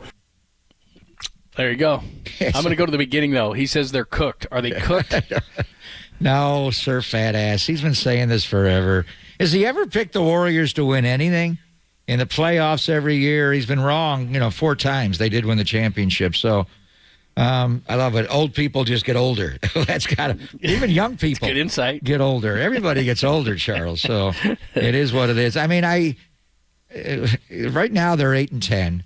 They were 6-2 to start the year. They've lost 8 of their last 10. When they've had Draymond, Clay, and Steph together, last night was the 3rd time they lost. I just want to see more of the team. So after these 2 Clippers games, you'll be at 20 games, but I think you need another at least 10. And then we'll see if Chris Paul's hurt. I mean, that's where the old thing comes in, and he gets hurt a lot. What's up with his injury? What's up with the Gary Payton II? But they got the Clippers tomorrow night and Saturday afternoon in L.A., John. Comparable records, 8-10. Clippers are 7-9, and they're right at the play-in line. So we'll see. I mean, we kind of thought about this last year. Would it be play-in, playoffs, or play golf for the Warriors in mid-April or late April when the season's over? I mean, are they a lock to be a playoff team this year is what you're looking at right now? Is that what he means by cooked? Yeah. Meaning they're not going to make the playoffs? I think he's probably talking about, well, I don't know. I mean, I watched it, but I think he's talking about from a championship perspective because I've said this to many people, and it's early in the season. They look to me like they're going to be a play-in team because, remember, that starts at 7. And I think there's a lot of these young teams, I think they're going to make it. And if the Warriors are having trouble staying healthy now at game, 18, then what are they going to look like at game 50 or 60 or 70? I mean, to his point, one part I will agree with is older players get older players get hurt. So if you're already having problems that way early in the season, say Chris Paul goes down yesterday, then it's not going to get better. It generally doesn't get better as the season goes on. These other teams, Kevin Durant, he's had a history of injury the last few years. Kevin Durant goes down. They haven't played their big 3. Beal's hardly played at all for them. Minnesota 13-4, Denver 12-6, Phoenix 11-6, Dallas 11-6, Oklahoma City 11-6, then Sacs 10-6. Are all those teams clearly better than the Warriors? I mean, Sacramento, they beat them last year in a playoff in 7. They beat them twice earlier this year. Minnesota and Oklahoma City have had their way with the Warriors. What's going on with this Josh Giddey situation? Is he going to play any more the rest of the year? By the way, Andrew Bogut, I guess, knows him and knows the situation, and actually on his podcast talked about it. And he said this thing is a year old, and Oklahoma City knows of it. And then it came out this morning that the family of the girl said they're not pressing charges, that this thing is old. And so this is not something like we've seen in the past, because some people have wondered why he's on the floor. The NBA apparently has known about this for a year. And again, I'm not excusing it. I have no insight on it. I'm just simply saying that I guess it's a year-old story that's just coming out now. So how old is she? How old was she a year ago? Well, I'm no obviously I'm no judge, but they're saying that she told him how old she was. I don't know that matters. She said that she was 18. I don't know that matters. Anyway, she's not 18. Yeah, she's not. Well, and also she state laws vary. It happened in California. In Oklahoma. What is the age there? It's a little bit lower than it is in California. It happened in Newport Beach. Oh, is that where it was? They're saying. So we're going by California laws? Yeah. So that's. But they've been dating for a year? That's what Andrew Bogut said on his podcast. I don't know that's true. So he broke a law when he brought her in the state of California? Yeah, I would think. Or she's from here, I think is what it is. But anyway, that could have some bearing on what they do. All these young teams, Minnesota, Oklahoma City, even Sacramento, I'd put into that category. Houston, I mean, the Warriors get them in a playoff series Can they just mine them, and is the championship DNA comes out? I mean, we saw it last year with Sacramento. Then you get into the Lakers, obviously. New Orleans is better this year. These Clipper games are going to be interesting. I know they're taking a little while to gel with Harden, but at some point they're going to figure it out. Yeah, like I said, I think that where they sit right now is, if you're a young team, you probably don't want to see them in the first round, but I could see a similar thing as last year, as you get by one of those younger teams, and then you're out in the second round. But we've got a long way to go. All right, do remember we got a lot of giveaways this week, including at Chase Center. We got a comedy for you. Sebastian Maniscalco, right? Scalco. Nice job. He is a great comedian, and you're going to see him at Chase Center on August 18th, 2024. We will have your tickets for that show provided by our good friends at Live Nation. So continue, and we will have a cue to call for the 10th caller before the show ends at 2 o'clock. So make sure that you continue to listen for that. All right, we got to make sure that we're clear on this. Asante Samuel, not Junior, because he plays for the Chargers, but Daddy. Yeah, they Asante play Samuel. similar. They sit at 10 yards off the line. They play cornerback like a safety rather than a corner. Asante Samuel's a ball hawk. So is James Bradbury trash, John? He has allowed 8 touchdown passes this year, and teams do target him. There is no doubt they go after him. All right, Asante Samuel, of course, won championships with the Patriots, with Bill Belichick, and played a number of years, played 4 years with Philadelphia, a couple years with Atlanta as well. He will help us preview the 49ers and the Eagles next, only here on the Sports Leader.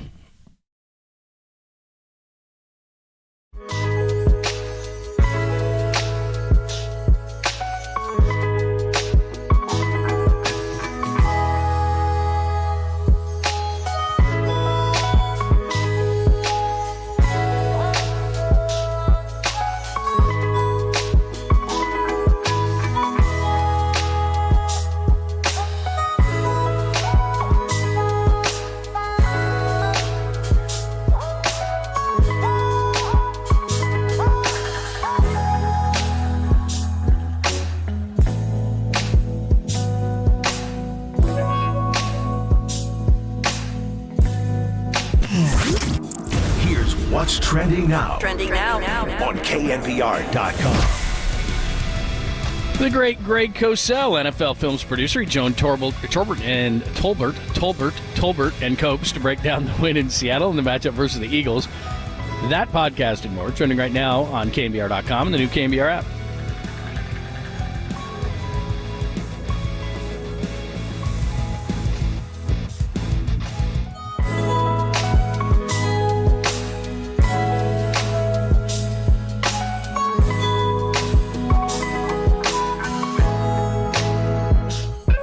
It's always great to talk to our good friend Steve Moskowitz. Moskowitz LLP can help you with all your tax issues. And today, Steve, we're talking about unfiled tax returns. Tell us about that. It's a very frequent situation. People from all walks of life just don't file tax returns. It happens. It can happen to anybody. And sometimes it's 1 year, sometimes it's a bunch of years. The number one reason people don't file tax returns is just plain old simple. They didn't have the money. Second biggest reason is they didn't have the record. No problem on either of those. If you don't have the money, we'll go to the IRS for you. We want to cut you a sweet deal. If you don't have the records, we're going to get all the records that the IRS and state has on you. We're going to prepare all your returns. We'll go ahead and deal with the IRS and state for you. And the only thing you have to do is enjoy the Christmas holiday, not let this spoil it. And watch out, because in my career, so many times I've seen the government hit like around December 23rd. You don't need that. Just enjoy your holiday. This is what we do for a living. Let us help you. Call right now. He can help you out. Unfiled tax returns, no problems. And Steve can help you with all your tax issues in addition to that as well at 888-TAX-DEAL. That's 1-888-TAX-DEAL. Or simply go online to MoskowitzLLP.com.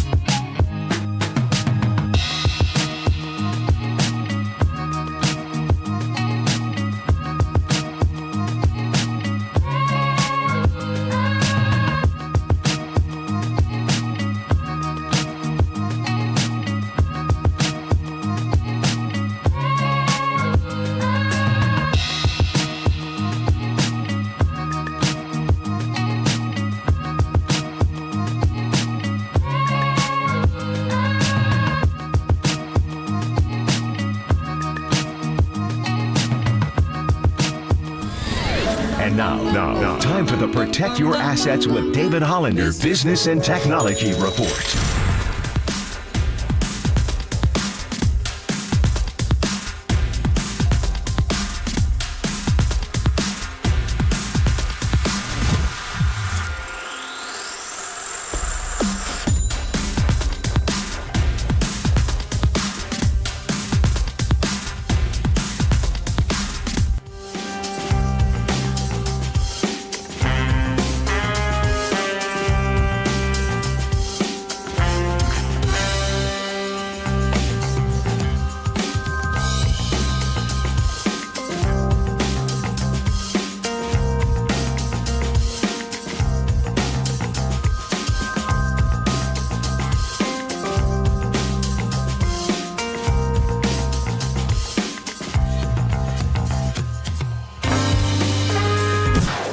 Listen to the sports leader anywhere, anytime. Download the all-new KNBR app. We are your proud home of 49ers football. KNBR 104.5 FM and 680 AM. How do you practice defending the tush push play? Obviously, you can't do the physical. We're going to do like 10 live reps of it today, and see if we have anybody left after it. No, you don't practice it. How do you prepare to deal with that? It's such a big part of their. You coach it up, tell them where we want guys and stuff, and not going to spend a lot of time on it, but we're going to talk about it, show it, and do as good as we can. There's Kyle Shanahan, tush push. Got the Eagles and the 49ers, a ton going on, a lot around this game, and we are stoked to talk to Asante Samuel. He's got a great podcast on Believe Networks, Said What Needs to Be Said with Asante Samuel, and Asante Samuel Sr., Jr., of course, is with the Chargers, and Asante Samuel might have the best Twitter/X handle of all time, @pick_622, and Asante Samuel Sr. joins us courtesy of the Uma guest line. What's happening? How are you? All right, man. I'm doing good down here in what is supposed to be sunny South Florida, but we got a little chilly down here. What's going on with you guys? Yeah, we're getting ready to go to South Philly where it's going to be cold and rainy and play a huge football game, Asante. So let's just start because we heard Kyle Shanahan talking about how the Niners are going to try to stop, which is right now probably the most unstoppable play in football, the brotherly shove, the tush push. If you were playing on defense, and you wouldn't be right in the middle, you're over on the side, but you also got to be leery that they may, flip it and get wide on that action from, the quarterback under center like that. But what do you think of this play, and how should defenses play it? Yeah, it's a challenging play, and it's something that's coming, new to the NFL, and people are trying to figure it out. But for me, I would definitely try different things to figure out how to stop it. And like you said earlier, you got to be prepared for the trick play and the play that's coming after that, because something is coming. So for me, I would always sit my corner out in the flats, have the safeties over top, and I would just kind of, mess around with the defensive line and maybe have them stand up sometimes, try to time up the blitz, have 3 of them go at one time, just play around with it, and just the same way they learn how to do it. And try to figure this thing out. But you got to get a body on body, weight on weight, and push on push at the end of the day. Asante Samuel joining us. Of course, he spent 4 years with the Eagles, 5 with the Patriots, won a couple of Super Bowls as well. We're talking Eagles and 49ers from the link on Sunday. Just give us your overview of this whole thing, with all the trash the Niners talked in the NFC Championship game, and now leading up to Week 13, where it's a huge game in the NFC. What do you think of it? Yeah, man. Obviously I'm rooting for my Eagles, and I'm waiting for my Eagles to pull us off. But my overall view of the game, what I think is important and the keys to the game is, I think it's going to come down to the Philadelphia Eagles secondary and third down, and we know that that's the problem and the weakness on the Philadelphia Eagles defense, and pretty much the team right now in the pass defense too. I think is 29th and the 28th or 3rd, just like back to back or something like that. And I think that's the challenge. And sometimes we look at players and look at them like, it's your fault and it's your fault.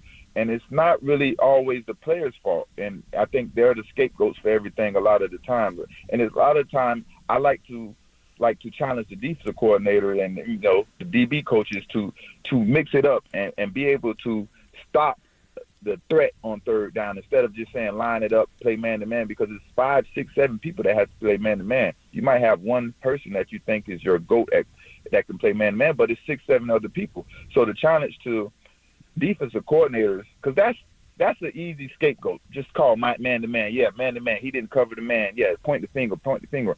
But, one thing that Bill Belichick was good at, I give Coach a lot of slack. We was good, and he would listen to me. He would listen to us, and he was good at taking away the threat. You know what I mean? So we would do different things to take away the threat on third down or things like that, and it won't just be man-to-man. And you can't make excuses, of course. I played on different teams, different coverages, so I've been successful in every team, every coverage, so it doesn't matter. So I think that's the challenge.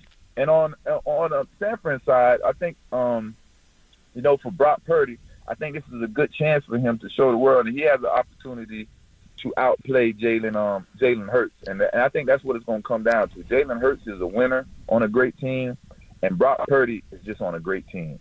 And I think this is what it's going to come down to. Well, he got hurt so early, 6th offensive play in the NFC Championship game when Hassan Reddick, hit him in the elbow. The Niners, on that play, Asante, were setting up a double move against James Bradbury, and Ayuk actually beat him.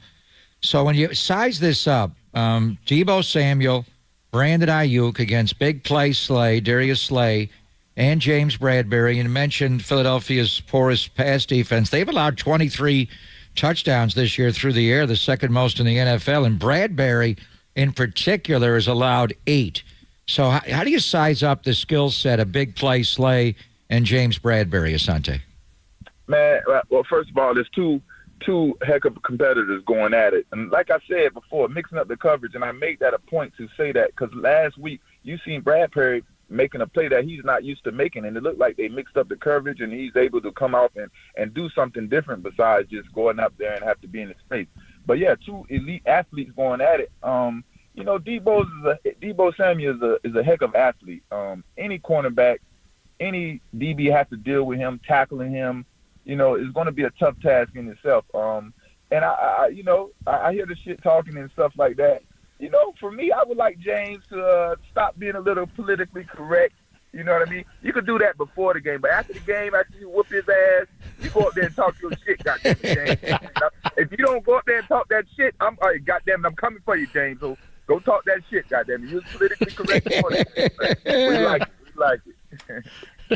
You're getting fired up like you're going to play. Asante Samuel is joining us. So give us the atmosphere. Like what is it like? Because Niners fans went in there last year. Philly is an intimidating sports town, and it's an intimidating place to play. What is it like for the opponent to go into Philadelphia?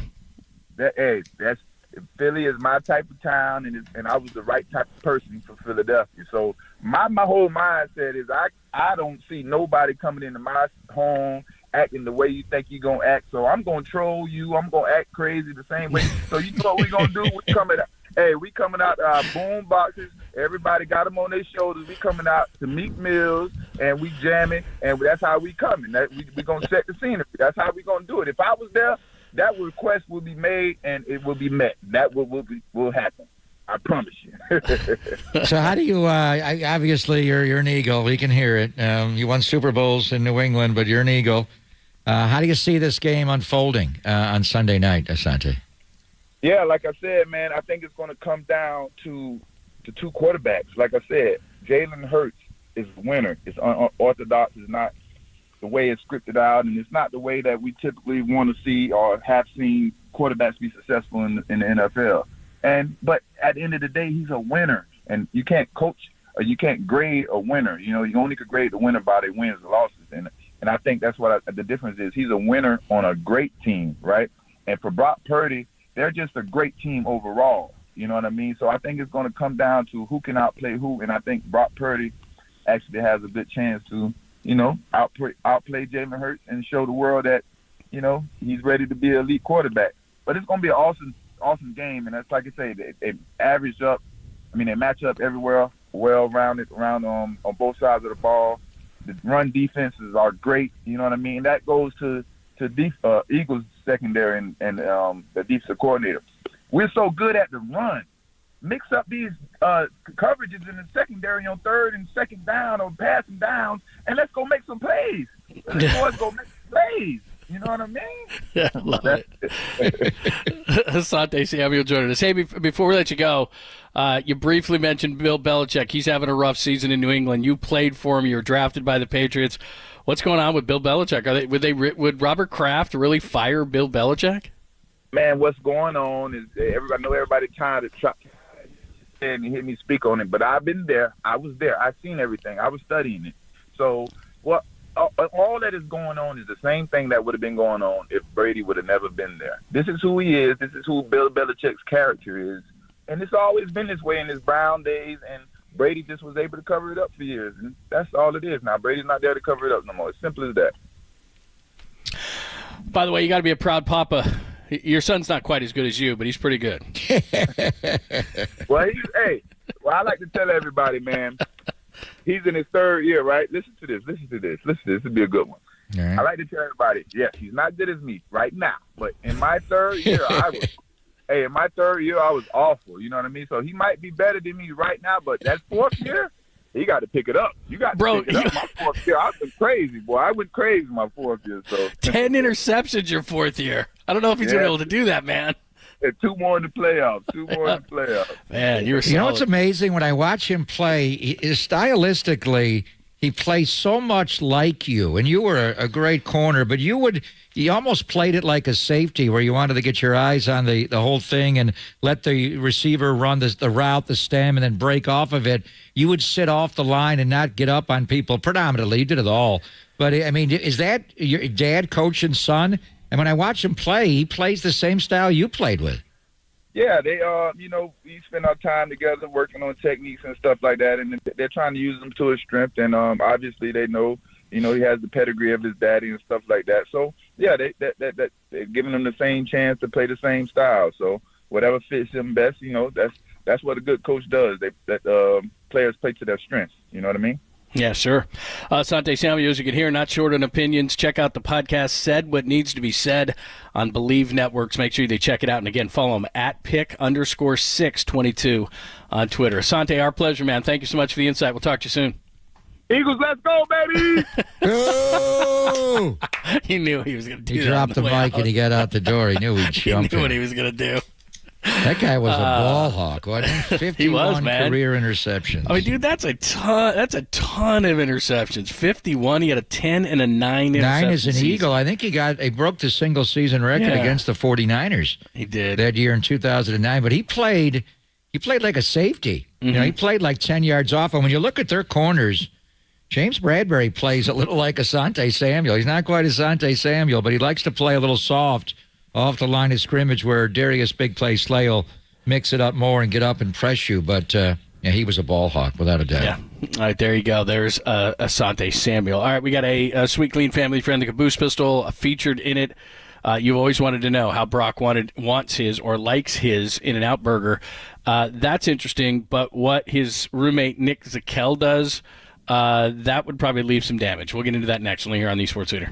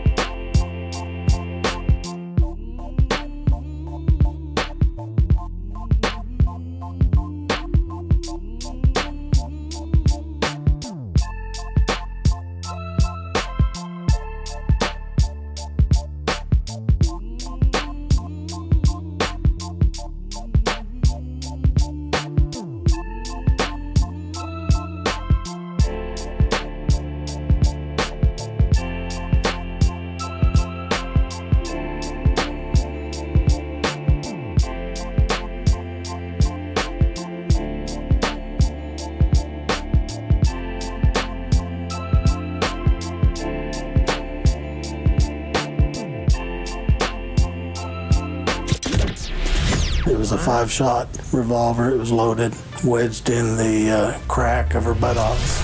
Papa and Lund presents the Caboose Pistol. The old caboose pistol, everybody has one. A few stories that slip through the cracks. Say caboose. I know some women who could hide a machine gun in there. Yeah. I'm sorry, we're getting off track. On KNBR 104.5 and 680, the sports leader. I went to Chipotle a couple weeks ago. Love Chipotle. They make a really nice burrito over there. It's so terrific. The employees can't stop eating it. The employees are never working. They're always in the dining room eating. Ever walk in there, you're like, where are the workers? The only guy behind there is the guy cutting chicken, just looking at you. Right? He's not trained on burrito building. And God forbid if you ask for guacamole. Oh my God. The whole store goes into a panic attack. They don't even know how to tell you it's extra money, right? You're like, put some guac on that? It's $1.80 extra?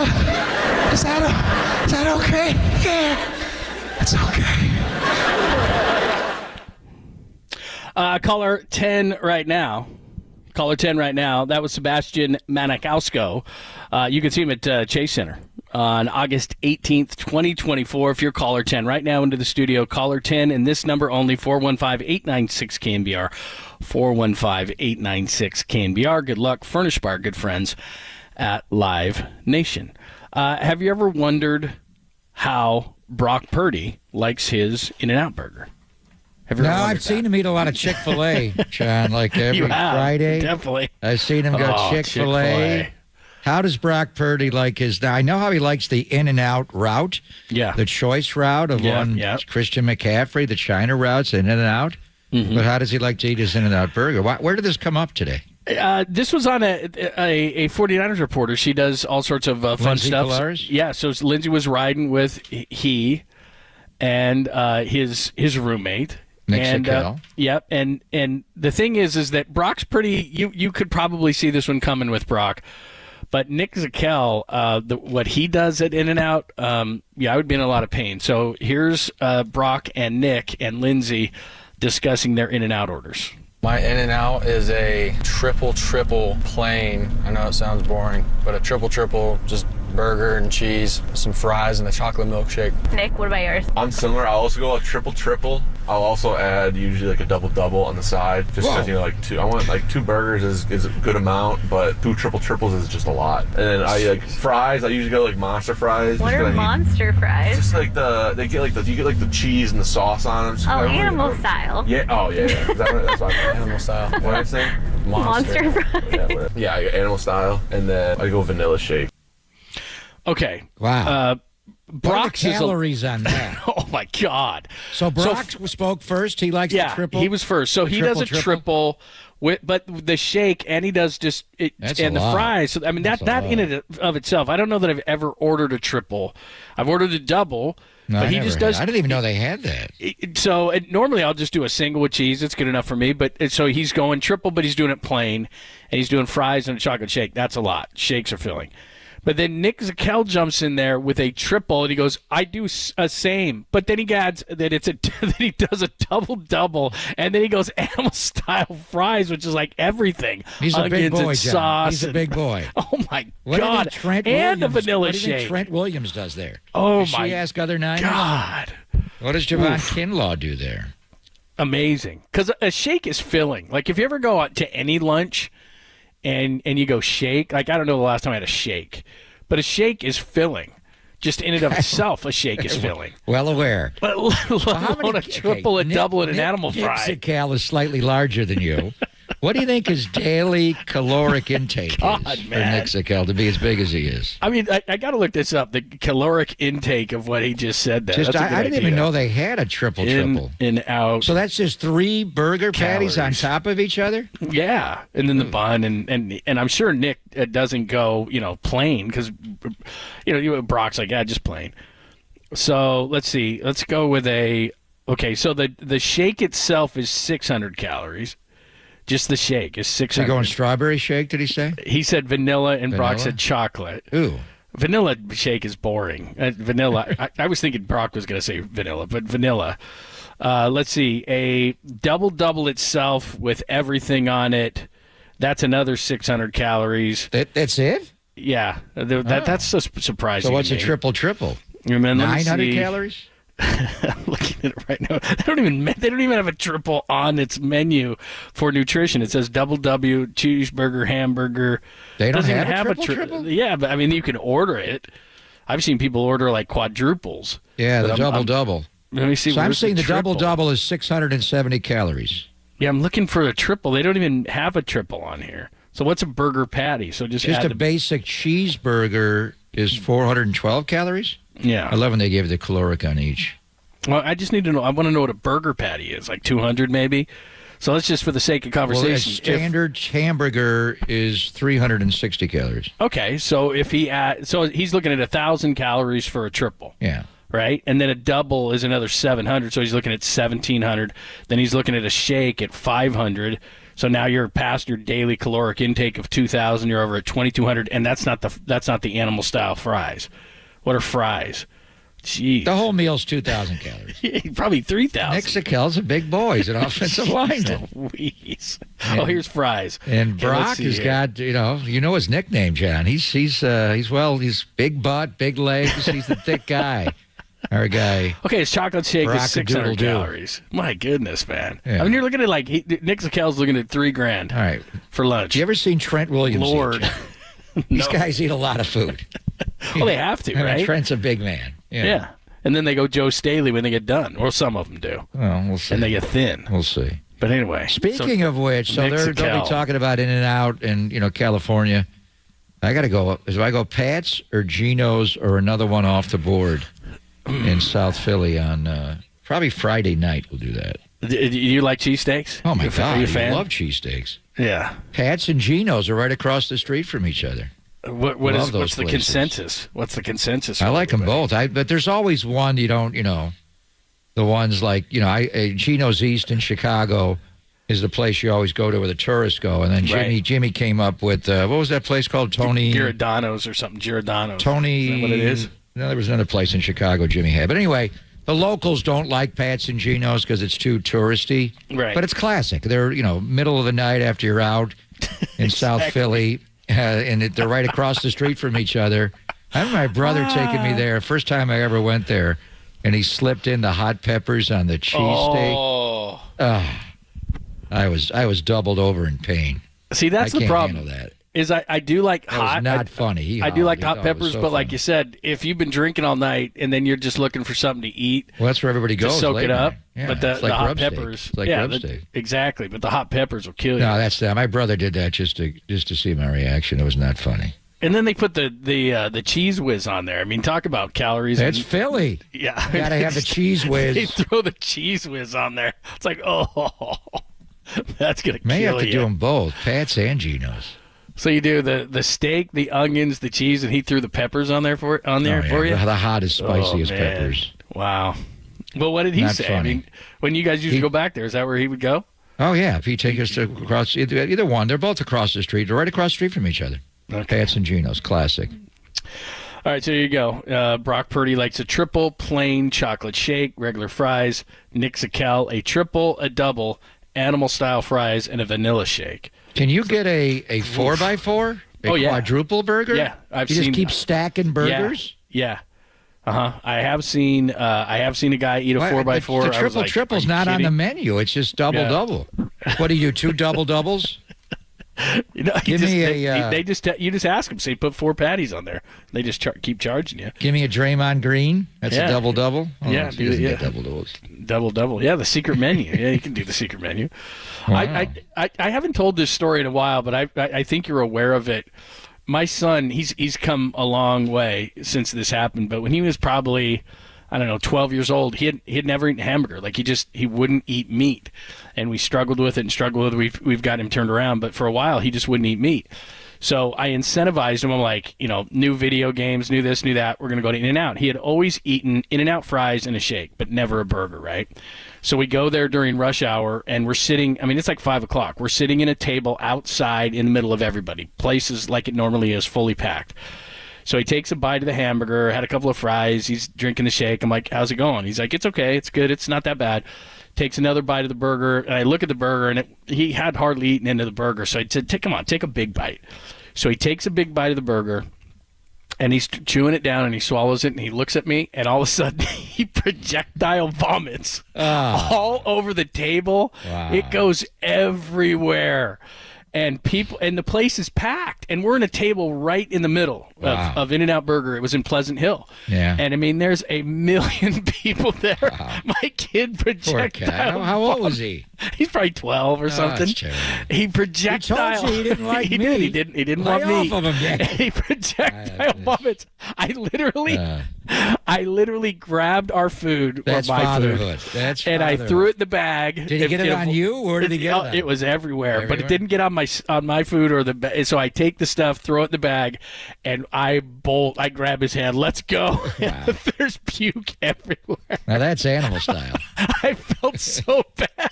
I mean, and you can hear people just oohing and ahhing too, right? It's like, oh, and I'm like later, whew, and It I pulled out of there. He's a kid. They have people there to mop it up. It was, but I mean, I felt bad for the people. George. I did feel bad for him. Has he ever had an In-N-Out Burger since? He has. It's been years, and we took him to therapy and everything. But it took him a while. But he came around and everything. It's called something. But yeah, it's a mental disorder. Is it an eating disorder? Yeah, it's an eating disorder. Just with meat? Does he eat everything else? There's a few other things, but it's just the texture or whatever. Like it just bothers them, and they can't do it. And so it was early in this. Maybe he might have been like 10, but it was like early in this thing, and I'm like, I know we can snap him out of it. I just have to bribe him. I have to give him like video games or money or something. And so I had. It's deeper than that. Oh, much easier, much deeper. Yeah, we it's found that way out deep. later. It's But I was like, come on, you deep. can do it. It's hard. I just felt so bad for the people there because, they're enjoying a nice meal and it's nice. It's a beautiful What are you day gonna do? out. The kid got sick. He didn't mean to do it. Move on. I mean, everybody else is like, are you kidding? Like the people at the table next to us, like, kid just projectile vomited. I did say sorry That's the before one I place ran. that you'd rather go inside to get your food than wait in the line. Oh, absolutely. 'Cause it's not. Why is it called In-N-Out to start? Because it's not in and out. No. It's wait. It's 20 minutes. Wait. Yeah. I mean, what line is longer right now, Chick-fil-A or In-N-Out? Great question. I think the only reason I say In-N-Out is because there's one by me in San Ramon, and it's right off the freeway. You know the one I'm Right talking about. across the street from the hotel. And that thing causes major problems because it's like right off the freeway, and the line goes back around the corner. I know it stacks up on the road. Yeah. I mean, it's just it's crazy. And then with Chick-fil-A, like sometimes when I go down there, I'll be down there tomorrow with you. I order it from right down the road from Levi's Stadium there, and we can get it in like 10 or 15 minutes. Right on Montana, isn't it? Yeah, exactly. And that one's not that busy. That line is nothing. No. It's always a temptation when I leave here in the afternoon. You're like, should I I'm stop? like, do I get Chick-fil-A? I don't even like Chick-fil-A, and I'm going to have it on Friday. It is so good. It is good. It is really good. But anyway, there it is. There's Brock. There's my child's vomiting story. Wow. I think that's all I got. So that's Brock and Nick. So Brock goes triple. Yeah, playing. And Nick goes triple with a side of double. Yeah, and animal style fries quintuple. and a shake. Oh my God. He's a big man. He is a big man. That's gonna be tough though when they finish. They finish playing. And then it's like your whole, like for the last X amount of years, high school, college, pro, if you're an offensive lineman or defensive lineman or whatever, they want you to gain weight or maintain weight. So you can eat these, 5,000-6,000 calorie days. And then all of a sudden it's like, okay, you're done. Best of luck. Man, that's got to be tough. Anyway. All right. And then you can turn Poor to Joe George. Staley. Yeah. He texts you, Dad, why are you telling that story on here? He's back in college. He's not hearing it. Yeah, that was wild. I just remember I said I turned to the people next to us and I said sorry, and then I ran for my life. I felt terrible. All right, we got a couple of remnants before we get out of here at the top of the hour, and then of course Tolbert and Copes only here on the Sports Center.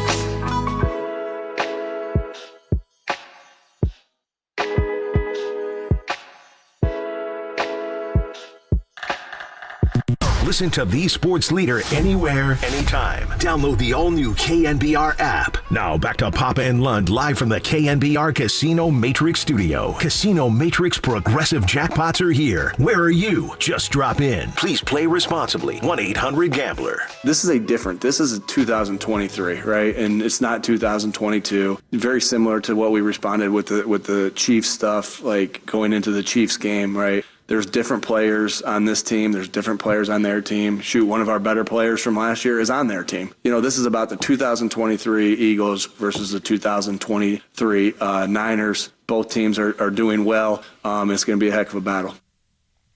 There is Nick Sirianni. Everybody playing this thing down.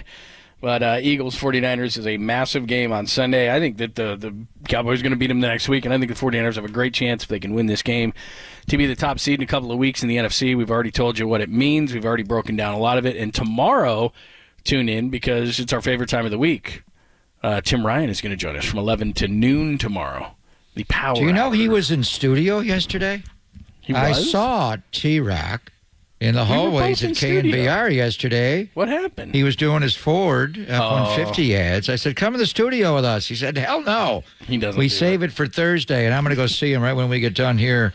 Practice a little bit earlier today. They're going on 125, so they've already been on the field for 30 minutes, but we'll go out and watch practice. They should be done sometime in the 3 o'clock hour, so I'll get a chance to visit with Tim. And what Sirianni's saying, John, is true. It teams are not the same. Javon Hargrave was an Eagle last year. Now the Gravedigger is a 49er. He lost both of his coordinators to become head coaches in the NFL. That hasn't happened since George Seifert in '94 after the championship lost Kyle's dad to Denver, and Ray Rhodes went on and became the head coach in Philadelphia. So they're different. I think in some areas they're not as good. In some areas they're better. The one area, I know how much you think of him and the trade that they made. DeAndre Swift is a terrific player. Sanders was good last year with them, and they got Gainwell, and they got Boston Scott, who mainly runs back kickoffs. But DeAndre Swift is a difference maker. That guy's a special back. Yeah, I think it's one of the major differences. Like you said, there are some differences in these two teams. The Eagles lost a lot of guys on defense, tried to replace them with younger guys. But DeAndre Swift, Sanders went to Carolina. DeAndre Swift came in a trade from the Lions. That's a huge one. So on the 49ers side of things, what's your concern level? I guess you'll find out more when you get out there. But Eric Armstead missing practice. He's been so good the last couple of games. Yeah, we actually spoke to him on the postgame show in Seattle, and I don't know if he got it in the game or he must have been. So I'll find out more. Obviously, he is playing. It's just an understated kind of role for him. But he and the Gravedigger coming out of the bye have been so big inside. And then the one thing they're doing now is moving Bosa and Chase Young. And last game they did it where they were down in 3-point stances and 4, not standing up the way they did it in Jacksonville the first game. But they're moving these guys around on the line. When Chase Young and Nick Bosa are next to each other inside, playing essentially D tackles, they are kicking out Eric Armstead and Javon Hargrave. In fact, Hargrave's, he had a sack and a half last week in Seattle. It should have been 2.5. One was taken away by a penalty. But the sack, the one full sack he had that was clearly his, he did rush as a D-end. It's just Armstead, they put him out of the end a couple of years ago, and they flipped the 21-year around and had him play more outside, starting with the game in Chicago. So they're moving these guys around. There's no doubt, and that's the matchup. That's why you want the Gold Rush completely healthy, and you want the guys behind it, Kinlaw and obviously Givens and Randy Gregory and what he's doing, and Cleve Furl's playing well, and Chase is mixing in on that second group, and also with the turbo package, the Gold Rush. But that's the game, John. The 49er D-line against the Philadelphia Eagles offensive line. Our buddy John Clark, who joined us at about 12:30, has the following for the Eagles injuries. He said Dallas Goedert, Fletcher Cox, Zach Cunningham did not participate in today's walkthrough. Lane Johnson was limited, as well as reserve defensive tackle Milton Williams, who's a nice player. So those guys were limited. But again, Goedert, Cox, Cunningham did not. So it's only Wednesday, but just giving you an update on that. So. And right away, the word there is the Wednesday walkthrough report. So they're just doing a walkthrough. Yeah. They had to play 92 snaps, a lot of those defensive guys, on Sunday, and that was a late game in Philadelphia, so their bodies have not yet recovered. Sirianni's just, and who knows what the tempo really is, but for them to judge it as a walkthrough, I think the 49ers will have a full-blown practice today, which is already underway for about a half hour. I don't know if they're going to put pads on or anything. That maybe would be tomorrow, since they played a week ago. But I think that's a big edge, is that their practices right now are walkthroughs, and the Niners should be fresh and fast coming off the Thanksgiving night game. All right, thanks as always. Great job by Walter and Danny, and we had some great guests as always today. Ramona Shelburne talking some Warriors with us. We just mentioned John Clark behind Enemy Lions. Asante Samuel joined us. Clearly, he's an Eagles guy. Played with the Eagles, had 51 career interceptions. He joined us today as well. We had a lot of good guys. People come on the show today and give us a lot of insight both on the Warriors and 49ers Eagles. If you missed any of those, just go to KNBR.com. Pop, tomorrow I'll see you at Levi's. See you at Levi's. Papa me a triple with a side double. Yeah, you need to talk to Animal-style fries and a strawberry shake, John. Oh, my God, we'll be Gotta asleep. go carb load. Like half into the show. All right, Tolbert and Cope's coming up next only here on KNBR AM and FM San Francisco, the sports leader at Cumulus Media Station. To go a triple, I'll also add usually like a double on the side.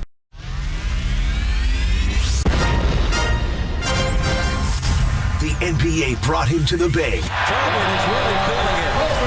While his co-host was born and raised here.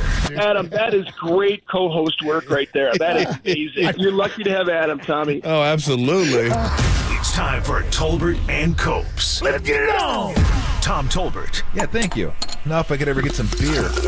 And Adam Copeland. Adam Copeland has arrived! On KNBR 104.5 and 680, the sports leader.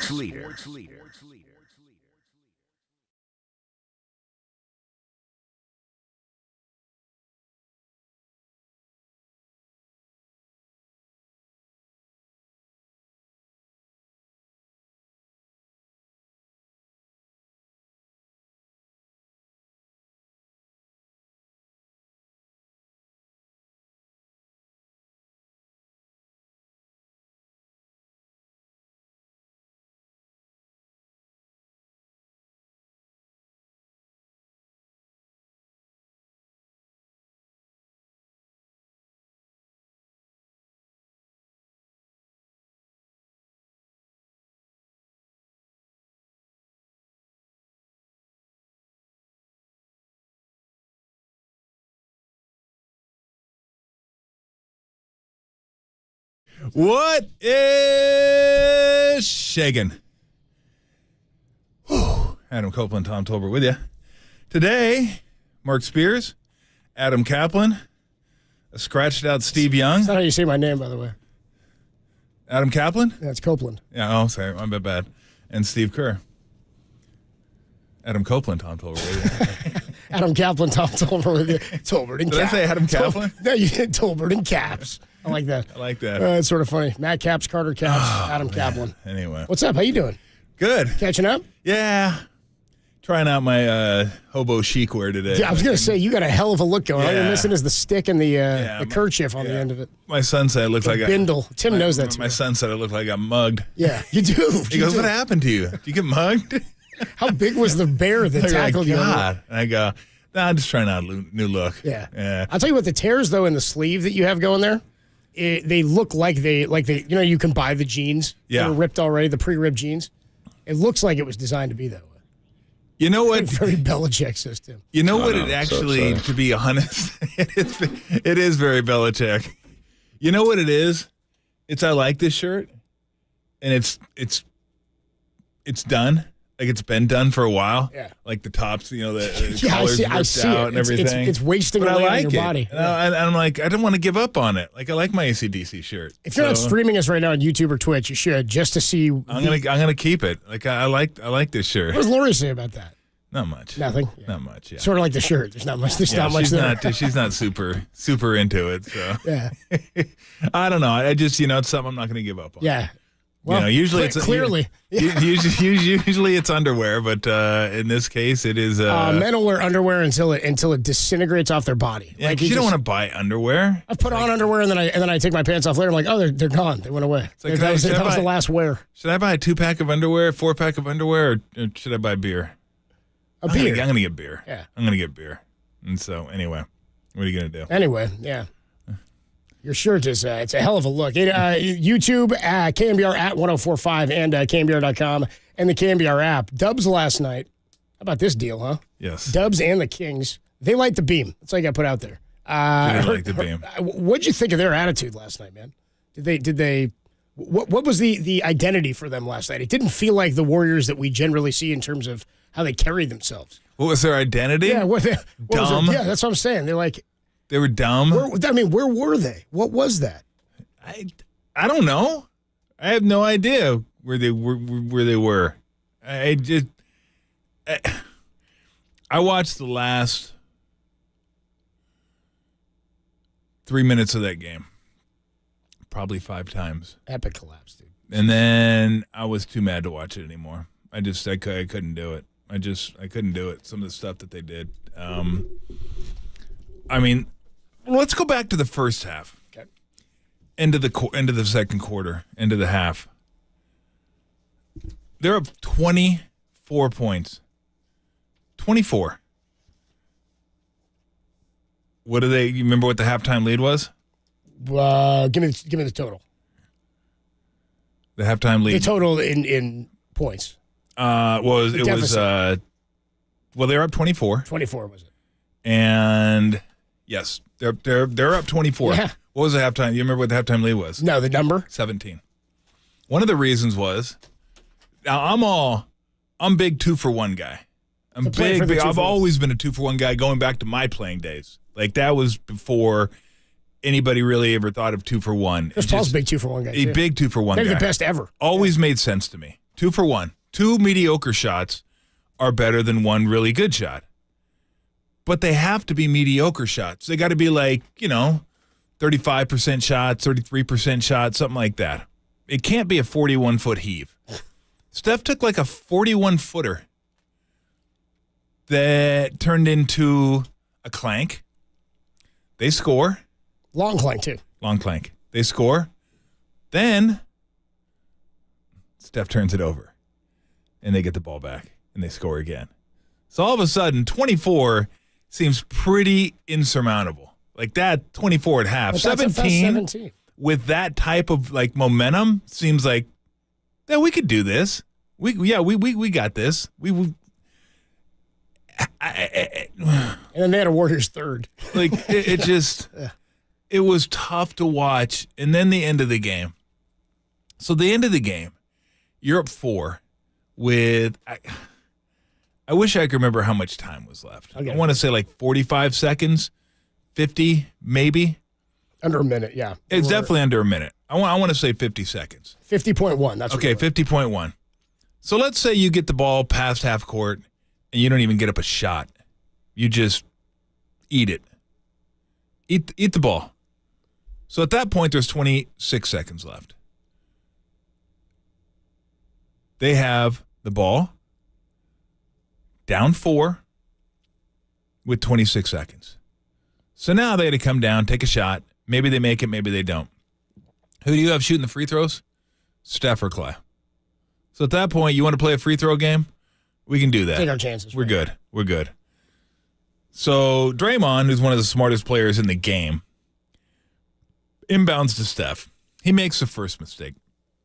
He passes to Steph and then starts hauling ass up the left-hand side. What do? They double off of him because he's got his back turned. So they just double off him. He realized too late that, I should be parallel to Steph or behind Steph. Why? Give Steph an outlet. Steph had no outlet at that point. So Steph was trapped. Yeah, okay. So then Clay sees it. He gets to the middle of the court, which he should. Steph throws a long pass that stays in the air a long time. And Clay's got to come back to that ball. He's got to come back like a receiver would come back to that ball. He doesn't. It gets picked off. And then ultimately, what do you get? Malik Monk 3. Bang. Now, you're like, okay, we're still in decent shape. We're going to have to take a shot. But we're still in decent shape.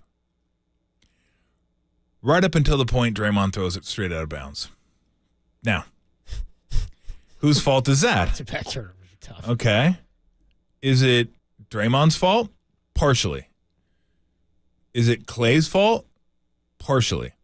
Once you start a back cut, you can't stop. You got to keep going. You can't juke because they're going to throw it that way, and your guy's going to bounce it. You can't juke. You can't juke your own guy. You can't juke your own guy. Now, why is that a bad pass? Even if Clay continues with the cut, because if Clay catches it and Clay's open, Clay's going to shoot it. You don't want a shot at that point. You want to run the offense a little bit, see if you can get a great shot. But we all know Clay's open, Clay shoots. That's just who Clay is. And Draymond knows that. Like, Draymond knows you can't pass it in that situation. So his mistake was not just holding on to the ball and getting it to Steph somehow. Like, let Steph come get it get the ball to Steph. Like, we're not looking to score right away. We're looking to be safe with the ball. And then we're going to look to score down the stretch. It gets to about 10 seconds, run our offense, get a great shot early. Let's go ahead and take it. So then you throw it out of bounds. And they come down and hit it was a prayer by Malik Monk. That was great defense by Wiggins. It was an amazing shot. I'd say I'll give that a 13% chance of going in. 15 tops. I mean, he banked it in. You never bank shots from that angle, but he just was trying to get a ball up to the rim. Why did that happen? If you believe in such thing, basketball gods, they're just saying, look, you guys don't deserve to win this game. You guys had tons of chances. 24-point lead. You had tons of chances to win this game. You screwed it off at the end of the third quarter, and then you doubled down and screwed it off at the end of the game.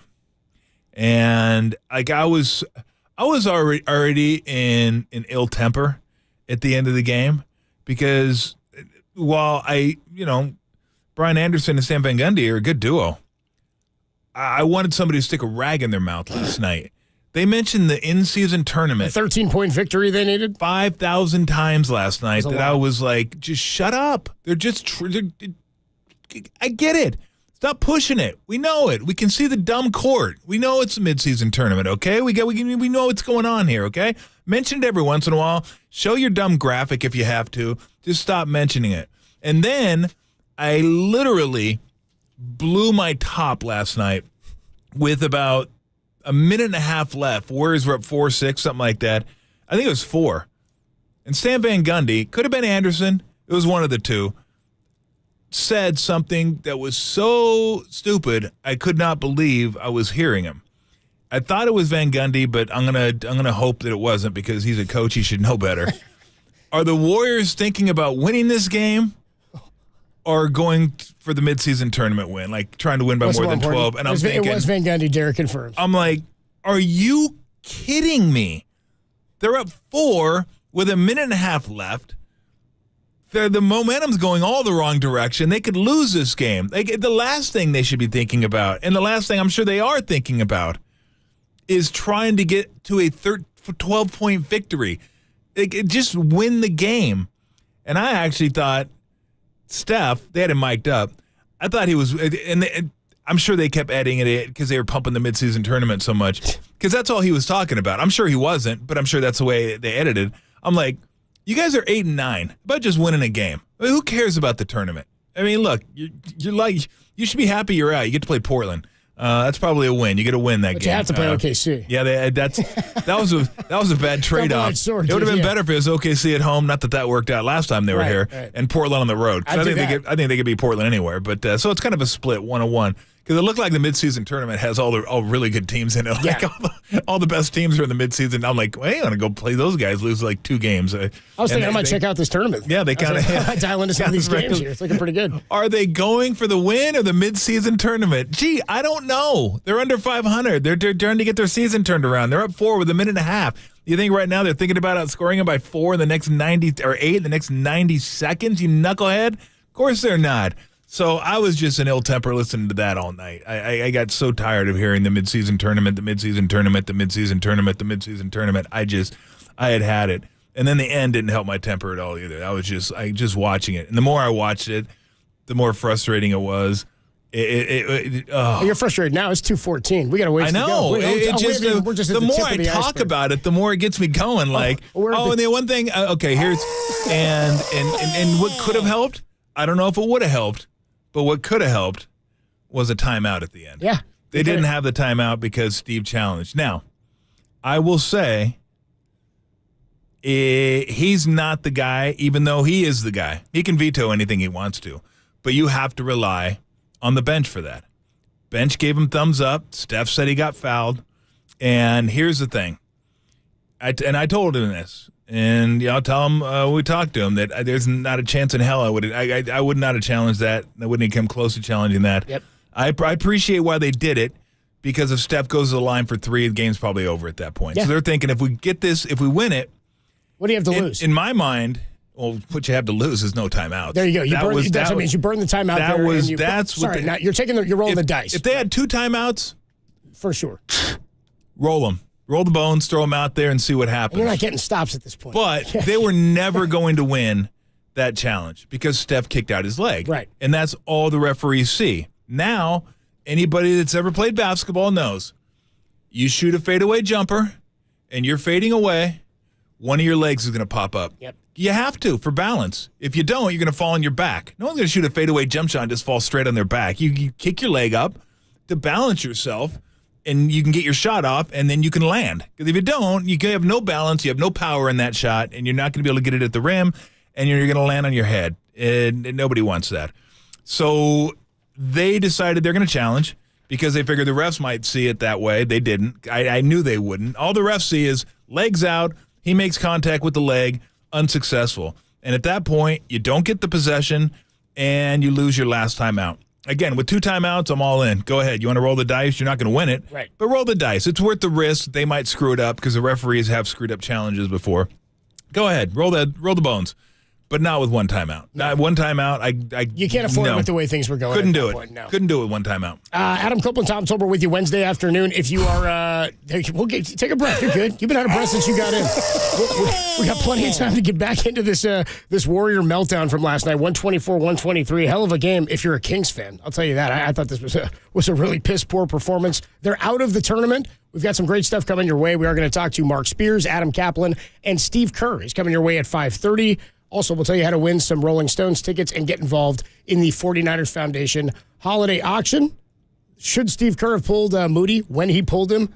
How big of a factor were Chris Paul and GP2's injuries? And how hard is Tom's shirt working to remain a shirt on his body right now? All that coming your way next, only here on the Sports Leader. Oh, it looks good on you, though. Santa Rosa. Shout out to you for supporting KNBR, Santa Rosa's Sports Leader.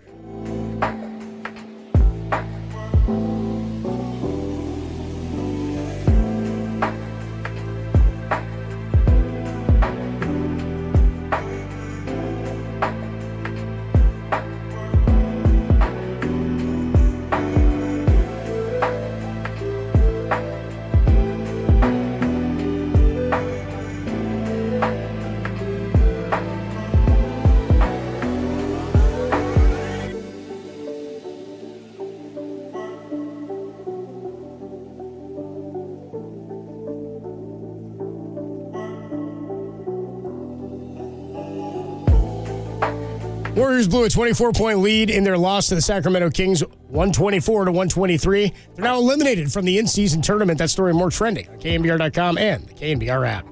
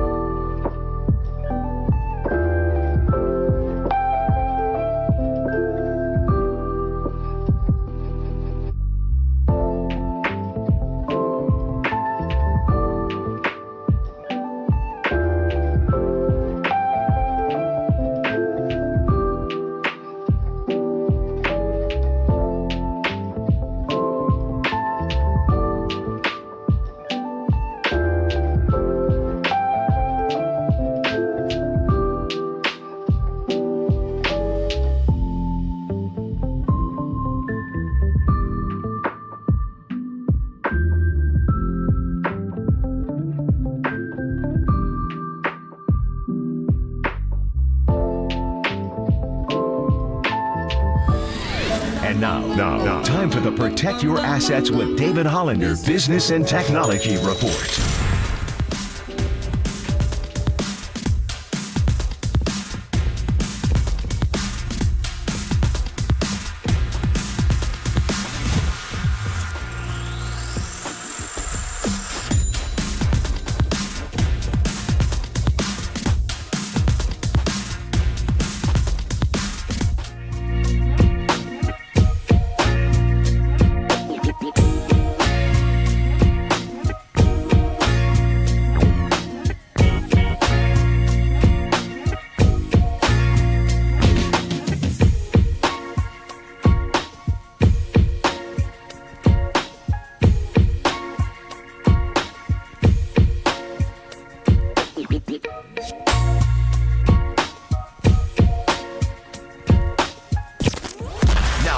Tom Tolbert and Adam Copeland. Tolbert and Copes. Download the KNBR app and listen anywhere, anytime. We are KNBR 104.5 and 680, the sports leader. Monk with a steal. Fox. Thompson right on him. Herder, extra pass. Monk now. Sidestep. Three-pointer. It's good! A steal and a three. It's a one-point game. The Kings have a chance to take the lead here. Wiggins with 5 fouls. Monk drives on him. Monk hangs. And he scores! What a basket! Malik Monk gives the Kings the lead. Clock ticks. Curry with the ball. Puts it up. That's it. The Kings win. A furious comeback. It is Monk with the eventual game winner. And the Sacramento Kings win the game. They win Group C. And the in-season tournament is a hit. Boy, that was fun, huh? That was good. That was a great way to go to bed, huh? The Warriors clanked that one. And by the way, just to tease you at the end, the heave three from Steph that like banks off the front of the rim, just like bends the rim downward. Get De'Aaron Fox walking over, hitting the beam. And the Sacramento Kings come away victorious over the Warriors, 124-123 for the first time this season. They've already played 3 times before November 29th, which is incredible. How much of a factor do you think, before we get into some of the other stuff, Chris Paul GP2 injuries? I mean, those are key. Yeah. It's incredible. We're 2 guys who play, I mean, similar in size, play 2 completely different roles, and it was massive in their injuries. Yeah. Or the impact. You wonder if the turnovers at the end would have happened if Chris were out there. Sure. Right? He's like a stabilizing force. Like, he's your vet. He's your super vet. I mean, you have another Hall of Famer on the court. And I wonder what it would have been like. It's no excuse, by the way. I mean, these guys have won 4 championships. They should know how to close out games. When you have those guys out there, you should be able to close out a game, and they didn't. That is on them. I always say, when there's a great comeback, there's another team that helps them along the way. 2 things you can't do in that situation. Miss free throws, turn the ball over. They didn't miss any free throws because they didn't get to the line, which they did a lot during the course of the game, but they didn't at that point. But they turned it over twice. Yeah. Turned it over twice in 50 seconds. And you just can't – and they made him pay. Absolutely. I mean, Malik Monk banged 3, and then again, I got the steal too on that trap. Yep. I mean, that was he that was well. a great play. He saw it coming the whole way. He saw Steph's eyes, was behind Clay, saw him wind up, made the move, and cut in front of Clay and got the ball. And no, you have to take advantage of it. Like, if he had missed a 3, we'd have been talking about, oh man, they got lucky. They almost, that was close, but they didn't. They lost. They're 8-10, I believe, is what the record is. Thank God they got the Clippers coming in. We're in worse shape than they are. Like, if they can't beat the Clippers, and then we're going to start talking about this is. Yeah, I kind of worried about that. Like, because the Clippers stink. Clippers are bad right now. They have no rudder whatsoever. Which makes me nervous about playing bad basketball, or in any sport when you're playing poorly, especially like in baseball and basketball where you play a few games in a week, and so you see sort of a rhythm or a routine to that. Also, Draymond's return last night, maybe. I don't want to say there's rust. I thought you want him there. He's okay. I don't think he's going to not know where to be when Steph's out there. I think they melted down in multiple areas of the floor. But when it comes to the control that Draymond has at the end of games, I felt like it wasn't there yesterday. Yeah. CP3 going out, as you said, I think was an impactful part of them being able to stay calm at the end of games. I think it's 18 games in, but when teams are going bad and you're playing against another team that's going bad and you're like, well, we should beat this team. And then you don't, then you're like, okay, well, what? Like, are we way out of whack? Or like, how do you fix this? Is it fixable? Mm-hmm. Is it a roster thing? Is it just, are they getting old? I think this is all stuff we got to take into account. But it's weird because Steph is still there, right? Like Steph is still, in my mind, in his prime. I think in most people's minds, he's still capable of being the leader of a championship team. Mm-hmm. But the pieces around him right now are constructed much differently than the other teams. And Clay, who is the perfect number 2, just hasn't been that guy. He's got to evolve. Yeah. He's got to figure out what his game. He can't be stubborn and want to be the Clay of 2019 because he can't be. So he's got to figure out a way to evolve. Like, I thought he was good last night. I mean, he missed some shots late. Yeah. He hit shots early. It was like Charles Dickens last night. It was the best of times. It was the worst of times.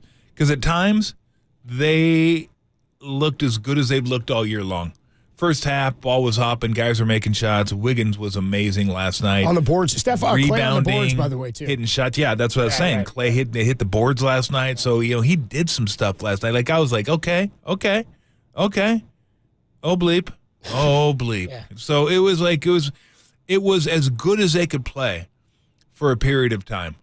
And then the old Warriors bugaboo where they just kind of go brain dead for periods of time, and it happened.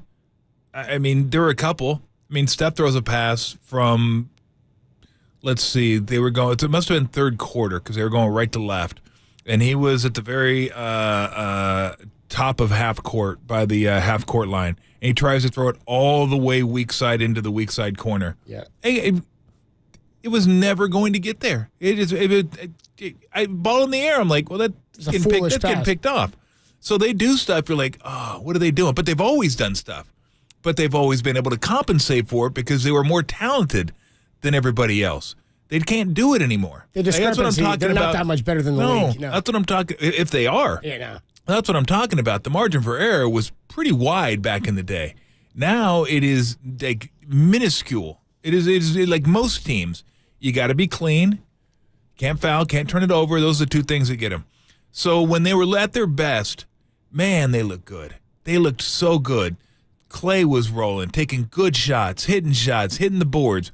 Wiggins was aggressive, getting to the rim, finishing, rebounding. GP2 out there doing his thing. They were just like, they looked so good. And then in about 40 seconds, your lead goes from 24 to 17, or maybe it was 22 at that point, down to 17. But you're up 24, now you're up 17. Which didn't seem like a lot. You're like, oh, we're up 17. But it's like, oh, damn. That's, a couple threes, all of a sudden we're up 11. And that's what happened. I mean, it come in third quarter, and all of a sudden it got cut down to 12. Then it kept bouncing back and forth. And it was like 9, then 8, then 10, then 9, then 8. And then they get off to the start. Third quarter, by the way, was literally unwatchable. 40 points? Literally unwatchable from a foul standpoint. Yeah. It was a parade of free throw shooters. These referees need to figure out and have a feel for the game instead of just whistling. Make sure there's an advantage out there. Soccer has it right in that regard. Advantage. Do you have an advantage? You have an advantage, keep going. Like the 3 that Moody hit in the corner. The Vazenkov, they called him for a block. It was a flop, by the way. Yeah. It's like, but you just took away a corner. It was an obvious flop, I thought, too. For their defense. They played crappy defense, and you're going to reward them with a foul. We have a wide open corner 3. Let it play out. And then if you want to give them the foul, give them the foul. But let us get that shot off first before you call that foul. No, that's not the way it's adjudicated. That's not the way we're taught. We're just going to call it by the books because we're robots, and that's what we're going to do. So last night was like third quarter was painful. And not just the Warriors. It was everything was painful. The fouls were painful. But, they kind of regained their focus fourth quarter and kind of held on to that lead. And then, boom. Yep. They're done. And I know a lot of people are making a big deal out of Moody being subbed out because Moody was hot, and they bring in Wiggins. Like, you want to bring in Wiggins. Wiggins was playing great. His defense is fantastic. 10 boards. Do you want to take out Clay? Do you want to take out Looney? Do you want to go really small? I doubt Steve did because he wanted rebounding, and Looney gives him the rebounding. And it's at that point, are you going to trust your vet in Clay, who's had a solid game? or are you going to go with Moody? I had no problem with that. I didn't. Because let's understand one thing. They didn't put Moody back in, and they were up 4 points with like 50 seconds left. Like, they were up 4 points with 50 seconds left. That game was in their hands. That was right there. They had it. They should have won it. They have 4 Hall of Famers. They have guys that have won championships. They should have closed that game, period. With Moody, without Moody. I don't want to hear that, okay? He got hot. He hit some shots. He played good. By the way, I think he's going to start getting more minutes. I think he's going to be a guy that gets more minutes, and I think the guy that's going to get less minutes because Moody's going to get more minutes is going to be Kuminga. Because Kuminga has been I'm going to be really nice and just say not good. He's been not good when he's been out there. This is not good, folks. It's not. It isn't. I mean, he just it's been tough. And it's kind of wild. His shot selection isn't great. He makes mistakes. He turns the ball over. It's just he needs to watch for a little bit, and he needs to figure out how to play at the NBA level. It's not all about athleticism. It's not all about I can jump over people. It's not. It's just you got to figure out how to play. Moses Moody knows how to play. JK's ceiling is higher because of his athletic gifts. Like when he's rolling and he's playing the right way, he can be really, really good. Well, you need defensively, more he's tough. Yeah. But his basement is a lot lower because Moody's got about a basement that's like 1,000 square feet. JK's got a basement that's like 3 levels and about 3,500 square feet. Like you live down there for like a month, like a parking garage, like a bomb shelter. Yeah. So he just got to figure out how to limit that. Like you can't just go out there and so I think you're going to see Moody play more. I think you're going to see Moody play more. He's going to get more consistent minutes, and I think the Warriors will benefit from that because I've always liked him. I've always enjoyed that he plays under control. He doesn't turn the ball over a ton. He just he gets it. He gets it. He's like I think Steve said this. He's like a wing version of Looney, where he's solid. Mm-hmm. Like he's a pro. Yeah. He knows how to play. So I think that's going to benefit them having him out there. And Steve Kerr, head coach of the Warriors, will join us at 5:30. We can talk about a lot of this stuff, but they are searching for offense. I think that was the frustration yesterday with people thinking they should have left Moody in. To your point, they were up 4 with under a minute to play, and they committed 2 turnovers and gave it up. Mark Spears is going to join us at 2:50. He talked with us last week, actually, with Marcus Thompson and I, about some suggested names to look into. We mentioned it off the air. It's like Karl Anthony Towns. Yeah, I would love Karl Anthony Towns on the Warriors. Is that even feasible? Mark Spears will join us. We'll do that next. Talk about that only here on the Sports Leader. Thanks, Mike Dunleavy.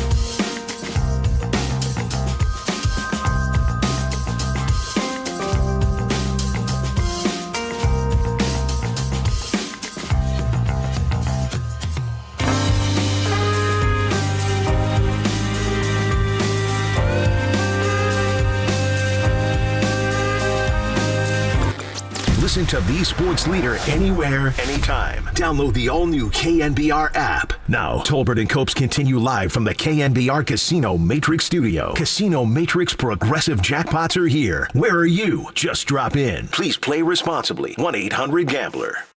You mentioned how you still like this team even after, in the mode that you guys are in at this point. You guys still seem to be in a free fall. What do you want to see in the interim? We're not in a free fall. It's early part of the season, and we're losing a bunch of close games, and we can see it on tape every game. Fouling, turnovers. I can only say it so many times. Those two things have to improve. When they do, we're going to be really good. And our first half was pretty solid. Probably the best basketball we played on both sides of the floor. Built up that big lead, had a rough last two possessions in the first half. A tough way to go out. And all those things put together, we played pretty well. It's just we ran out of gas at the end. There was Steve Kerr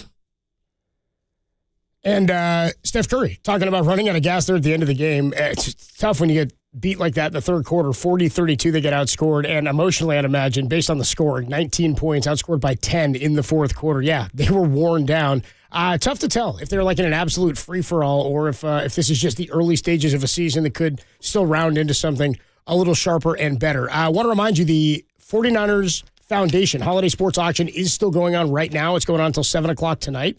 You got an opportunity to do a John Lynch meet and greet, Top Golf experience with a mystery 49ers player. There's a game day suite experience, whole bunch of great stuff out there that benefits the 49ers Foundation. All proceeds that are raised benefit the 49er Foundation and its mission to educate and empower Bay Area youth. Again, it started yesterday. It's going to run until tonight at 7 o'clock Pacific. 7 o'clock Pacific. Go on the site and check out all the really cool options that they have for you to get involved and help a great cause. Again, it's the 7th annual KNBR Holiday Sports Auction benefiting the 49ers Foundation, and it's presented by 49ers.com.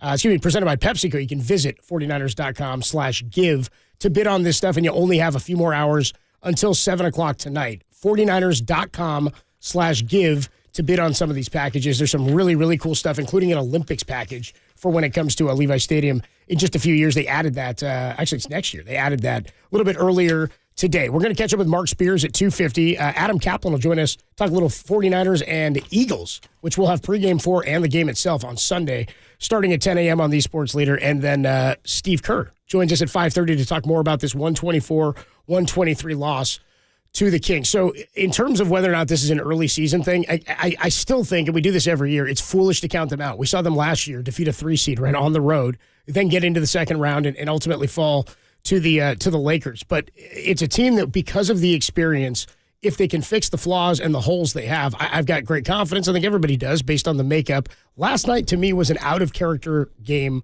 for this offense and defensively. In the first half, great. Until Tom points out, you started to see sort of the eroding of what they were putting together at the end of the very first half. Up 24, cough it, make it a 17-point lead, which, again, doesn't seem like it's that big of a deal. You come out, you hit a three, you get a turnover or force a missed shot, score again, you're right back virtually to where you were. It's not what happened. It goes the other way. And so they dropped this one. At 8-10, with the way things are bunched up now, I'm not sold that this is a conference that's going to get out of hand. Maybe the top team in Denver, maybe somebody else pulls away. But what we saw last year with everybody bunched up in the 3, 4, 5, 6, 7 spots, I mean, how much rotation was there and volatility at the final 3 weeks of the season where teams were moving in and out of the play-in bracket? I foresee that happening again. I think we're going to see more and more of that because of the way analytics have balanced sports across the board, and specifically three-point shooting in basketball. We just talked about this. Their discrepancy in talent, the delta the Warriors have now, is not where it was in 2019. We've got to recalibrate as fans to players as they age and develop and change. When something like this happens to Klay Thompson with the injuries, and we talked about this last week with Marcus Thompson, and Tom and I did yesterday, when an injury like that happens in the prime of a guy's career, he was getting a contract. He signed the contract even after it was offered the deal, even after he suffered the knee injury, and then ultimately the Achilles the following year. When that happens, the focus of Klay, or who Klay is, I think, as a player, has to recalibrate for himself as well. right? He's not the defender he was. He's not the shooter he was. He's got to be a different guy in order to help the team. And if he doesn't calibrate to that, the team's going to suffer. If they move him to the bench, and I think there's a fear that if Clay goes to the bench, as Marcus was telling us last week, that may affect him greater and be more detrimental to his mind in his ability to help the team than a guy like Steph or Draymond, who both at different times have taken on different roles in coming off the bench. Steph did it last year in the playoffs. Draymond did it last year in the playoffs. Steph did it last year in season. Steph's done it numerous times. So anyway, in terms of whether or not it's them getting old, I'm not ready to sign off on that yet. I think they've got to calibrate how Clay can help them and then maybe see if they can get some help, because I do think offense ultimately is going to be a problem. Were you sitting in there the whole time? Yeah, I thought you were doing an underdog spot or something. I go, hey, we're back. I go, we're back? I was just sitting there talking to him. Dude. You son of a... I was like, Derek, what are we doing? I was like, Derek's just sitting there. He's like looking at me. I was like, who are they talking to? Derek. When I saw you get up and laugh, I was like, dude, you've been in there the whole time hanging with those guys? Segment's over now. It's done now. I thought I heard you say, look, if you want to take the high on Derek Rose. I did not say anything. No, I didn't. Forget it. Let's talk to Mark Spears. I'll talk to Mark then. Maybe Mark wants to do the show. Adam Copeland, Tom. Well, it sounded good though. You sounded really good. I liked it. You showed up in that segment about as much as that shirt sleeve is showing up for that shirt. Thank you. By the way, we are giving away tickets to the. This is so silly. Giving tickets away to go see the Rolling Stones at Levi Stadium next July. Tune in for the rest of the show. Well, till 5:00. We'll give you the cue to call and an opportunity to win those tickets to go see the Rolling Stones July 17th at Levi Stadium. The tickets are furnished by AEG Golden Voice. Tickets are on sale Friday, December 1st at 10 a.m. through rollingstones.com. When you hear the call, or when you hear the cue to call, be caller number 10 to 415-896-KNBR. Here's the cue to call. Clever. That's the cue to call. When you hear that, caller number 10, 415-896-KNBR, and you can win a pair of tickets to go see the Rolling Stones. Again, furnished by AEG and Golden Voice. When we come on back, Mark Spears of Anscape and ESPN going to join us. We'll talk to him about this Warriors loss last night, what the rotations, how they get guys in and out of there. Moody looked very good yesterday, and the Warriors still dealing with more injuries, which we knew was going to be a problem when Chris Paul got here. Mark Spears next on the Sports Leader.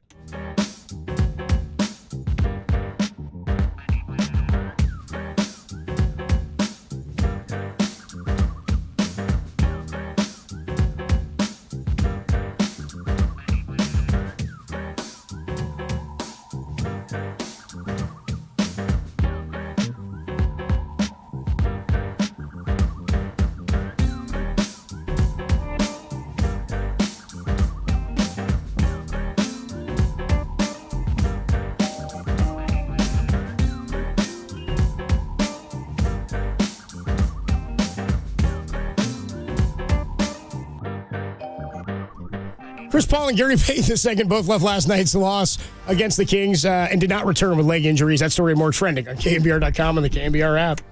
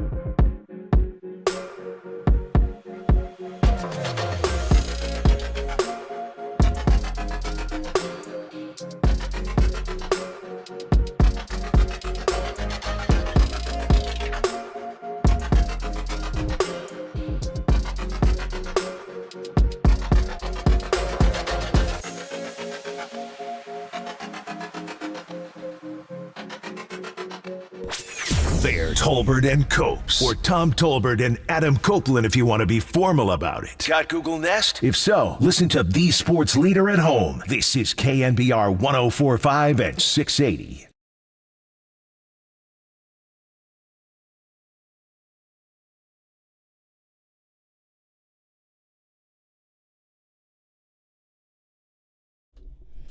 Copes and Tolbert with you. 2:50 on a Wednesday. That seems professional, doesn't it? Like when you do the time in the day. I think that's the first time. Yeah, 2:51 on a Wednesday.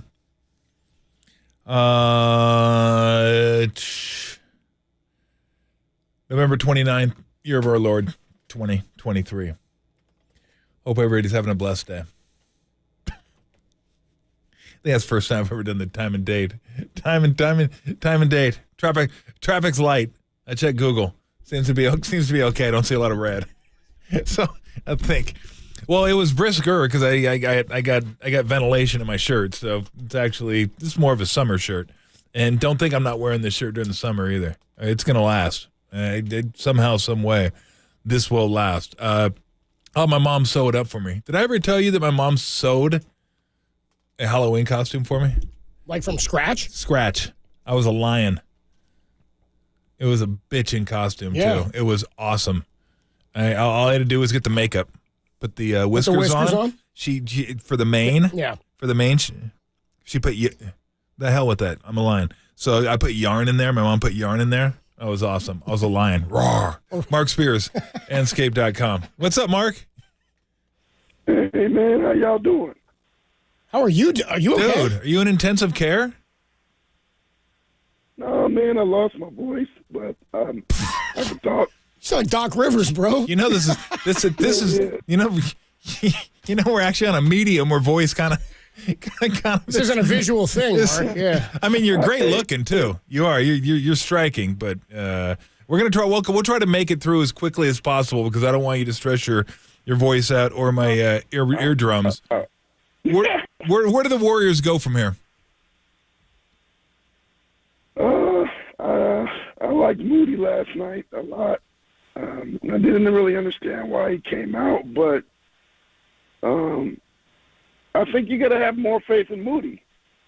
It's time. I think he's paid his dues, and he's a talented young player, and it's just time to give him an opportunity. I know there's probably worrying about hurting Clay's feelings or maybe hurting Wiggins' feelings, but it's time to go with the hot hand, and he was amazing yesterday. Yeah. Well, I think you're going to see more of that. I think you're going to get your wish. I think Moody's going to start playing more. He's going to be in the rotation more, and you're going to get that. Here's the problem, though. I'm wondering, like, and I think Paul would have made a huge difference last night at the end of the game, but that was so disappointing that a team that had won 4 championships and 3 of those guys were on the court. One was on the court. That 4 of those guys actually have won multiple championships. One won 1 championship. That they just kind of collapsed down the stretch. They couldn't close it out. That was disappointing, to say the least. Yeah, that was the most odd, embarrassing loss I've seen with the Warriors. I was there sitting courtside. Sorry, everybody, I sound crazy. But to be up 24 in a game that mattered, to have an opportunity to get a step closer to Vegas, and Steph told me he wanted to go to Vegas too. Like, that was something they wanted to do. To blow that and to lose, it's another thing to not get enough points needed, but to lose that game it's just odd. I mean, I know they had the injuries and all that, but it was about as odd as a loss as I've seen in a long. It was terrible. Hey, buddy, we're going to let you go. We love you, but look, your voice is just a mess. I mean, you need to mix in some filtered Camels next time. I mean, the unfiltered are doing you no favors whatsoever. And real quick before you go, who is a tougher guy to coach? Is it Joel Embiid or James Harden? James. Thanks, Doc. We'll catch you later, Coach. See you, Mark. God, he gave it an effort, but that was your college try. That was rough. I can't imagine listening audience like, oh man, this is like woof. And then his voice was just straining. His vocal cords are like, "What are you doing? You're doing radio? We're dying down here." That was brutal. You're dying down here. So let me ask you then what he It's not like me when I have bronchitis. It's like that old commercial where the lady came to her. Mom, can I get some soup, please? Tobacco. Thanks, I appreciate it. Nicotine's not a day. Yeah. Well, so you know what it sounded like? He was one step away from that one commercial where the girl's talking out of her throat. Exactly. Hey, everybody, how you doing? Nah, the Warriors are really that was a tough ending last night. It really was. It really was. And then in the movies, they take the That was cigarette, way too good, take the dude. cigarette and Yeah, put it in the hole. That's too much. Oh, that nicotine. That nicotine hit was beautiful. That was so good. This is the best impression Tom's ever done, by was the so way. good. Yeah. Thank you. And the Warriors +1. I got to push anyway. Thank you. Tough deal. Tough deal for Mark Spears there. You are listening to Tolbert and Copes, by the way. Smoker Hobo Tom today. Mark, his voice was gone. Yeah, So I put out my cigarettes on my shirt. Yeah, seriously, it looks like it. Last week, Mark, and I said this to you yesterday, and you were like, what are you talking about these players? Like, you've seen these names thrown out there. And so Marcus Thompson and I were talking about Mark Spears' suggestion that these guys are going to be available. Zach LaVine, DeMar DeRozan, OG Anunoby, who I've always liked. I think they could have had him last year. And they didn't do it. Nope. And Karl Anthony Towns. The thought is, why is Karl Anthony Towns going to be available? People are saying that they're going to move him because did he not sign the extension, or did he and they're going to move him with the signed extension? Because he was going to get a max deal. Can I refresh my memory? Yeah. Because I just want to make sure. There's too much. Let's see. Minnesota Timberwolves. Oh, Record. yeah, they're in first place. Yeah, that's what I thought. Yeah, they're 13-4. I'm telling you, it's out there. I didn't make it up. I ain't buying it. No, I know you're not making it up. I can't look crazy at the person that made it up. No, you're the only one that's here. I said it. You're like the person in the insurance company that's telling me I've been denied, but you're not the person that made the policies, but you're the only one I have. Sorry, I'm on the service line. So exactly. I don't see that. I can't see that. I won't believe that until that happens. You don't believe he'll be traded, No. or that the Warriors are not a fit? No, the Warriors. Yeah, they're a fit. They're a great fit. He would solve a lot of your problems. Karl Anthony Towns is a He really would good solve player. major problems. He's a really good player, but I wouldn't buy that. I don't buy that. Maybe I don't know anything. I'm just saying from a basketball standpoint, like it's finally working for them. They went out and traded for Rudy Gobert, and they were trying to get this Twin Tower thing to work, and it's finally working. And they're in first place, and they're going to go, yeah, you know what? This isn't as much fun as we thought. We thought first place would be a lot more fun. Let's try something different and see if that makes us feel better. The rest of the names, yes. Zach LaVine, I can't imagine will be with the Bulls. No, I think they've said they're. The only problem is, what do you trade him for? Let's say you trade him for Chris Paul. Any one of these, I think, has to involve Chris Paul, because you'd be moving on from that role. It's kind of like when they traded D'Angelo Russell, a little bit apples to oranges, but you've got that dollar amount right there. It's an expiring contract. If somebody wants to unload somebody, you could maybe fill that void with something that helps you in a different place. Yeah. Okay, let's say Chris Paul and J.K. Okay. For LaVine. LaVine, all right. Now what do you do with LaVine? Who goes to the bench is always my question. Exactly. Because that was the question with CP3, was it not? Is Clay, do they want to involve Clay? Now you're talking about heartstrings there. Yeah. That's a tough one. And does anybody value Clay at $40 million a year right now? But he's in the last year, so maybe teams are thinking, well, you know what, we're going to suck. We're going to have a whole talking bunch about trading Clay or to Yeah. the bench? You're talking about trading. Trading him. That's because then you would start LaVine. I don't think you can do it. Neither do I. I don't think they would. But so you're gonna have LaVine coming off the bench? That's what I mean. I don't know. Can't Looney come off the bench now? Well, I mean, you could do it later. Not starting Draymond at 5. That's Yeah, that's an awful lot of wear and tear. He's getting older too. It's too much. And So to what play about him at center DeRozan? That much. Is DeRozan a better fit? I think that would be a sick Well, one. that'd probably be Wiggins. I guess maybe Wiggins. Probably.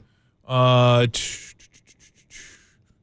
I mean, I like DeMar. I think he's a really good player. It'd probably have to be something else too. Because I think Kuminga's got to be involved in any of this because they'd be Probably. taking a contract, giving you a piece, and it's sort of like think about the Bradley Beal trade. Yeah. How much the Wizards got back? They took Chris Paul because they got a boatload of picks. They gave you another contract Mm-hmm. that I don't know why Bradley Beal. They're like, we have no use for this. He's an asset that we can't use right now. So, I want to know what it would take to get Anunoby. That's a guy I like a lot. I think he could come off the bench, and he's a 3-and-D guy. He's long. He's athletic. He doesn't have to come off the bench for you, but he's still going to get 30 minutes or so either way. But I like him. I don't think he'd cost quite as much. Think about getting rid of Chris Paul, too, is you're getting rid of some intellect. And I think that's one of the main reasons they brought him in, is that he's a smart player. And that's why I think he would have made a difference at the end of the game. So I heard somebody, I forget who it was. Maybe it was on our show. Maybe it was Pop. They was talking to who'd they have on? CJ, was it CJ Holmes or Murdoch? I think it was Logan Murdoch they had on. On which one? Excuse me, Holmes. Excuse me, Holmes. What? I don't live here. Go ask. I like the Holmes blanket. Excuse me, Holmes. Excuse me, Holmes. Don't forget about the honky lips on the side of the car too. You can't. That's fantastic. You can't say that. Why not? Why? That was fantastic. I didn't say it. It's on the side of the car. I didn't even come up with it. It's like me. I didn't come up with a trade idea for Karl Anthony Towns. I didn't come up with that. Not my fault. What the hell are we talking about here? We're talking about OG Anunoby. No, they were talking about. And then you were talking Jordan Logan Poole. Murdoch and CJ Holmes. They were talking about Jordan. Yeah, because they were. No. Logan Murdoch was on with Pop and Lund, I believe. Right. And they were talking about they missed Jordan Poole, and I was like, who it is? They were like they missed the athleticism, basically, because they don't really have that coming off the bench. But that wasn't the deal, because Jordan Poole is as crazy as the guys that are starting the game. That's the reason. One of the reasons they got rid of Jordan Poole, because Jordan Poole is certifiable out there on the court. Is he athletic? Is he talented? Yes, he is. But they wanted some stability. They have enough wildness out there. They have enough of that. Chris Paul is. Calm down, children. He was like Andre. When Andre was on the team, him and Draymond were able to do that. They were able to get everyone organized, get everybody in the sets. What's the time? What's the score? This is what we need to do.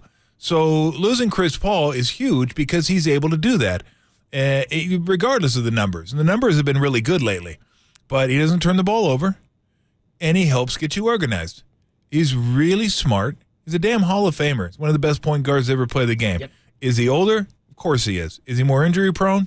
See last night in the last few seasons. Yes, but that was the risk they were going to take for this year, hoping they'd be able to get him through the year without too much injury problem, and that he would add to the stability of the team. That's what they wanted. Yeah, they could use some more athleticism, but they don't need more crazy. Jordan Poole was wackadoodle.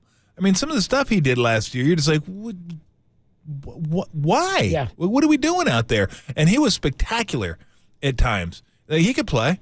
There's no doubt. He's not doing as well as I thought he would this year. I thought he'd average back 20. last year from 2 years ago. We were comparing last year to what he did the year before, where he led the league in free throw shooting and was instrumental in the championship run when Steph was hurt and he started, and then Clay was hurt. Clay comes back and he's like, well, dude, I've been winning. I've been here. I've been helping the starting line. He was happier. He was more comfortable. And then there was always the inevitable Clay's coming back, and he did. And it messed with his ebbs and flows of whether or not he was going to. And I think he tried to do too much at the end of games. But if Papa and Lund are missing Jordan Poole, can I offer you 15 turnovers from the starters last night? I got plenty of turnovers in the last 3 minutes of last night's game to offer you for a Jordan Poole not being here. So the other name we mentioned, DeMar DeRozan, to me, he's the ultimate. I mean, he's a scorer. So you get him, but again, he's a starter. So is Wiggins a piece that could be movable, you think? Is that to me is the second tier one? Yes. I would go Chris Paul if you can get away with it first, and then because Wiggins, you're losing more by giving it up. See, I feel I would be very reluctant to let Chris Paul go. I'm not just looking to do it, by the way. It have to be something that. But no, I know where you're going because you look at this team, you're like, okay, where do they get better? Right. Because they kind of are who they are. Can they evolve a little bit and change their games? Because they're not who they were 4 years ago. They can't just do the same stuff and think we're going to win because we used to win. We're going to win. It's not going to work that way. So I like Chris Paul just because what I've talked about. Wiggins, I mean, man, when you see Wiggins last night, you're like, that's the dude. Problem is always with Wiggins is you get that dude, but you get him once a week. That's about what you get. Yeah. You got him for about a month in the playoffs that 1 year, and it was like, oh, it was like a revelation, right? Yep. The clouds parted. Average, what do you average, 7 boards or something? And you're like, that's the one. That's the Wiggins. The rebounding, defensive menace, take it to the rim. That's the guy. Okay. But you just can't count on him. I mean, this is like 9 years now?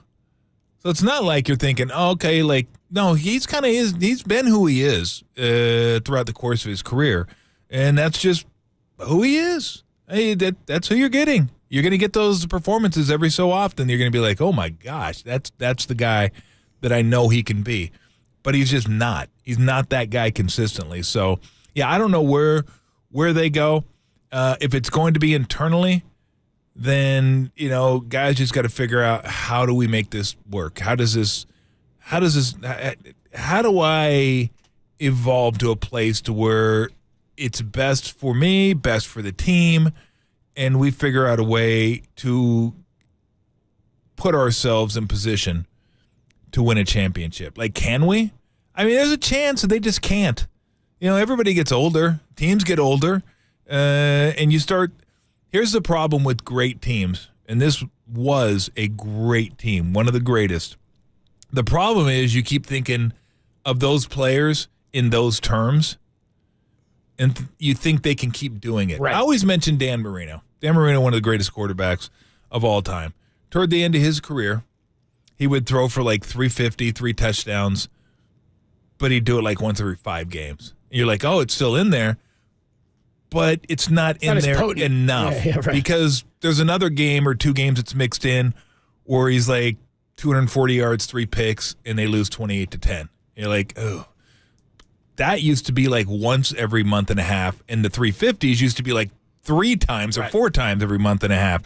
So the Warriors now are kind of dealing with that. Like the great performances they're getting are fewer and far between, and they're not the players that they once were. Except for maybe Steph. I still think Steph's very, very close to what he's been over the last 5-6 years. Like he's still dynamic and he's still dominant.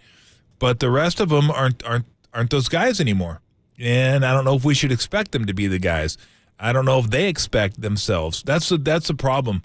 When you're as good as they have been, I think you always expect like that's who I am, that's who I'm going to be, and it's not. And you got to figure out a way to, like I say, evolve and like, okay, maybe I can't do this quite as good. How do I compensate for it? Like Clay last night. Yeah. Great on the boards. That's got to be a constant. I mean, he can't have a week where he averages a rebound and a half. Did you see he had 2 back cuts last night for buckets? Like, I was like, yes. I've been like, back cut. You said it last night. You're talking about yesterday. Yeah, it's like he used to do that like a lot, and he hasn't done it seemingly for years. And he did like 2 of them. Like, oh, man, they're playing you so hard on the perimeter. Just give them 1 jab step and boom, and you're to the bucket. You get fouled, get 2 points. Like he had 2 of those last night. It's beautiful. I love when he does that instead of just kind of loitering around the perimeter and looking for shots. Like just little stuff like that. Like, you know what? I could get 4 points a game doing that. It doesn't always have to be threes. It doesn't always have to be jump shots. That's evolving. That's like, you know what? Everyone's still going to play me like I'm a great shooter.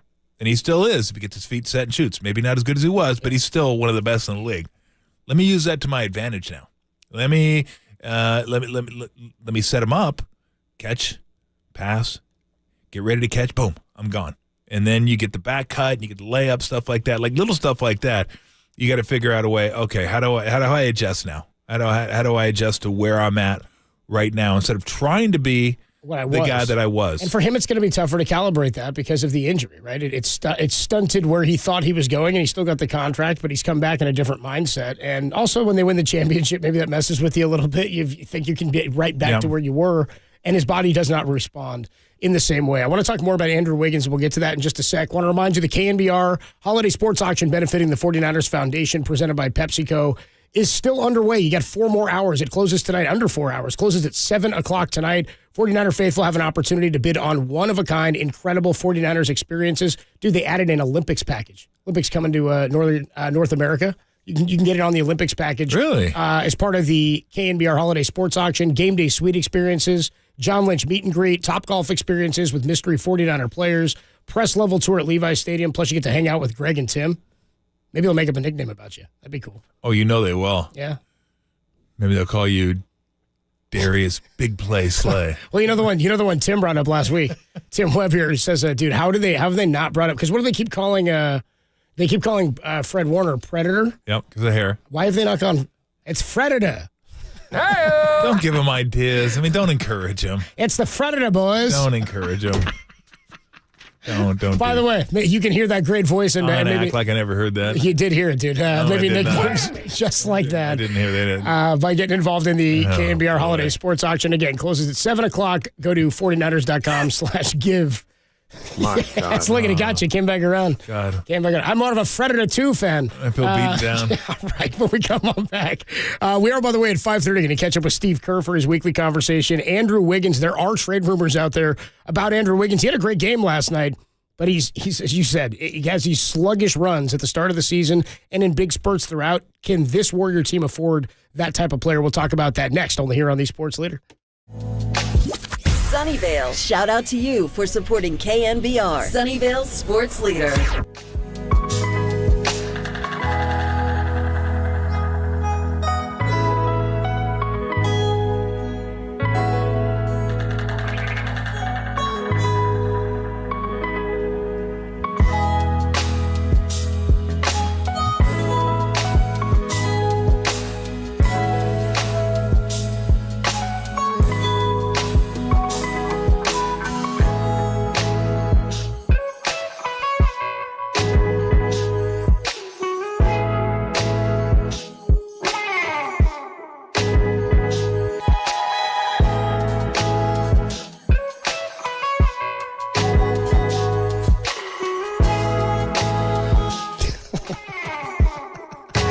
According to a report from Kendra Andrews, some within the Warriors organization have been annoyed with Andrew Wiggins' lack of offseason conditioning. How about that? He missed a lot of time last season as well. There's more on that story trending. KNBR.com and KNBR app.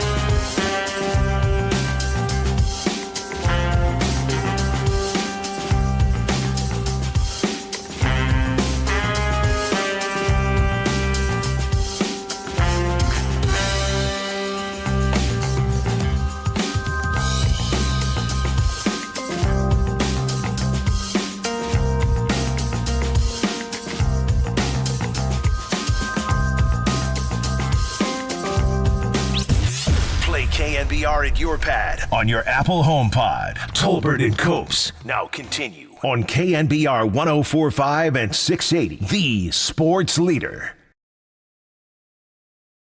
We've seen this coming with Wiggs. You know, he had a game like this last week against OKC, I think it was. You know, he's really in much better rhythm now, and his defense is improved, and he's just starting to look like himself. And the game made sense, especially early on. You know, with our defense turning our defense into offense, and spacing the floor, and Clay's shots were much easier there in the in the first half, and that's how our team should look. That's the voice of Steve Kerr, Warriors head coach. He's going to join us, by the way, 5:30 for his weekly conversation. Don't worry, football fans. We got some football coming your way in about a half hour or so. Adam Kaplan at Kaplan NFL will stop by. We'll get his thoughts on the Niners and the Eagles this Sunday. Niners, of course, favored in that one. And then Steve Kerr at 5:30. Steve Young can't get away from the youth sports, so he's going to join us, I think, tomorrow. He was scheduled for all in. We always say he joins us Wednesday in the 5 o'clock hour. I think of like the 12 Wednesdays he's supposed to do. What? It's been on Thursday, like 8 of them or something like that. So we'll get you your Steve Young hit, though, for sure tomorrow.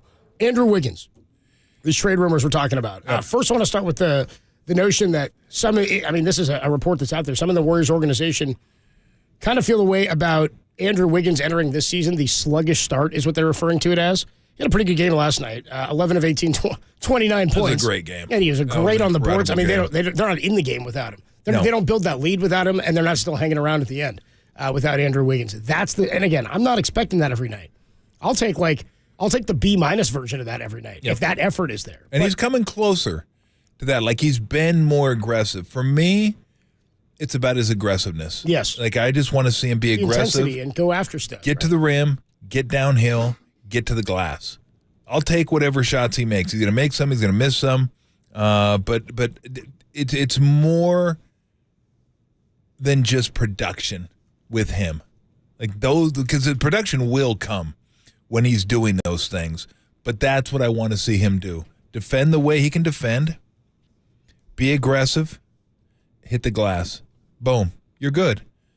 Like, people always think that so-and-so had a great game because he's shooting well. Yeah. It's not just about shooting. You can hit the boards. You can run an offense. You can run the court. You can play defense.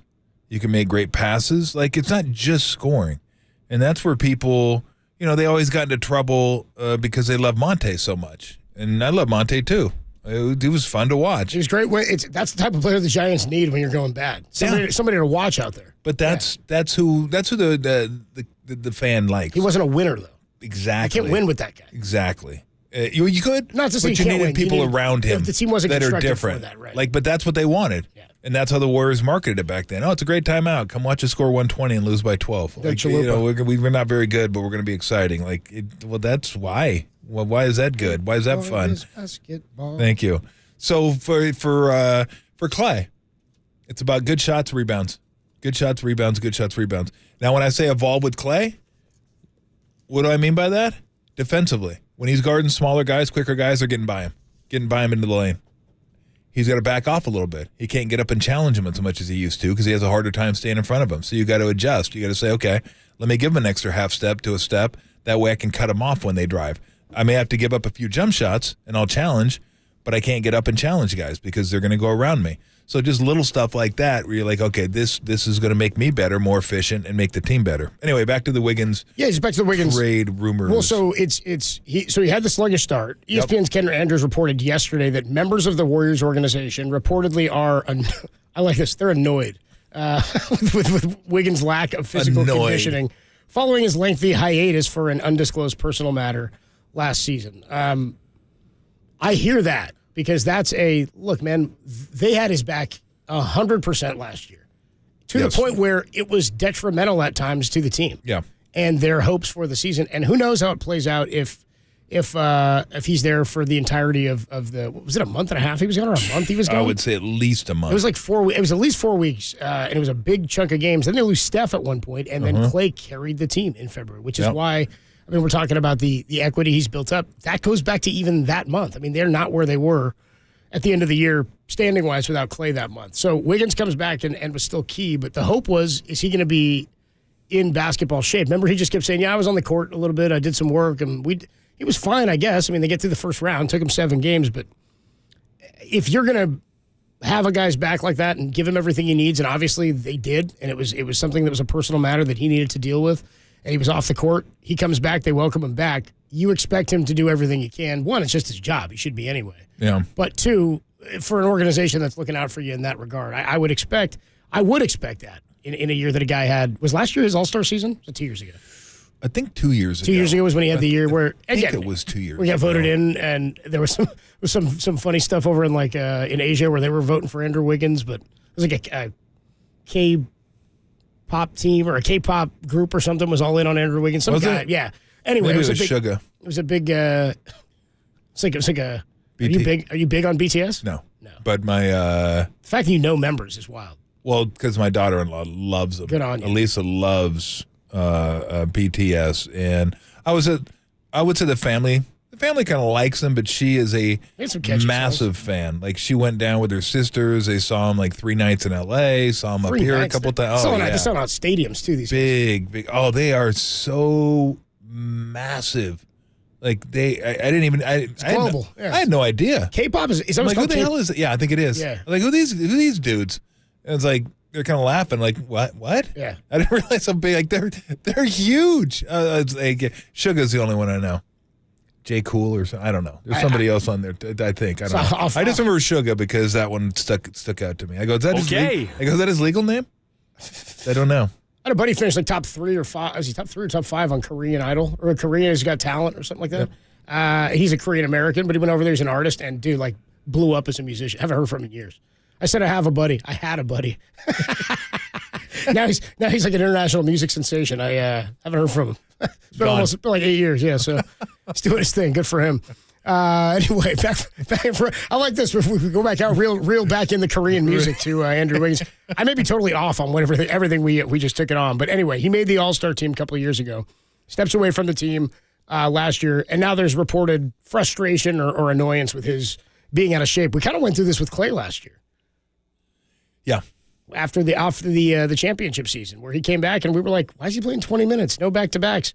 And I remember you said, they got to ease him back. I go, dude, he's playing 43 minutes a game a couple of times in the playoffs and was playing every single game. So for Wiggins and the team, and maybe the team's a different question, but for Wiggins, does he seem is there anything you can see with your naked eye about out of shape? Or is that just something that Not really. Well, they have them hooked up on all these like $6 million man devices during practice and stuff, so they can tell how hard you're going, how what your exertion level is, all that kind of stuff. Performance. So, yes, exactly. I can't tell if a guy, unless he's grabbing his shorts or at the free throw line, like the big inhale, big exhale stuff. It's hard for me to tell whether a guy is out of shape. That much but if they say he is, I got to take them at their word because of all the devices they have him hooked up to, and they know their performance levels, they know their fitness levels. So yeah, if they say he's not, then I would believe them on that. Yeah, I'm with you. I think it's more mindset for him. I think. And again, I don't know that maybe it's a personality. Do you know him at all? You spoken to Wiggins? I don't know at all. And again, how some guys just sort of have a look on their face when they play? You were talking about Jalen Hurts yesterday in this way, that he sort of has that demeanor and look on his face where nothing's bothering him. Brandon Belt used to when he was younger. I think people, because he had the droopy kind of face, everybody thought no matter what, he was just sort of sobby and upset every time. Yeah. I'm sure he was at times, but he had the body language. Wiggins, to me, has he doesn't have an intense look to him when he plays. He kind of has the same demeanor at all times. And so when we're saying we want to see a guy who's aggressive, like Draymond just steps on the floor and yells and looks like he's showing energy and he's aggressive, right? It's just the way he carries himself. For Wiggins, I think sometimes he has to do things a little bit more obvious to show that effort is there. But I think those things build. I think they snowball so much so. Like you said, if you show effort on rebounding, whatever he gives me offensively, I'm going to be happy with. He could go 12 to 14 on offense, but if he's pulling down 6 or 7 boards every night, you're like, then clearly the team is getting possessions on offense on the other end that better offensive players are able to execute. I think they go hand in hand. I think the rebounding takes an aggressive mindset. Yeah. And when you have that mindset, you're more likely to be aggressive with the ball. Take it to the rim, get to the free throw line. I don't know what he was from the free throw line last night. I mean, he missed one late, but I thought he was good. My recollection is he was good. He hasn't been good at the free throw line this year, but I think he was pretty good last night, if not really good last night. But I think when he's passive with the ball, sometimes that leads to being passive on the glass. And look, I've said this about him going back to the Minnesota days. You're 6'8", and you're the athlete he is at about 2 1/4. You shouldn't be averaging 4.1 rebounds. You should be averaging like 7. You shouldn't be looking over and seeing Steph Curry averaging more rebounds than you do. Right. You know why Steph averages more rebounds? Because Steph's around the area. He's just there sometimes. Like he's there and just scoops up these scavenges rebounds.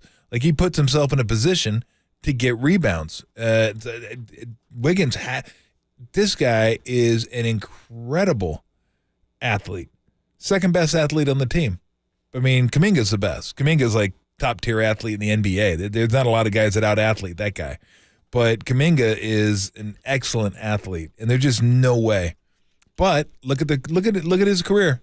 His numbers flatline in rebounding. They're all between 4 and 5 every single year. It's like consistent. And that's what I say. With Kuminga, you can almost count on 17 to 18 points a game, 4 to 5 rebounds a game, and about 2 to 2.5 assists a game.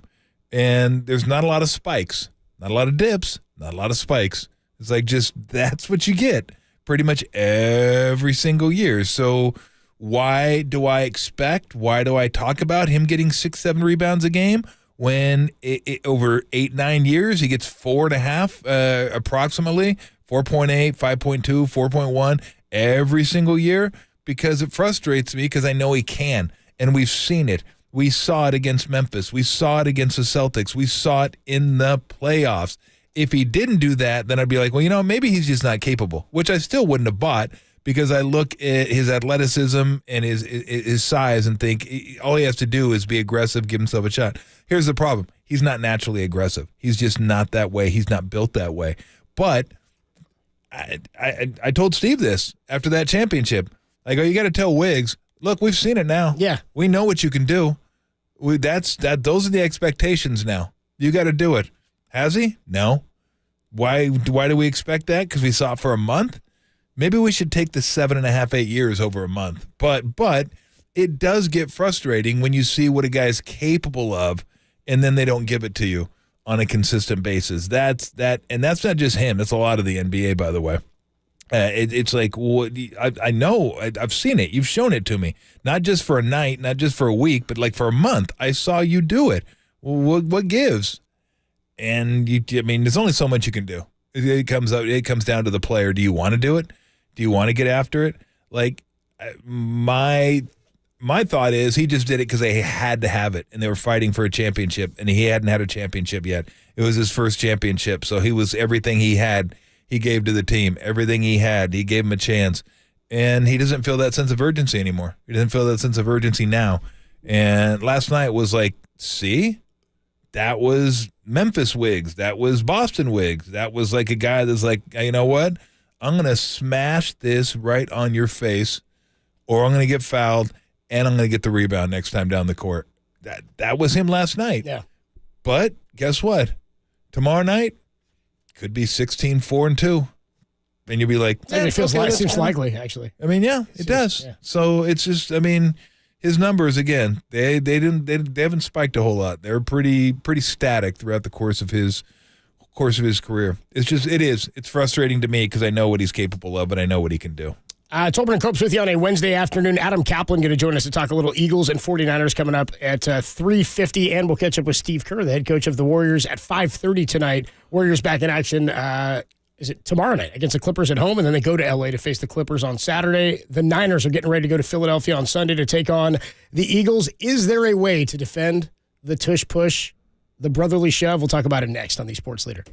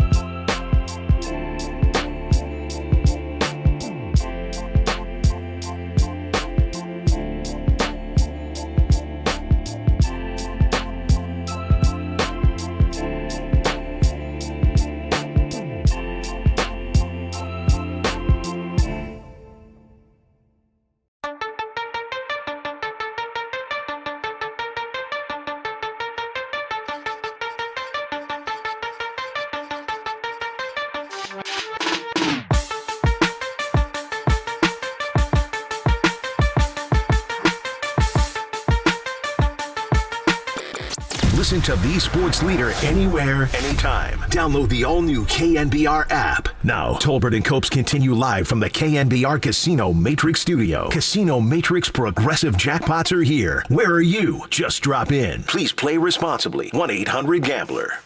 How do you practice defending the tush push play? Obviously, you can't do the physical. We're going to do like 10 live reps of it today. And see if we have anybody left after it. No, you don't practice it. How do you prepare to deal with that? It's such a big part of their... You coach it up, tell them where we want guys and stuff, and not going to spend a lot of time on it, but we're going to talk about it, show it, and do as good as we can. That was Kyle Shanahan talking about the brotherly shove. I hate calling it that, by the way. 3:34 on a Wednesday. We're going to talk to Kyle tomorrow, as it is our want.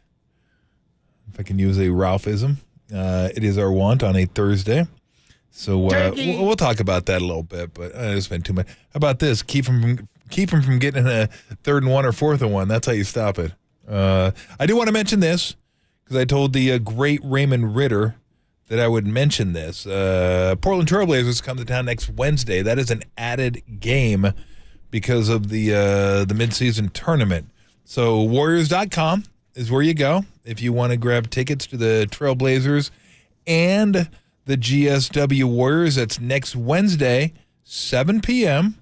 Warriors.com, and it's Draymond Green bobblehead night. And as a bonus, it's a 2-for-1 bobblehead night because Rudy Gobert's head's attached to it too. Oh, it's too easy. It's too easy. I know.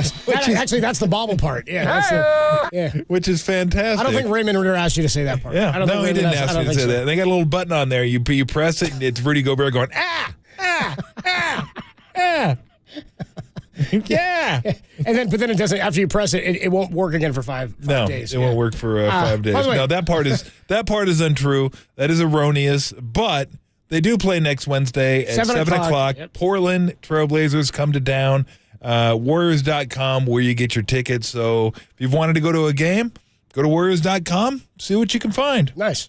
Wednesday.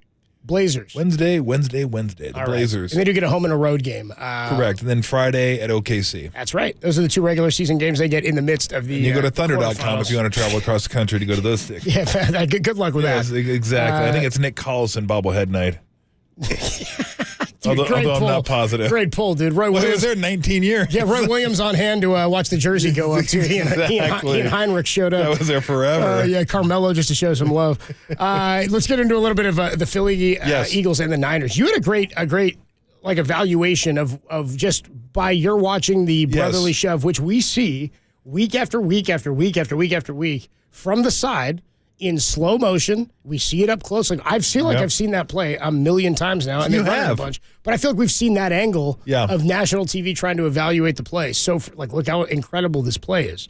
And what you were pointing out yesterday, and you'll explain this better because you saw it, was you said it seems like they always get the second push because of extension that they wait to get to. What did The surge. Yeah, the surge. They get these surge is what they get to. So look, I don't even know if I explain it well. In my head, it understood it. Yeah. In my head, it makes perfect sense. Trying to articulate it. So what I see is when think of like two. No, I'm not going to use that analogy because that's going to make sense to me and ain't going to make a hell of a bit of sense to you. But the offensive line and defensive line come together. It's like smash. Right as you hike, they were full force together at once. Yes, but the Eagles get that first initial smash, but their legs are still bent. So they can get that extra push into it, and that's where they kill teams, is it's usually close to a stalemate on the initial bam, and then all of a sudden it's like, whoosh. It's like a wave that just whoosh, and now it's a 1.5 yard, 2 yard gain. Because it does do that. They hit the wall usually for like a stop, and you're like, oh, they stopped it, and the whistle doesn't blow because they're still moving. Yes. And then it's like the other team is extended, and once you get full extension, you have no more. That's not the sound. We didn't say that at all. That's not what I did. I went, stay out of it. Is what I did. Yeah, it's different. Yeah. So, like I said yesterday, and I want to, I'm going to run it by Kyle, and I could sound stupid. That doesn't stop me. But my thought would be, instead of, if you're a defensive lineman, you get your feet a little closer to your, let's say, helmet. So instead of like lining up in a position where my legs are extended, more like a frog, but a little, yes, is it not but all the way, little but a bit, little close? I'm going to have it closer to me. So when I hit them, I'm still going to have some bend in my leg, and too. I think they're supposed to, but Yes. you're saying even more. And then you're going to push, and then I think what you need is, instead of Fred Warner coming over the top to, like, stop him and grab him, because you're talking about a guy that deadlifts or squats or whatever, 600 pounds. Like, Jalen Hurts is really strong. So he's going to get that surge, too. And he's getting pushed. I think what you need is guys behind the line that push them. So now, here's the part I didn't really consider. That's why I kind of want to ask Kyle about this. There's an injury factor there, too. Yeah. I mean, you're smashing guys into other big guys, and, like, you don't want to smash someone into an off, and all of a sudden, my knee, well, at that point you're screwed, because here comes the surge, whoosh, and your knee gets blown out. So, but that's the only thing I can think of, is you got to try to meet that surge with a surge of your own, because if you watch it, and everybody that watches football you watch what they do. Sometimes they'll just go full, and it's over, but most times it's boom, and it's like, and then it is like a wave. It just washes over the defense, and it's 1.5 yards. It's 2 yards, and it's an easy first down. Oh, hey, because I used to think when I first watched it, like, a year or so ago, I was like, oh, they got him stopped, and then not even close. I was fooled by that the same way numerous times. The show wrote that, they figured they stopped it. No, it's the second push, and they pick up like 4. They just 5 every time. I'm convinced they could run that 25 times in a row and score a touchdown. They probably would, and so that's what Dante Whitner. They might run out of players. We asked him how to stop it, and nobody has any idea. Really, Whitner said you stay out of that situation. You got to stay out of 3rd and 4th and shorts. So the question is, in terms of what you think you need personnel-wise, you just mentioned Fred Warner jumping over the top, which he does all the time. He's gotten a few sacks out of it this year too, or at least disrupts that leads to more sacks. Do they have the personnel? Like, this will be the best D-line outside of the Cowboys that the Eagles have faced and have done this against. I don't know that I don't know what personnel you I don't need. know the quality of defensive line has anything to do with this. Well, yeah, I don't know. It's such You're right. a It's such different a- play. it's not right. right. It's not a regular football play where I got a great defensive line because it's quick, it's fast, it's strong, and we get. This is just about leverage. Yeah. That's all it's about is leverage and technique. And the Eagles have figured out the technique because I've seen other teams try it. Doesn't work. They get stuffed and then they don't get the surge. I've seen teams fumble. I've seen teams screw it up. But I've seen teams other like, oh, hey, this is easy. We're going to try it. Doesn't work. They get stuffed and then they just get stuffed. And then it's over at that point. The Eagles get stuffed and then they surge. Stuff, surge, stuff, surge. That's what they do. So the question isn't how do you stuff it? It's how do you stop the surge? Yeah. Because the surge is coming. Surge always Everybody comes. has a QB sneak for a Yeah, yard. everyone has but that. even those But teams they don't have extend this. on the initial push. Yeah, they don't have this. They don't have the surge. So that's the question for me is, okay, we don't have to worry about the initial bam because that we're going to be fine there. We'll be okay for the most part because we've seen it. We've seen that. Every team does that. How do we stop the surge? And that, again, that's the only thing I can think of is have a little more bend in your leg, a little more flex.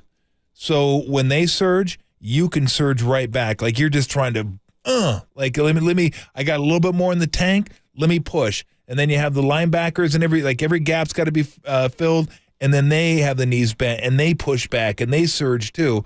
That's the only way I think you can stop it. I don't even know if that works. I don't know if it makes any sense at all. I'm not positive. It's just something I was thinking of, and maybe this is like I've uncovered nothing. Like I came in here today and goes, guy, guess what I found? A number 2 pencil. These things are incredible. Right. Yeah, you can sharpen them and everything. They're reusable. It's great. And everything. Yeah, we've known about those for like 80 years. Oh, really? Damn. So maybe when I take all of this, Not the number 2s though, right? The number 1s. I don't know. Maybe Number college. 2s, Oh we've yeah, had those. we know that. We know about the surge.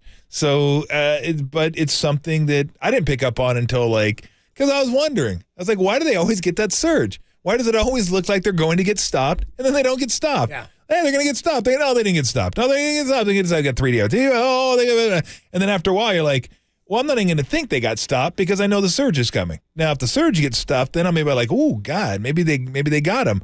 So that to me, it's not about the initial pop. It's about the surge. And again, maybe that's not that big a deal, but it's something I noticed. I mean, teams have been preparing for it all year, I would imagine. Niners, Yeah. certainly, this is going to be a factor. You got to get off the field on third down. I'm going to look at their third and fourth down percentages. Just real quick, some limited practice participation for the Eagles today. A.J. Brown limited with a thigh. Jordan Davis limited with a hamstring. Lane Johnson limited with a groin. Julio Jones. Devontae Smith with a knee was limited. DeAndre Swift with an ankle.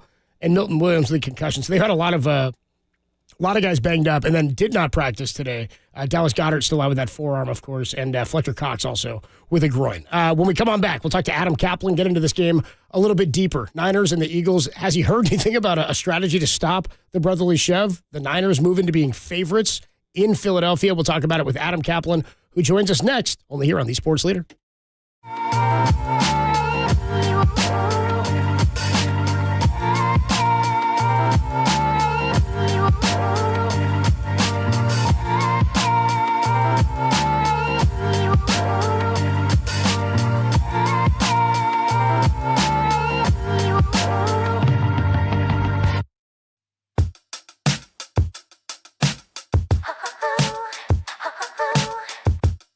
John Morosi reports that the San Francisco Giants are all in on acquiring Shohei Ohtani and or Yoshinobu Yamamoto. That story and more are trending now on KNBR.com and the KNBR app.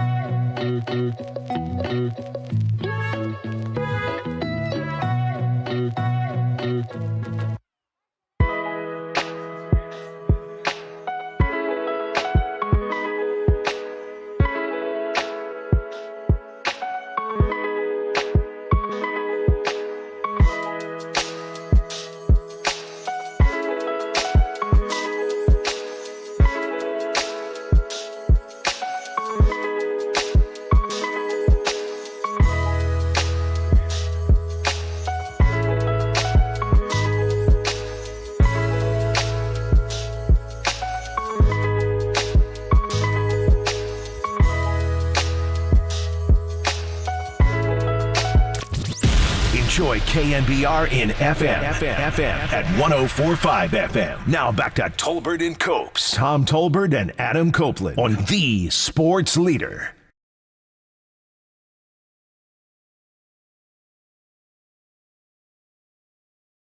Pleasure to welcome back to the show Adam Kaplan, based out of Philadelphia, NFL insider, and who's the podcast for the Philadelphia Eagles. And Niners getting ready to go take on the Eagles out in Philadelphia on Sunday, a rematch of the NFC Championship from last year. Going to be a fun game. Adam Kaplan joins us courtesy of the Yuma guest line. What's going on, Adam? Adam Copeland here and Tom Tolbert in San Francisco, 49er flagship. What's up, dude? Guys, good to be back with you. Yeah, we might have rain again, unfortunately. We're hoping it doesn't happen. But right now, rain is in the forecast for late Sunday afternoon here in Philly, and if it happens, it'll be a third straight rain game for the Eagles. Yeah, it's an absolute blast to watch that game with them and the Bills on Sunday. You know this team well. We want to pick your brain about them, and we'll get into to some of the roster stuff. But, it's funny because anybody out here that wants to make the case for the Eagles being the better team in this matchup has said, for the Niners being the better team says, well, the Eagles have grinded through some of these games. Yeah. And I look at them and I go, that to me makes them scarier. They're a team that is finding ways to win in different capacities, seems like each and every week, when some of their elements aren't at their healthiest or at their best. It was Jalen Hurts yet again this past week. What's your take or download here on who the Eagles were at the start of the year, how they've maintained this run after losing a Super Bowl? Yeah, so, I cover the entire league, and I always sort of give teams win projections. I usually give it a range, and last year I gave them 12 to 14. I think they were 14-3. I thought they'd be great. I thought they had the NFL's best roster. That happened. But we fast forward to the beginning of the season, as you talked about. What do they look like to start? Well, they're down 7 starters. One of them is Javon Hargrave, who's now starting for the Niners, making over $20 million a year. So the Eagles made a decision. They kind of knew they weren't going to bring him back. It's just a decision they made. They're going to get a nice compensatory pick. They've got 2 young defensive tackles who they really like to replace him. But the bottom line is that, talking to them, they kind of knew this was going to look a little different, and it has. Yet it's kind of remarkable to me. If you look at the 2017 Super Bowl run, same record at the bye, 10-1, same bye week, week 10. But I would probably argue this roster is better, but it's not as good as last year's. Again, down 2 starters on offense, 5 on defense, 2 new coordinators. It is kind of amazing when you set it up here that they somehow are 10-1. They've had 2 win streaks, both 5 in a row. It's a little surprising. I didn't think they'd be this good, but I knew the Niners were going to be really good, and I love the way that they rebounded off of that 3-game losing streak to win now 3 in a row. I wanted to go over some of the units on the teams and see who you think has the advantage. Let's start with the lines. What do you think of Philly's defensive line against the offensive line of the Niners, and then vice versa? Yeah, there's no doubt that the Eagles will have an advantage here because if you look at the Niners' issues, to me it's kind of, we know Trent Warren's an absolute star. Will go to the Hall of Fame. McKivitz has not been tested as much as I thought he would be at right tackle. Burford, we'll see if he can play this week. And then you got Brendel, who turned out a deal, as I reported this months ago, from the Jets. And then Banks, who's back from his injury. I mean, it's okay, but the Eagles there's no question they have an advantage here. Now, Hargrave is on the other side now. They don't have his interior pass rush which they had over his 4 years with the Eagles. Mm-hmm. But the 2 young kids, particularly Jalen Carter, who is absolutely in the running for Defensive Rookie of the Year. He might win that award. He's been that phenomenal and that dominant. But they just don't have that upfield pass rush that they had last year with them. That's why, guys, by the way, where they set a club record with 72 sacks, that's part of the reason why they're down on an average per game. They just don't have that interior pass rush quite like they did last season. But the big thing is, guys, you compare the fronts. If the Niners can protect on Sunday here in Philly, they're going to do well because the Eagles secondary is struggling the entire season. And by the way, oldest secondary in the National Football League, and I don't think it's even close. 4 other 5 starters, if you include nickel corner Bradley Roby, are 30 years or older. That's hard to believe in this day and age of the National Football League. Yeah. What about the other way? What about Niners defensive line against the Eagles offensive line? That seems to be that's a little bit closer because the Eagles offensive line is really, really good. So is the defensive line with Chase Young. Like, is this a stalemate? Does anybody have an edge in this one? Well, to see 97 Bosa against Lane Johnson, who will play this week. He came back. He had a groin. He had a little bit of soreness from a groin issue related to his groin surgery last year after the season, after the Super Bowl. He had a scar tissue issue, but he said he's going to play. That'll help him because Jack Driscoll, his backup, had not played well until this last game. He did not have a good training camp. So, yeah, you're right. And you've got one of the 2 or 3 best defensive lines in football. Bosa against Lane Johnson. Now, they'll move him, as I understand it. But Bosa is their left end, and he'll line up primarily there. But they'll move him around a little bit. Chase Young, who's flashy, who's looked good. Hargrave, as we mentioned, and Eric Armstead is so underrated. Yeah, it's a great fight. Gregory is not a guy who's going to make a big impact, but the way that honestly, the only way that you get the Eagles, and Hargrave knows this because he went against Jason Kelce in practice. Kelce's not the biggest guy in the world. Yes, he's going to be a Hall of Famer someday. So is Lane Johnson. But Kelce, every once in a while, you can move him a little bit because he's not the biggest guy. And that's where stunts and the Eagles have, when they've had issues, and the Niners run that wide 9 and they get upfield. The Eagles have gone against this type of front before. Most teams don't run it by the way, but some teams run it in nickel. One of the things they do struggle with, though, is stunts. They've had problems with stunts every now and then. And also blitzes. They got caught last 2 or 3 weeks on blitzes and lack of communication. So that's something here. I know you don't really blitz in this front a lot, but we'll see if Chris Kusarek and Steve Wilkes have anything cooked up here. Got it. Talking to Adam Kaplan here on the UMA guest line, at Kaplan NFL on social media if you want to give him a follow there. I want to ask you about the running game for the Eagles. So we've both been really impressed, Tom and I, all year with DeAndre Swift. I liked him when he was in Detroit. It's been a great acquisition for them and a different look out of the backfield. I know he's nursing a little bit of an ankle. I'm wondering, Rashad Penny, if there's a chance, because of what you just said, maybe the weather, the bigger game, there's a chance we see more of him this week, you think? No. He's been very the coaches don't want to play him. All right. Okay, good, yeah. No, but here's why. I'll get to that. No, it's a fair question. I actually put that on our show Inside the Birds a couple weeks ago. Why is he even here if you're not going to play him? Well, he had a bad training camp. They were down on him. They only played him. They played him one game where Boston Scott was not available, and something happened where one of the backs had to go out for a little bit. They were forced to play Penny. And then what happened a couple weeks ago was hilarious. Out of the blue, Penny dressed. And he also, because Boston Scott was unavailable due to a personal issue, and they started Penny the second half of a game. He had 2 carries, and they pulled him out. He never played again. He's just not. He's on a basically a little bit of an elevated veteran minimum deal, only $600,000, fully guaranteed at signing. These coaches are down on him. They don't want to play him. It's Swift and Gainwell, 14 Gainwell, and Swift 0-0, who you'll see, who's their lead back. Yeah, and that's been a great trade. All the Eagles gave up was a future fourth. It's a 2025 fourth-round pick for a guy who's now one of the top 10 backs in the league. Secondary, I think you've kind of stated that's where the Niners would have an advantage. Their receivers against the secondary of the Eagles. What about the other way around? Goddard obviously missing is huge. I mean, that'd be like Kittle missing for the 49ers. Yep. So what do they have? Because their receivers are, as dynamic as the 49ers. You get Brown and Smith. They're incredible. How do they match up? How does the secondary of the Niners match up with their pass game?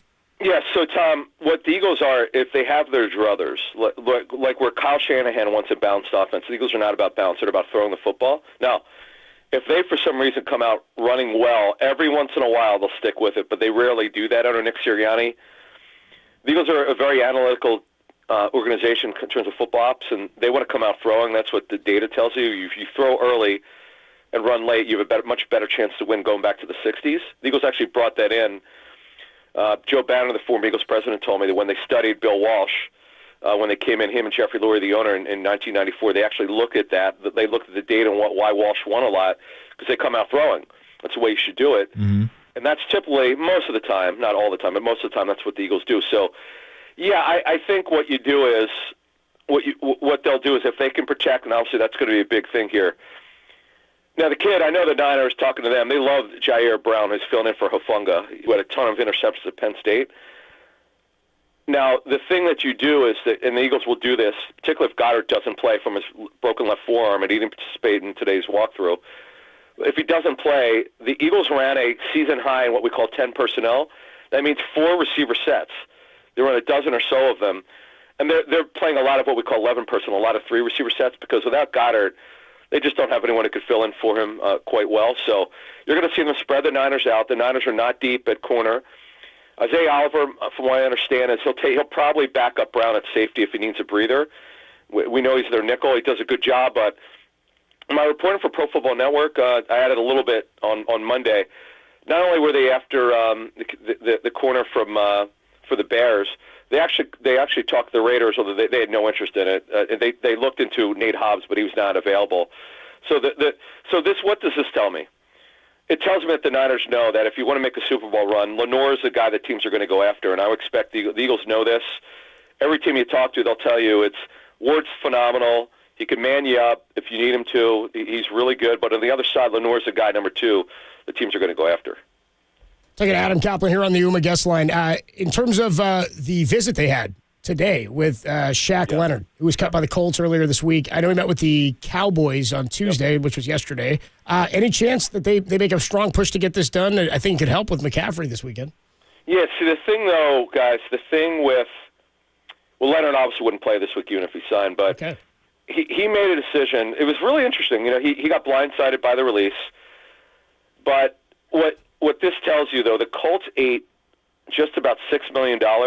They still have to pay him. That's how much they wanted him off the roster. He's a fine person off the field. It's just he's regressed at 28 years old. They think he's on the downside of his career, and they're going with E.J. Speed, who signed a modest extension this offseason, so they didn't want him. And look, it wasn't just those 2 teams. My understanding is there are like 5 or 6 teams in it. But the 2 chief teams among them are the Eagles and the Colts, and he's going to take some time to kind of download everything from these 2 teams and think about it. And Nick Sirianni, the head coach of the Eagles, knew him. In fact, Nick said today that he called, which is what I expected. He called him after he was released and talked to him, and they made it clear they're interested. And here's the problem. This goes, and we might as well talk about this because this impacts the game. So the Eagles are now down 2. They run a 34 front with 2 overhangs. It sometimes looks like a 5-man front, but it's an odd man front. Zach Cunningham was one of their starting linebackers. I doubt that he plays with a hamstring injury. Christian Ellis is Luther Ellis' son. You might remember Luther Ellis, former defensive tackle for the Lions. He'll fill in for him. Nakobe Dean's out for several weeks, if not the rest of the season. He broke his foot, second foot injury. So, guys, right now they don't even have a backup inside linebacker. They're in dire straits. That's why now that signing Shaq Leonard is a priority for them.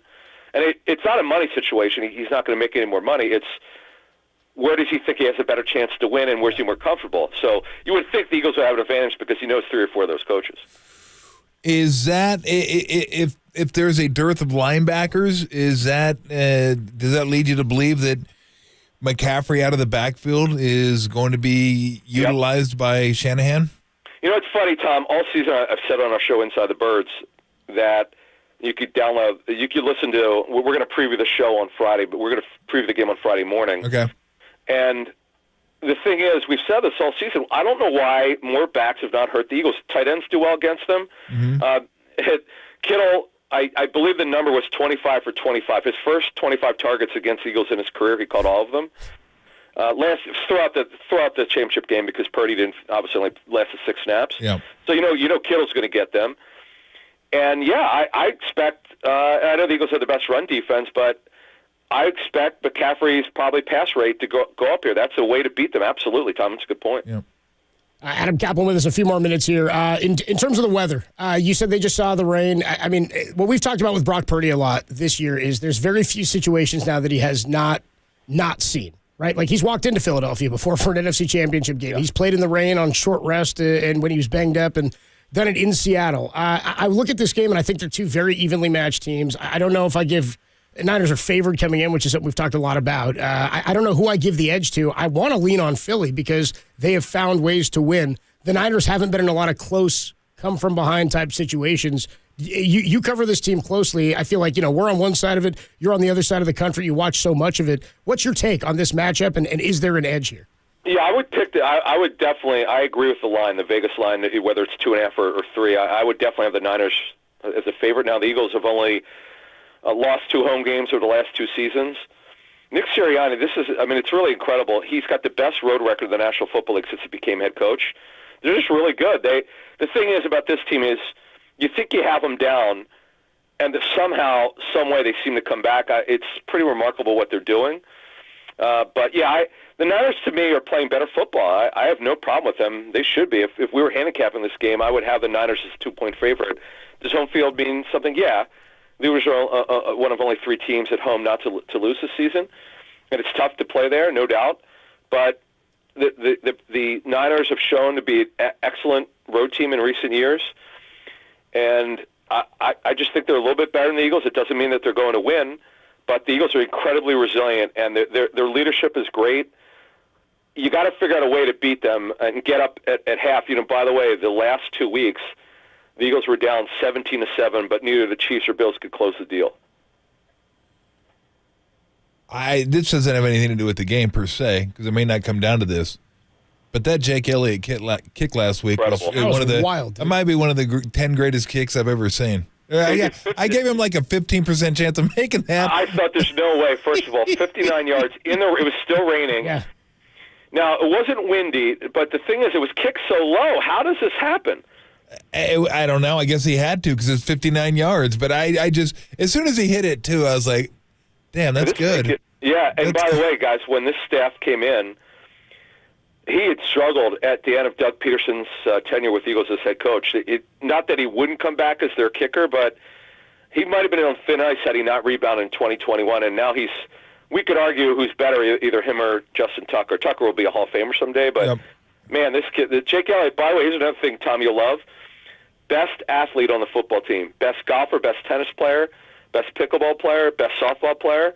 It's actually kind of weird. He's a great athlete. They make fun of him because everybody knows in their locker room that he's that great of an athlete. It's kind of rare for a kicker. Usually the kickers are good at golf or something, but they're good at everything. Yeah, pickleball. They should be. I mean, they have plenty of time. Yeah, they do. Does Jalen Hurts have a pulse? Isn't he incredible? I don't know if an athlete, and I've told you over the years when I've been on KNBR that I'm a big hoops guy, big NBA guy. I don't know who's steely-eyed like Hurts. And you know what's a great story? he didn't have a good 21 under this coaching staff, and the Eagles looked into Deshaun Watson. They really wanted him, but it didn't work out, and they were interested in Russell Wilson. He didn't want to come here, and then they gave him a 1-year tryout. Basically, they made the trade for A.J. Brown. Devontae Smith was there already. They had Goddard, as you mentioned, and he was absolutely phenomenal last season. I voted in 2 polls. I could, because he missed time, I couldn't vote for him as the MVP. But this year, by the way, guys, he's on pace for over 40 combined touchdowns. That's hard to believe. He averages 2.6 touchdowns per game. And right now, based on the latest streak he's on, he probably will hit 40-plus. He's just amazing. Every time I see him sitting on the bench, no emotion. No, you couldn't tell if they're up 20, down 20. He didn't give a damn about the NFC Championship game. Yeah, just he wasn't like fazed by the kick. No, he wasn't. Kick goes in. All right, guess we're going to overtime. I guess we'll play more. Let's go get it. Keep going. Yeah. Let's go get it done. Amazing guy. Scares me to death. Ice in his veins, man. Definitely. Adam Kaplan, the voice you hear at Kaplan NFL on social media. Great follow and great information, man. I assume you'll be at the game on Sunday? Actually, no. I host a pregame show for our platform Inside the Birds, and it'll be with myself, Jeff Mosher, my business partner, and Greg Cosell from NFL Films. Oh, nice. He joins us every week. We talked to him yesterday. Great. He's the best. Greg's on it, and former Eagles receiver Jason Devon is absolutely brilliant. He's got a great media career. So, we've got the #1 pregame show in the area. We actually will do it because you guys are on the West Coast. Right. Be a little bit early for you. It will be from 7 to 10 Pacific time on YouTube. We'll put it on X. It's on every platform. If you miss it, we actually podcast it about an hour later, so you can catch it. So you can check us out on Twitter. Me, Kaplan NFL, Kaplan NFL. We're at Inside Birds on X, and you can see it there. So, real quick, I wanted to ask him because I wanted to say it was a great. We were there earlier in the season for the Vikings and the Eagles, and then we went and saw the Braves and the Phillies. Great sports complex down there. It's so cool. Really cool. The NBC Sports facility is so great. Yeah, it's really nice. It's weird. NBC Sports Philly is in the same building as the Sixers and Flyers. Right. And across the street's the Link where the Eagles play in Temple University. You're right. And it's only 10 minutes from the airport. It's actually it's really very convenient. It's a good area. Is this the? I won't include the Flyers yet. But as far as the Sixers, Phillies, and Eagles right now, is this kind of the golden age of Philly sports that all of them are, kind of right there competing for maybe a championship? One has already made it there. Phillies made it there. They both lost. The Sixers, I'm not sure if they're there, but they're not that far off. They got the MVP. Seems like a pretty good time to be a Philly sports fan. It is. And when I was in ninth grade, I actually went to the same private school that Mike McGlinchey went to and Matt Ryan called Penn Charter. It's actually where I've not really seen the Goldberg show, but Adam Goldberg, the guy who created that show, went there as well. But I'm a fan. Yeah. I've seen it. I need to watch it. Yeah, I need to watch it. But in 1980, when I was in ninth grade, we had all 4 of our teams made the championship. I don't think it's ever happened in professional sports history. Oh, that's right. Yeah. Okay. Flyers lost to the Islanders. Sixers lost to the Lakers. Yep. Phillies beat the Royals. Eagles lost to the Raiders. It's almost hard to believe, but it technically it did. It somewhere you'd have to look at the calendar year, but it was an unbelievable run. And to answer your question, Tom, that. But now we've got the Sixers with Maxey and Embiid, who are really fun to watch. We got rid of Harden, thank goodness. Amazing the Clippers took him. I still can't believe you suckered somebody. Yeah, and I'm also very happy for. I don't know if you know Jimmy Klebanoff, who's director of scouting for the Nuggets, who I grew up with in high school. He won a championship with the Nuggets. I'm really proud of Jimmy. He's a great guy. Very cool. It's been a good time here. Yeah, although we were heartbroken over the Phillies choking like they did, but hey, it happened.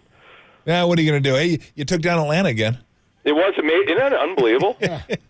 Crazy. That's pretty incredible. Atlanta's like, if we just get by Philly, we'd be good. We'd be good. They cannot get by Philly. I mean, it's hard to believe you guys are so good that you don't have much to bitch about, but you guys still figure out a way to do it. We got the Niners and the Dubs, so you guys are fine. Yeah, we're doing okay. Yeah, we're doing okay. All right, hey, Adam, have a great show on Sunday, and we will talk to you soon, man. A lot of fun. Sounds good. You got it. Thanks, Adam. Great stuff. Adam Kaplan, insider for the NFL, and of course you hear him on all those different podcasts. Sirius NFL, or he does NFL radio, does the Inside the Birds podcast. Ton of great stuff with Adam Kaplan. All right, we have breaking news as it relates to Gary Payton II. What? Oh, not great. We'll tell you about it when we come on back here. Only here on the Sports Leader. Broadmoor, shout out to you for supporting KNBR, Broadmoor's sports leader.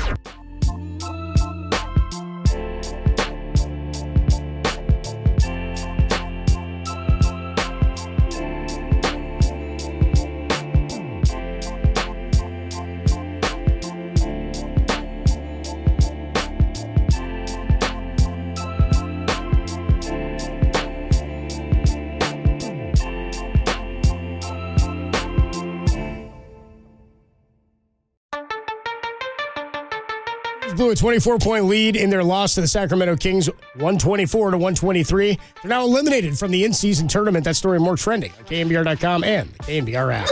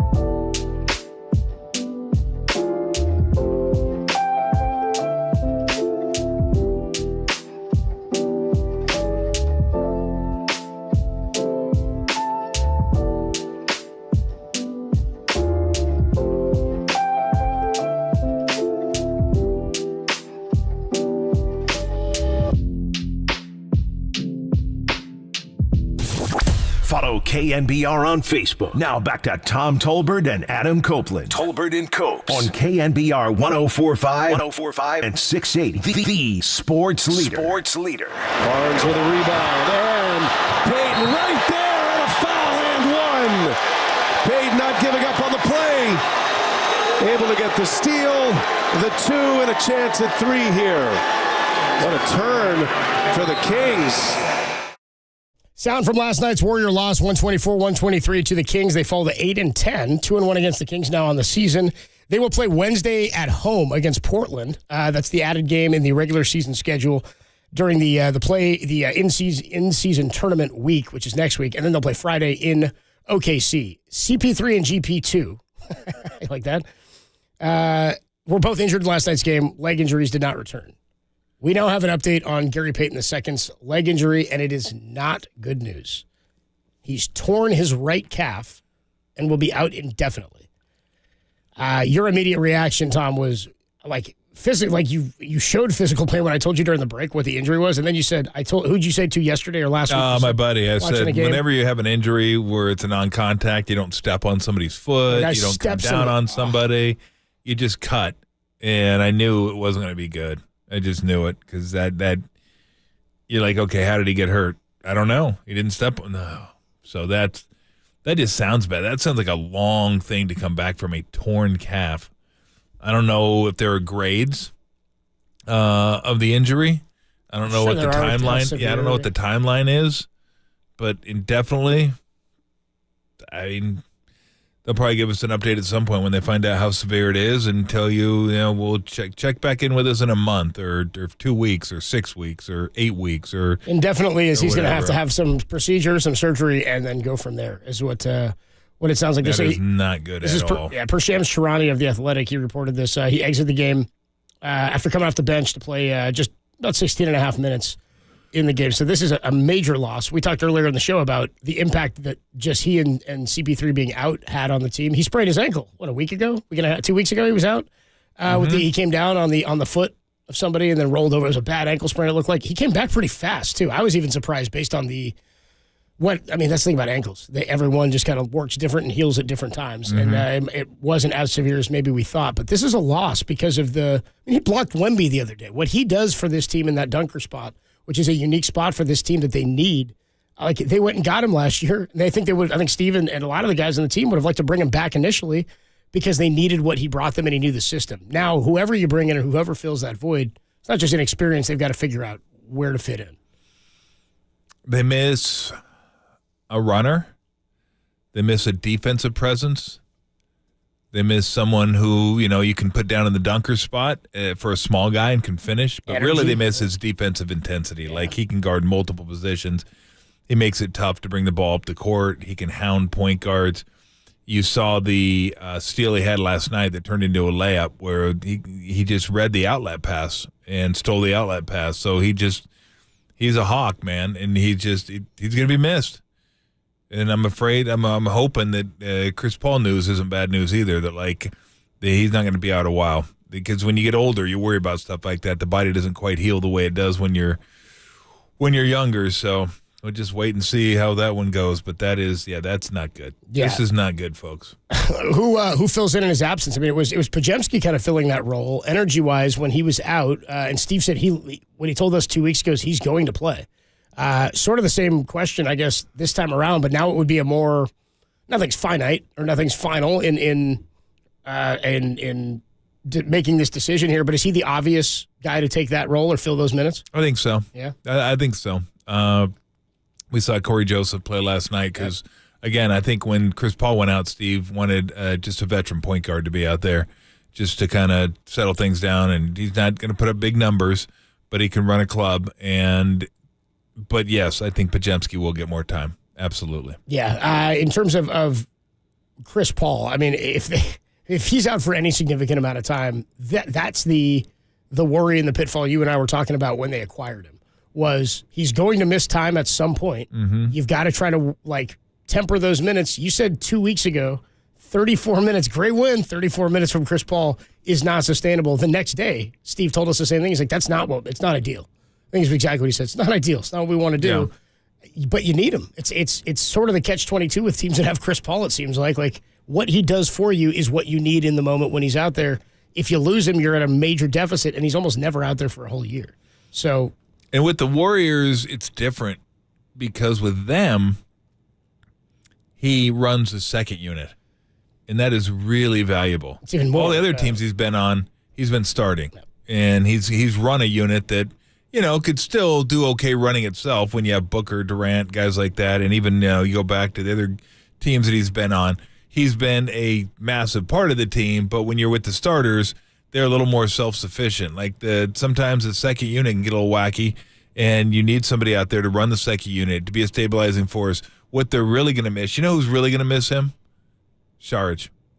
Because they had a nice connection on the high pick pop, and he knew where to find him. He knew how to space, and he really, I don't know how many buckets Saric got off of Chris Paul assists. I always joke that it's 80%. Like every bucket he scores, Chris Paul gives it to him.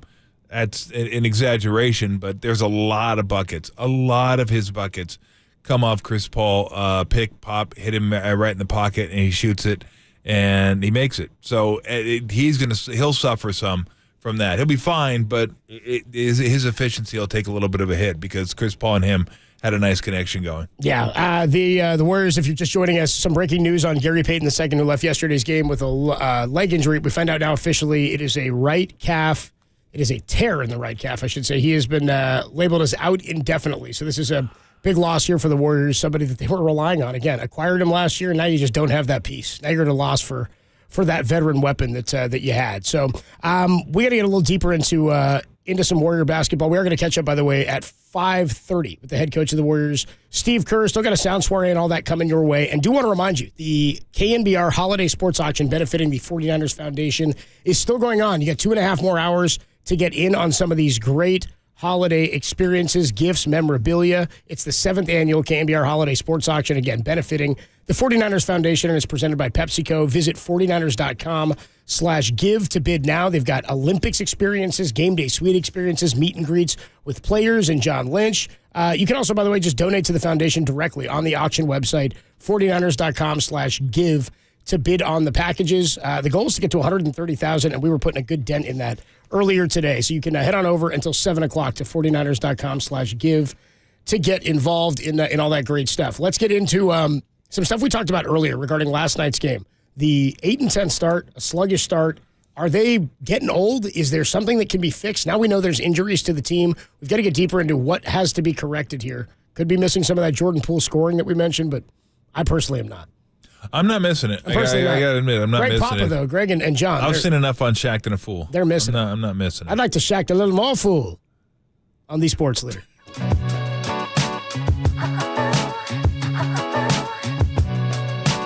Hey everybody, Mr. T here. I don't know what that meant. For next level sports. If you've thought about playing football, your youth wants to play football, but you're not into the whole tackle thing, totally understandable. Stay away from the contact, especially when they're young. But you still want to play? Flag football is a great option. It's what I did for 3 years. Now, full disclosure, I wanted to play tackle football, and I was allowed to play tackle, except I was too big. I had to diet. I said, diet? Are you kidding me? I'm 8 years old. I'm not dieting. So I went and played flag football and loved it. It was fun. Next Level Sports offers that to you. Not only that, basketball and volleyball. It's K through 8th grade. They are all over the Bay Area.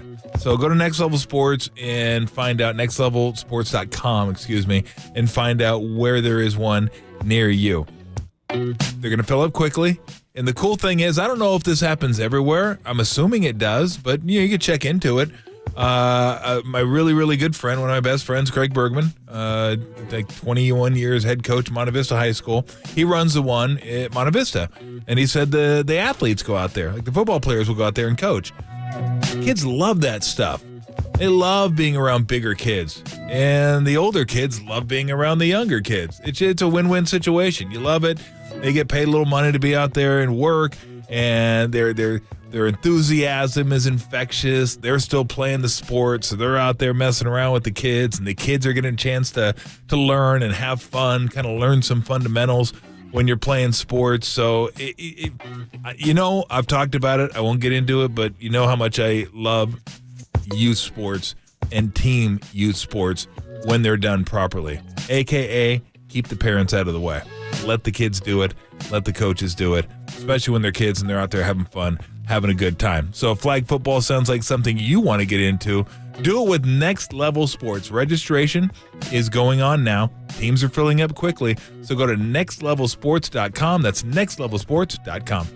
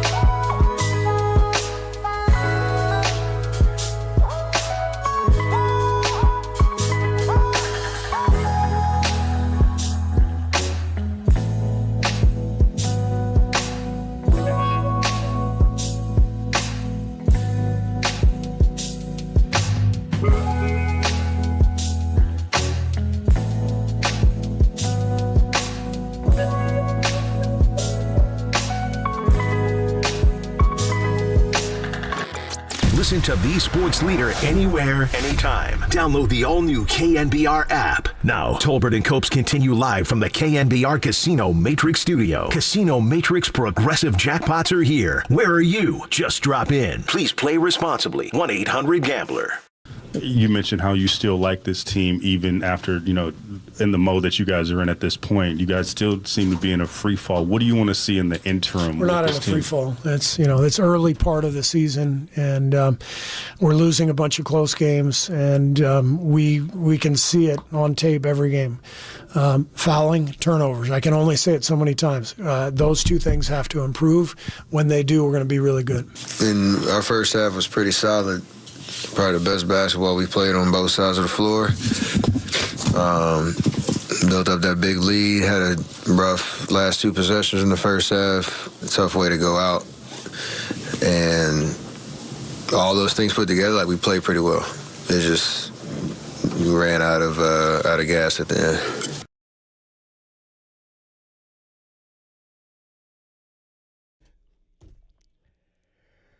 Warriors taking blow after blow after blow when it comes to losses, and now this time more injuries. They get Draymond Green back, but their next best defensive weapon in Gary Payton II now is going to be out indefinitely. I would guess for the season. Calf. I don't know what that takes to heal, but it's got to be an insane rehab, especially for a basketball player after having a calf surgery on a tear. Again, it's insane. I don't even know. I have no idea what the severity is. So football, he'd be back in like 2 weeks. Football, he's like, he'll play week 14. Well, hockey, he's back tonight. It'd be a lower body hockey, injury. He would have been back in the third period.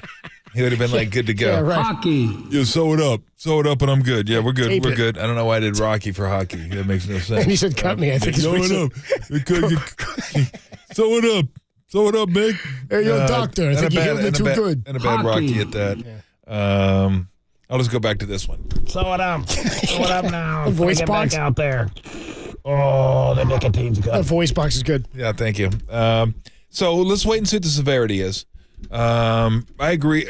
I won't agree with the whole season, but I will agree that it sounds like it could be It could be a lengthy, it just sounds bad, a tear of a muscle that you use extensively to push off. Like you got it, and your calf is, thank you. So I'm fearful of the worst, but let's wait and see, because I don't know. I don't know anything about like calf tears. Is there a grade 4, grade 5, grade? Is it DEFCON? I don't know what's going on, so I'm just going to have to. And remember, DEFCON goes the other way, right? DEFCON 1's the worst, 5's the best. It doesn't count that way. It counts down. So you want to have DEFCON 5's not bad. It's good. It's the best DEFCON. DEFCON 1, find a shelter. And don't look up. 4:33 on a Wednesday. We're going back. Would you stop at DEFCON 1? Huh? You're stopping at DEFCON 1? Yeah, that's it. After that, it's over. Yeah. I think that. DEFCON 5 is the lowest one? Yes. Okay. You're saying you get to 1 down. and then you're in trouble. It goes down. Well, DEFCON 0, I think we're back to the Stone Age. I think at that point. I don't even think there is a DEFCON 0. There's no letters. I think we're nuked at that point. So what? It is over. So what are the Warriors at right now for you? What are the Warriors at right now for me? DEFCON 4. Oh, you're high. You think this is a like a very detrimental situation that the bottom could fall out of? No. DEFCON 2 would be that. Remember, it was 5's the best. 5 is the second. Sorry, I'm reversing. Yeah, DEFCON. You got to turn it upside down on the DEFCONs. Watch War Games. Leah Thompson and what's his name? Matthew Broderick. Of course, War Games. Yeah, War Games. Yeah, that does a whole DEFCON thing. No, I'm 4, because it's like it's like we kind of have an issue here, but there's still plenty of time. Like, I don't buy the fact that it's still early. It's getting late. We're getting to the quarter pole pretty soon. So it's not like, we got plenty of time. You don't have plenty of time, but you do have a lot of time. I don't know if that makes sense, because they're kind of similar. But and again, people are like, should you panic? You never should panic. Panic's never a good option. I don't care what the situation is. Panic doesn't do anybody any good. But yeah, there are some things to address. There are some things they need to look at and say, okay, can we get better with this group? How do we get better with this group? What makes us believe we can get better with this group, other than the fact they've done it before? Like that one's gone. And that's what we talked about last year. We kept saying, I believe it until I can't see that they're capable of doing that anymore. And we saw into Game 7 of last year that they were still capable of some of that stuff. Yes. We saw the run. We saw what Clay could dig into. And so that's when you made that Marino comp earlier, that it used to be 350 and 3 touchdowns every week, or damn near every week. And then it got 4 weeks, And it got to every, once a month you'd see it. Yeah, once a month. And that's the regression of the age. And because it's still in there. Yep. But it's not good. So we know it's still in there. We've seen Clay have some big games. We've seen Steph, of course. Steph's had some great games. We saw Wiggins last night. If you're getting that 3 times a week, you'd be golden. Yeah. You'd be absolutely golden, but you're not. And they don't have the depth that they've had. All the draft picks they acquired hasn't panned out the way they wanted it to pan out. Wiseman didn't work. Kuminga's not working right now. And interestingly enough, Moody was the one you drafted the lowest. And I think he's the one that's going to, he'll be the best, and he's going to be the most consistent. He almost got the feeling that, and this is total after poker right here. So I didn't say this at the time, so you get no credit for saying it now. But in retrospect, you, instead of taking that super high upside guys in Kuminga and Wiseman, it would have been better to take like a 3-year college guy. But the problem is, you're not getting value for your draft pick. Like, you're taking a guy you could get at 9, you're taking him at 2, and trading back in the end. This isn't the NFL. That doesn't work. You don't just trade back. You in just the take NFL. the best what you can get, because you can't acquire much else. No. Like, you don't have a 3rd picks. round, a 4th round. You have that 1st round, a 2nd round. That's it. So you don't see teams like, hey, let me trade back. And this isn't the NFL. I agreed with what they did. I did. Hey, let's go young, get the old, let's blend them together. It didn't work. It was like, instead of like peanut butter and chocolate, it was peanut butter and crap. It was like, and that tastes like garbage. Nobody wants that. Can you imagine if you get a Reese's peanut butter cup, you're like, oh, it's chocolate, and there's like a dog turd on the inside? That'd be horrible. You'd think peanut butter and chocolate, peanut butter and crap. You think that's the worst thing ever. I don't ever want to eat this candy again. Anybody got a toothbrush? I don't want a toothbrush. You just smear it all I around. got to get this out of my mouth. So it didn't work at all. It was awful. So, and now those draft picks that at this point were supposed to be supplementing the older players, like at a 25-minute-a-night level, are not here and not. And I think Kuminga is going to get, not Kuminga, but Moody is going to get to that, like 20-minute a game. Like, I really think he's going to start getting consistent minutes. And I think that will pay dividends. But he's not a high ceiling guy. He's a complimentary, like a good complimentary guy that can do some stuff. Like last night, you saw it. Playing tough defense, hit some big-time shots last night. So I think that's going to be good. But it's just, look, it is what it is. Teams get older. They're not dynasties forever. They're not great forever. Lakers ran out of gas. Celtics ran out of gas. Spurs ran out of gas. Although it took the Spurs forever. It took them literally a millennium to run out of gas. And they got Kawhi, though, too. That extended that well, that's window. part of it. That was, they got their peak. That was part of it. And look, I talked about players evolving. Tim Duncan's a great example. He evolved from MVP Tim Duncan, best player in the game Tim Duncan, Hall of Famer Tim Duncan, 25 points a game Tim Duncan, to, I'm going to have to take a step back because we got Parker, Ginobili, and Kawhi. Yeah. I'm going to let them do it. We're going to run a motion offense. We're not going to run low post. We're going to pick up the tempo a little bit, and I'm going to compliment them on the inside. I'm going to compliment them in some pick and rolls, and I'm still going to play tough defense. That's what I'm going to do. That's the way they're going to win. They're not going to use me the same way as they always have. But I'm a little older now. The league's changing. The composition of our team is changing. I got to figure out a way to still be dominant and still help this team win a championship, but do it in a different way because I can't do it the same way. Yeah. If he can do it, like anybody should be able to look and say, you know what, if Tim Duncan can figure out a way to transform his game for the betterment of the team, this is one of the top probably 10 players of all time. Super selfless. That's what you got. That's what it takes sometimes. Like, okay, the team's a little bit different, league's a little bit different. Now, how do I adjust to what the league is? And what do I need to do to still be not just competitive, maybe not dominant, but really good and help our team win? I think that's kind of where they're at right now. And they have skill sets that can do that. Clay does still. He's still got skill sets that can do that. Absolutely. Yeah. And I think maybe with a guy like Tim Duncan, who's labeled the big fundamental, yep, it was a bit different. But also, I mean, would you say David Robinson did the same with Tim Duncan? That he gave way to the superstar, or was it different because that was one player versus?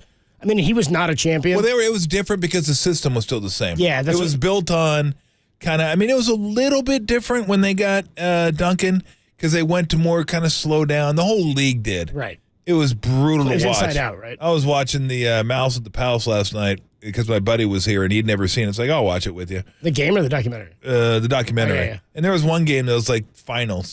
I think it was 63-59. It was like, I forget. I used to watch those games. They were painful. Brutal. Painful. Teams just couldn't score. So the whole league was different back then, but they played a different style. Like when Duncan was in the league, or when David was in the league early, they played pretty fast. We played against those teams. It was him, my guy Sean Elliott, Willie Anderson, Terry Cummings, Rod Strickland. Like that was a good team, but it was up and like they ran. And that was one of David Robinson's greatest skills. Was he may have been the greatest big man runner of all time, although Wilt would probably give him a run for his money. I didn't really get to see Wilt. But Robinson, I still remember walking into the locker room one time to talk to Sean, and all this guy had on was a towel around his waist, and it looked like his shoulders looked like an aircraft carrier. I want to make sure I'm clear on that. I was like, there's a comma in there somewhere. Make sure I'm clear. Like that V, his shoulders. What size pants this dude wore? Like 31. They're like girls' pants. I'm like, dude, you're 31? Like, and you're 7'1". Yeah. And you wear 30. Like, are you kidding me? Like, that's what kind of athlete this guy was. It looked like his triceps. It looked like somebody painted his skin color. They're like over the muscle. Right. and just a real thin layer because you could see every sinew of the muscle. It's like this guy's like, God, I feel like a gawker. I'm like, gee, I can't stop looking at this guy's tricep. It's like unbelievable. Yeah, it's like he was sculpted. But that's the type of athlete he was. Anyway, Duncan comes in. They play a little bit bigger, Twin Towers type deal, and the league became different. But Duncan was Duncan for a long period of time. And remember, they won like 50 games a year for like 20 years. Yep. It was incredible 5 success. titles in the Kobe and Shaq era. And then the Warriors run. And then Robinson retired. Yep. They get Parker, they get Ginobili, and then they get Kawhi a little bit later. But when they got Parker and Ginobili, it kind of started changing. Up tempo, let's run motion, let's move the ball a little bit. And Duncan had to take a different role. There's Bowen out on the wing. Yep, 3 and D. So that's what it's got to be, I think, for some of these guys. Like, okay, how do I still impact the game at a high level? May not be the same as it always was. Because if you still try to, let's go back and do what we did. We won with it. But yeah, but that's not going to work anymore. You're not as good as you used to be. You're not the same team. You're not the same players as you used to be. And again, it's only 18 games, but 8-10 says something. Like 8-10 says something. You can't keep looking and saying, well, we've done it before, we can do it again. Those days are over, man. They're gone. You can't keep reaching to the past. If you could, you can get Joe Montana to come back and play quarterback. He's a Hall of Famer. He's one of the greatest ever. Put him back there. You know why you wouldn't? Because he would suck. He's like 60-something. I mean, at some point, you're just not the same player, and you're not as good as you used to be. I always hate that argument. Oh, why wouldn't you get this guy? He's a Hall of Famer.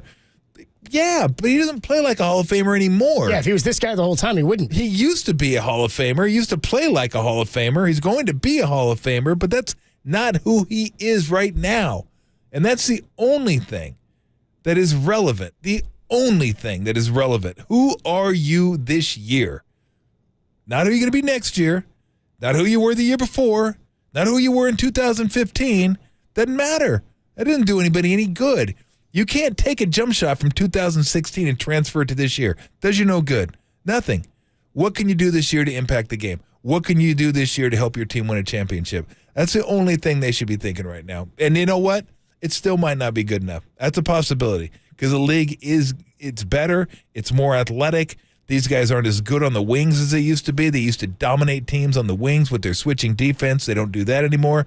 It's not easy to keep this thing going. But this is the bed that they've made. They wanted to stick with the Hall of Famers. I have no problem with that. It may end with a resounding thud, with a crash right into a wall. It happens. The Giants did the same thing. Let's reward these guys. They won championships. They're our guys. Let's keep them around. It ended horribly. And the fire is probably still smoldering a little bit outside of 1 year. That's either you do that or you say, look, we're selling off these guys. We got to bring in you Bill Walsh, right? Right. Let's get rid of these guys before they get old, and let's keep this thing churning. They decided to go this route. I like this route. I like keeping the guys that got you there. But the guys that got you there got to figure it out. They can't try to be the guys they were. That just won't happen.